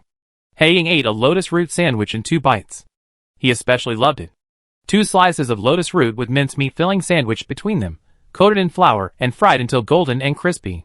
The crispness of the lotus root, the fragrance of the meat, and the charred aroma of the flour complemented each other perfectly. He Ying, perhaps thinking he'd never have such delicious food again, devoured it with gusto. Cheng Jiyu urged him, "Eat slowly, there's still plenty here." Black Shadow ate while sobbing uncontrollably. He really is a foodie. After finishing his meal, Black Shadow left in silence, his back looking particularly forlorn. Tianxiao watched him leave, feeling a bit down and becoming sentimental. "Qingzi, why do you think there are separations in life?" Cheng Jiyu looked at him, expecting him to make some chicken soup, but he said, "Wash the dishes." Tianxiao, he grumbled, "You're not sentimental at all." Cheng Jiyu shrugged. He looked at the pile of unfinished work and couldn't get sentimental. Tianxiao sighed as she washed dishes. "You mean he can't come with us?" Cheng Jiyu shook his head, telling him not to think about it. "We've only known him for a few days? What are you saying? Can friendship be judged by time?" Tianxiao disagreed. Cheng Jiyu said, "If he were an ordinary person, it would be great if he were willing to go with us, but in his case, he'd have to come into contact with people after he gets out, and that would be too difficult for him." When he said ordinary person, he didn't mean someone with special abilities, but someone who could communicate normally with the outside world. Black Shadow clearly couldn't do that. He was speechless, and he had to admit that Cheng Jiyu had a point. Cheng Jiyu glanced at Xiao He, lying nearby, and smiled. "But it depends on the situation." Tianxiao, ? If it's Xiao He, he'd have to go even if he doesn't want to. Cheng Jiyu picked up Xiao He and kissed him. "If he doesn't come with me, I kidnap him." Tianxiao, I was really impressed. He said to Xiao He, Look, Qingzi doesn't respect your opinion at all. Brother He, spank him." Xiao He flicked his tail, but didn't hit Cheng Jiyu. Instead, it gently scratched his wrist. Cheng Jiyu, Tianxiao, I actually thought Brother He was pretty pathetic. If they weren't the wrong species, I'd have thought they were dating. Xiao He looked into Cheng Jiyu's smiling eyes. He was really kidnapping him, but he was inexplicably in a good mood. For the next few days, Cheng Jiyu and his companions were busy making final preparations before leaving. The Black Shadow hadn't appeared since he left that day. Tianxiao sighed, "Hey, at least come and say goodbye. This is the end of the world. If we separate, we probably never see each other again." Cheng Jiyu felt a little sad, but he had no choice but to accept it. Everyone's choices are different. Perhaps for Black Shadow, this separation was the best way. Early that morning, Cheng Jiyu received a long-awaited system notification. "Congratulations, host. Xuqiang has reached level 1 maturity. Rewards have been issued. Please check for yourself. Cheng Jiyu suddenly opened his eyes, said something to Xiao He, and entered the system space. As soon as he entered, he noticed that Xiuqiang was different. Previously tiny, he had grown considerably taller, reaching Cheng Jiyu's waist, looking like a beautiful sapling. To be honest, compared to Xiao Er and the others, Xiuqiang looked ordinary, and it was impossible to tell what kind of plant it was. But Cheng Jiyu certainly didn't think it was just an ordinary plant, so he clicked on Xiuqiang's message and began to examine it. Plant name, Xiuqiang. Current status, mature level 1. Skill. Residence. Cheng Jiyu raised his eyebrows slightly when he saw the skill item, and his heart began to beat faster. Wasn't it what he'd imagined? As it turned out, it was exactly what he'd imagined. The system then prompted, Host, would you like to check? Cheng Jiyu, yes. Then, he left the system space. The system prompted, Host, please select an open area, with the host as the center, and no obstructions within 5 meters. Cheng Jiyu, excited, immediately headed out. Xiao He, seeing this, immediately followed. Tian Xiao also noticed their movements. Qingzi Heizh, what are you two doing running so fast for? Hey! Wait for me. Tian Xiao hurried to follow.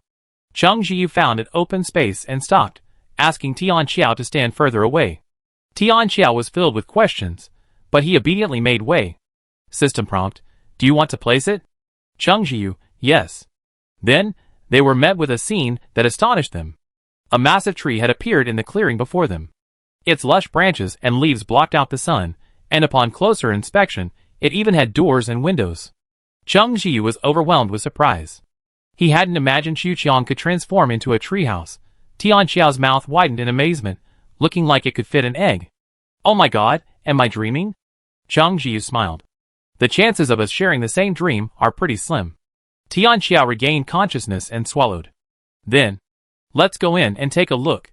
Cheng Jiyu, holding Xiao He, walked over and opened the door to the treehouse. The interior was surprisingly spacious. The walls were painted logs, with a warm hue. Other than that, there wasn't much else. It was probably just a bare-bones house. But even so, they were happy. With Xiuqiang, it was like bringing their own house with them. They felt an inexplicable sense of security. Although the house was empty, they could easily add furniture themselves. Cheng Jiyu even asked the system if, after adding furniture to Xiuqiang's treehouse, it could be shrunk along with Xiuqiang and planted in the system's space. The answer was yes. Xiuqiang's treehouse had 2 floors. The lower floor had a bedroom and a living room, and there was another room upstairs. Tian Xiao was particularly excited. I've never lived in a treehouse in my life, and now I want to live in one. Cheng Jiyu laughed. There's nothing in the house, so you're sleeping on the floor? Tian Xiao chuckled. I'd love to sleep on the floor too. A treehouse? It's so novel. Who didn't dream of owning a treehouse as a child? Cheng Jiyu looked at it and shook his head. Xiao He jumped off his shoulder and, with his short legs, walked around inside the treehouse, as if getting acquainted with his new territory. He ignored Xiao He and let him watch. The first floor also had a floor, like a solid wooden floor, which felt more solid than wooden flooring. The first floor bedroom had a large window, letting in plenty of sunlight, illuminating the room. Because it was inside the tree, the walls had a slight curve. The living room was also slightly larger than the first floor bedroom. Cheng Jiyu figured it could fit a dining table and a sofa. Of course, the size wasn't comparable to a normal house, but it was still pretty good. After all, Xiao Chang's treehouse could be taken anywhere. Moreover, according to Cheng Jiyu's experience, Xiuqiang is currently at the first level of maturity, which means it can still be upgraded. I just don't know if the upgrade will be in size or something else. Besides the bedrooms, the second floor also has a small utility room. While not large, it can accommodate some things. Cheng Jiyu and the others were increasingly pleased. Great. We can put things here if we can't store them in the storage space. For example, pickled sauerkraut. Speaking of sauerkraut, Cheng Jiyu remembered that the pickled sauerkraut we had earlier should be edible. So let's have sauerkraut buns this morning. Turning around, he saw Tian Xiao already lying down, sprawled on the floor, unfazed by the hardness. Cheng Jiyu's mouth twitched. Seeing Xiao He, after confirming it was clean, also lay down on the floor, his mouth twitched. You really are. Xiao He had never slept in a tree before, let alone Xiao Chang, who was a living tree. He unconsciously crouched down. Seeing Cheng Jiyu's look, he immediately feigned composure and stood up, shaking his fur. I'm a little tired from walking just now. Chung Jiu, do you think I believe it? But even if I don't, I can't expose it. Let's save his dog some face. Tian Xiao, on the other hand, was completely oblivious to the fact that he was lying on the floor, his whole body spread out in a spread out position, his limbs still scraping against the floor. I feel like sleeping here is cooler than inside. Orange, are you sleeping upstairs or downstairs? Chung Ji glanced at him and said, downstairs. Tian Xiao, great. I sleep upstairs then. Can I sleep in the tree house tonight? Chung Ji glanced at the empty tree house and pressed his eyebrows together. Whatever you want. Tian Xiao, he. Turning around, Xiao Hei was also looking at him. Chung Ji helplessly asked, you want to sleep in the tree house too? Xiao Hei wanted to sleep, but was too embarrassed to say, it doesn't matter whether I sleep or not. Chung Ji picked him up and said, I want to sleep too. You stay with me. Xiao Hei wagged his tail, feeling cheerful. Okay. Well, since we're sleeping here tonight, we can see as much as we want. It's time to get down to business, Chung Ji said. Tian Xiao, what's going on? Chung Ji, breakfast. Leaving the tree house, Tian Xiao reluctantly watched Chung Ji put Xuqiang away. If he hadn't just slept on the floor, he'd have thought he was dreaming. Reluctantly, he said, Qingzi, remember to water Xuqiang more so it thrives. Chung Ji's mouth twitched. More water? Won't it kill it? Little Black's paw gently patted Chung Ji's cheek, a touch of warmth. What are we having for breakfast? Chung Ji, steamed buns, sauerkraut buns. With sauerkraut, he could make all sorts of delicious dishes he'd never tasted before. When he heard there wasn't any meat, Little Black's head drooped. Chung Ji smiled and rubbed his head. It's delicious. How about making you some meatball soup? Little Black twitched his ears and nuzzled Chung Ji, but then stopped immediately, acting so awkwardly and adorably. Chung Ji gave him a kiss and contentedly went off to make breakfast. Little Black, He didn't want to watch Chung Ji cook anymore, but went to supervise Tian Xiao's work. Tian Xiao, Chung Ji first mixed the dough and added the yeast he'd found earlier to make it rise. He covered the bowl and placed it in a warm place, figuring it would rise in no time. Meanwhile, he prepared the filling for the dumplings. He removed the sauerkraut, rinsed it briefly, and squeezed out the moisture. He didn't want to squeeze it too dry, otherwise the dumplings would be dry and unappetizing. Just the sauerkraut wouldn't be enough. He added some vermicelli noodles, chopped garlic, a sprinkle of chili powder, and a splash of hot oil, then added all the seasonings. After the vegetables were ready, he began mincing the meat. He set the mincemeat aside, and when the dough was almost risen, he started making the dumplings. Tian Xiao came in and offered to help, but he enthusiastically picked up one and made an ugly mess. Chung Ji consoled him, your first time is not bad. Tian Xiao was greatly relieved, feeling that he could still make them. Then Chung Ji said, I won't eat your dumplings. Xiao Hei, I don't want to eat it either. Although Tian Xiao couldn't hear Xiao Hei's words, he understood what he meant, He was utterly devastated. He had just been praising him. Chung Ji said that despite the praise, he really didn't want to eat the buns Tian Xiao made. It wasn't about the appearance of the buns, but the thick skin and the tiny amount of vegetables stuffed inside. He didn't even need to taste them to know they weren't good. Tian Xiao pouted, if no one else eats them, I eat them. But he didn't make any more buns, fearing that he would end up having to eat only his own. Oh, forget it, he decided to go back to work. This time, Xiao Hei didn't follow him, but stayed by Chung Ji's side, watching. Chung Ji finished wrapping the buns and placed them in the steamer. Xiao Hei used his water power to place the steamer on top of the pot and close the lid. Chung Ji curled his lips and praised him. Xiao Hei, you're awesome. Xiao Hei's tail twitched even more merrily, completely unaware of how incompetent he was. As the steamed buns were steaming, Chung Ji took the minced meat, seasoned it, and formed it into small meatballs. He then added them to the broth, making ginger meatball soup. The ginger meatball soup looked light, but it tasted delicious. It was sprinkled with cilantro before serving, making it very appetizing. Luckily, they all eat cilantro, so there was no need to make a special version without it. It was almost time for the buns. Chung Ji checked the time and said, it's time to eat. During the meal, Tian Xiao tried to ignore his own ugly steamed buns, but Chung Ji had already placed his own buns in front of him. Tian Xiao tried to resist. Can I not eat this? Xiao Hei took a bite of the steaming bun. The aroma of pickled cabbage, vermicelli noodles, and dough filled his mouth. He narrowed his eyes, then, hearing Tian Xiao's words, half opened them, and looked at Tian Xiao intently. Cheng Jiu, no, don't waste food. They all grew up in the countryside, and knew how difficult it was to grow wheat into flour. Even if they had enough food, they still took food seriously. Moreover, it was the end of the world, and they had witnessed the hardships of ordinary people's survival, so they couldn't afford to waste it. Hearing this, Tian Xiao could only take a bite of his bun. Wow, he couldn't even get to the filling. Fortunately, Cheng Jiu's dough had risen perfectly, and the freshly made dough was fragrant, so it wasn't impossible to eat without the vegetables. Tian Xiao quickly devoured his bun and sighed, it's actually not bad. It's quite delicious. After saying that, he eagerly grabbed a large bun and started eating. With one bite, he realized that his own buns were too bad. Unlike Cheng Jiu's, the buns had a thin skin and a large filling, and the fragrance was so fragrant that it almost made him dizzy. Another sip of the meatball soup made him feel refreshed. They steamed 3 baskets of baozi. These weren't the small ones you'd find in the city, but rather the large ones used on rural earthen stoves, the same size as the ones in baozi shops. Each basket could hold a dozen or so large buns, and before they knew it, the 3 of them had finished 2 baskets.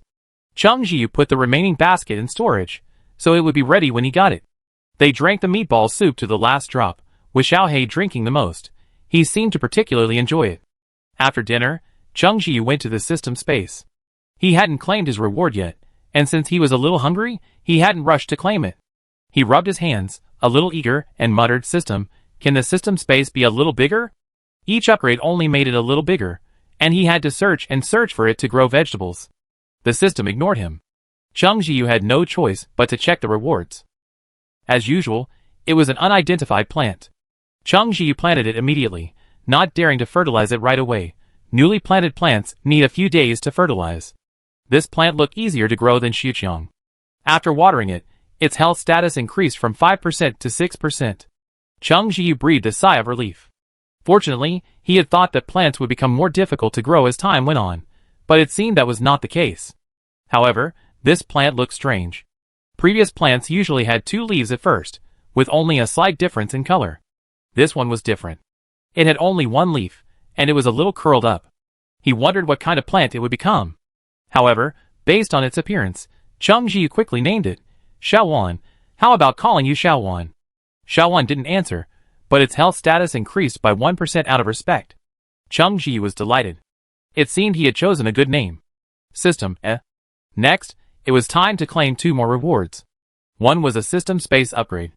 Cheng Jiu had assumed it was just an upgrade from 4x4 to 5x5, and he consoled himself by thinking each time the area increased significantly. This time, however, it was somewhat unexpected. The system space's land area had actually been upgraded directly to 7x7. Cheng Jiu's eyes widened slightly, a hint of surprise. System, why are there so many upgrades this time? The system was very cool, a reward for Xiao and Xiutia's upgrades. I see. Cheng Jiu nodded, then narrowed his eyes. That's not right. Didn't Xiao and Xiaotai upgrade a long time ago? System, Playing dead again? Seeing no results from his questioning, Cheng Jiu gave up. He'd have to question the system more often, or else it would fool him. Then, there was the storage space upgrade, from 5 cubic meters to 10 cubic meters. This time it's been expanded many times over. 10 cubic meters, that's almost as much as a small warehouse. It looks like I can bring more supplies this time. Cheng Jiu cheerfully inspected the plants in the system space. Shower and the others hadn't changed much, but the more common plants were changing with each passing day. The cucumbers and tomatoes were already bearing fruit, small ones, and they'd probably be ready to eat soon. Because they were planted next to Shower, they were red right after they emerged. The potatoes couldn't be seen because they were growing underground, but the watermelons had also begun to bloom. After inspecting each one and watering them, Cheng Jiu left the system space and told Xiaohei and Tian Xiao the good news. After hearing this, Tian Xiao wished he could take everything he could with him. Cheng Jiu pondered, we can get a small generator then. It fit in the space, or even in Xiqiang's utility room. Now that they had a treehouse, a generator was essential. They could take it anywhere. Some generators were loud, but others were quiet. They definitely wanted the latter. Otherwise, using a generator would be like telling zombies or anyone else they were there. And furniture. Let's go to the furniture store. We definitely need a bed. Tian Xia was still thinking about this. Cheng Jiu nodded. Let's find something they have at the furniture store. It doesn't have formaldehyde. Although it wasn't new, it wasn't that important. After discussing it, they prepared to leave tomorrow, again at night. It was even hotter during the day, making it impossible to go outside. Truly, Tian Xiao, a psychic, and Cheng Jiyu, who had practiced the inner cultivation technique, weren't intolerant to the temperature, but it was truly unbearable. Autumn was approaching, and there was no telling if the temperature would drop. Speaking of leaving, Tian Xiao muttered about Black Shadow again. He really isn't coming. He used to come to every meal we had. Cheng Jiyu remained silent. It was his choice, and he couldn't blame him. He had, however, originally planned to make some long-lasting food for him, but Black Shadow hadn't shown up, so he couldn't give it to him. The two of them tacitly agreed not to discuss the matter again. That night, they both stayed in the treehouse. Although it was a bit hard without a bed, it wasn't a problem for an occasional nap. Furthermore, they were pleasantly surprised to find that the treehouse was slightly warmer than usual at night. They closed their eyes and tried to sleep, but suddenly, in the middle of the night, they heard a sobbing cry. If it weren't so familiar, it would have been truly eerie. Tian Xiao came downstairs, and saw Cheng Jiyu was already awake. They all knew it was the shadow, and wanted to go out and see. Out of the treehouse, they saw the shadow squatting in the yard of their former home, crying bitterly. Cheng Jiyu understood why he was crying and walked over, gently patting his shoulder. "We haven't left yet." The shadow was so frightened that he almost ran out. Seeing it was them, he reluctantly stopped and wiped his face. Although his expression was unclear, he could sense his surprise. Tian Xiao yawned. "Brother, your crying in the middle of the night is really creepy." The shadow seemed a little embarrassed, lowering his head. Then, thinking of something, he quickly pointed in the direction of the outside. Tian Xiao, confused, scratched his head and asked, "What? What do you mean? What's going on out there?" The black shadow pointed anxiously and opened his mouth. "Come, come. Follow me." The two understood. He was asking them to follow him. But they didn't know where he was taking them. The black shadow kept repeating persistently, "Come. Come." So, he came here in the middle of the night to take them somewhere? But he didn't know where to go. Cheng Jiyu looked at Xiao Hei, who flicked his tail. "Let's go and see." Cheng Jiyu thought the same thing. He didn't think the black shadow would harm them. Instead, he felt a little curious. Chapter 32. Where are you taking us? Tian Xiao followed along the dark path, rubbing her arms, trying to rub against Cheng Jiyu for some warmth. It happened to be moonless today, so it was incredibly dark. Cheng Jiyu pulled out a flashlight, instantly brightening the path. Xiao Hei stretched out his paw and nudged Tian Xiao, who was leaning against Cheng Jiyu's shoulder. Tian Xiao pulled away and turned to look at Xiao Hei. "Brother Hei, why are you so childish?" Xiao Hei nudged Cheng Jiyu. "Am I childish?" Cheng Jiyu felt the fur beside his face, his heart fluttering. He said righteously, "How is it childish?" "Not childish at all, okay?" Tian Xiao, He then said, "Qingzi, why didn't you take out the flashlight just now?" Cheng Jiyu, "I forgot." Tian Xiao, "Okay." Glancing at the dark figure ahead, he saw that the two were walking too slowly, and the other party was getting impatient, but he didn't dare to rush them, so he could only stamp his feet. It was a bit amusing. The two quickened their pace. After walking for over an hour and still not reaching their destination, Tian Xiao muttered, "Where are you taking us? Why is it so far?" The black shadow seemed a little dissatisfied. "You're slow." Tian Xiao raised an eyebrow. "Hey, you're still complaining about us? We're walking fast enough, aren't we?" It's unclear how the black shadow could run so fast. Could he be a speed user? That's probably the only explanation. Cheng Jiyu smiled, feeling that the black shadow seemed much more cheerful. He asked, "Tell us where we're going." The black shadow, "We know when we get there." "We know when we get there." "Why are you being so mysterious?" They could only suppress their curiosity and follow the other party. Finally, they saw something in the distance. Cheng Jiyu shone his flashlight. "Looks like a chicken farm." Tian Xiao was a little surprised. "Chicken farm? Doesn't that mean there are chickens?" He couldn't help but quicken his pace and follow the shadow inside. The owner of the chicken farm was probably gone. The place was a mess, with things scattered all over the place. Once inside, Tian Xiao was delighted to find a few chickens inside. He guessed the chickens the shadow had brought them were caught here. But since the chicken farm was unattended, the chickens might have gotten hungry, and a large hole in the corner might have allowed them to slip out. The few remaining ones were probably just a bit clumsy. There was scattered feed on the ground, presumably from where the shadow had come in to feed them. There were 5 chickens left. They were probably used to being fed, and they weren't afraid of people at all. They slowly ate the feed on the ground, and when they were full, they went back to sleep. Good boy, you're all pretty comfortable, Tianxiao muttered. Here you are. The shadow spoke. Tianxiao laughed. Don't give us any. There are only 5 of them. Keep them for yourself. No. The shadow shook his head violently, pointing to rows of chicken coops not far away. Cheng Ji shone his flashlight and was surprised to see what was inside. Eggs? Tianxiao exclaimed. Oh my god, so many eggs. The chicken farm mainly relied on selling eggs. Hundreds of chickens laid eggs almost every day. In the first few days of the apocalypse, they were dedicated to their duties. Later, perhaps too hungry, they escaped through the broken hole. Even so, there were quite a few eggs inside. This must be over 1,000, right? Tianxiao's mouth could almost fit full of eggs. Cheng Ji was also surprised and nodded. I got some. Oh, then what are you still standing there for? Hurry and collect the eggs. Tianxiao was as happy as an old farmer enjoying a good harvest, and happily began to pick up the eggs. Hurry up and collect them. In this weather, the eggs will go bad. Cheng Ji looked at the black shadow and confirmed again. For us? The black shadow nodded. Eat, can't finish them all. Cheng Ji thanked him earnestly and began to pick up the eggs. After picking them up, he put them directly into the storage space. There was also chicken shit on the ground. Xiao Hei was disgusted by it and covered himself with water, still helping to pick up the eggs.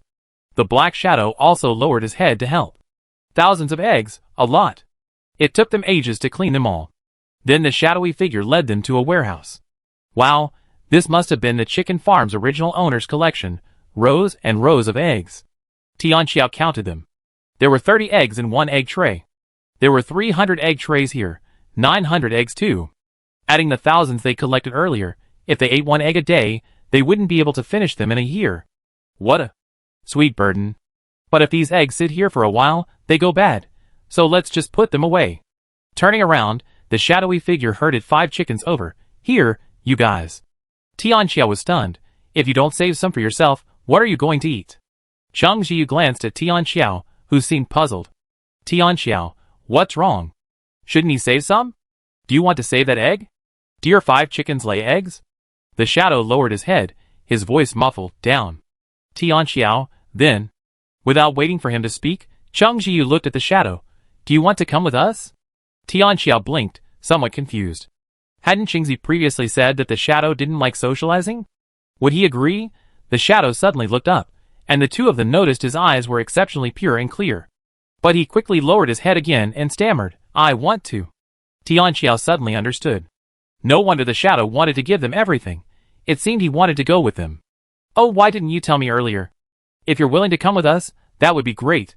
Look how fast you run. Qingzi and I can't even keep up. The shadow seemed pleased. Since he was willing to come, that was all the better.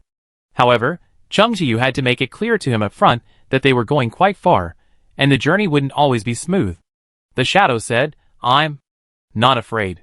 Cheng Ji smiled and extended his hand, saying, welcome to join us.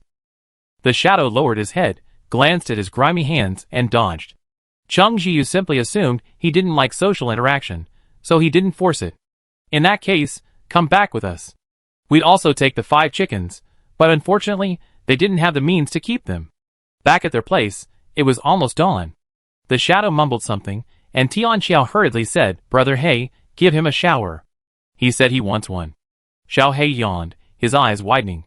What do you think he is? A shower head? Cheng Ji patted his head. Please, Xiao Hei. Xiao Hei, forget it. He didn't want a dirty person on the team. It was daybreak, the temperature had risen, and Xiao Hei didn't worry about catching a cold just showering, so he just showered. Although it looked a little cleaner, it was still filthy. Black Shadow, huddled up in self-esteem.jpg. Cheng Ji coughed softly. He might need a scrub. A moment later, a large tub filled with steaming hot water. Cheng Ji and Tianxiao, each holding a scrub towel, began to scrub Black Shadow vigorously in the tub. Ah! It hurts, it hurts! Black Shadow uttered the smoothest sound he'd made since meeting them. Cheng Ji looked at Tianxiao, who coughed softly. Sorry, I mistook this birthmark for something dirty. Only on Black Shadow's back was a black birthmark. Cheng Ji shook his head, squeezed another large dollop of shower gel onto Black Shadow, and continued scrubbing. When the water in the tub was changed for the third time, it finally cleared, and the two of them got a clear look at the black figure for the first time. He looked quite young, around 20, with an unhealthy pale complexion, perhaps from years without sun exposure. Tianxiao tooted, I didn't realize you're quite handsome, bro. The black figure was indeed quite handsome. He lowered his head uncomfortably, trying to hide his face with his long hair. When he lowered his head, he realized that Cheng Jiu and the others had cut his hair because it had been difficult to comb out when he just washed it. Now, he had a refreshing short haircut. He changed into the clean clothes Tianxiao provided, feeling a little uncomfortable and subconsciously wanted to hide himself.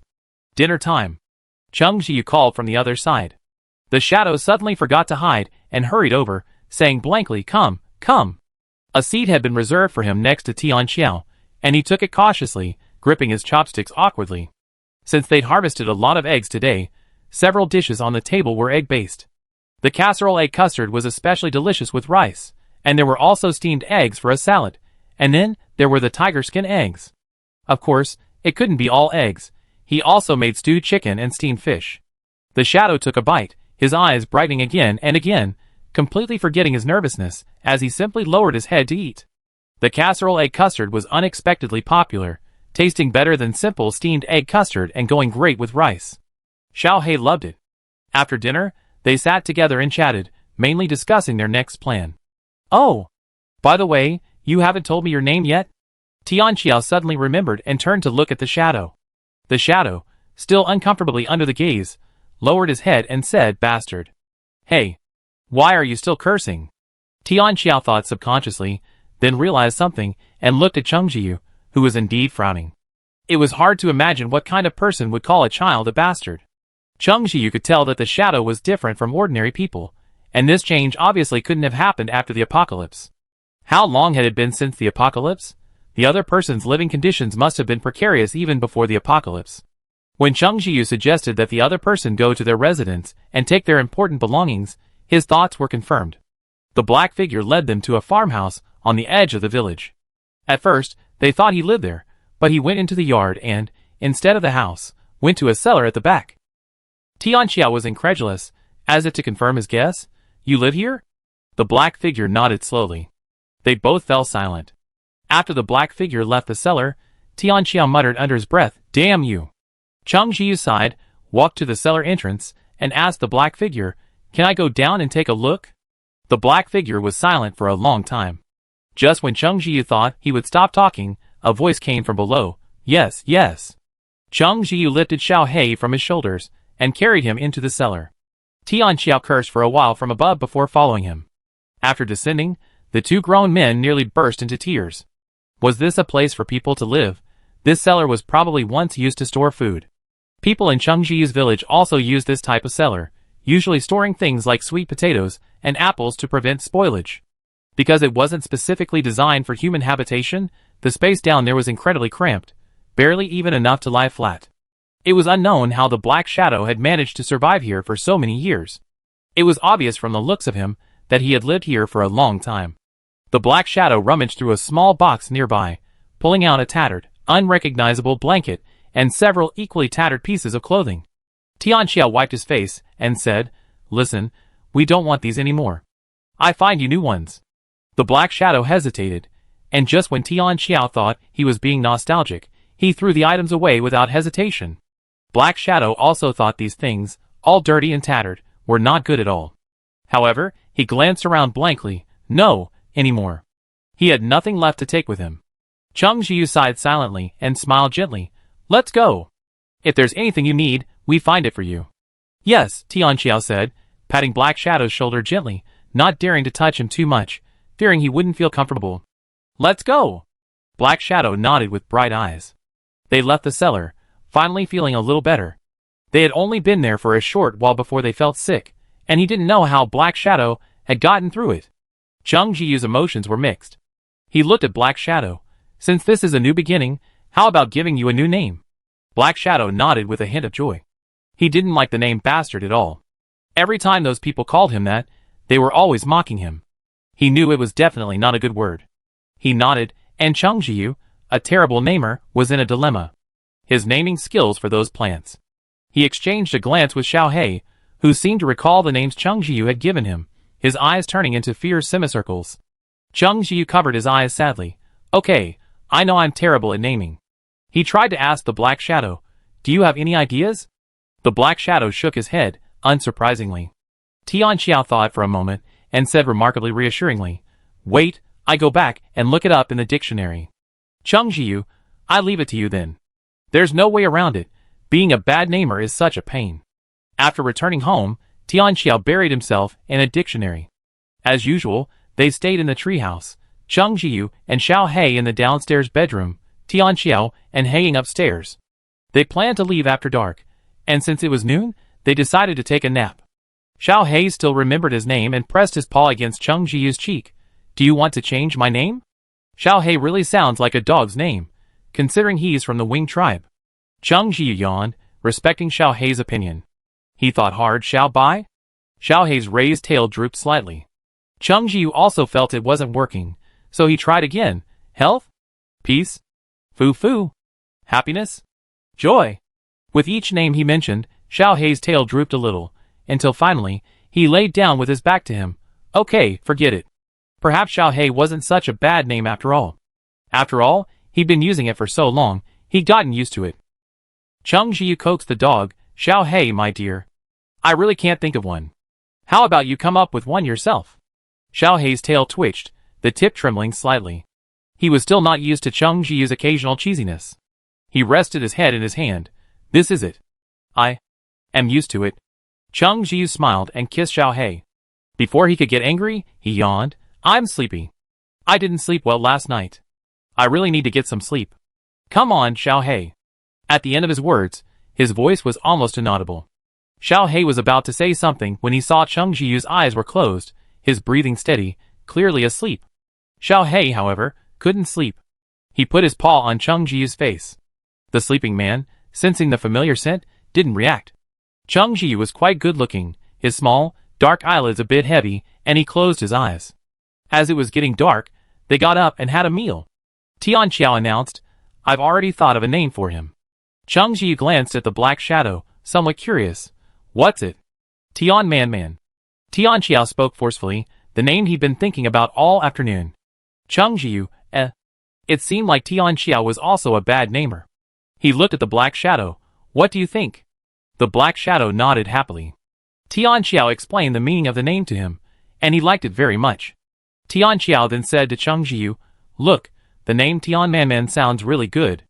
The word man is very nice. What does Tian Man mean? A full field, no worries about food and clothing, what a wonderful life. And he has my last name, so he'd be my little brother from now on. Tian Xiao is an only child. He used to envy others who had siblings, always having someone to help them out in fights. I never thought that in his 20s, he'd have a little brother. After hearing this, Cheng Jiu thought the name was indeed a good one, though he'd been too cliché. He poured a glass of water and raised it. Then let's use water instead of wine to wish Man a happy new life. Tian Xiao immediately raised his glass, and Tian Man, standing beside him, followed suit. Xiao Hei also held a glass of water, and clinked it with the others. After dinner, they set off. Cheng Jiu rode Xiao Hei on his motorcycle, while Tian Xiao carried Tian Man, driving along in the moonlight. They encountered scattered zombies along the way, but the waiter had already dealt with them without them having to take any action. Cheng Jiu, observing the waiter's expression, figured it wouldn't be long before they could upgrade. They decided to go to the furniture store first. Motorbikes made it much faster, and they soon arrived at a furniture store. There weren't many zombies here, so after dispatching the wandering ones, they began searching for suitable furniture. The most important thing was finding a bed. The treehouse was quite spacious, so Cheng Jiu chose a double bed. Besides size, he wasn't particular about the style. He found a natural wood-style bed that matched the treehouse's color scheme and placed it inside. As for Tian Xiao, he carefully selected a bed after a long time. Seeing him take so long, Cheng Jiu was curious. What's so special about this bed? Tian Xiao's answer was also quite frank. It's expensive. You don't know? I saw this one before the apocalypse. It was 200,000. Cheng Jiu glanced at the unremarkable bed, and couldn't see how it could be worth 200,000 yuan. But it didn't matter, since he'd bought it for nothing. Besides the bed, the most important thing was the lamp. They found another nearby and installed it in the treehouse. ready to use once they found a generator. As for the air conditioner, they also found a vertical unit. Next, they needed the dining table and sofa in the living room. Finding these didn't take long, and they were quickly set up. Just then, Chung Ji frowned, feeling uneasy. A sudden burst of fire struck him, and he quickly dodged, calling Xiao Tai out. Xiao He narrowed his eyes at the sight of a zombie emerging from a distance. A bolt of lightning, as thick as a finger, struck it, and the zombie, unable to dodge, instantly fell to the ground. Chung Ji walked over and dug out the crystal core from its skull. Tian Xiao patted his chest as he approached, a lingering sense of trepidation. Where did this zombie come from? It's so cunning. He had no problem dealing with level 1 zombies now, but this one suddenly appeared, making it incredibly difficult to defend against. He looked at Xiao He with admiration. Brother He, thanks to you, awesome. Tian Manman watched from the side, and Tian Xiao told him, next time you see one of these, just run. Okay? If Tian Manman ran, ordinary zombies wouldn't be able to catch up. After he finished speaking, seeing Chung Jiu and Xiao He's serious expressions, he asked in confusion, what's going on?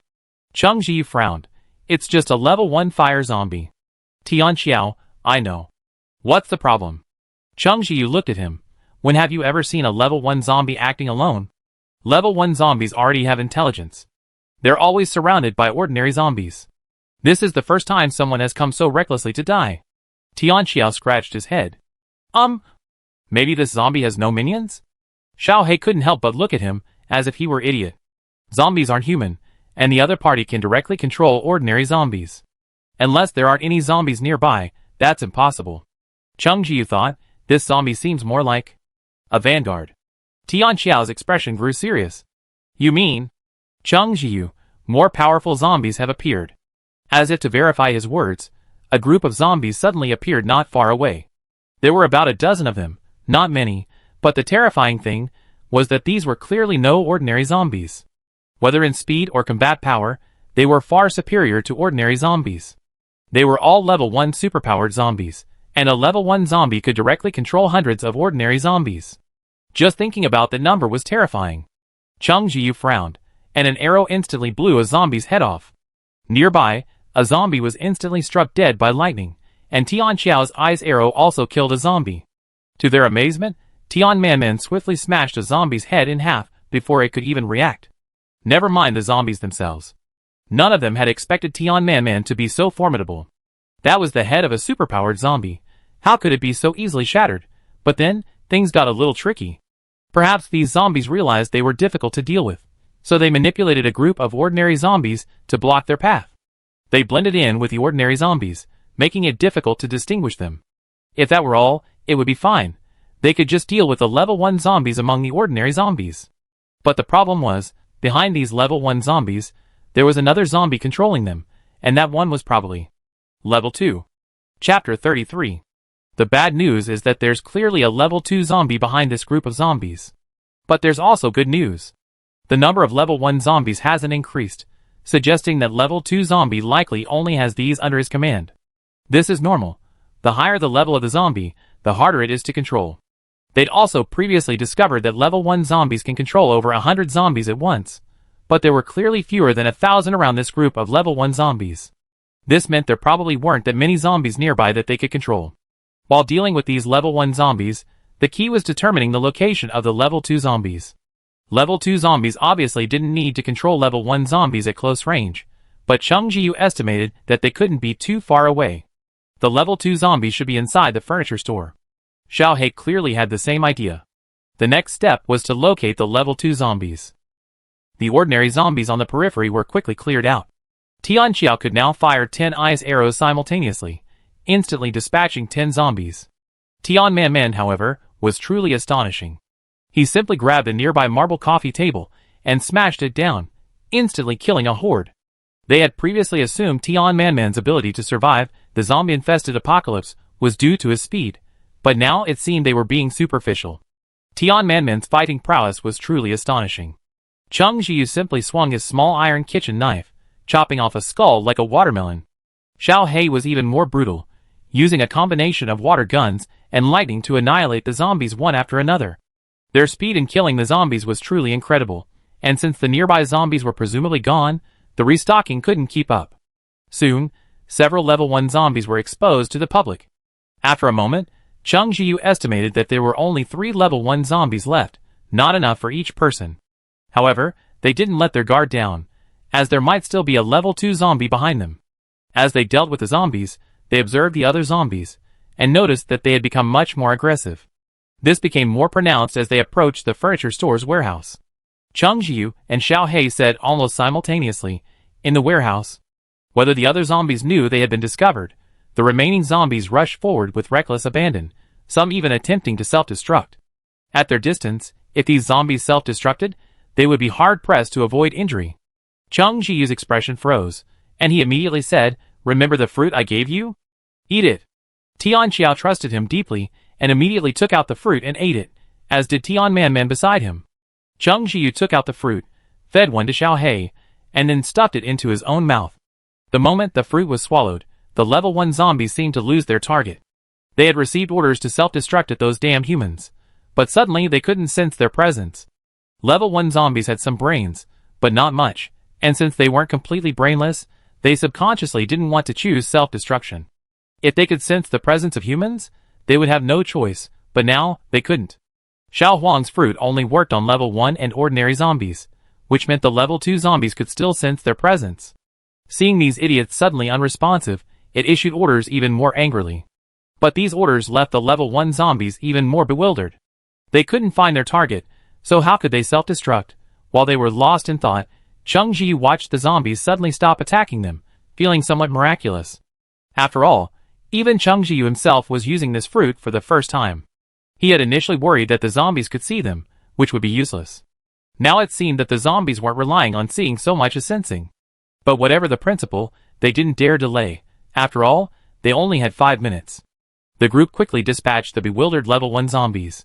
The remaining ordinary zombies were no longer a threat.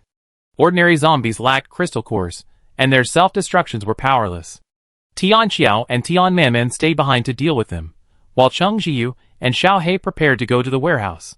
The level 2 zombie clearly wasn't going to sit still and wait for death. Seeing its subordinates were useless, it immediately took action. This further confirmed Chung Jiu and the other's suspicions. This level 2 zombie could only control a limited number of level 1 zombies. It clearly couldn't appear in the endless stream it could with ordinary zombies.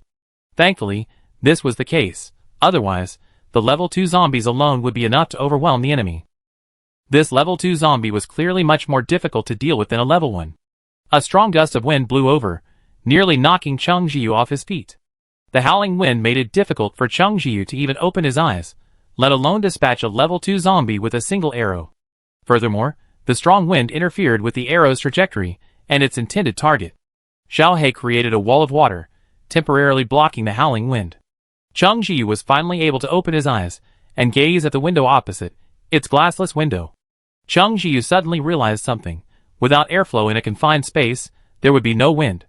So, they needed to block the main door and the window behind it. The level 2 zombies clearly knew their weaknesses and remained firmly at the window. As for why they weren't out in the open initially, it probably wasn't expecting Chung Jiu and his team to easily dispatch the level 1 zombies. After all, which of the psychics that had appeared here before weren't just there to deliver a meal? It had been hiding here, using this method to recruit those psychics one by one, but it hadn't expected to fall flat today. At this thought, the wind blew even harder. Chung Jiu and Xiao He exchanged a glance. Having faced so many crises before, they had developed a tacit understanding and instantly understood each other's intentions. At this moment, Tian Xiao and Tian Man, who had finished dealing with the zombies outside, arrived. Chung Jiu immediately shouted, "Close the warehouse door. Seal every gap." Though Tian Xiao didn't understand why, he sprang into action. Tian Man, with his immense strength, managed to close the door even against the strong wind, while Tian Xiao sealed the gaps in the gate with ice. Their actions intensified the level 2 zombies' frenzy, and its attacks became increasingly ferocious and chaotic. A wind blade smashed through the door, creating a crack that Tian Xiao quickly sealed with ice. Then, the wind suddenly died, and Xiao He's wall of water firmly blocked the window. The level 2 zombie attempted to break it open with its wind blade, but a whistling arrow flew towards it. It frantically used its wind blade to block the arrow, only to be struck by a bolt of lightning. The level 2 zombie shuddered, but it was remarkably resilient, and the blow only briefly shuddered. However, Xiao didn't give it time to recover, and countless bolts of lightning struck it. Then, the arrow that had just been blocked by the level 2 zombie, mixed with a ball of Xiao fire, took advantage of the opening and rushed straight at it. The level 2 zombie was caught off guard, and was struck by the lightning and the arrow of Xiao fire, finally falling. Cheng Jiu exhaled, his clasped hands trembling slightly. Xiao didn't even glance at the zombie on the ground, but jumped into Cheng Jiu's arms. At the same time, Tianqiao's movements could be heard from outside the door. Perhaps he had sensed something, allowing Tian Man to push the door open. After the door opened, Cheng Jiu stood nearby, holding Xiao in his arms. The zombie, a creature they had never seen before, lay on the ground. Tianqiao and Tian Man hurried over. "Qingzi, handsome." Cheng Jiu smiled. "Thanks to your cooperation with Man and your quick reflexes. Otherwise, Xiao and I would have had a difficult time dealing with that zombie alone." Of course, he didn't think the credit was solely his own. In fact, every time they faced a crisis, it was their cooperation that counted. Tianqiao and Tian Man were praised, one beaming with joy, the other lowering their head in embarrassment.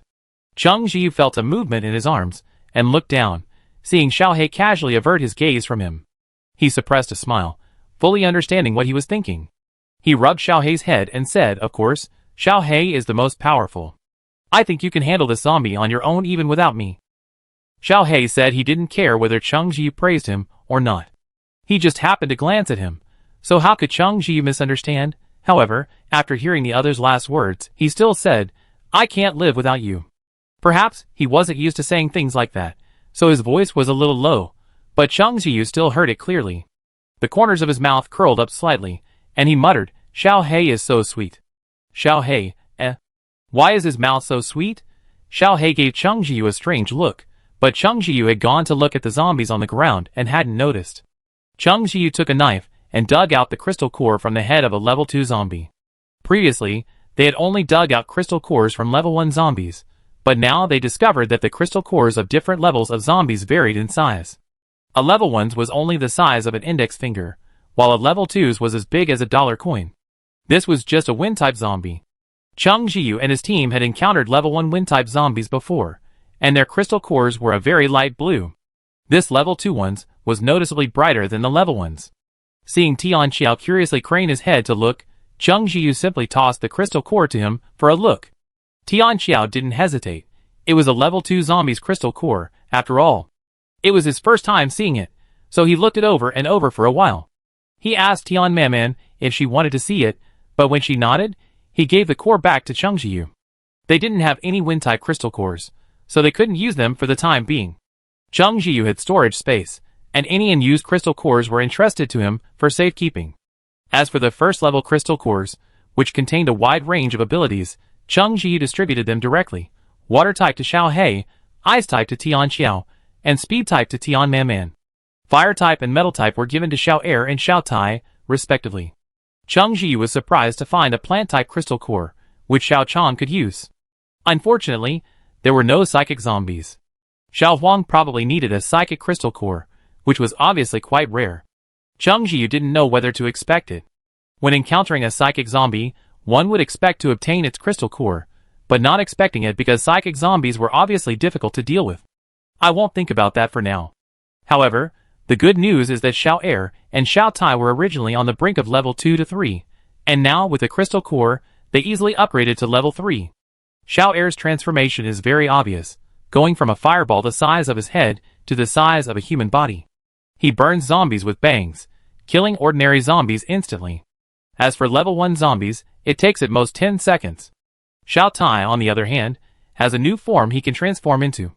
Cheng Jiu hasn't finalized the third form yet, so I put that aside for now. The system space upgrade wasn't delayed this time. Thanks to Xiao and Xiao Tai's upgrades, the system space has also expanded from 7 by 7 to 9 by 9. Because it's outside, Cheng Jiu can't go in and check. However, that doesn't stop him from thinking the system is stingy. They say the system space has been upgraded, but the problem is that since Xiao and Xiao Tai have upgraded from level 2 to level 3, their bodies have also increased in size, taking up more space. Because of this, while the system space is said to have increased, the actual free space isn't much more. The system he complained about declared, system space doesn't allow for the cultivation of plants outside of the system. Cheng Jiyu pretended not to hear. He'd already planted them anyway. System, eh? As for Xiuqiang, it didn't seem so easy for him to level up. Even after absorbing the level 1 zombie core, he still hadn't reached level 2. But Cheng Jiyu wasn't too anxious. It wouldn't happen that fast. Next, they found a safe place and released Xiuqiang. Tianqiao and the others were busy absorbing the cores, so Cheng Jiyu didn't need to, so he decided to tidy up the room. He wiped the bed and put on new bedding and sheets. After Tianqiao and the others finished absorbing the cores, they smelled the aroma of food. Xiaohe, taking the lead, walked outside on his short legs and saw Cheng Jiyu cooking in the open space. Actually, thanks to those level 1 zombies, they've drawn all the zombies from miles around at once. They've dealt with them, and now the area outside is completely empty. There's no need to worry about zombies suddenly appearing. Xiaohe walked over to sit next to Cheng Jiyu. Tianqiao and Tian Manman joined him. Tianqiao took a deep breath and said, "Oh my god, it smells so good, Qingzi. You're so kind." Cheng Jiyu ignored him. "Let's eat." "Okay." Tianqiao saw a lot of eggs on the table and grimaced. "Why are there eggs again? It's not that they're not tasty, but I've been eating eggs so much lately that I'm a little scared of them."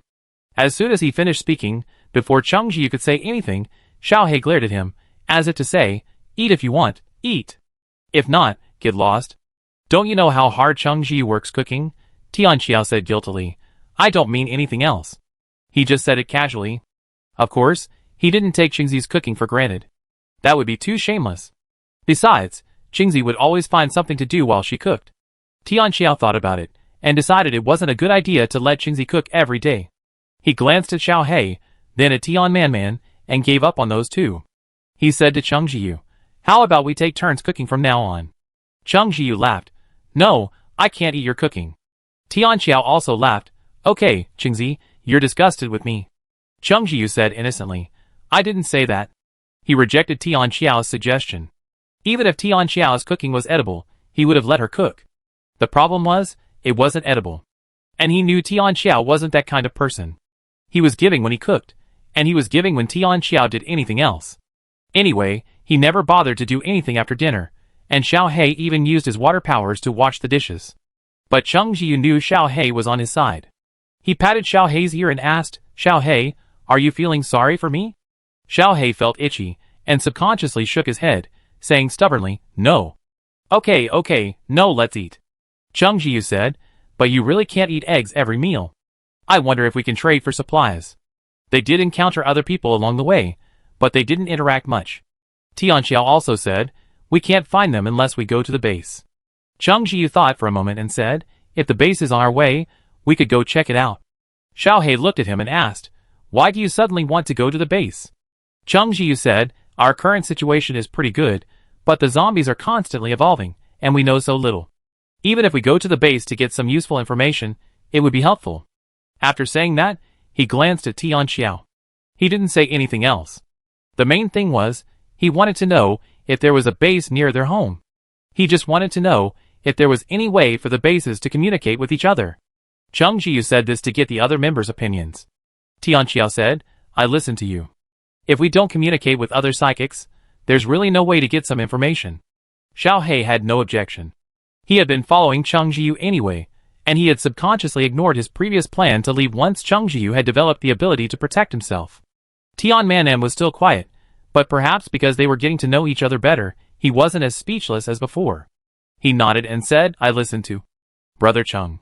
Since no one objected, let's just leave it as it is for now. From now on, no one will avoid psychics anymore." That night, Cheng Jiyu pondered what would be a good choice for Xiaotia's third form.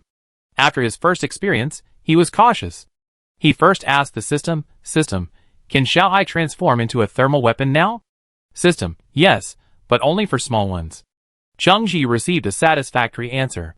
He had originally wanted a cannon to blast the zombies to death, but since the system said it was limited to small ones, that was obviously impossible.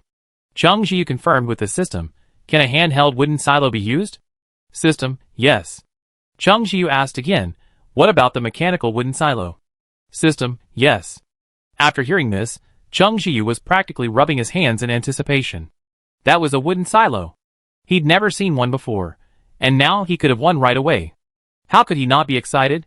But he quickly calmed down. There was a crucial issue. He didn't have the blueprints.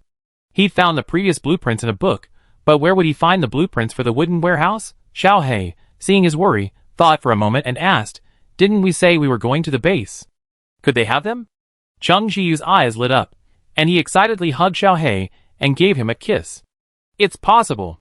Xiao He, you're really smart. I've heard from Lirini and the others that some bases are official. Official bases should have soldiers, right? If there are soldiers, there should be blueprints. I wasn't sure if the blueprints would be easy to get, but at least he had some idea." Cheng Zhiyu's thoughts of the mechanical wooden warehouse now made him want to own one, and he kind of hoped he'd try it too. "Anyway, let's go take a look. Maybe we can get the blueprints. Besides, it's the blueprints he wants, not the actual wooden warehouse, so it shouldn't be that difficult." So Cheng Zhiyu spoke to Tian Xiao and Tian Manman again, and the idea of going to the base, if possible, turned into going specifically to the base to take a look. Tian Xiao rubbed his hands and chuckled. "Qingzi, when you have the wooden warehouse, let me touch it." Cheng Zhiyu was amused by his expression. "If I can actually get it, I let you use it, not just touch it." Tian Xiao was satisfied. Since they were planning to go to the base, they naturally had to inquire about it. The next day, they encountered two psychics, a couple. They were carrying backpacks and were both thin, especially the woman, whose face was particularly sad. She didn't interact much with the man the entire time. In the apocalypse, even psychics don't necessarily live well, and it was clear that they weren't doing well. At first, both sides were wary of each other, and there was little interaction. The couple themselves didn't speak much either. Cheng Zhiyu saw that they didn't look like a couple at all. Because of the presence of outsiders, Cheng Zhiyu didn't take out the tree house, but he had a tent in his storage space. With the outsiders present, he cautiously pretended to take the tent out of his backpack, dumped the contents back into the storage space, and the backpack immediately deflated. He then busied himself setting up the tent. They had now left City A, their original location, and were now in the suburbs, with no houses to be found. While a tent wouldn't offer much protection from the cold, it was better than sleeping on the ground. They and the two psychics kept a distance, refraining from interfering with each other.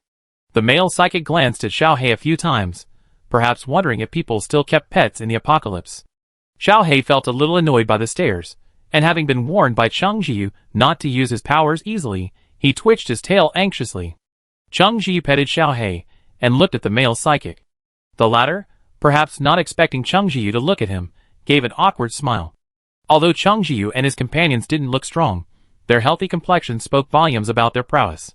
After all, ordinary people wouldn't have such a good life in the apocalypse, so the male psychic was exceptionally polite. Seeing no ill will in the other person's eyes, Cheng Zhiyu simply nodded slightly as a greeting and quickly looked away. With outsiders present, they couldn't set up a table for dinner as before. Using Tian Xiao's backpack as a cover, Cheng Zhiyu pulled out a few eggs. Tian Xiao wasn't quite hungry yet. Seeing it was an egg, he set it aside without eating, planning to eat it again when he was hungry. Tian Manman, on the other hand, wasn't picky at all, eating each egg in 2 bites. To be honest, Cheng Zhiyu had already had his fill of eggs. If someone wasn't around, he wouldn't have chosen to eat them, but he ate them anyway. As for Xiao He, he said, "I'm not hungry." Cheng Zhiyu raised an eyebrow. "Really?" Xiao He glanced at him. "Yeah."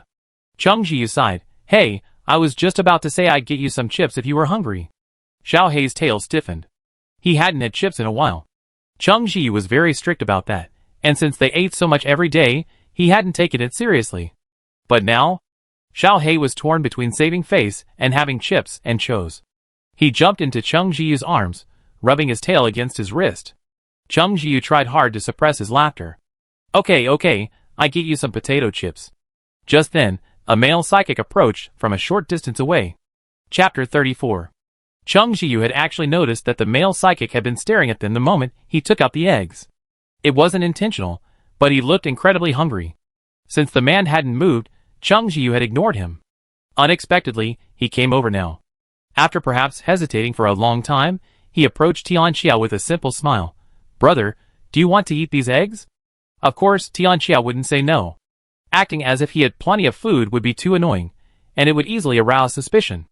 After all, they only looked like they were carrying a few bags, so where they kept their things was a matter of serious consideration. So he remained silent, merely frowning at the male psychic with a look that said, "You're talking nonsense." "Hey, I don't mean anything else." The male psychic, still smiling, said, I just wanted to say, I can trade it for something. His words piqued Tian Xiao's interest. What is it? The man's smile widened, noticing his interest. Good stuff, good stuff. This only intensified Tian Xiao's curiosity. Then take it out, and let me see. The man pulled out a pack of cigarettes. Tian Xiao was disappointed. What did I expect? I don't smoke. The male psychic saw this and quickly said, just because you don't smoke doesn't mean you can't use it. You should be going to Qiyang base, right? Tian Xiao's thoughts raced, and he subconsciously glanced at Cheng Jiu. The male psychic saw his expression as a sign that he guessed right. Tian Xiao, picking up on Cheng Jiu's signal, simply agreed. How did you know? Don't be nervous. The male psychic, seeing he guessed correctly, grinned. I've run into several groups of people along the way, all heading to Chaoyang base. After all, Chaoyang base is an official base, established after the disaster. It houses a large number of people, and is well protected, unlike those privately run small bases. Tian Xiao looked at him, and relaxed a little. What does my trip to Chaoyang base have to do with your cigarettes?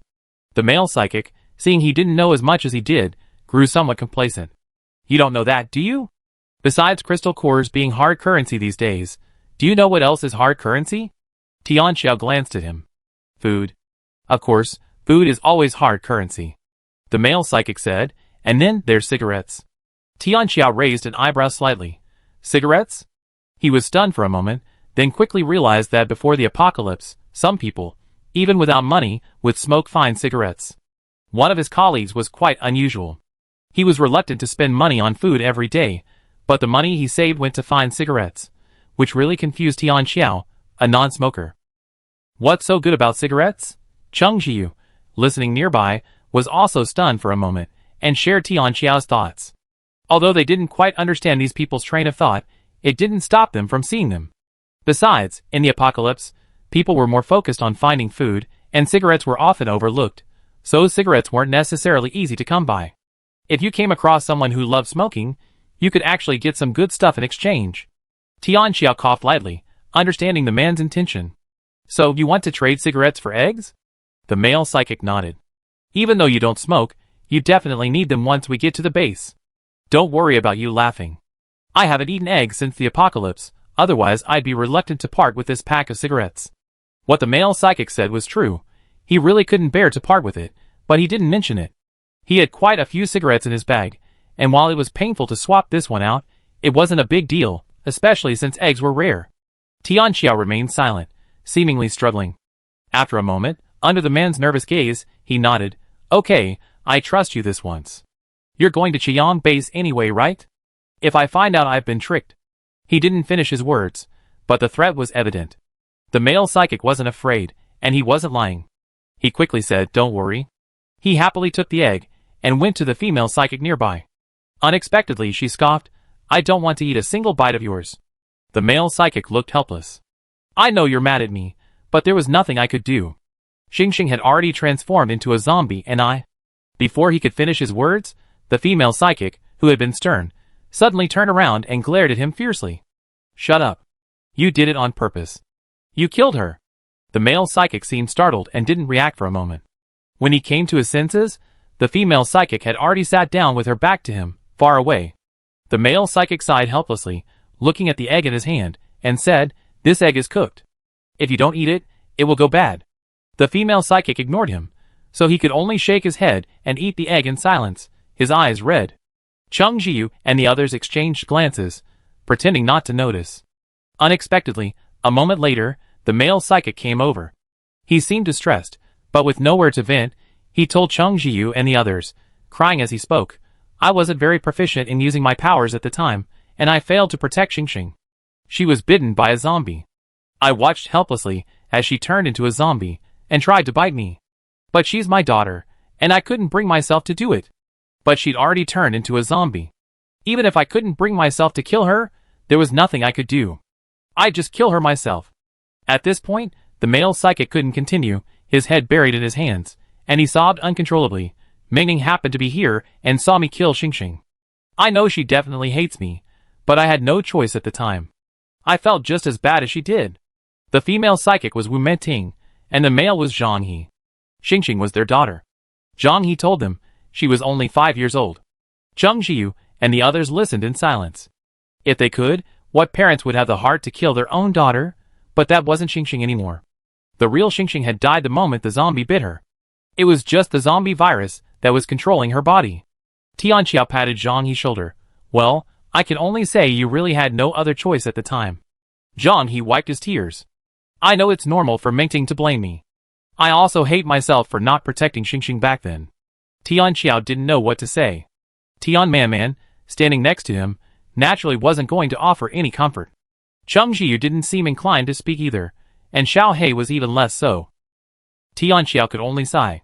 She'd thought Zhang He had finished, but then he started again. If I weren't worried about Mingting, I'd want to die.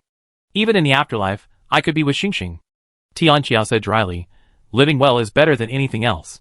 Zhang He, perhaps finally finding someone to confide in, couldn't stop talking. He lowered his head again and said sadly, sometimes living is even harder than dying. Living requires courage. Tianqiao opened his mouth and uttered awe. He wanted to comfort Zhang He, who looked heartbroken after all. But they had only just met and weren't familiar with each other, so he didn't know how. He looked at Cheng Jiu for help, but he shrugged. But Zhang He, perhaps sensing Tianqiao's embarrassment, raised his head again and forced a smile. Let's not talk nonsense anymore. It's annoying. Tianqiao, no. Zhang He returned to his side.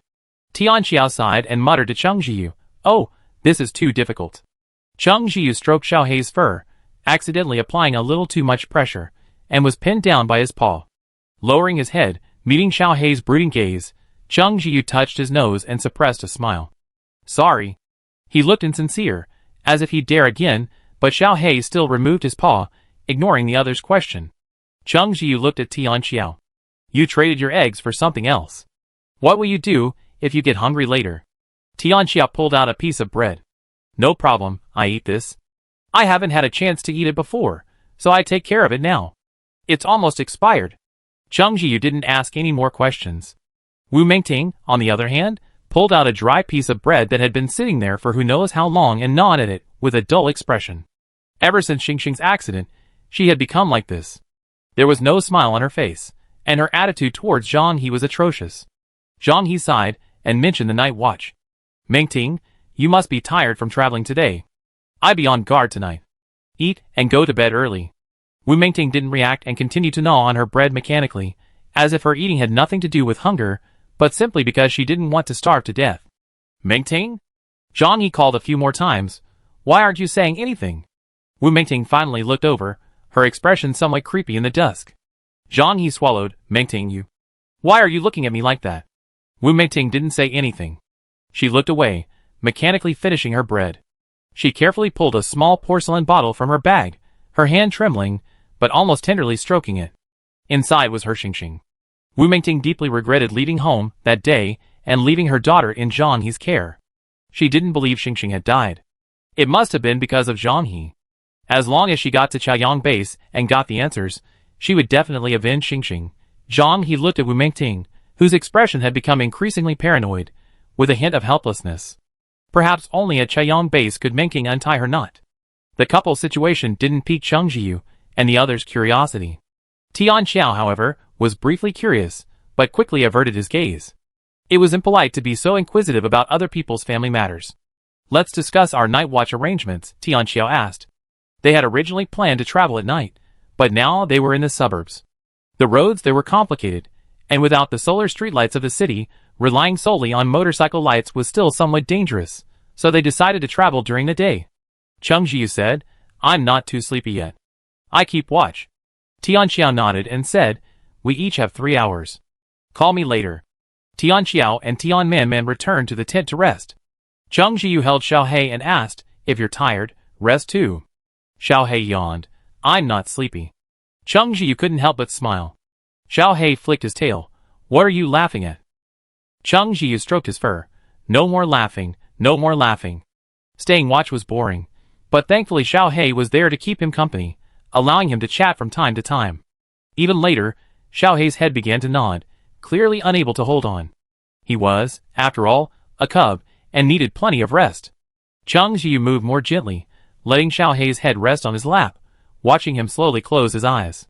Cheng Jiu curled his lips and looked up again, only to see Zhang He not far away, looking at Wu Mingting's bag, his expression somewhat unpredictable in the night. He glanced at Zhang He thoughtfully, then looked away. Desperate in the middle of the night, Cheng Jiu didn't force himself to stay awake and told Tian Xiao to get up for the night watch. Tian Xiao sat outside, drowsy, his hair sticking up. Seeing him like this, Cheng Jiu felt uneasy.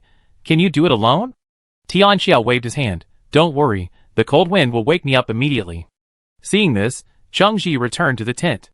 It was indeed better for them to go it alone. With Xiuqiang's tree house, and with Xiuhei still alert from sleep, there was no need for them to take turns keeping watch. But there was no other way. They didn't know the way to Qiang Base, so they had to go with Zhang He and the others for the time being. The next morning, they were woken by Tian Manman and had a simple meal of instant noodles. Zhang He's eyes lit up when he saw they had a lighter, and he came over to borrow it. Cheng Jiu thought he was going to cook too, but after receiving the lighter, he eagerly took out a cigarette, lit it, and took a puff. He then handed the lighter back to Cheng Jiu. Thanks, brother. I've been wanting this for days, but unfortunately my lighter is broken. Cheng Jiu didn't particularly like the smell of cigarettes, but he didn't show it. He reached out and covered Xiaohei's nose in his arms, then took the lighter. Zhang He, how about one? Cheng Jiu shook his head. Thanks, I don't smoke. Zhang He smiled and said, it's better not to smoke. Cigarettes aren't good. Oh, I'm addicted and can't quit. He glanced at the instant noodles cooking nearby and swallowed. Well, can I trade my cigarettes for some noodles and water? Cheng Jiu glanced at Zhang He, thought for a moment, and said, no need for cigarettes. Aren't you going to Chaiyang Base? It's on the way there. We're not very familiar with the route there. Do you know the way? Zhang He grinned at this. Anything else, I promise I know the way. We're heading to Chaiyang Base, and I've been asking around. Cheng Jiu nodded and gave him 2 packs of instant noodles and 2 bottles of water as a reward for leading the way. Zhang He happily returned to his own side, carrying instant noodles, water, and a borrowed lighter. It had been so long since they had eaten a hot meal. Instant noodles, so easily available before the apocalypse, seemed incredibly precious now. Mingting, Brother Cheng gave us 2 packets of instant noodles. Don't eat dry bread. Let's have this morning. Zhang He swallowed as he spoke. Wu Mingting suddenly said, Xingxing has gone all alone down there. How can you even smile? You're so happy now that Xingxing is gone, aren't you? Zhang He, Mingting you. Wu Mingting scoffed, if you want to eat, eat it yourself. I can't eat. Zhang He, seeing her like this, also lost his temper. He said coldly, if you don't eat, I will. You're blaming everything on me. Are you not at fault for Xingxing's death? You're Xingxing's mother. As her father, aren't I sad? Wu Mingting didn't say anything, but instead chuckled coldly, as if she'd heard something funny. Zhang He, seeing this, was instantly speechless and quickly ate his breakfast. After breakfast, they set off. Zhang He and his companions had a means of transportation. After all, relying solely on walking, it would take forever. They were also on motorcycles. Everyone had noticed that cars couldn't move in the apocalypse, constantly blocked by debris. And in suburban areas like this, it was even more impossible, unless they had an off-road vehicle. Motorcycles were still more convenient. Zhang He, cheerful again, chatted with Cheng Jiu and the others about motorcycles, seeming quite knowledgeable about them. My bike was incredibly valuable before the apocalypse, costing tens of thousands. I was just jealous, but now I can ride one. Tian Xiao patted his own motorcycle. Mine's expensive too. Zhang He, yes, I know this brand, and it's not cheap either. Tian Manman sat in Tian Xiao's back seat, listening to their conversation, somewhat confused. He glanced at Wu Mingting, sitting in Zhang He's back seat, and was met with a pair of terrifying eyes.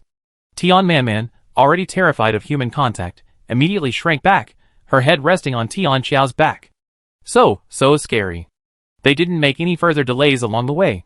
That evening, Zhang He said, we estimate we reach Chaiyang Base tomorrow. Once we get there, we feel at ease. Tian Xiao nodded repeatedly. The rush was unpleasant, especially with outsiders around, and they couldn't bring out many of their belongings. By the way, what brings you guys to Chaiyang Base? Zhang He took the initiative. Cheng Jiu said from the side, hasn't Chaiyang Base always been accepting people?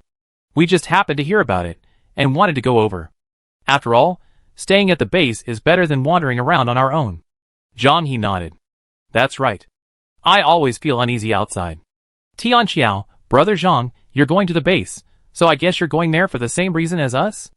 Unexpectedly, Zhang He shook his head and looked at Wu Mengting, who was not far away. That's why I went to the base, but Mengting isn't. She wants to see a psychic. Psychic? Tianxia was curious. This was the first time he had heard of this in real life. Yes, psychics.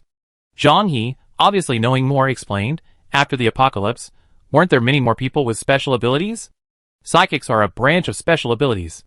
I haven't encountered them, but I've heard they claim to be able to briefly communicate with the dead. This skill sounds rather useless, but after the apocalypse, so many people died, and many of their loved ones may not have even seen them for the last time. Many of these people possess special abilities, and they wanted to say their final goodbyes. Psychics came into being. While psychics themselves lack combat power, they can play unexpected roles in certain areas. Therefore, large bases have some psychics. Besides serving the government, they also accept private commissions. After hearing this, Cheng Jiu and the others began to understand. This psychic sounded quite magical, but since it was the apocalypse, even special abilities were present, so they were easily accepted. Zhang He sighed. I don't understand why. Mengting always thinks I killed Xingxing. That's why she's so determined to find a psychic. No matter how I explain, she won't believe it until Xingxing tells her herself. At this point, Zhang He's eyes welled up. Xingxing is my daughter too. How could I do such a thing? Mengting and I have known each other for 10 years and been married for 6. I don't understand why she wouldn't believe me. Tianxiao patted his shoulder, agreeing that Wu Mengting was being a bit overly paranoid. Cheng Jiu glanced at Wu Mengting, who was not far away, and reassured him, you didn't do those things. The psychic will prove your innocence. He didn't want to judge Wu Mengting's behavior. She was just a mother who had lost her daughter. Zhang He paused, then nodded slowly. Yes, so I also want to get to Chaoyang base as soon as possible. It's hard for me to see Mengting like this all the time. Zhang He had indeed been desperately trying to get there all day. From Zhang He, they did get a lot of other information about Chaoyang base, such as the fact that the base now operated on a point system. Food, clothing, housing, and transportation all required points, and the money they had used before was now worthless. What if we don't have points when we get there? Tianxiao had to find out quickly. Zhang He said, that's easy. Once we get there, we can trade our supplies for things like crystal cores. A level 1 zombie core is worth 200 points, and then there's medicine, which is different prices. From what I've heard, at Chaoyang base, you can live comfortably on 10 points a day, and 3 points can rent a single room. So level 1 zombie cores are indeed quite valuable, but most people wouldn't trade them for points. After all, in the apocalypse, power reigns supreme. Crystal cores can boost psychics, and those who obtain them use them to improve themselves. Currently, the most common zombies are ordinary zombies, followed by level 1 zombies. Mengting and I encountered a level 1 zombie once before, and it nearly killed us, but we were lucky to survive. As for the level 2 zombies, we haven't encountered any yet. Zhang He said with a self-deprecating chuckle, luckily, I've never encountered one. Otherwise, I wouldn't be sitting here talking to you. How many points can a level 2 zombie crystal core be exchanged for? Tianxiao asked curiously. He was simply curious, and had no intention of exchanging it. After all, the level 2 wind crystal core itself was valuable. 500 points. Zhang He finished jokingly saying, if I could get this, I wouldn't trade it for any points. However, some people get level 2 crystal cores that don't match their special abilities, and they can't find anyone to exchange them with. In the end, they have no choice but to exchange them for points. After all, second-level crystal cores are rare these days, and finding someone with matching attributes to exchange them with is even harder. Tianxiao felt a little worried upon hearing this, wondering if the second-level crystal core in Qingzi's hands could be exchanged for something else. But then he thought, it wouldn't matter if he couldn't. Who knew Qingzi might have a plant that could be used? Thinking this way, Tianxiao's worries faded. Zhang He detailed everything he knew about Chaoyang base, much of which he had gathered from other psychics.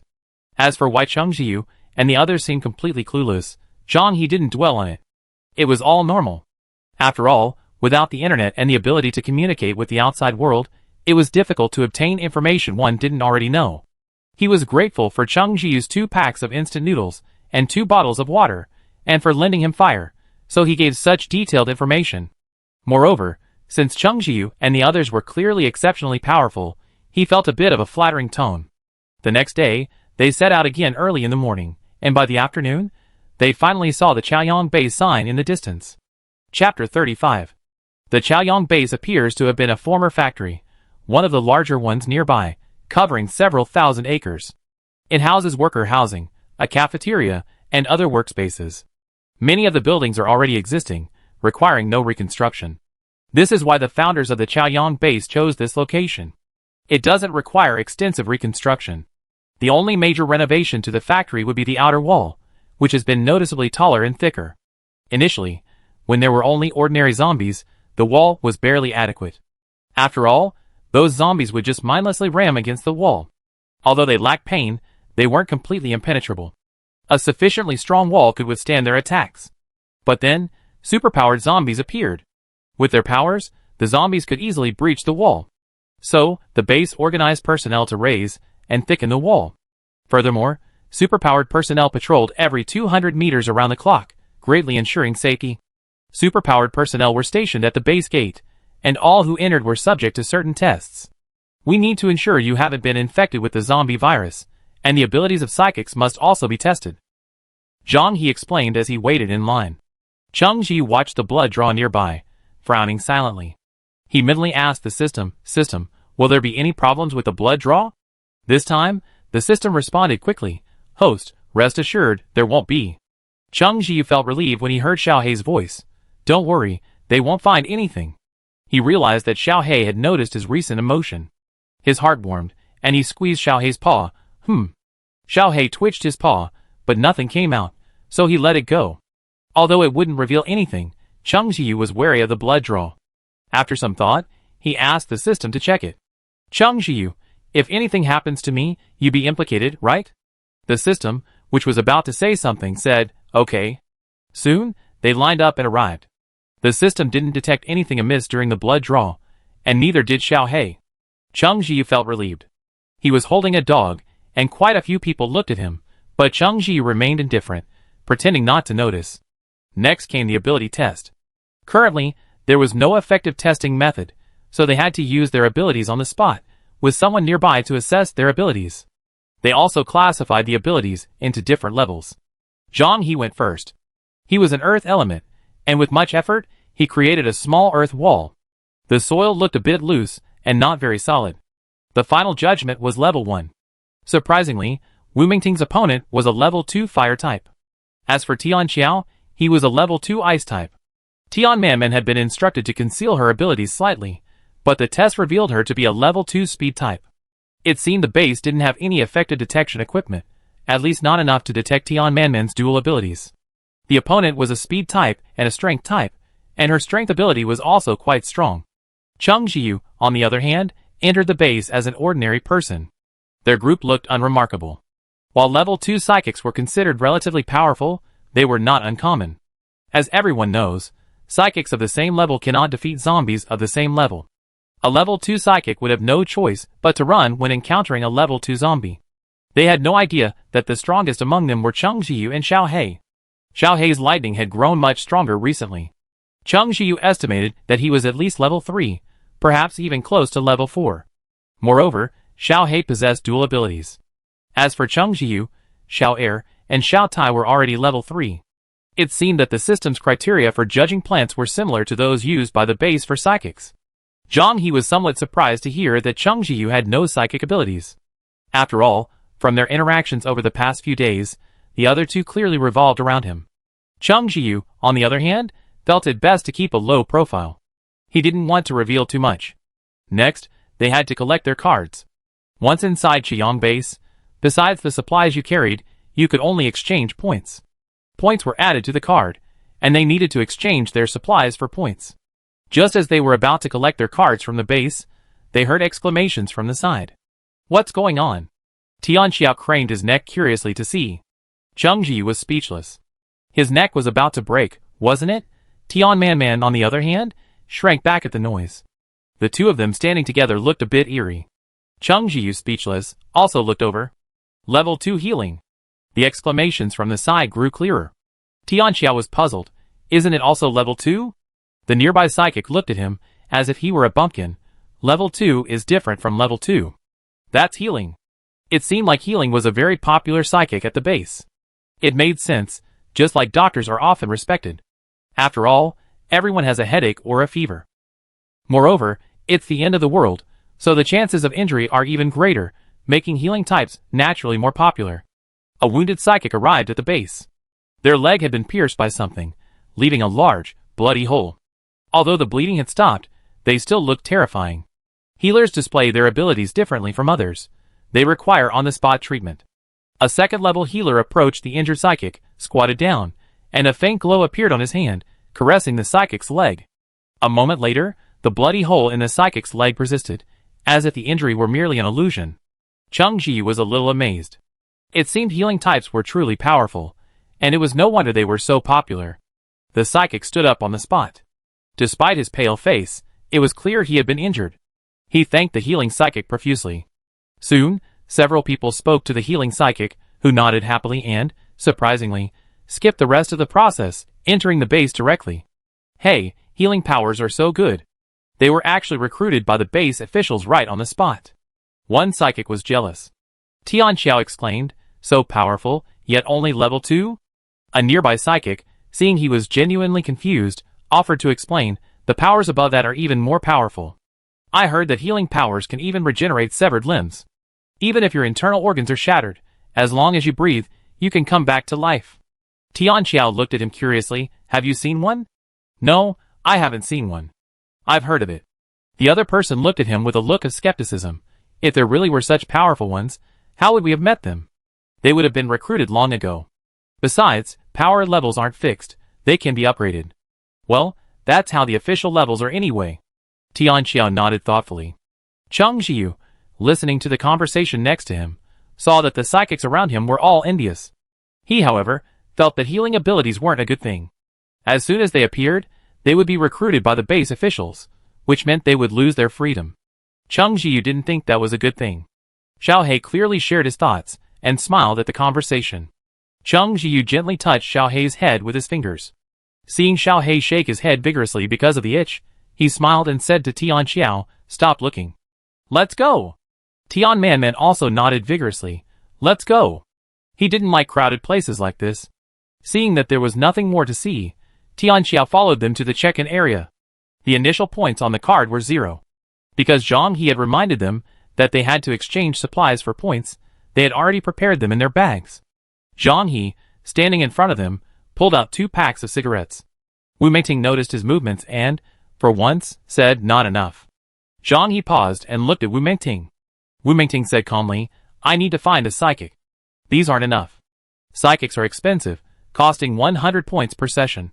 Zhang He's 2 packs of cigarettes barely covered enough points for 1 session. He hesitated, Meiting. Wu Meiting, what? You're feeling guilty? You keep saying you support me finding a psychic, but now you're right there, you're feeling guilty again? Afraid I find out you killed Xingxing, aren't you? Wu Meiting's voice grew louder and more agitated, as if she wanted to tear Zhang He apart. Zhang He gave the clock-in person a helpless look, and the person looking at him with sympathy felt Wu Meiting was no different from a lunatic. Zhang He had no choice but to take out another cigarette, ultimately earning a total of 150 points. It was Chung Jiu's turn.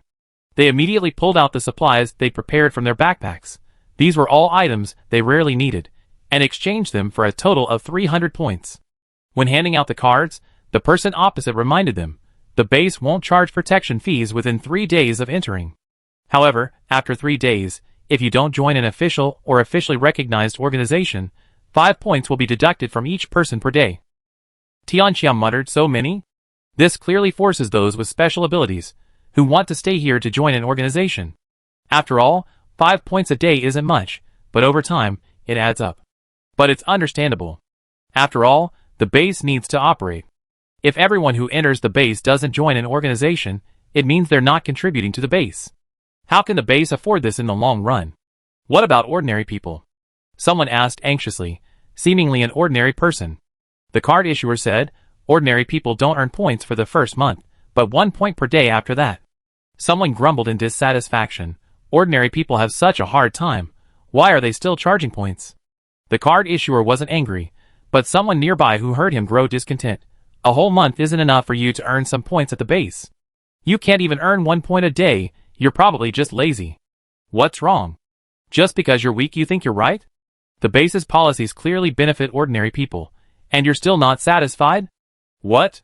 You want the base to support you well, letting you do nothing and be treated like a boss every day, and you're satisfied? The conversation made the other person's face flush, but he didn't argue. I don't know if he didn't dare or couldn't. After the apocalypse, conflicts gradually arose between psychics and ordinary people. Some psychics felt they had no right to share their hard-earned gains with ordinary people, while others felt wronged, feeling they were unwelcome and bullied by psychics. The card issuer explained, "Don't worry, the base's construction also requires ordinary people. After you enter, spend a few days getting to know the place. There are many jobs for ordinary people, and you can exchange your labor for points." The ordinary person's face flushed, and his eyes instantly reddened. He mumbled, "I don't want to be a boss. I'm just afraid I won't earn points and end up being kicked out." The people around him were silent as they watched him. Survival in the apocalypse was indeed difficult for ordinary people. Psychics could choose whether to join the base, but ordinary people had no choice, as they simply couldn't survive outside. Chung Jiu observed this scene and had a good initial impression of the base. The attitude of the base staff towards ordinary people largely reflected the attitude of the base officials. And the policies did indeed favor ordinary people. Tianqiao joked, "Oh, I should have said I wasn't a psychic, just an ordinary person." Zhang He quickly said, "I wouldn't dare. Hiding your powers will lead to punishment if discovered." Tianqiao hadn't expected this rule and asked curiously, "What's the punishment?" Zhang He scratched his head. "It doesn't seem serious. If nothing serious happens, they'd be fined and sent to serve the government for at least a month." Chung Jiu asked, "Some psychics, hoping to be recruited by the government, might conceal their abilities and then pretend to accidentally reveal them?" Zhang He laughed heartily. "Brother Chung, you're quite clever. Some people do that, but later on, they discovered that serving the government is free, and afterward, they're generally not recruited, except for the exceptionally talented. But for the exceptionally talented, why would they need to go through so much trouble to join the official base? It's like wanting to be a police officer before the apocalypse and deliberately breaking the law. The only outcome would be jail. Would they let you be a police officer? Obviously not. Ah, I'm going my separate ways. We part ways now. We meet again someday." Zhang He smiled and said goodbye. He glanced at Reuniting and sighed, "I was thinking of trading that cigarette with other psychics at the base. I get more points than the official ones." Tianqiao patted Zhang He's shoulder, silently comforting him. Zhang He, seeing Reuniting urging him several times, reluctantly said goodbye. After parting, they observed the base. They decided to find a place to stay first. Accommodation at the base was officially managed, and different accommodations had different prices. The cheapest was only 1 point a day, but the room was incredibly small, seemingly separated from a larger house. Besides the bed, there was barely room for anything else. Next came the larger studios, which cost 3 points a day. Then came the suites, either 2 or 3 bedrooms, the former costing 8 points a day, the latter 10 points a day. These apartments would be cheaper if rented on a monthly basis. The person showing them the apartment was an ordinary person. Tianqiao said to him, "So, the houses here are only for rent, not for sale." The other person nodded, "The houses here are not for sale." Seeing that 2 of the 3 people possess special abilities, he explained, "But if you join an official organization and work for a certain number of years, you can be allocated housing." Chung Jiu asked, "Ordinary people can do that?" The other person chuckled self-deprecatingly. "While there's no restriction on ordinary people or special abilities, it's not that easy for ordinary people to join an official organization." Tianqiao was puzzled. "Don't you work for an official organization?" The other person shook his head. "It's different. My job is to post a job posting, sign a contract, and officially join the official organization. The process is very complicated." Chung Jiu understood. "It's like taking the civil service exam?" The other person thought the description was quite accurate. "Yes, I'm a contract worker. I don't get any benefits, and my salary isn't as good as a regular employee.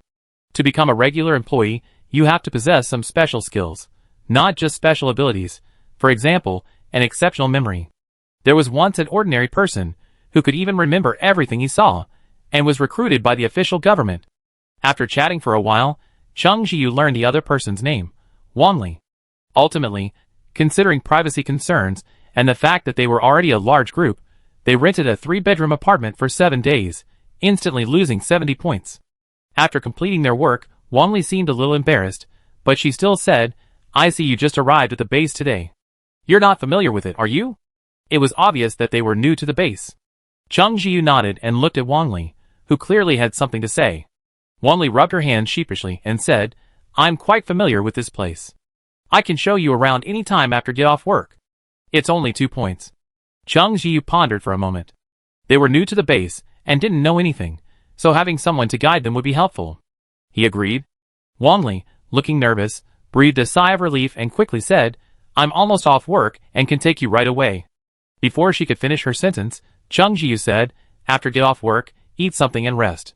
We just got here and need to recuperate.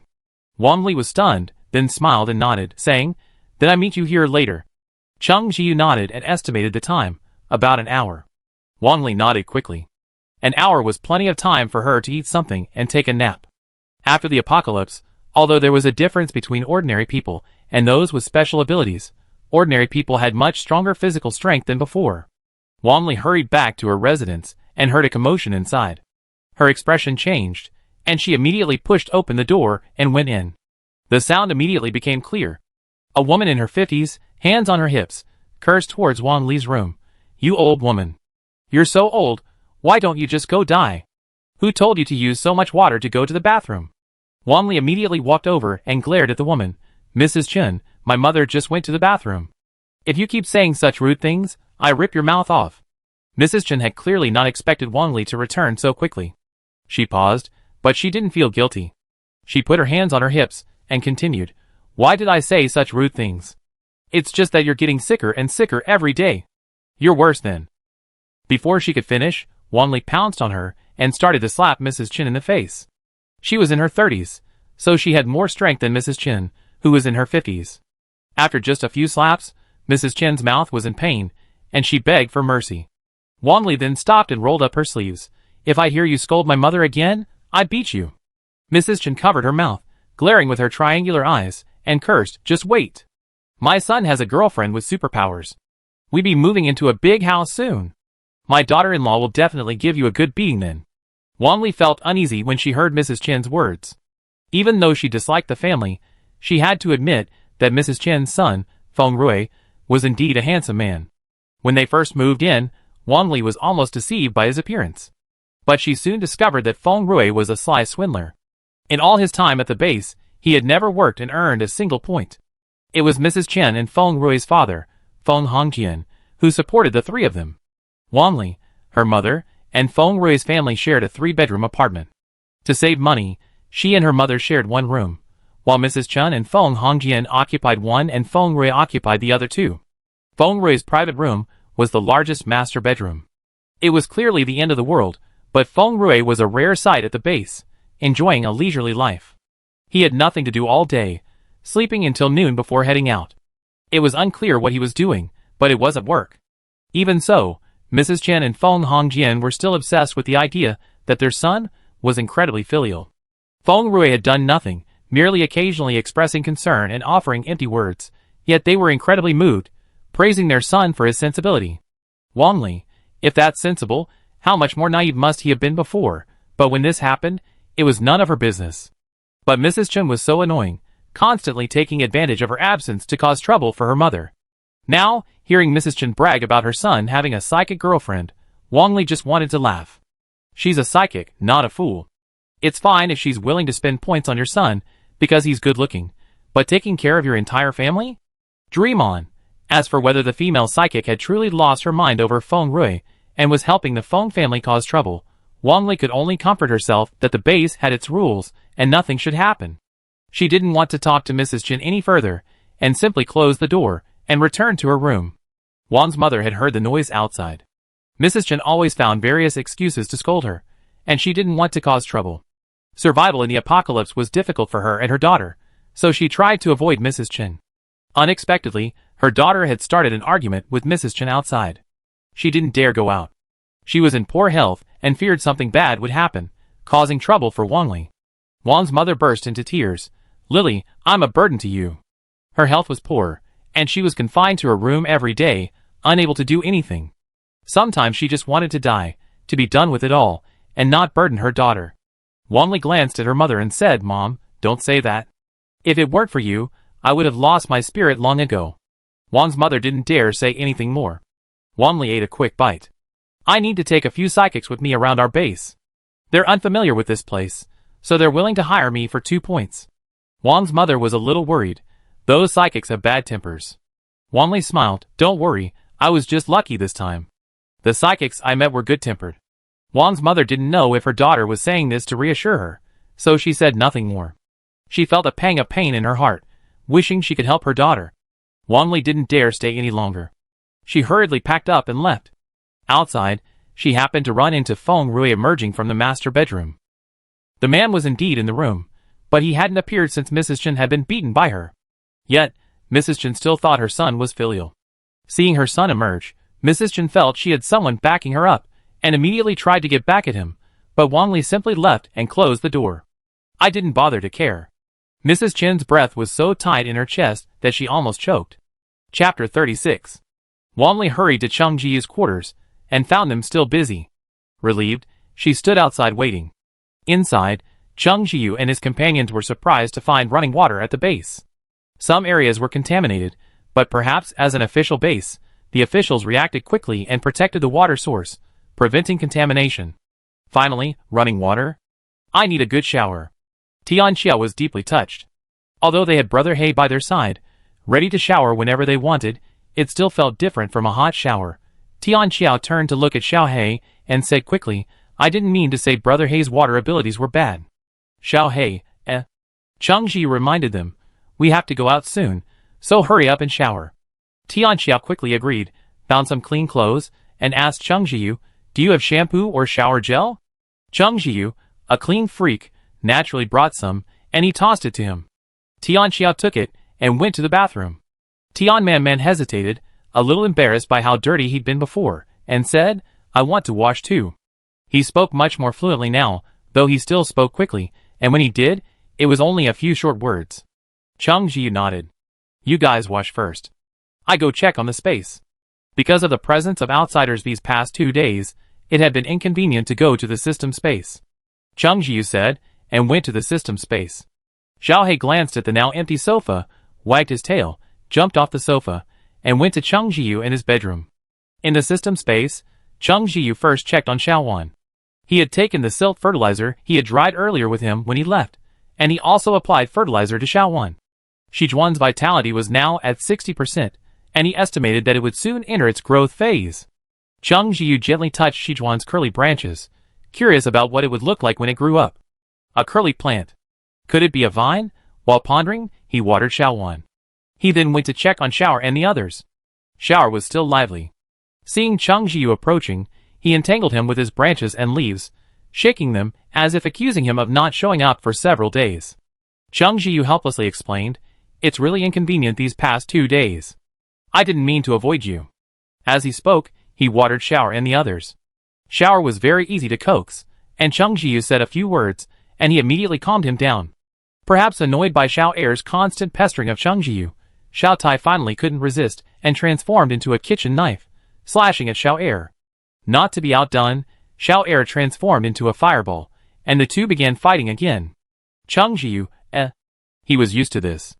Xiao Er and Xiao Tai were very measured and wouldn't harm anything else in the system. Xiao Huang and Xiao Chong were still level 1, still small, and he watered them diligently. Next came the ordinary plants. Cheng Jiyu was surprised to find that the watermelon had grown, now larger than his head. Thinking he hadn't eaten watermelon in a while, he felt a little greedy. He walked over and knocked on the watermelon, but found it was still unripe. It was so big and still not ripe, and there was no telling how much bigger it would grow. The watermelon, planted next to Xiao Huang, looked just like any other watermelon, with no changes at all. Cheng Jiyu was pleasantly surprised to find that some of the cucumbers and tomatoes he had planted were already edible. However, the cucumbers couldn't be called cucumbers anymore. They should be called red cucumbers. As for the tomatoes, they didn't look so strange. After all, tomatoes are naturally red. The ones planted next to Xiao were just redder. And the potatoes next to Xiao Ai. The upper part of the plant was black, not metallic, but still looked fresh, indicating that the potatoes below weren't ripe yet. They would have to wait until the plant withered before they were ready. There was no rush to eat them now. Cheng Jiyu was already happy just to see the red cucumbers and tomatoes ready to harvest. He simply picked all the ones he could eat, to prevent them from growing old and losing their flavor. After picking them, he took some and left the system space. Tian Xiao and Tian Man had already showered quickly. Cheng Jiu put the tomatoes and red cucumbers down, gave some instructions, and went to the bathroom. When he came out, Tian Xiao and Tian Manman were already eating, and Xiao He was also chewing on a tomato. Xiao He, a true cleanup dog, used his water powers to clean the juicy tomatoes as he ate them, to prevent them from getting on his fur. Compared to Tian Xiao and Tian Manman, who had their mouths full of slop, he was infinitely more elegant. As soon as he saw Cheng Jiu come out, Tian Xiao hurriedly said, "Qingzi, try this tomato." Cheng Jiu raised an eyebrow. What's wrong? He had been so busy that he hadn't had time to eat. Tian Xiao handed him a clean one and exclaimed, "It's so sweet. I've never had a tomato this sweet. It's like a millennium fruit, only bigger and tastier." Even Tian Manman couldn't help but nod repeatedly. Cheng Jiu wondered if it was really that exaggerated. He took a bite, and found that Tian Xiao hadn't been exaggerating. It was truly delicious. The sweet juices filled his mouth, and the tomato still retained its original flavor, but even better. Well, the tomatoes before were more suitable for stir-frying, and weren't very tasty as fruit, but this tomato was perfectly fine as a fruit. Eating it warmed my body. It was already dark and a bit chilly. It was delicious. No wonder Xiao Hei's tail was wagging as he ate, looking so happy. As for the cucumber, he also tried it. It was much better than the original cucumber, but not as amazing as the tomato. As they ate, Xiao Hei's ears twitched. Someone's outside. Cheng Jiu washed his hands and looked through the peephole. It was Wang Li. He told Tian Xiao and the others to pack up and get ready to go. Opening the door, Wang Li smiled at them. Cheng Jiu asked, "Why didn't you knock when you arrived?" Wang Li explained, "I just arrived too, and it's not even our agreed time yet." Tian Xiao leaned over and asked, "Sister Wang, is there anywhere lively in your base at night?" Wang Li glanced at the short-sleeved shirts Cheng Jiu and the others were wearing. She felt for them, feeling cold, yet they seemed oblivious to the temperature. She couldn't help but feel a little envious. She'd worn the cotton-padded jacket she'd finally saved up points for, and still felt cold. Hearing Tian Xiao's question, she quickly replied, "Yes, of course we do. We have a gathering every night at our base. The authorities have set up a special place for people within the base to trade with each other, using points or supplies." Upon hearing this, Cheng Jiu and the others were quite curious. While asking Wang Li to lead them, they inquired, "What rare and special items are there?" Rare and special items can only be found by psychics. When psychics go out on missions and complete their official assignments, anything left over becomes theirs. Wang Li explained, "Some people take what they don't need and trade it at the market, but the prices are high." Cheng Jiu asked, "What do ordinary people sell at their stalls?" Wang Li, "Ordinary people usually have skills. For example, they can cook delicious food. You can give them something and have it made. They can also repair shoes or sew clothes. After all, ordinary people can't go out on missions like psychics. Encountering ordinary zombies is fine, but encountering psychic zombies is a sure thing." Cheng Jiu nodded, thinking it was pretty good. While ordinary people couldn't find supplies, they could still earn points if they had skills or were willing to do things that psychics find troublesome. Tian Xiao, a foodie, immediately asked, "Is the food delicious?" Wang Li nodded, "Delicious." She was a little embarrassed. "I know the lady who cooks. I heard she used to have a restaurant, but later turned it into a hotel." Sadly, the lady's hotel didn't last long before the apocalypse struck. Wang Li felt like she would have collapsed. After all, it took the lady over 20 years to build her business, from a restaurant to a hotel. She had worked hard, from a young woman in her 20s to now in her 50s. But the lady was surprisingly optimistic. "What's the big deal?" she said. "I'm grateful I still have my skills. I can make a good living." The old lady's cooking skills were truly remarkable. Many psychics brought their ingredients back to her, and whether they exchanged a portion of the ingredients or used points, she always made a good living. The old lady was kind. Once, Wang Li smelled the old lady cooking at her stall, and was so hungry she couldn't walk. Taking pity on her, the old lady shared some of her food with her. This was the end of the world, so a bite of food was incredibly valuable. After that, Wang Li became familiar with the old lady. Occasionally, when she got lucky and got some ingredients, she would ask the old lady to help her. It wasn't just a personal connection. Objectively, the food the old lady cooked was incredibly delicious. Tian Xiao's mouth watered, and he looked at Cheng Jiu. "Cheng Jiu, eh?" Not only did Tian Xiao stare at him eagerly, but Tian Manman and Xiao He also looked at him. He was speechless. "Let's go trade for some ingredients first." Soon, they arrived at the base's market. Chung Jiu and the others watched the people coming and going, and for a moment, they felt as if they had returned to the pre-apocalyptic era. The base's market was indeed bustling. The stalls of psychics and ordinary people were separate and easily distinguishable. The psychics had a cloth in front of them, covered with various items. The ordinary people, on the other hand, usually sat alone, with a sign in front of them explaining what they could do. Chung Jiu and his companions first visited the psychic side. The stalls had a miscellaneous assortment of items, most likely found outside, daily necessities, clothing, and the like. Chung Jiu and his companions already had these items, but weren't particularly interested. Soon, they came upon a stall surrounded by several people. Tianqiao, keen to join in the fun, ran over to take a look, then ran back excitedly. Chung Jiu, what did you see? Tianqiao hurriedly said, that stall is selling lamb, with half a lamb. Xiao He, hearing it was a meat he had never tasted before, perked up and asked Chung Jiu, is the lamb delicious? Chung Jiu nodded, it's delicious, but it also depends on the cooking skills of the person who made it. If he were to cook it, he couldn't guarantee it would be delicious, but the lady Wang Li just mentioned was very skilled, so he might give it a try. As they walked over, they heard someone ask the stall owner, how many points are per pound of this? The stall owner glanced at the person, don't forget the points? The person said, then what do you want? The stall owner, food. The person was speechless. Supplies are scarce these days.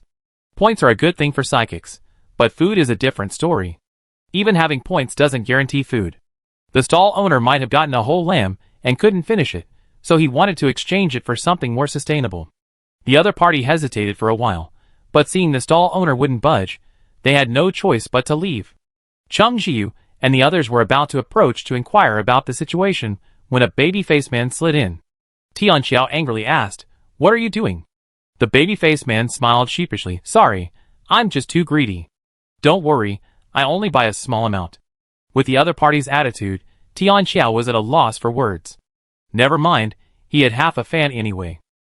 The stall owner glanced at the baby-faced man and said, how much do you want? The baby-faced man said, half a caddy. No, 3 ounces. The stall owner looked at him, are you kidding me?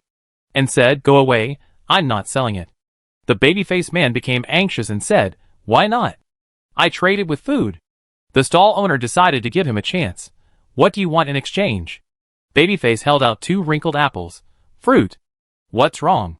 Rare, huh? The stall owner was immediately disappointed. If the apples were juicy, he'd be fine, but wrinkled ones wouldn't do. He waved his hand. No trade. Babyface was anxious. Why not? What you trade with doesn't depend on what you want, but on what I have. Look, you've been waiting for ages, and no one's offering food? The stall owner didn't bother to pay attention to him, mainly because Babyface's words were so irritating. If it weren't for the base's rules, he would have beaten him up long ago. The stall owner looked at Chung Jiu and the others. You guys want to trade for succulents too? How much, and with what? Babyface didn't leave either. He decided to wait here. Once the stall owner realized no one was willing to trade with him, he'd naturally give in. However, Chung Jiu said, I take half a succulent. Chung Jiu didn't think much of it. They all had big appetites, and with Xiao He, they could finish half a succulent in one meal. The baby-faced man's face immediately fell. So much money, how can you even imagine eating it? However, Chung Jiu and his group looked like new arrivals to the base. Wang Li was standing beside them. He remembered that he often brought new psychics with him, which further confirmed his belief. The baby-faced man rolled his eyes, but said nothing. The stall owner, hearing his tone, asked, what are you trading for? Chung Jiu, eggs, and other things. It would take too much to trade for all eggs. He did have plenty, but offering too many would arouse suspicion. The stall owner was somewhat tempted. Eggs were quite cheap before the apocalypse, but they were much harder to come by afterward. He looked Chung Jiu up and down and asked, where's the stuff? Chung Jiu, it's at my place. If you agree, I get it. Of course the stall owner wouldn't agree. He'd originally insisted on exchanging only for food, which would have been difficult to do. Finally, he'd found someone so wealthy that he'd agreed. He immediately slung the meat over his shoulder and said, let's go find a place to trade. Half a mutton leg could be exchanged for quite a few things. Although the base had rules, some people inevitably broke them. With so much traffic here, he worried about attracting attention if someone knew he traded something. Although leaving now would still raise questions, seeing it with one's own eyes was different. Not exchanging here suited Chung Jiu's thinking, so they found a less crowded area. Tianxia waited with the stall owner while he and Tian Man went to get the stuff. Wanli consciously kept a distance and didn't follow. Babyface wanted to follow, but fearing a beating, she stayed with Wanli. A moment later, they completed the transaction. Tian Man was carrying half a mutton. Tianxia quickly found Wanli and asked her to take them to the cook. Babyface looked at the half mutton. When he heard they were looking for the cook, he immediately swallowed and approached Cheng Jiu. "Friend, can I trade you for the mutton?" Cheng Jiu glanced at Babyface. "You are 2 apples?" Babyface, No apples. You're new here, right? If you need to trade anything, take me with you. I make sure you don't get ripped off." Tianxia laughed. "Goodness, even the apples are gone." Babyface, seeing they didn't believe him, blushed with anxiety. "Trust me. It's really worth it to have you with me." Cheng Jiu was about to say something when Xiaohei suddenly said, "Take him with you." Cheng Jiu was slightly taken aback, then smiled. "Okay, then you can come with us later." Tianxia didn't understand why Cheng Jiu would trust Babyface, but since he'd said so, he remained silent. Babyface was immediately delighted. "My friend, you have good taste. Don't worry, taking me with you will definitely pay off." They quickly reached the old lady's stall. Luckily, she had just finished preparing the ingredients for the previous person. Upon hearing that Cheng Jiu and his team needed half a lamb, she immediately removed the sign she had displayed in front of her stall, accepted Cheng Jiu's order, and wouldn't take any other orders tonight. The old lady took a look at the half lamb and listed a few dishes: braised lamb chops, roasted lamb leg, and a lamb roll. Rolls are made with flour, which requires flour. The old lady even confirmed with Cheng Jiu and his team that they had flour, so the dish was finally confirmed. The old lady provided the seasoning, while Cheng Jiu and his friends provided the side dishes. In the end, she charged a pound of mutton, which wasn't too expensive and quite a bargain. The cooking would take a while, so Cheng Jiu and his friends didn't wait and went shopping for other things. Currently, Cheng Jiu was looking for some seeds, as well as spiritual and plant-type crystal cores. Plant-type crystals were probably easier to find, but spiritual-type ones were more difficult. They were lucky enough to encounter a psychic who needed wind-type crystal cores and had both a plant-type and a water-type. Level 1 crystals were exchanged for 1, but level 2 crystal cores generally wouldn't be exchanged for level 1 ones, so there was no way to calculate it. The other person had all level 1 crystals, and Cheng Jiu happened to have 2 level 1 wind-type crystals, so he simply exchanged them. Water-type Xiaohei could still use it.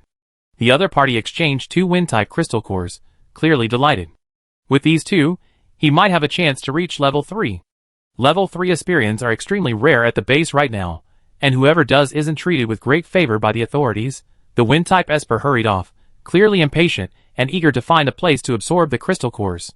After receiving the crystal cores, Cheng Jiu stuffed one into Xiaohei's pocket and kept the other, intending to return it to Xiao Cheng. Then they arrived at a seed stall. The other party was a plant-type Esper. Seeing the group approach, he was very enthusiastic and asked, "What seeds would you like to see?" Cheng Jiu set Xiaohei aside, squatted in front of the stall, and asked, "What kind of seeds are available?" "Thank you." The seeds weren't wrapped in paper, but in small jars. Cheng Jiu had already recognized several of the varieties. The plant-based psychic said, wheat, corn and eggplant, cucumber, and soybeans. "What do you want?" Cheng Jiu wanted corn, eggplant, and soybeans. He had everything else, so he asked for the price of these 3. The other party quoted a price. Tianxia exclaimed, "No, you're asking exorbitantly. Why are they so expensive?" The plant-based psychic's eyes faltered. Then he said confidently, "What's so expensive? Do you think these are ordinary seeds? I've improved them." Cheng Jiu calmed Tianxia down with a look, then looked at the plant-based psychic. "Improve them? What do you mean?" The plant-based psychic scoffed, and Wanli, standing beside him, quickly explained, "After the apocalypse, for some unknown reason, ordinary plants can no longer grow when planted in the soil." Cheng Jiu frowned upon hearing this. They'd never interacted with other people before, so naturally, they didn't know this. No wonder they'd seen so few edible plants along the way, while the weeds and trees seemed unaffected. Even the edible plants. "I'm a plant-based Esper. See? I've painstakingly improved these plants. You can plant them in ordinary soil." The plant-based Esper seemed quite pleased. Although their plant-based abilities lacked combat power, plants couldn't grow without them, so most bases treated them with courtesy. Even if some Esper felt they were limited to logistics and disdained them, they didn't show it. Cheng Jiu calmly asked, These seeds are just ordinary seeds. What's the difference when they're grown? The plant-based psychic, for example, the eggplants grown from my seeds will be incredibly large, up to the size of watermelons. Also, these soybeans are a heat-resistant variety. They'd be a bit reddish when grown, but they're still soybeans. And after eating these reddish plants, you don't have to worry about cold nights. Cheng Jiu and Xiao He, who was standing beside him, exchanged glances. They hadn't known that seeds cultivated by a plant-based psychic could undergo such changes. They'd been worried that showing off those strange plants would make people think something was wrong. But now Cheng Jiu felt relieved. It seemed like they didn't have to hide it anymore. They could just show off a little. The plant-based psychic, seeing the expressions on Cheng Jiu and the others' faces, assumed they were impressed and couldn't help but feel a bit smug. How about it? Do you want it? To be honest, Cheng Jiu didn't really want it. The price was too high, and he only needed ordinary seeds to grow them in the system space. The baby-faced man, hiding in the background, saw Cheng Jiu's hesitation and knew it was time for him to step in. He quickly said, "Don't trust him. He's lying. These are just ordinary seeds." The baby-faced man noticed the plant-type psychic's murderous gaze and flinched, but continued, "A plant-type psychic, who can cultivate those mutant seeds must be at least level 3. He can only grow plants at best." Chapter 37. You brought him here to cause trouble, didn't you? The plant-type psychic's expression turned ferocious.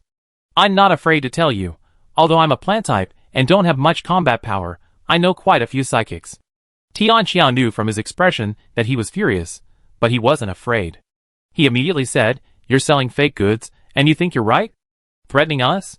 Come on, I'm afraid of you." The plant-type psychic swallowed, perhaps afraid to confront Tian Xiao head-on. He looked at the baby-faced man and said angrily, "You've cost us so much business. Don't think you can get away with it forever. Let me tell you, many people have already paid a large sum for your head." Cheng Jiu looked at the baby-faced man, surprised to find he actually knew the plant-type psychic. The baby-faced man touched his neck. The plant-type psychic thought he was scared, and before he could smile, he heard him ask, "A large sum? How much?" He was clearly curious about his worth. The plant-based psychic choked, then sneered, "You're about to die, yet you're still talking so slickly. Just wait, it won't be long before you're lying dead on the streets." The base has rules, but they don't govern outsiders. Psychics who want to stay here long-term certainly don't dare break the rules, but that doesn't stop them from hiring outsiders. If outsiders don't stay at the base, they naturally have nothing to fear. At worst, they kill and run. Furthermore, psychics who manage to survive outside aren't exactly easy targets. The baby-faced man's expression changed, but he couldn't help but lash out, "Come on, are you afraid of you? If you can't kill me, remember to kneel down and call me Grandpa when you see me." Obviously, the seeds were no longer available. Cheng Jiu and the others left. After a few steps, Cheng Jiu saw that Babyface hadn't followed. He turned and asked, "Why aren't you following?" Babyface had assumed he'd made an enemy, and that Cheng Jiu and the others wouldn't want anything to do with him, but he didn't expect them to actually ask him to come along. Great. He'd just been wondering how he could possibly get a job with Cheng Jiu and the others, considering he'd already done all the work. Babyface hurriedly followed, rolling his eyes at the plant-based psychic. Tian Xiao was speechless. "You're always trying to attract hatred. Are you truly fearless?" Babyface shrugged nonchalantly. "What's there to be afraid of? They all want my life anyway. If I behave myself, will they let me go?" Tian Xiao was speechless, thinking what he said made some sense. Cheng Jiu looked at Babyface. "How did you manage to offend so many psychics?" From what the plant-based psychic had just said, it was clear that Babyface had offended more than just him. The baby-faced man scoffed, "TSK, they're trying to scam me, and I can't stand it, so I'm just acting out of justice." Wang Li nodded, confirming the baby-faced man's claim. The man was indeed a frequent presence at the trading site, speaking out for justice. "Cheng Jiu, you say the stall owner is a liar, and people believe you?" Wang Li said, because of his special ability. Cheng Jiu and the others responded, ? The baby-faced man said bitterly, "My special ability is that I can tell if someone is lying." Ugh, it's not very good. Why don't you give me a special ability that can actually fight? Tian Xiao looked at Wang Li curiously. "How do you know all this? Are you familiar with each other?" Wang Li shook her head. "I've heard of it." Cheng Jiu and the others understood instantly. It seemed Babyface had been speaking up for justice here a lot before, and the news was already public. Even Wang Li, an ordinary person, had heard about it. Tian Xiao looked at Babyface with a complicated expression. Haven't you ever been beaten? Babyface, yes. In the early days, when the base management wasn't perfect, I was nearly beaten to death by a few psychics. Tianxiao's mouth twitched. Then you. Babyface sighed. I couldn't help it. Tianxiao, Alright. Having heard that Cheng Jiu wanted to buy ordinary seeds, Wang Li didn't ask any further questions, saying, there's no need to go to the psychic stalls for ordinary seeds. You can buy them from ordinary people. Wang Li led the group to the stall. Given the price of the mutant seeds just quoted by the plant-type psychic, the ordinary seeds seemed a bit cheap. Cheng Jiu didn't bargain much and bought all the seeds he didn't have. The baby-faced man remained silent this time. After finishing, he rubbed his hands together and said, want to buy more? I think it should be ready by now, judging by how fast Andy cooks. Cheng Jiu was amused. There really wasn't much he wanted to buy. He did want the blueprints for the mechanical wooden warehouse, but that was obviously impossible to find at the market, so he decided to just go eat. They did buy some oddities along the way, mostly from ordinary vendors. They were cheap and interesting. They also came across a vendor selling candied haws. Xiao He asked curiously, is it delicious? Cheng Jiu knew Xiao He well enough. When he asked is it delicious, he meant he wanted to eat. They asked the price of the candied haws, and it wasn't expensive, so they each bought a bunch. Wang Li obviously hadn't expected her own, so she quickly waved her hand, saying, no, it's not worth it. How could she possibly accept someone else's food? Cheng Jiu smiled and said, take it. We can't eat it all, so you just watch. Wang Li hesitated for a moment, then took it. But she didn't eat it. She carefully wrapped it in clean paper. Thinking about sharing the candied haws with her mother, when she got home today, a smile crossed her face. The baby-faced boy, however, wasn't embarrassed at all. He eagerly took a bite of the candied haws, saying, delicious, delicious. Cheng Jiu fed the candied haws to Xiao He. Xiao He took one, chewed it, and then his face changed. So sour. It wasn't tasty at all. Even with the sugar coating, Xiao He felt it wasn't enough to offset the sour taste of the hawthorn. He couldn't spit it out, so he just forced himself to swallow it. Cheng Jiu had guessed the taste from his expression, but he still asked, how is it? Is it delicious? Xiao He, disgusting. Cheng Jiu glanced at the remaining candied haws. We can't waste the leftovers. Xiao He immediately burrowed into Cheng Jiu's clothes, poking his head out, his dog eyes glaring at him, as if to say, how dare you let me eat something so disgusting? Cheng Jiu suppressed a smile and stroked his fur. Okay, if you don't want to, then don't. But the candied haws couldn't be wasted, so Cheng Jiu ate the rest. Xiao He watched, shocked and incredulous. Why would Cheng Jiu eat his leftovers? In his opinion, only those with extremely close relationships would eat each other's leftovers. When he was a child, his father and mother would disdain the leftovers and throw them away, but his father would eat what his mother left behind. Little He, young at the time, asked his father in dissatisfaction, why can I eat what the queen mother leaves behind, but not what I leave behind? What did his father say? Because the queen mother is his partner. Partner. Realizing what he was thinking, Little He's tail stiffened instantly. He gave Cheng Jiu an awkward look before looking away. Cheng Jiu simply felt it was not worth wasting. Besides, Little He had just eaten a whole hawthorn, and the other hadn't even bitten the rest. And Little He was even cleaner than a human. Babyface, watching from the side, couldn't help but ask, Brother Cheng, can I be your dog? Cheng Jiu, For some reason, Little He, whose head had been tucked into his clothes, suddenly poked out and glared at Babyface. Babyface shrank back and quickly explained, I'm kidding, just kidding, haha. For some reason, he had never been afraid of those psychics, but a small dog frightened him. Little He gave Babyface another warning look before returning to Cheng Jiu's arms. How come someone wants to fight over me even when I'm a dog? So annoying. When they arrived at the old lady's place, the food was indeed ready. Since it wasn't convenient to eat here, they decided to pack it up and eat at their place. Seeing no one needed her anymore, Wang Li said goodbye. Cheng Jiu gave her some mutton rolls, which was the largest portion, a whole pot. Wang Li wanted to refuse, but finally, unable to resist, she accepted it. But she didn't want the 2 points. She had been given so much, how could she accept them? Cheng Jiu was about to transfer the points to her, but Wang Li had already left in a hurry. He had no choice but to give up. Turning around, the dishes were already on the table. The 3 people and the dog all stared at him eagerly. Cheng Jiu coughed lightly. Eat if you're hungry.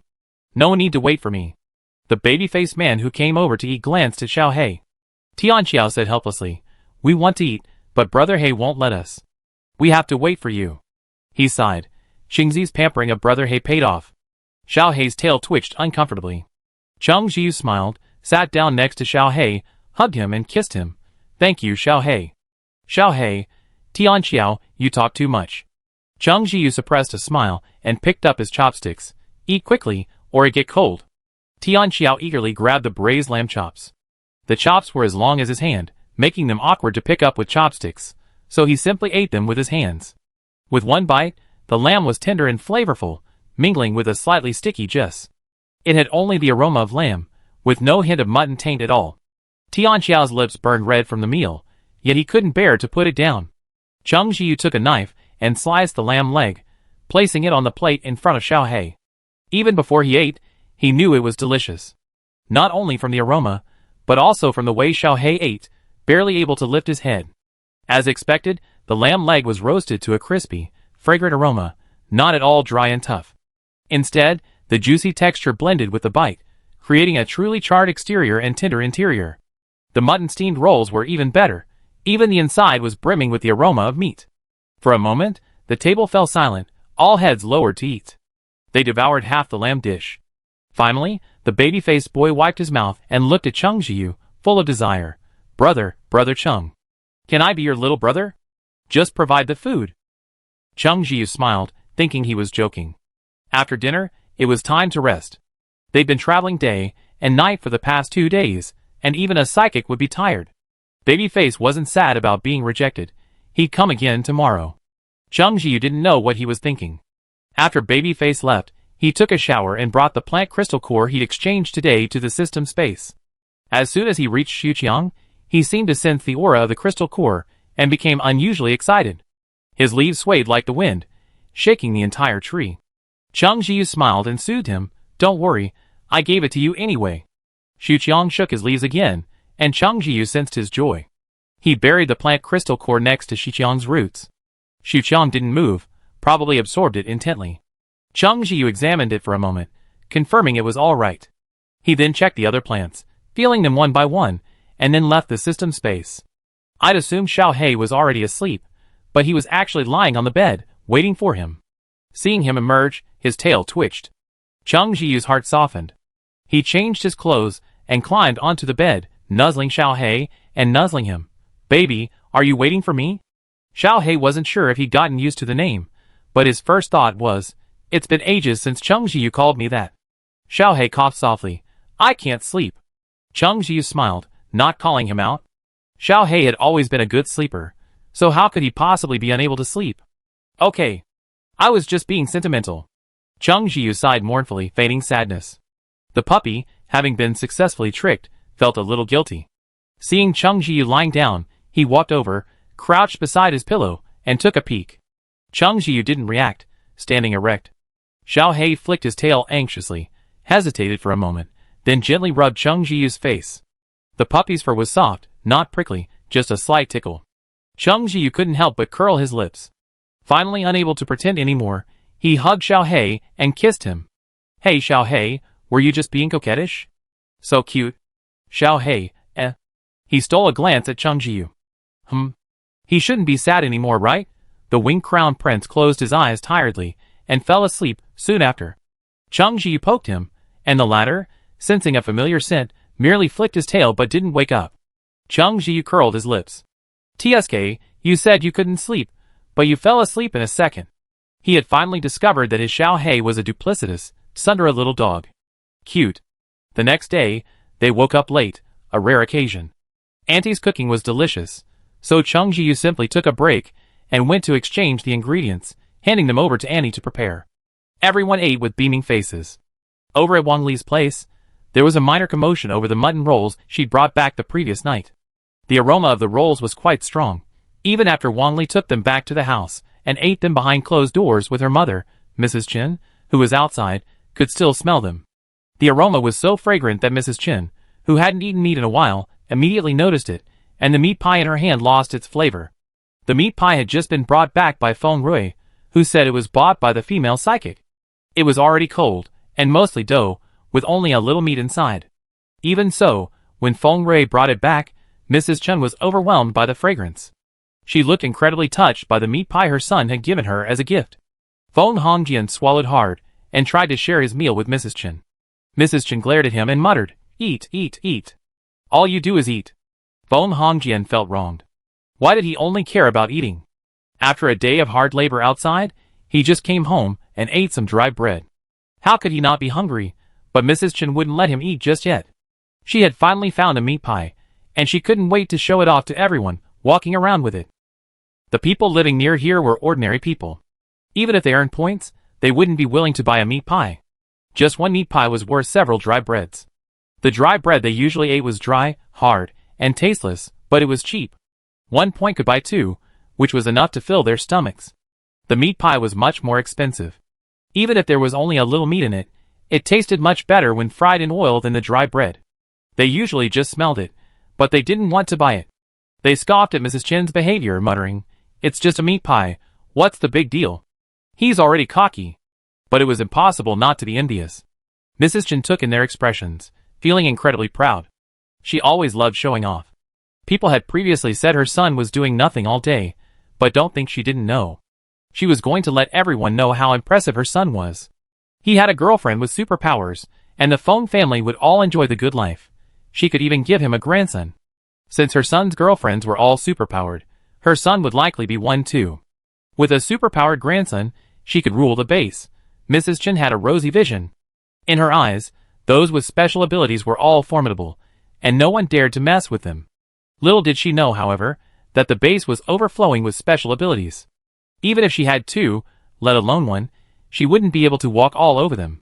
After boasting merrily, she returned to her quarters. Fong Hongjian, already ravenous, urged her to quickly share half of the meat pie. Mrs. Chen said, "What's the rush? Where's that damn girl Wang Li? I want her to see that we're having meat pies today." Fong Hongjian said impatiently, "I just got back and hurried back to my room." Mrs. Chen walked to Wang Li's door, intending to knock and show off. However, her nose twitched, a hint of disbelief. "Mutton? Where does that smell of mutton come from? Wang Li ate meat. How could it be possible?" She spoke, her voice rising a few notches, unwilling to believe that Wang Li had actually eaten mutton, while her pitiful meat pie was being compared to hers. To prove she was wrong, she knocked hard on the door. Inside, Wang Li frowned, cleared the dishes, and stood up, carrying them out. "What are you doing, Aunt Chen? What's wrong with you? Knock again, and I spank you." After she finished, she noticed Aunt Chen staring intently at her bowl, and surprisingly, she didn't yell back. Wang Li was speechless, too lazy to pay attention, and went to wash the dishes. Little did she know, Aunt Chen was nearly mad. Wang Li was actually eating mutton. This time, not only did she smell it, but she also saw the bowl she had finished it in. There was no mistaking the smell. It was definitely mutton. Against her pitiful meat pie, Aunt Chen felt her face flush, as if she'd been slapped. She couldn't finish her meat pie anymore. When she came to her senses, Fong Hongjian had eaten the entire pie, leaving Aunt Chen furious and beating him. The 2 men started fighting in the house, and Feng Rui, disturbed by the noise, came out and shouted, only to have them stop. Mother Chen, however, refused to settle down and decided to find out tomorrow where Wang Li got the mutton. She actually found out. After all, Wang Li had gone to the market with several psychics the previous day, and they had run into several people. After learning what had happened, Mother Chen's eyes flickered. She didn't even bother with work anymore. She asked for a short leave, hurried back, and knocked on Feng Rui's door. Feng Rui was still asleep, and a little annoyed at being woken, frowning and saying in a sullen tone, "What are you doing? Why aren't you out working?" Mother Chen seemed completely unfazed by her beloved son's tone, and quickly relayed the news she had gathered. Feng Rui's expression shifted slightly at the psychic's generosity, clearly sharing Mother Chen's thoughts. The 2 exchanged glances, and Granny Chen said, "Those psychics were so generous. Wang Li just showed them the way. What a bunch of fools. I'd say you should secretly follow Wang Li, and take the opportunity to get to know those psychics, and build good relationships with them. Then." Granny Chen was already enjoying her son's generous psychic friends. She thought her son's girlfriend was too stingy. After knowing him for so long, she only bought him a small meat pie. I don't know how she could afford it. Before, she thought meat pie was a good thing, but now? Isn't that a comparison? Cheng Jiu and the others didn't move together. They moved separately around the base. Tian Xiao and Tian Man Man went together, and he went with Xiao He. Babyface shamelessly followed them. Seeing them split up, he hesitated for a moment and decided to follow Chung Jiyu. Then, Chung Jiyu wandered aimlessly around the base all day. Babyface's legs ached from walking, and he asked with a wry face, "Brother Chung, aren't you tired?" Chung Jiyu shook his head, "Not bad." Walking all day without much rest was commonplace, and he didn't think anything of it. Seeing Babyface's exhausted look, he asked, puzzled, "Aren't you a psychic?" Babyface sat down on the ground without much ceremony. "I'm sub-healthy." Chung Jiyu, Can a psychic still be sub-healthy?" Babyface said, "When the base was first built, I was one of the first psychics to join. Although I don't have the food and clothes as well as before, at least I don't have to rush around all day." Chung Jiyu, "Stop talking." Babyface, ? Chung Jiyu half-jokingly said, "I'm jealous of you." Babyface was speechless. Chung Jiyu squatted down beside him, his hand unconsciously stroking Xiaohei's fur. "But I remember the first group to join the base were only official personnel." Babyface, Just then, Tian Xiao and Tian Manman arrived. They had agreed to meet here. Chung Jiyu was about to get up and go over when Babyface said, "I just boasted. Do you believe me?" Chung Jiyu glanced at him calmly, then walked over to Tian Xiao and the others. Babyface secretly smacked himself. After the meeting, Chung Jiyu and the others didn't rush to leave. They wanted to wait for Wang Li, who was off work and could show them around the base. A moment later, however, Wang Li approached with an embarrassed look on her face. "Mr. Chung, Mr. Tian, I'm so sorry. I didn't realize someone had followed us." Only when Wang Li arrived did she realize Fong Rui had followed her. She instantly guessed what he was thinking and gnashed her teeth with rage. Fong Rui ignored Wang Li's anger and walked over. "Gentlemen, I think I'm more suitable than Wang Li." Before he finished his words, Tian Manman screamed, covered her head, and hid behind Tian Xiao and Chung Jiyu. This startled them both, and Tian Xiao hurriedly asked, "Manman, what's wrong with you?" Chung Jiyu frowned and looked at Fong Rui, who had suddenly appeared. It was obvious that he had irritated Tian Manman. How could a stranger irritate Tian Manman, who had recently become so cheerful? Chapter 38. Chung Jiyu didn't think this was just a fluke. He looked at Fong Rui, who seemed caught off guard by Tian Manman's sudden reaction. Chung Jiyu calmly asked, "Where did you live before the apocalypse?" Fong Rui answered subconsciously, and afterward, for some reason, his heart skipped a beat. Hearing the familiar place name, Chung Jiyu was almost certain it was the village where they'd encountered Tian Manman. No wonder Tian Manman acted like this upon seeing Fong Rui. Fong Rui was probably the culprit who had locked Tian Manman in the cellar. But now was clearly not the time to discuss this. They had to comfort Tian Manman as quickly as possible. Chung Jiyu gave Fong Rui a deep look, and then, along with Tian Xiao and Tian Manman, left. The troubled baby-faced man glanced around and hurriedly followed Chung Jiyu and the others. Fong Rui was bewildered, puzzled as to how such an unexpected incident could have occurred before he'd even finished his carefully prepared opening remarks. And that psychic who'd suddenly screamed, the voice was so familiar. He frowned, pondering for a long time, but couldn't figure out who it was. "Fong Rui, are you sick? Why are you following me?" Wang Li glared at Fong Rui, her eyes bloodshot. She was practically pissed off at him. Not only was she worried that she'd accidentally brought someone along today, potentially causing resentment among Chung Jiyu and the others, but she also felt sorry for them. Fong Rui was a scoundrel. He had no mood to talk to Wang Li. He glanced at her and said, "This road belongs to you. What's your business?" "Wang Li, you..." Fong Rui pondered, recalling what had just happened. He quickened his pace. He had to go back and ask his mother something. On the other side, Tian Manman finally calmed down after being comforted. But when Tian Xiao mentioned what had just happened, she covered her head, frightened and afraid to speak. After Tian Manman rested, Tian Xiao followed Chung Jiyu out, anxiously asking, "What's wrong, Manman? Wasn't she fine before?" Over the time they'd been together, although Tian Manman still didn't like socializing and kept her head down and silent when meeting strangers, she definitely wouldn't be so suddenly upset as she was today. Besides, Fong Rui was some distance away at the time, so it was impossible for Tian Manman to feel her territory had been violated. Chung Jiyu glanced in the direction of Tian Manman's room and said, "Because of Fong Rui." "Fong Rui? That man just now?" Tian Xiao was puzzled. Chung Jiyu then told them what he had just asked. Fong Rui and Tian Manman were clearly from the same place. Even if Manman being locked up in the cellar had nothing to do with him, he must have bullied her. That's why Manman subconsciously feared him the moment she saw him. Tian Xiao's heart ached. Tian Manman had come all the way with them, and he had long considered him his own brother. The thought of the person who bullied his brother being at the base made him want to avenge Tian Manman. How dare Fong Rui, that bastard, appear in front of Manman? Tian Xiao gritted his teeth in anger. Cheng Jiu guessed, he probably didn't recognize Manman. After all, Tian Manman used to be timid, dressed in rags, with long hair and a grimy appearance. Now, with his neat short hair and clean clothes, he looked like a reserved and handsome young man. Fong Rui couldn't have recognized such a change right away, and whether he'd react after returning was unknown. But it didn't matter. TSK, he dared to show up in front of me. Tian Xiao clenched his fists. It would have been fine if he hadn't shown up before, but now he's showing up. I make him pay for it. Tian Xiao clearly wasn't going to let Fong Rui off easily. Cheng Jiu nodded, agreeing with Tian Xiao's thoughts.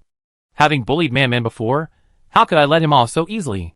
Do you really think Manman is like before, without support? Tian Xiao patted Cheng Jiu on the shoulder. Chinzi, I knew you thought the same thing. However, they knew nothing about Fong Rui, so they had to ask Wang Li. After discussing it, Cheng Jiu realized that Babyface had actually come along. Xiao Hei was hunched over the wardrobe, occasionally glancing at Babyface, who was sitting on the sofa. This made the latter feel strangely pressured. Cheng Jiu walked over, his arms outstretched towards the wardrobe. Come down. Xiao Hei jumped down from the wardrobe and landed right in Cheng Jiu's arms. Cheng Jiu touched him. Is the wardrobe dirty? You just lie on it? Xiao Hei pressed his paw against Cheng Jiu's mouth, then immediately retracted it. I have water powers, so I keep it clean. Cheng Jiu chuckled and pinched Xiao Hei's ear. Xiao Hei's words were only audible to Cheng Jiu, so to anyone not listening, it looked like Cheng Jiu was talking to himself. The baby-faced man coughed awkwardly. Your dog is quite agile. After all, he had only seen cats lying on the wardrobe. Cheng Jiu glanced at the baby-faced man. Why are you still here? Seeing his coldness, the baby-faced man said with a hint of sadness, aren't we friends? Okay, he admitted. He'd initially followed Cheng Jiu and the others hoping to get some free food and drinks, but later on, he realized they were truly exceptionally kind people. Life in the apocalypse was harsh, and many people had either shed their hypocritical masks or resorted to scheming. He hadn't seen people like Cheng Jiu and the others in a long time. Cheng Jiu didn't say anything. Xiao Hei looked up, his mouth accidentally brushing against their chin. He quickly lowered his head, flicking his tail in a veiled gesture, and gave the baby-faced man a sly look. What friends? There are so many people who want to be Jiu's friend. Wait a minute. Unconsciously, Xiao Hei's address to Cheng Jiu had become more familiar. Cheng Jiu was silent for a moment before he said, I can't get along openly with people suspected of having connections to the authorities. Officials not only meant protection but also surveillance. Just like before the apocalypse, ordinary people might never come into contact with officials in their entire lives. Cheng Jiu, however, had a secret, and any contact would be a disaster. Besides, Cheng Jiu believed that if they couldn't get along openly, it would be better not to get along at all, saving him the constant strain of having to keep an eye on them. The baby-faced man grimaced. I have no connections with the authorities. I was indeed among the first to enter the base, but that doesn't mean I'm an official. Since he had spoken so directly, Cheng Jiu replied, but you do have connections with the authorities. We're used to our freedom, and don't like to interact with them. Yes, I do. My brother was in the army. He died completing his mission just after the apocalypse. Babyface figured there was nothing to hide, so he just said, at the time, the military had a policy where you could exchange military merit for a family quota at the base. I was the only one in my family, so my brother gave it to me. Later, I came to the base. The official at the base was from the military. There was indeed a comrade my brother had a very close relationship with. He did take care of me, but it was all a private relationship. Cheng Jiu looked at Babyface, and could tell he wasn't lying. He was silent for a few seconds. Sorry. Well, it's not that I shouldn't mention it. Babyface shrugged. I didn't mention it to avoid people thinking I have connections. Besides, I don't want to involve my brother's comrades in my actions. Cheng Jiu thought of Babyface's ability to offend people. It was definitely better to keep it a secret, otherwise the other party would be busy cleaning up Babyface's mess all day. Formally, let me introduce myself. My name is Zhou Min. The baby-faced man smiled and offered his hand. We're barely friends now, right? Cheng Jiu smiled and shook his hand. My name is Cheng Jiu. Xiao Hei glanced at the clasped hands, feeling strangely annoyed, but thankfully they quickly separated. He placed his paw on Cheng Jiu's hand and rubbed it calmly. Cheng Ji retracted his finger. What are you doing, Xiao Hei? You're making my hand itch. Xiao Hei flicked his tail and retracted his paw. Are you guys leaving the base later? Zhou Min eagerly approached Cheng Ji, but Xiao Hei stood on Cheng Ji's shoulder, glaring at him. Xiao Hei, what are you doing? Keep your distance. Cheng Ji didn't notice Xiao Hei's aggressiveness. Zhou Min was honest enough, and there was nothing to hide. Well, we won't stay long. Zhou Min immediately perked up. Then take me with you. We're friends now, take me with you. Cheng Ji thought of Zhou Min's legs aching from a day's walk and paused for a moment. For his own good, he said, I think you're better off staying at the base. The base is so boring and... Zhou Min scratched his face. I've offended too many people. If I don't run, I'm afraid I'd be killed. Cheng Ji said helplessly, can't you just hold back a little? Zhou Min bowed his head and clasped his hands. I can't help it. Brother Cheng, please take me with you. Zhou Min's eyes were filled with pleading. Seeing Cheng Ji remain silent, he coughed lightly. Actually, I have a secret I haven't dared tell anyone, but I think you're a good person. Cheng Ji suddenly felt a surge of pressure. Why don't you keep it a secret and not tell me? No, I've made up my mind. Zhou Min said, besides, if I tell you, you definitely take me with you. Cheng Ji, don't. Zhou Min, actually, I'm a dual-type Esper. The other is healing. Cheng Ji was stunned by this. He hadn't expected Zhou Min to have dual abilities, and the other one was healing.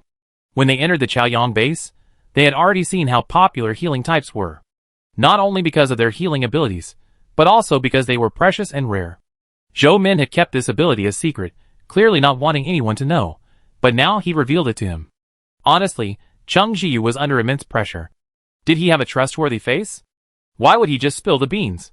Don't you want to have another healing type on the team? Zhou Min unleashed his ultimate skill. Besides, my healing skill is already level 3. Cheng Ji raised an eyebrow unconsciously. Level 3? Zhou Min nodded. It can regenerate severed limbs. Cheng Ji, have you tried it? Zhou Min nodded. Cheng Ji was puzzled. That shouldn't be the case. Hadn't Zhou Min ever revealed his healing abilities to anyone? Zhou Min quickly answered his question. I've healed chickens before. I cut off their legs and let them grow back, so I had plenty to eat.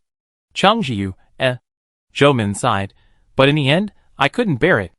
I felt it was abusive, so I let it grow back once, and then I gave it a quick death. Cheng Ji was speechless. Then you're kind. Zhou Min, haha. Not so bad. Cheng Ji rubbed his forehead, not knowing what to say.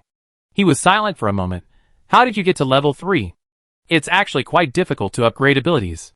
Besides, there seems to be only one level 3 healing ability in the base, and it's been well protected by the authorities, so ordinary people can't even see it. Zhou Min rubbed his nose.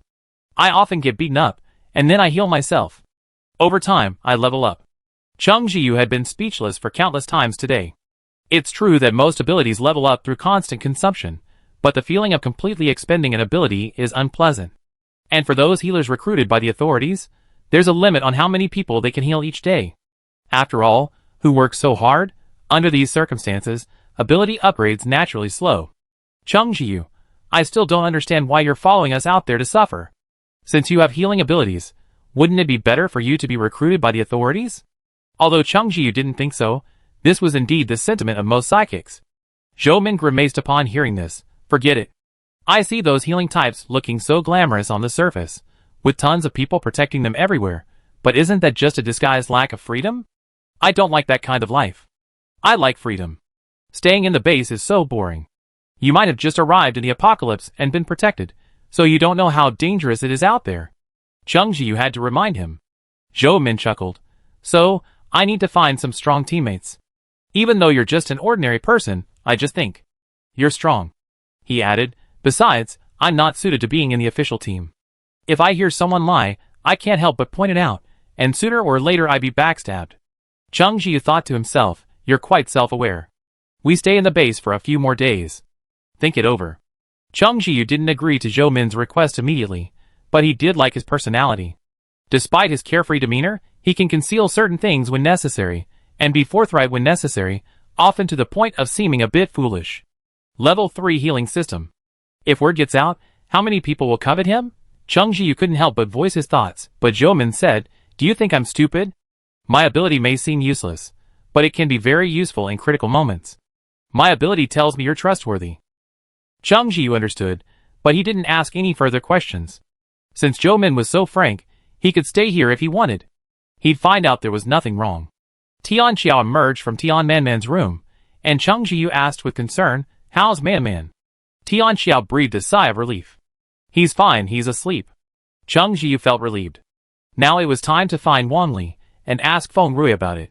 The more Feng Rui thought about it, the more familiar Tian Manman's voice sounded. He couldn't help but quicken his pace back home. Mrs. Chen was humming a song as she cleaned the house. She'd taken half a day off today, and now that she finally had some time, she cleaned up her living quarters so her precious son could feel at ease. She wondered if her son had gotten along well with those psychics. He was so likable, he was sure he could. Mrs. Chen's thoughts grew more and more joyful. It was a rare sight that even the Queen Mother hadn't caused trouble. Who knew, just then, Feng Rui would return. Mrs. Chen was stunned for a moment, then hurried over to ask what was going on. "Rui, why are you back so soon?" Feng Rui frowned irritably. "Mom, I suspect the person I bumped into was that bastard." Mrs. Chen was stunned for a moment. When she came to, her first reaction was impossibility. How is that possible? That bastard is a fool. It's the end of the world. He must have been mauled to death by zombies long ago. How could he still be alive? Feng Rui slumped down on the sofa, feeling down. It really was him. I just said something to him, and he started screaming. That sound. I know it so well. He'd used him to tease her often. Every time he bullied Tian Manman, he'd make that sound, exactly the same as today's. He's still alive? Fine, he's lucky. Tell Mom where he is, and I go and take care of him. Mrs. Chen's face was filled with malice, as if she'd met an enemy. Feng Rui closed his eyes. You go? You go, and wait for him to take care of you. That bastard is such a jerk, and he still wants to deal with me. I beat him to death. Mrs. Chen scoffed. Feng Rui revealed the truth he didn't want to believe. He's a psychic now. We can't afford to offend him. Speaking of this made him feel uncomfortable. Since the apocalypse, he'd been an ordinary person, and he was already mentally unbalanced, feeling that heaven was so unfair. Why didn't he have superpowers? Now that he knew the bastard might be a psychic, he couldn't accept it even more. Someone he could once easily trample on had become a psychic, someone he could only look up to. This disparity was truly painful. Mrs. Chen's eyes widened. How could that be? He's just a fool. Seeing her disbelief, Feng Rui added, even if he's not, don't forget, his friends are definitely psychics. As I've said before, there are psychics among Wang Li's group. After saying this, Feng Rui felt a little frightened. Mom, he won't take revenge on us, will he? He must have recognized me. Mrs. Chen gritted her teeth and protected her son. He dares. Feng Rui said nothing, but smiled dejectedly. He was a superpowered person, so what was there to be afraid of? Superpowered people have plenty of ways to get revenge. Rui, don't be afraid. I call your dad back to discuss this. Mrs. Chen, also a little flustered, comforted Feng Rui and hurried off to find Feng Hongjian. Feng Hongjian was initially puzzled when he was called back, but after hearing what the mother and son said, he remained silent for a long time. Are you saying that Songer is a superpowered person now? Tian Manman actually had a name, Feng Kong. However, after Feng Hongjian's mother died, he married Mrs. Chen. Since then, Mrs. Chen has been calling him a bastard and whispering in Feng Hongjian's ear, making him believe that his mother had cheated on him, and that Feng Song was not his child. At first, Feng Hongjian was protective of Feng Song, but the more he thought about it, the more he felt that Mrs. Chen was right. He believed her and started calling him bastard. Feng Song was young at the time, and after being tortured, he'd forgotten his name was Feng Song. Songer, he's just a bastard. Mrs. Chen cursed subconsciously. Feng Hongjian glanced at Mrs. Chen and said nothing more. If Song really becomes a superpowered person, we have to rely on him in the future. That one sentence silenced both mother and son. Yes, Feng Hongjian had a point, but they were still deeply upset. The thought of having to curry favor with that fool in the future made them even more uncomfortable. Feng Hongjian, unsure of what to think, smiled. I didn't expect Song to be so lucky. Mrs. Chen, after trying to hold back, finally managed to refrain from scolding him. She muttered guiltily, you wishful thinking. No matter how we treated him before, if he's successful and doesn't retaliate, it's all good for us. You still want to enjoy life with him? Dream on. That's you. I never joined you in bullying Songer. Fong Hongjian certainly hadn't bullied him. He just ignored the bullying of Mrs. Chen and Fong Rui against Tian Man. You? Mrs. Chen was furious at this, and wanted to scold him, but Fong Hongjian interrupted her. Don't worry. Think about it. If Song'er accepts me, and I live a good life, how can I do without you? You aside, Rui is my son. Fong Rui, who had been silent, had originally looked glum, but upon hearing Fong Hongjian's words, he smiled. Dad, I knew you still cared about me. Seeing this, Mrs. Chen hesitated for a moment, but ultimately accepted it for the sake of her precious son. If that bastard truly became a superpowered being, she'd naturally have to find ways to gain some benefits. However, Mrs. Chen was still a little worried that he might not even acknowledge Fong Hongjian as his father. Fong Hongjian, with an uncanny confidence, slammed the table and said, How dare he? I'm his father. How could a son disown his father? Even if I was wrong before, I just softened it a little and admitted my fault, and that was enough. What else does he want? This skinny old man, who used to look somber and could only bow and scrape when encountering superpowered beings, now felt himself straighten up, as if blood ties could completely suppress Tian Man. Even though he had stood by coldly while Mrs. Chen and Fong Rui bullied Tian Man day and night, never fulfilling his responsibilities as a father for a single day, Fong Hongjian's words filled the family of three with joy. Clearly, they preferred Fong Hongjian's version of events to the alternative. Wang Li felt unhappy when she thought about how Fong Rui had secretly followed her all the way, and whether she might have angered Cheng Jiu and the others. Upon entering, Wang Li saw Fong Rui and his family of three laughing happily. Her eyes nearly blazed with anger as she stepped forward and demanded, Fong Rui, why were you secretly following me? Before Fong Rui could even reply, Mrs. Chen launched into a fierce fight on her son's behalf. You silly girl, how can you say that? I'm warning you, watch your words from now on. We Fong family won't be the same as you are now. Be careful or I kick you out. Wang Li was almost amused. That girlfriend of Fong Rui's again. That's hilarious. She brought back a cold, broken meat pie and flaunted it like it was a treasure. Fong Rui's face darkened, and he couldn't help but ask, what do you know? Among those psychics you know, do you know who one of them is? It's my brother. Wang Li was stunned. Fong Rui, are you crazy? She clearly didn't believe him.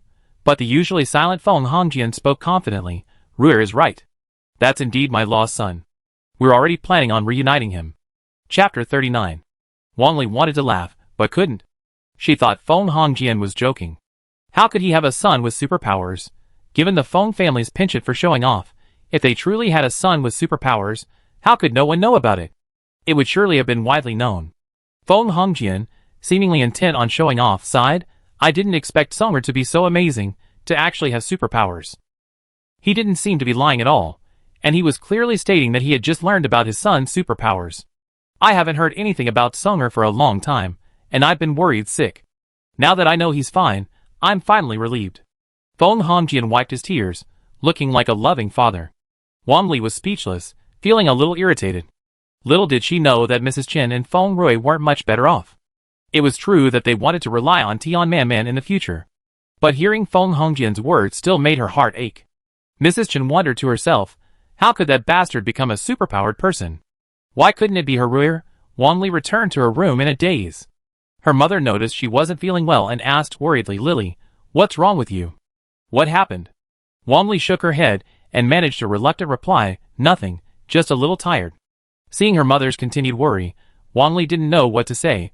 Her mind was in a state of confusion. Who would have thought the Fong family actually had a son with superpowers? She feared nothing else but the Fong family's swagger. She'd offended them many times in the past, and she feared constant trouble in the future. Wang Li was already considering moving away. A new place, away from the Fong family, might help avoid some of the trouble. She calculated the points she'd accumulated. She'd originally planned to buy some medicine for her mother, but now she might have to change her plans. The next day, Wang Li went to work, somewhat distracted. Unexpectedly, Tian Xiao found her workplace and asked her to come over after get off work. Wang Li was stunned. She hadn't expected him to come see her. After Tian Xiao left, she felt even less inclined to work. So, she simply took a day off and went straight to Tian Xiao. As soon as Tian Xiao returned, Cheng Jiu asked, is it settled? Tian Xiao nodded, yes, Sister Wang is at work. I told her to come after get off work. Cheng Jiu nodded, come over for dinner. Tian Xiao sat next to Tian Man, who lowered her head to eat. Tian Manman had calmed down considerably since waking up this morning, but she hadn't mentioned what happened yesterday. Cheng Jiu and the others didn't dare bring it up, fearing it would upset Tian Manman. Today, they were having stewed chicken. Zhou Min was there too, and Xiao He, the 5 of them, each got a chicken drumstick. As for why a chicken has 5 legs, it's of course because Zhou Min demonstrated his supernatural powers this morning. After a chicken leg was chopped off, it quickly grew back. Cheng Jiu even wondered if it was a special effect. Hearing about it is one thing, seeing it with your own eyes is another. Honestly, it's quite shocking. Tian Xiao was surprised. Oh my god, Zhou Min, you're a healing power user? The healing power user they encountered at the base entrance could only instantly erase injuries, but Zhou Min can directly regenerate broken bones. This means Zhou Min is even more powerful than the healing power user they encountered at the entrance. For a moment, Tian Xiao looked at Zhou Min as if he were some precious treasure. He started to speak again, and Zhou Min was wondering what he was going to say, when Tian Xiao said, "Will we have endless chicken legs?" Zhou Min, have you ever thought about how a chicken feels? Although he had thought so before. Zhou Min coughed lightly. Don't you think my ability is amazing? Tian Xiao nodded. Amazing, amazing, absolutely amazing. Zhou Min, satisfied, then coaxed. Wouldn't it be great to have another healer on your team? Tian Xiao nodded again, thinking for a moment. Indeed. Zhou Min, I heard you're leaving the base soon. How about taking me with you? Tian Xiao suddenly came to his senses and took a bite of the chicken leg. Ah, well, it's not up to me alone. Talk to Qingzi about it. Zhou Min, bitter face. Cheng Ji watched with amusement, serving some meat to Xiao He while saying, hurry, eat. Zhou Min could only channel his grief and anger into motivation and eat.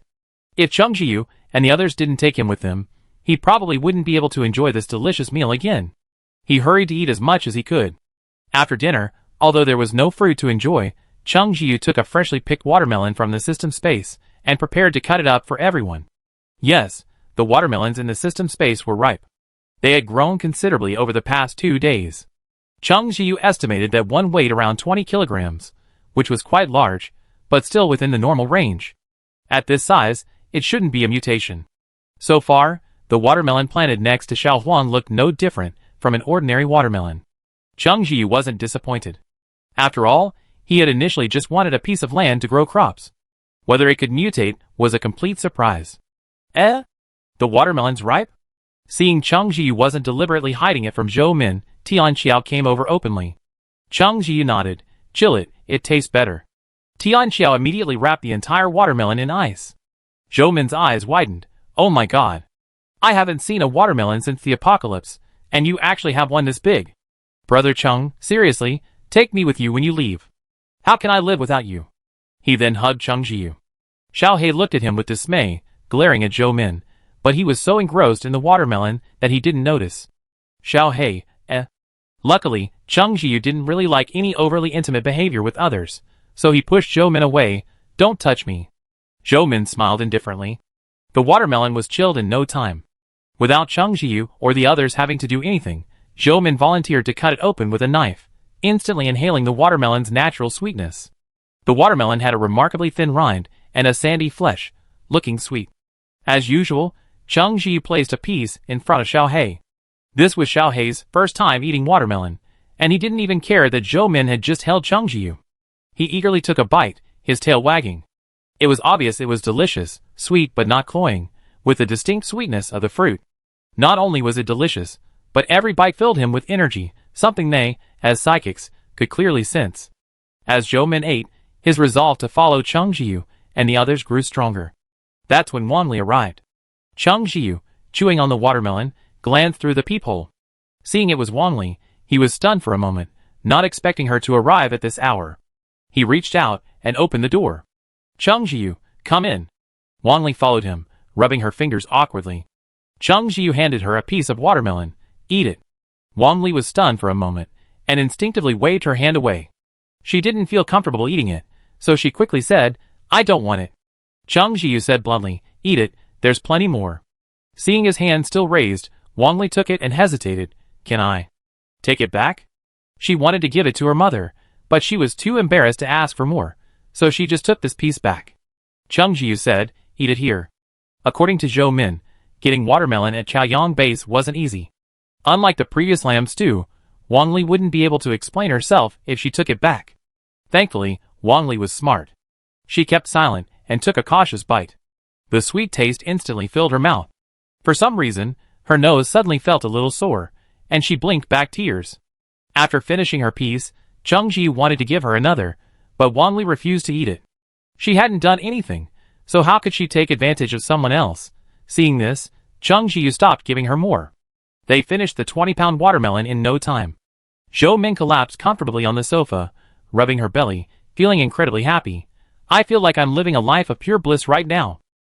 She blinked at Cheng Jiu and said, take me with you. Cheng Jiu ignored her. Seeing that Tian Xiao had already left with Tian Manman, he finally got down to business with Wang Li. Over there, Tian Xiao had sent Tian Manman back to her room to rest, then hurried over. Cheng Jiu asked, is Manman asleep? Tian Xiao nodded. Don't worry. Manman doesn't like socializing or being out. Cheng Jiu nodded. Even so, they lowered their voices. You should have guessed what we called you here about, right? Wang Li nodded. Is it related to Fong Rui? Tian Xiao, yes, tell me what you know. It seems you and Fong Rui know each other. Yes, but we're not close.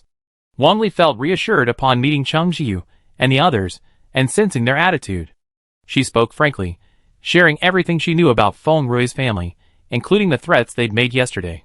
After hearing this, Tian Xiao almost laughed out loud. This family is so shameless. Cheng Jiu was also stunned, perhaps not quite understanding Fong Rui and the others' train of thought. How could they think that Tian Manman would help them instead of retaliate against them? Wang Li remained silent. Judging from Cheng Jiu and the others' attitude, they clearly didn't want Tian Manman to reunite with Fong Rui and the others. They treated Fong Rui and the others less like relatives than enemies. Wang Li was no fool. She instantly understood the underlying reason. No wonder the Fong family never mentioned Tian Manman. Cheng Jiu and the others were kind-hearted people. To incite such hatred, the Fong Rui family must have done a lot of despicable things. But Wang Li didn't know the specifics. She was tactful enough not to ask. It was simply that the Fong Rui family had treated Tian Manman poorly in the past and presumably abandoned her after the apocalypse. However, they hadn't anticipated Tian Manman's awakening powers. Now that they knew about this, they were brazenly trying to get close to her. How shameless. Even if this hadn't happened to her, Wang Li was furious just thinking about it. After sharing her knowledge, Wang Li left. This family is disgusting, Chenzi. How do we deal with them? Tian Xiao simply couldn't swallow this anger. Cheng Jiu couldn't believe they were still thinking from a pre-apocalyptic perspective. The Fong family's behavior would have landed them in jail before the apocalypse, but now it was the apocalypse. If they encountered zombies, they would kill them without hesitation. The Fong family was disgusting, but they weren't zombies, they were human.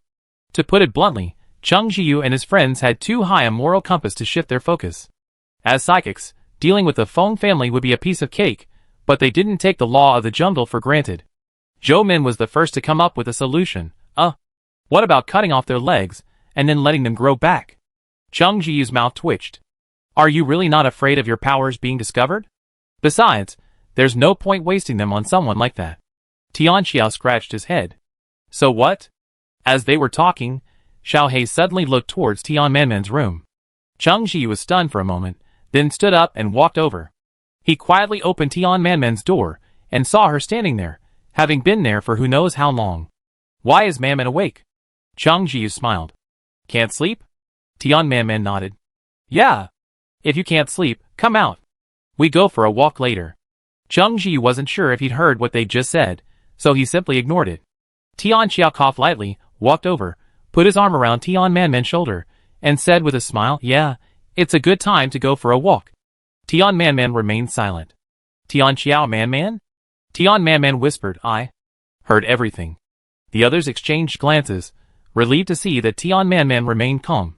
Cheng Jiu said, Manman, we weren't hiding this from you on purpose. Tian Manman understood this perfectly. They were acting out of their own concerns, and were secretly discussing how to avenge him. Tian Manman thought they were incredibly kind. He had never met such kind people before.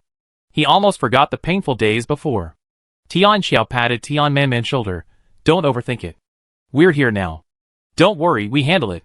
Tian Manman, for once, looked up at Tian Xiao, shook her head, and said, no, I want to do it myself. Tian Xiao, Manman. Tian Manman clenched his fists, as if determined. I don't want to hide anymore. Before, they bullied me. Now, I'm stronger than them. I don't want to be bullied anymore. Cheng Jiu patted his head and smiled. Don't forget, we're here. It might have been okay without us before, but now that we're here, no one dares to bully you. Anyone who dares to bully you has to ask our permission first. Tian Xiao, that's right. You've got someone to protect you now. Zhou Min silently raised his hand, and I've got you. If you want to torture them, I can guarantee they won't die, and you can torture them longer. Zhou Min truly spoke the most frightening words, with the most innocent expression. Xiao He, I can use lightning to split them into charcoal. Isn't this a kind of man-made divine punishment? Cheng Jiu smiled, stroked Xiao He's fur, and relayed Xiao He's words to Tian Manman. As they chatted back and forth, Tian Manman inexplicably felt that the memories of the past had become less terrifying. His heart warmed, yet his nose couldn't help but feel a soreness. Tears streamed down his face as he sobbed. Cheng Jiu and the others let him cry freely.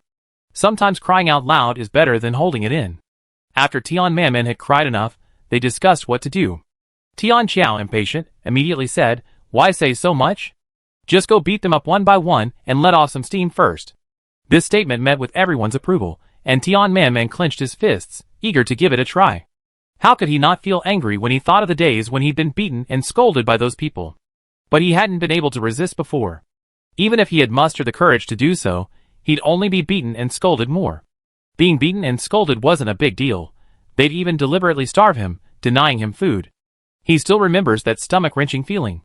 When he was starving, they would throw a cold, hard-steamed bun into the cellar. Tian Manman felt like dying many times, but he would crawl over to pick up the bun and eat it bite by bite. Eating food after a long period of hunger only made it more uncomfortable, especially a cold, hard bun.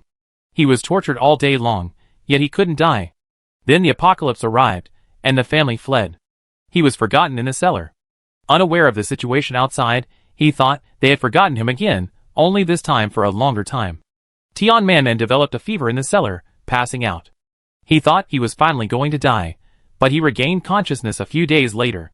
He didn't know he had superpowers, but he felt that after waking up this time, his body was no longer as withered as before, but instead seemed to have renewed vitality.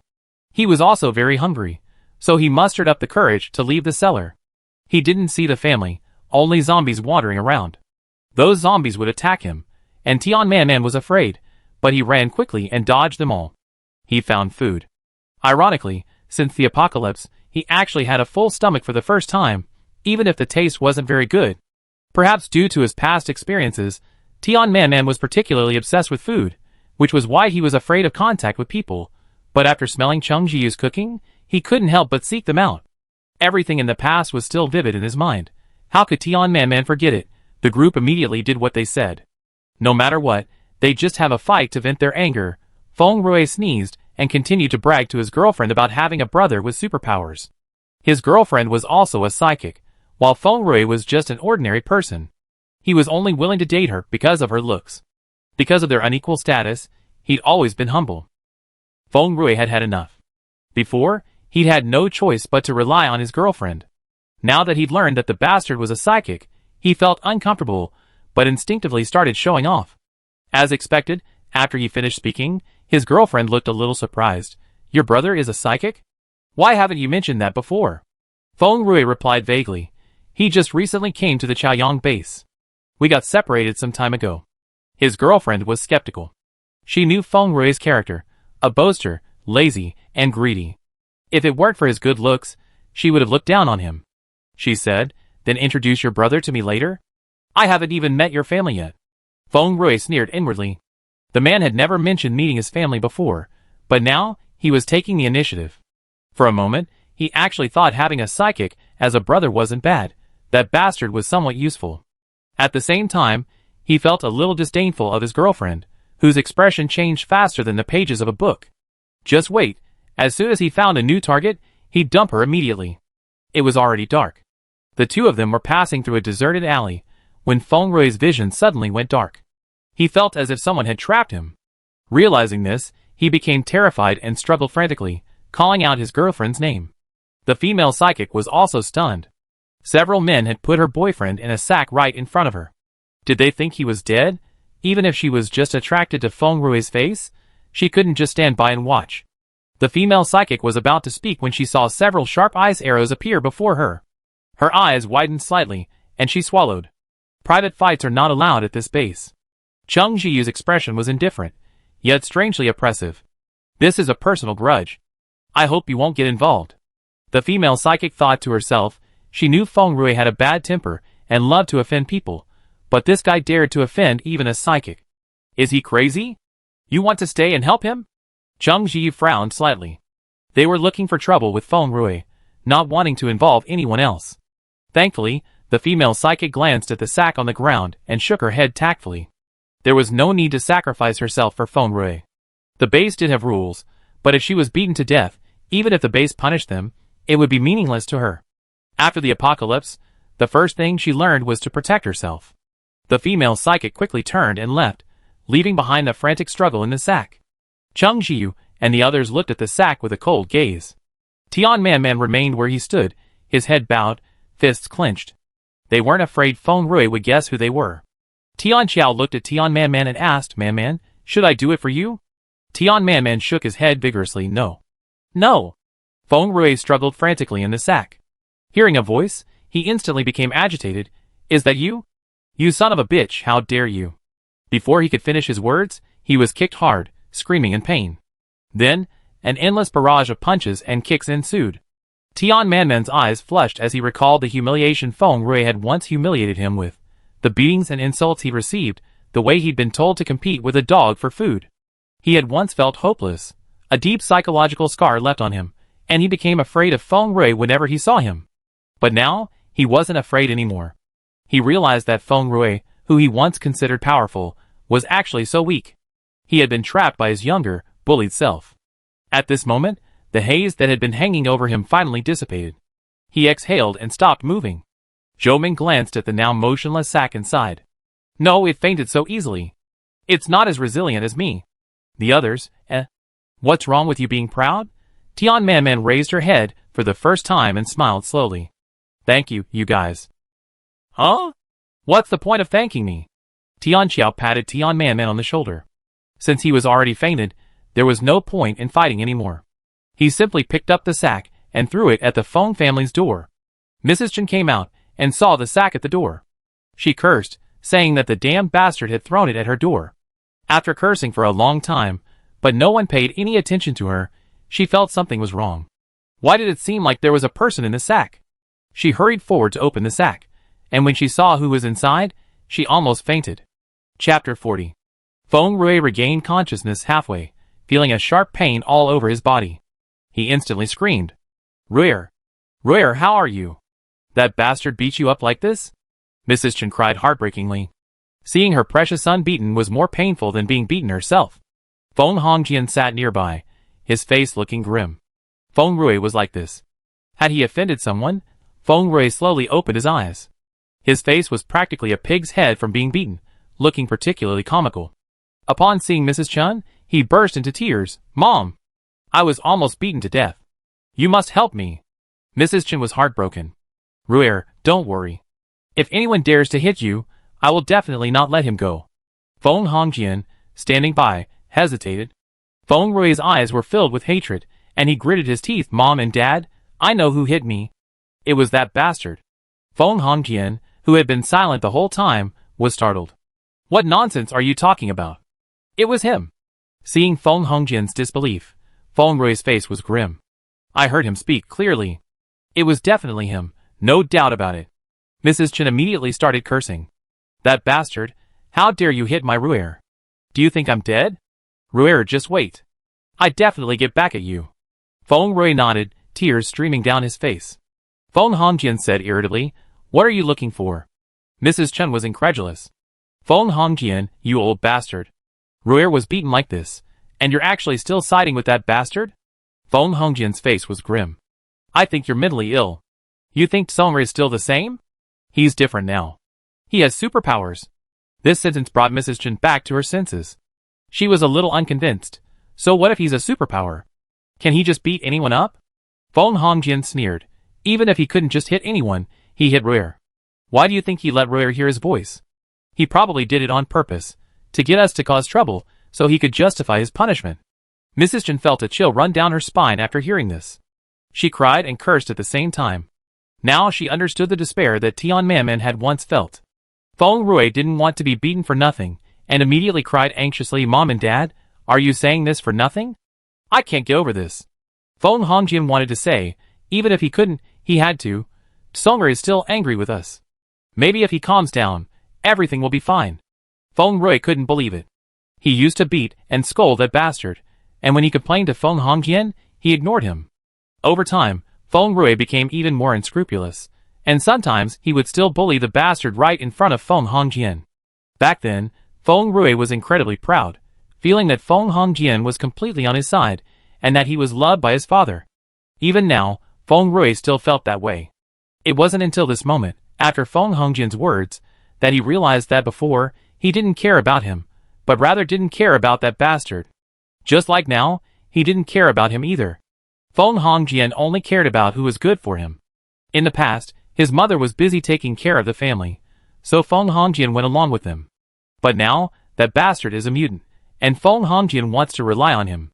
So even though he was beaten all over, he still didn't think it was a big deal, and thought that as long as that bastard calmed down, it would be fine. In an instant, Fong Rui felt his heart sink. He might be unfilial, but realizing that his father, who had always doted on him, didn't love him at all, was still too much for him to accept. The psychological gap was too great. Fong Hongjian. You're a beast. Where is your son? How can you say such things? Mrs. Chen screamed in anger, and moved forward to hit Fong Hongjian. Fong Hongjian frowned and dodged, but seeing no escape, he pushed Mrs. Chen away, not caring that she fell flat on her back. Do you think I want this? Besides letting Song'er calm down, what else can I do? Mrs. Chen sat on the ground, patting the ground and crying. Fong Hongjian ignored her, and looked at Fong Rui. Where's your girlfriend? Aren't you with her? How can you not care if I ask you to hit her? Fong Rui lowered his head, hiding the sadness in his eyes. That woman had completely ignored him, and just run away. But he couldn't say that. His father already looked down on him, and saying that would only make her look down on him even more. Fong Rui said, I met that bastard after I broke up with her. Fong Hongjian's brows relaxed slightly. Be more careful next time. Don't keep calling him a bastard. Fong Rui said nothing. In his heart, he hated Tian Manman, and Fong Hongjian too. Fong Hongjian told Fong Rui to get some rest while he pondered something. He didn't even know where Song'er lived. He'd have to talk to Wang Li about it. Just a beating? That's too easy for him. Tian Xiao flexed his wrists, feeling unsatisfied. Cheng Jiu said, how could it just be a beating? Tian Xiao piqued his interest. Qingzi, you're the most thoughtful person. What other ideas do you have? Cheng Jiu, Tian Xiao chuckled. That's a compliment, a compliment. Cheng Jiu was speechless. According to pre-apocalyptic laws, they and their family would have to go to jail for a few years, right? Tian Xiao nodded. That's true, but isn't this the apocalypse? Calling the police won't help. Zhou Min, standing nearby, seemed lost in thought. Cheng Jiu looked at him. I've heard before that the base also has a small prison. Zhou Min nodded. That's true, but that small prison is usually for those who have committed serious offenses. Whether they're psychics or ordinary people, once they commit an offense, they be locked up. There's no death penalty for minor offenses, but isn't this the end of the world? The daily food and shelter provided at the base is stressful, and it feels like a perk, so these people definitely won't just sit there and do something dangerous. Ordinary people are sent to mine or something, while psychics are tasked with clearing out nearby zombies every day. After listening, Cheng Jiu looked at the others.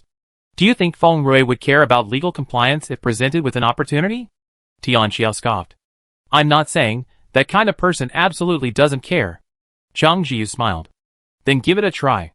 Tian Xiao and the others rubbed shoulders. For some reason, they found Cheng Jiu's smile eerily creepy. Tian Manman, standing nearby, was deeply moved, knowing they were all doing this for him. Xiao He, on the other hand, looked up at Cheng Jiu intently. He'd been staring at him constantly lately, and everyone was used to it. Besides arranging arrangements for the Fong family, Cheng Jiu and his team were also searching for a way to find the blueprints for the wooden warehouse. After hearing this, Zhou Min said, I can ask my brother's comrades for help. Cheng Jiu knew that Zhou Min's brother's comrades were probably officials, and they had been soldiers before the apocalypse, so they did have connections. But, will he agree? Zhou Min wasn't sure. The most advanced ones definitely won't work, but an older model should be fine. I searched online before the apocalypse, and I can find blueprints. Cheng Jiu hadn't done any research, but after hearing what Zhou Min said, he felt it shouldn't be difficult to negotiate, though it would definitely require some exchange of items. Then I leave it to you, Cheng Jiu said seriously. Zhou Min, in turn, felt embarrassed. I'm just asking, what's the big deal? Ahem. What are we having for dinner tonight? Cheng Jiu was amused. He finally realized why he was surrounded by foodies. The next day, Wang Li, with a complicated expression, brought a piece of news. Fong Hongjian came to me yesterday and said, "You guys beat up Feng Rui. I guess you calmed down, right?" Tian Xiao was surprised. He's not angry at all? Wang Li shook her head. He doesn't look angry at all. I felt like he was saying, "You beat up my son, so don't beat me." Zhou Min complained, "This father-son relationship is so plastic." Tian Manman was stunned. Before, when Feng Rui beat me, he was the same way too. He didn't care at all. Tian Xiao patted Tian Manman on the shoulder. Don't overthink it. He's just a jerk. I guess, in his heart, he's number one, and no one else can compare. Tian Manman nodded. He didn't care anymore. Besides, he was already happy to have so many friends. Cheng Jiu laughed. So, he sent this message as a gesture of goodwill? Why did he think Manman would forgive him? Tian Manman said, "Before, only Feng Rui. They bullied me, not Feng Hongjian." Cheng Jiu and the others frowned. They didn't think Feng Hongjian was a good person. How could he be a good person if he stood by and watched his son being treated like that? He was simply callous. Even if he didn't commit violence, by standing by and watching, didn't that mean he allowed Tian Manman to be bullied? So, he couldn't escape the blame for the bullying Tian Manman endured. Tian Manman wasn't stupid. She didn't have any tenderness for Feng Hongjian. Even if she had felt any in the past, it had long since disappeared during the days and nights of torture. Wang Li hurriedly explained, "I'm not coming here to plead for him, but to share what I know." Cheng Jiu nodded. "Thank you. If he comes to you again, just ignore him." Wang Li nodded, understanding Cheng Jiu and the other's attitude. Zhou Min went to contact his brother's comrade, while Tian Xiao took Tian Manman to explore the base. Cheng Jiu stayed home, anxiously thinking about planting the seeds he'd bought. After all, the land in the system space had expanded a bit, allowing for more crops. Although they had enough food and drink for now, Cheng Jiu was deeply concerned. He couldn't rest easy until the storage space was well stocked. Seeing Xiao He squatting nearby, Cheng Jiu picked him up. Looking at the adorable Xiao He, his voice involuntarily tightened. "My dear, I'm going to the system space later. I'd probably be there for a few hours. You'd be bored alone. Do you want to go out with Tian Xiao and the others?" Xiao He scratched his ear with his paw, looked at Cheng Jiu's enlarged face, and feigned composure. "No, I need to sleep." Cheng Jiu knew Xiao He was prone to drowsiness, so he didn't force it. "Okay, then you should get some sleep." However, he eyed Xiao He with some concern. Xiao He's tail stiffened. Why that expression? Was there something wrong with him? Cheng Jiu became concerned. "Xiao He, you haven't grown up at all? What's wrong? You've always looked like a puppy. Is there anything wrong?" Xiao He's tail stiffened even more. He looked at Cheng Jiu with a wry expression. "You were calling me cute earlier." Cheng Jiu was amused by Xiao He's expression. "Ah, is that so? Although Xiao He is cute like this, your health is more important." Xiao He, comforted, wagged his tail happily. "Don't worry, it's normal." Cheng Jiu didn't understand how Xiao He knew it was normal, but seeing Xiao He's assurance, he felt relieved. He laid Xiao He on the bed, patted him gently, and then went back to the system space. He would find time to check in every day, but he wouldn't stay for long. Cheng Jiu examined Xiao Er and the others one by one. To his surprise, Xiao Wan's vitality had reached 98%, predicting she would reach maturity by tomorrow at the latest. He petted Xiao Wan with satisfaction, then went to see Xiao Chong. He had previously given Xiao Chong a plant-type crystal core, which Xiao Chong had already absorbed. Cheng Jiu checked Xiao Chong's information and discovered that he was almost at level 2. Xiao Er and Xiao Tai were now level 3, while Xiao Huang was still a pathetic level 1. Cheng Jiu felt frustrated. Spiritual-type crystal cores were hard to come by. Then he looked at the ordinary plants. Cucumbers and tomatoes had grown abundantly again, and he picked them all and put them into storage. As for the potatoes, their leaves had already turned yellow, so it was time to dig them up. Cheng Jijia had planted 5, so digging wouldn't take long. He fetched a shovel and began carefully digging. He unearthed a potato the size of a palm, and a surprising number, 15 per plant, all of them large. The potatoes, planted next to Xiao Tai, had also mutated, now entirely black with a metallic sheen.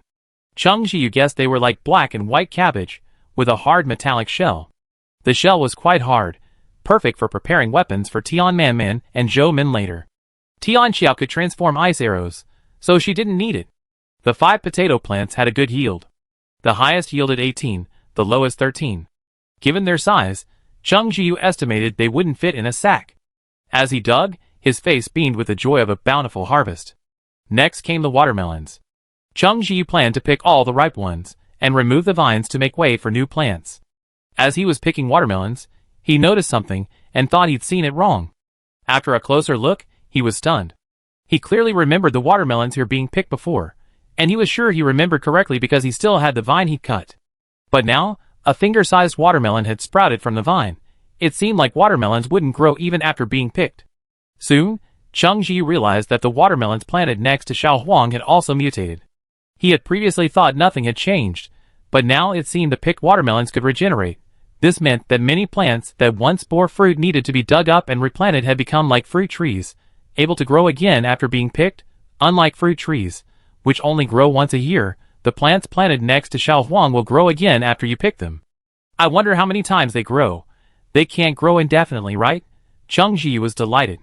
This was clearly a good thing for him, who had limited land. He silently took a notebook and wrote down the changes that would occur to the plants next to Xiao Huang. This notebook was his usual record-keeping tool. Plants planted in the system space, whether affected by the soil or by the special plants, had completely different growth cycles than ordinary plants. This was Cheng Jiyu's first time planting, so he wasn't sure, so he wrote it down so he could gain experience later. Since the watermelon vine still bore watermelons, Cheng Jiyu couldn't bear to dig them up. After some thought, he decided to plant wheat next to Xiao Huang.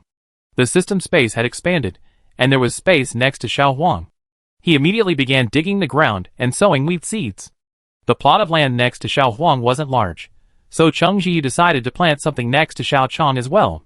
He was curious about what would happen to the plants next to Xiao Chong. In reality, growing wheat on the land wasn't very cost-effective.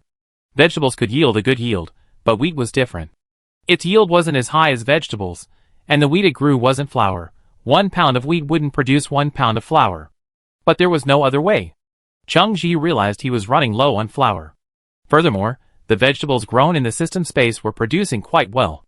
Although their current diet was limited, they certainly had enough. Also, he decided to wait until Xiao Er and Xiao Tai had some space available. Cheng Jiyu planted beans and lettuce next to Xiao Er, an eggplant and pumpkin next to Xiao Tai. When the lettuce sprouts leaves, it can be eaten as a vegetable. The space has grown, and it takes longer. By the time Cheng Jiyu finished, 3 hours had passed. He straightened up, feeling a sense of exhaustion. If it had been before, he would have been too exhausted to stand up straight. The fatigue of farming is different from other fatigues. For example, you have to bend over constantly, and after a long time, the pain gets worse. After finishing his work, he rested his hands on his hips, and looked at the well-planted land. A sense of satisfaction came over him. It turned out that farming was in his blood. Cheng Jiyu left the system space, and saw Xiao He sleeping in bed. He couldn't help but step softly, intending to go out for a shower. He had just been sweating, and his hands were now covered in mud. But then Xiao He's ears twitched, waking up, and he was about to jump into Cheng Jiyu's arms. Cheng Jiyu quickly dodged. "No, I'm dirty. Let me go wash." Xiao He glanced at the dust on Cheng Jiyu's body, and the mud on his hands. Sure enough, he stopped not far from him, and used his water ability to rinse him. Compared to the high-pressure water gun-like methods of others, his movements towards Cheng Jiyu were much gentler. The water seemed to transform into silk, wrapping around him, and gently wiping away the dirt on Cheng Jiyu's body. Cheng Jiyu picked it up again. "Thank you, Xiao He." Xiao He contentedly jumped into his arms. Cheng Jiyu rubbed his head. "But I just sweated a lot, and I'm not feeling well. I still need to shower." Xiao He's ears twitched, and he glanced at Cheng Jiyu, seeming a little dissatisfied. Cheng Jiyu amused. "Oh, you're not misophobic anymore? You're still rubbing against my arms." "Xiao He, what do you mean by rubbing against your arms?" I just treat this place like a nest. I'm used to it." "Yeah. That's it, Cheng Jiyu, unaware of Xiao Hei's thoughts, put him down and went to shower.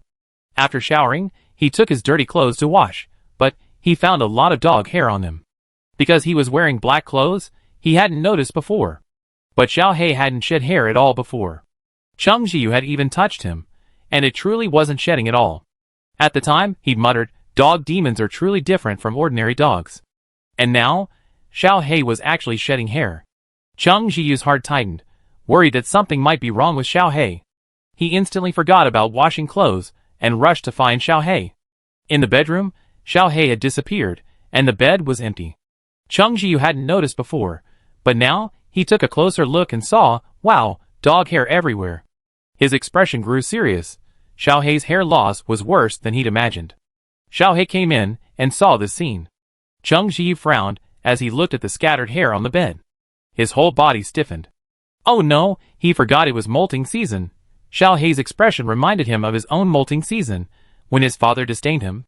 He refused to hold him, because he was losing too much hair, and his mother had even beaten him for it. Cheng Jiu. Wouldn't he dislike him too? He hadn't thought much of his father's disdain before. After all, he didn't like being held anyway. His father never held a child, always lifting him up and not holding him. But if it were Cheng Jiu?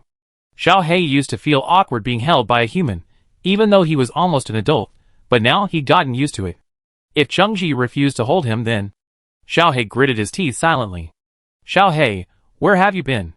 Cheng Jiu breathed a sigh of relief upon seeing Xiao Hei. He frowned and picked him up. Let me see. What's wrong with you? Why are you shedding so much? Xiao Hei's tail, which had been wagging happily, froze, and his round eyes immediately turned half round. He glared at Cheng Jiu fiercely. Are you disgusted by my shedding? After saying this, he stared at Cheng Jiu intently. If he nodded, he would immediately run away from home. Cheng Jiu was stunned for a moment, not quite understanding Xiao Hei's train of thought. Why would I be disgusted with you? I just think it's not normal. Didn't you never shed before? Is there something wrong with your body? After hearing Cheng Jiu's words, Xiao Hei. He was stunned for a moment by Jiu's words, then his tail wagged happily. He remembered his father's words. Yar, it's not that I dislike you, it's just that shedding is so annoying. I don't believe anyone can stand hair flying everywhere. It's like snow, and it sticks to clothes and won't come out even if you wash it. If you meet someone who doesn't mind your shedding, they're either crazy or in love with you. At that time, Xiao Hei didn't want to listen to all this nonsense, and went straight to the point. Does my mother dislike your shedding? His father was stunned for a moment, then his voice rose eightfold. That's different. Your mother loves cleanliness. How could she dislike my shedding? Xiao Hei, oh, my defense is broken. Xiao Hei's mind was full of his father's words. Jiu seemed quite smart, so he shouldn't be crazy. No, he shook his head violently, thinking he was crazy, believing his father's nonsense. Seeing Xiao Hei silent, alternately frowning and shaking his head, Cheng Jiu was terribly worried. No, is there something wrong? He asked. I wonder if there's a veterinarian at the base. No, Xiao Hei is a dog demon. Could a veterinarian see him? I'm molting, Xiao Hei's voice rang out. Huh? Cheng Jiu snapped back to his senses. Is that normal? Hearing that Cheng Jiu didn't mind him, Xiao Hei felt at ease and darted around in his arms. Well, I grow up a bit after this time. Hearing this, Cheng Jiu smiled. I see. That's a relief. Just then, Zhou Min's voice rang out from outside. He had returned from his brother's visit with his comrades, and it was unclear how things went.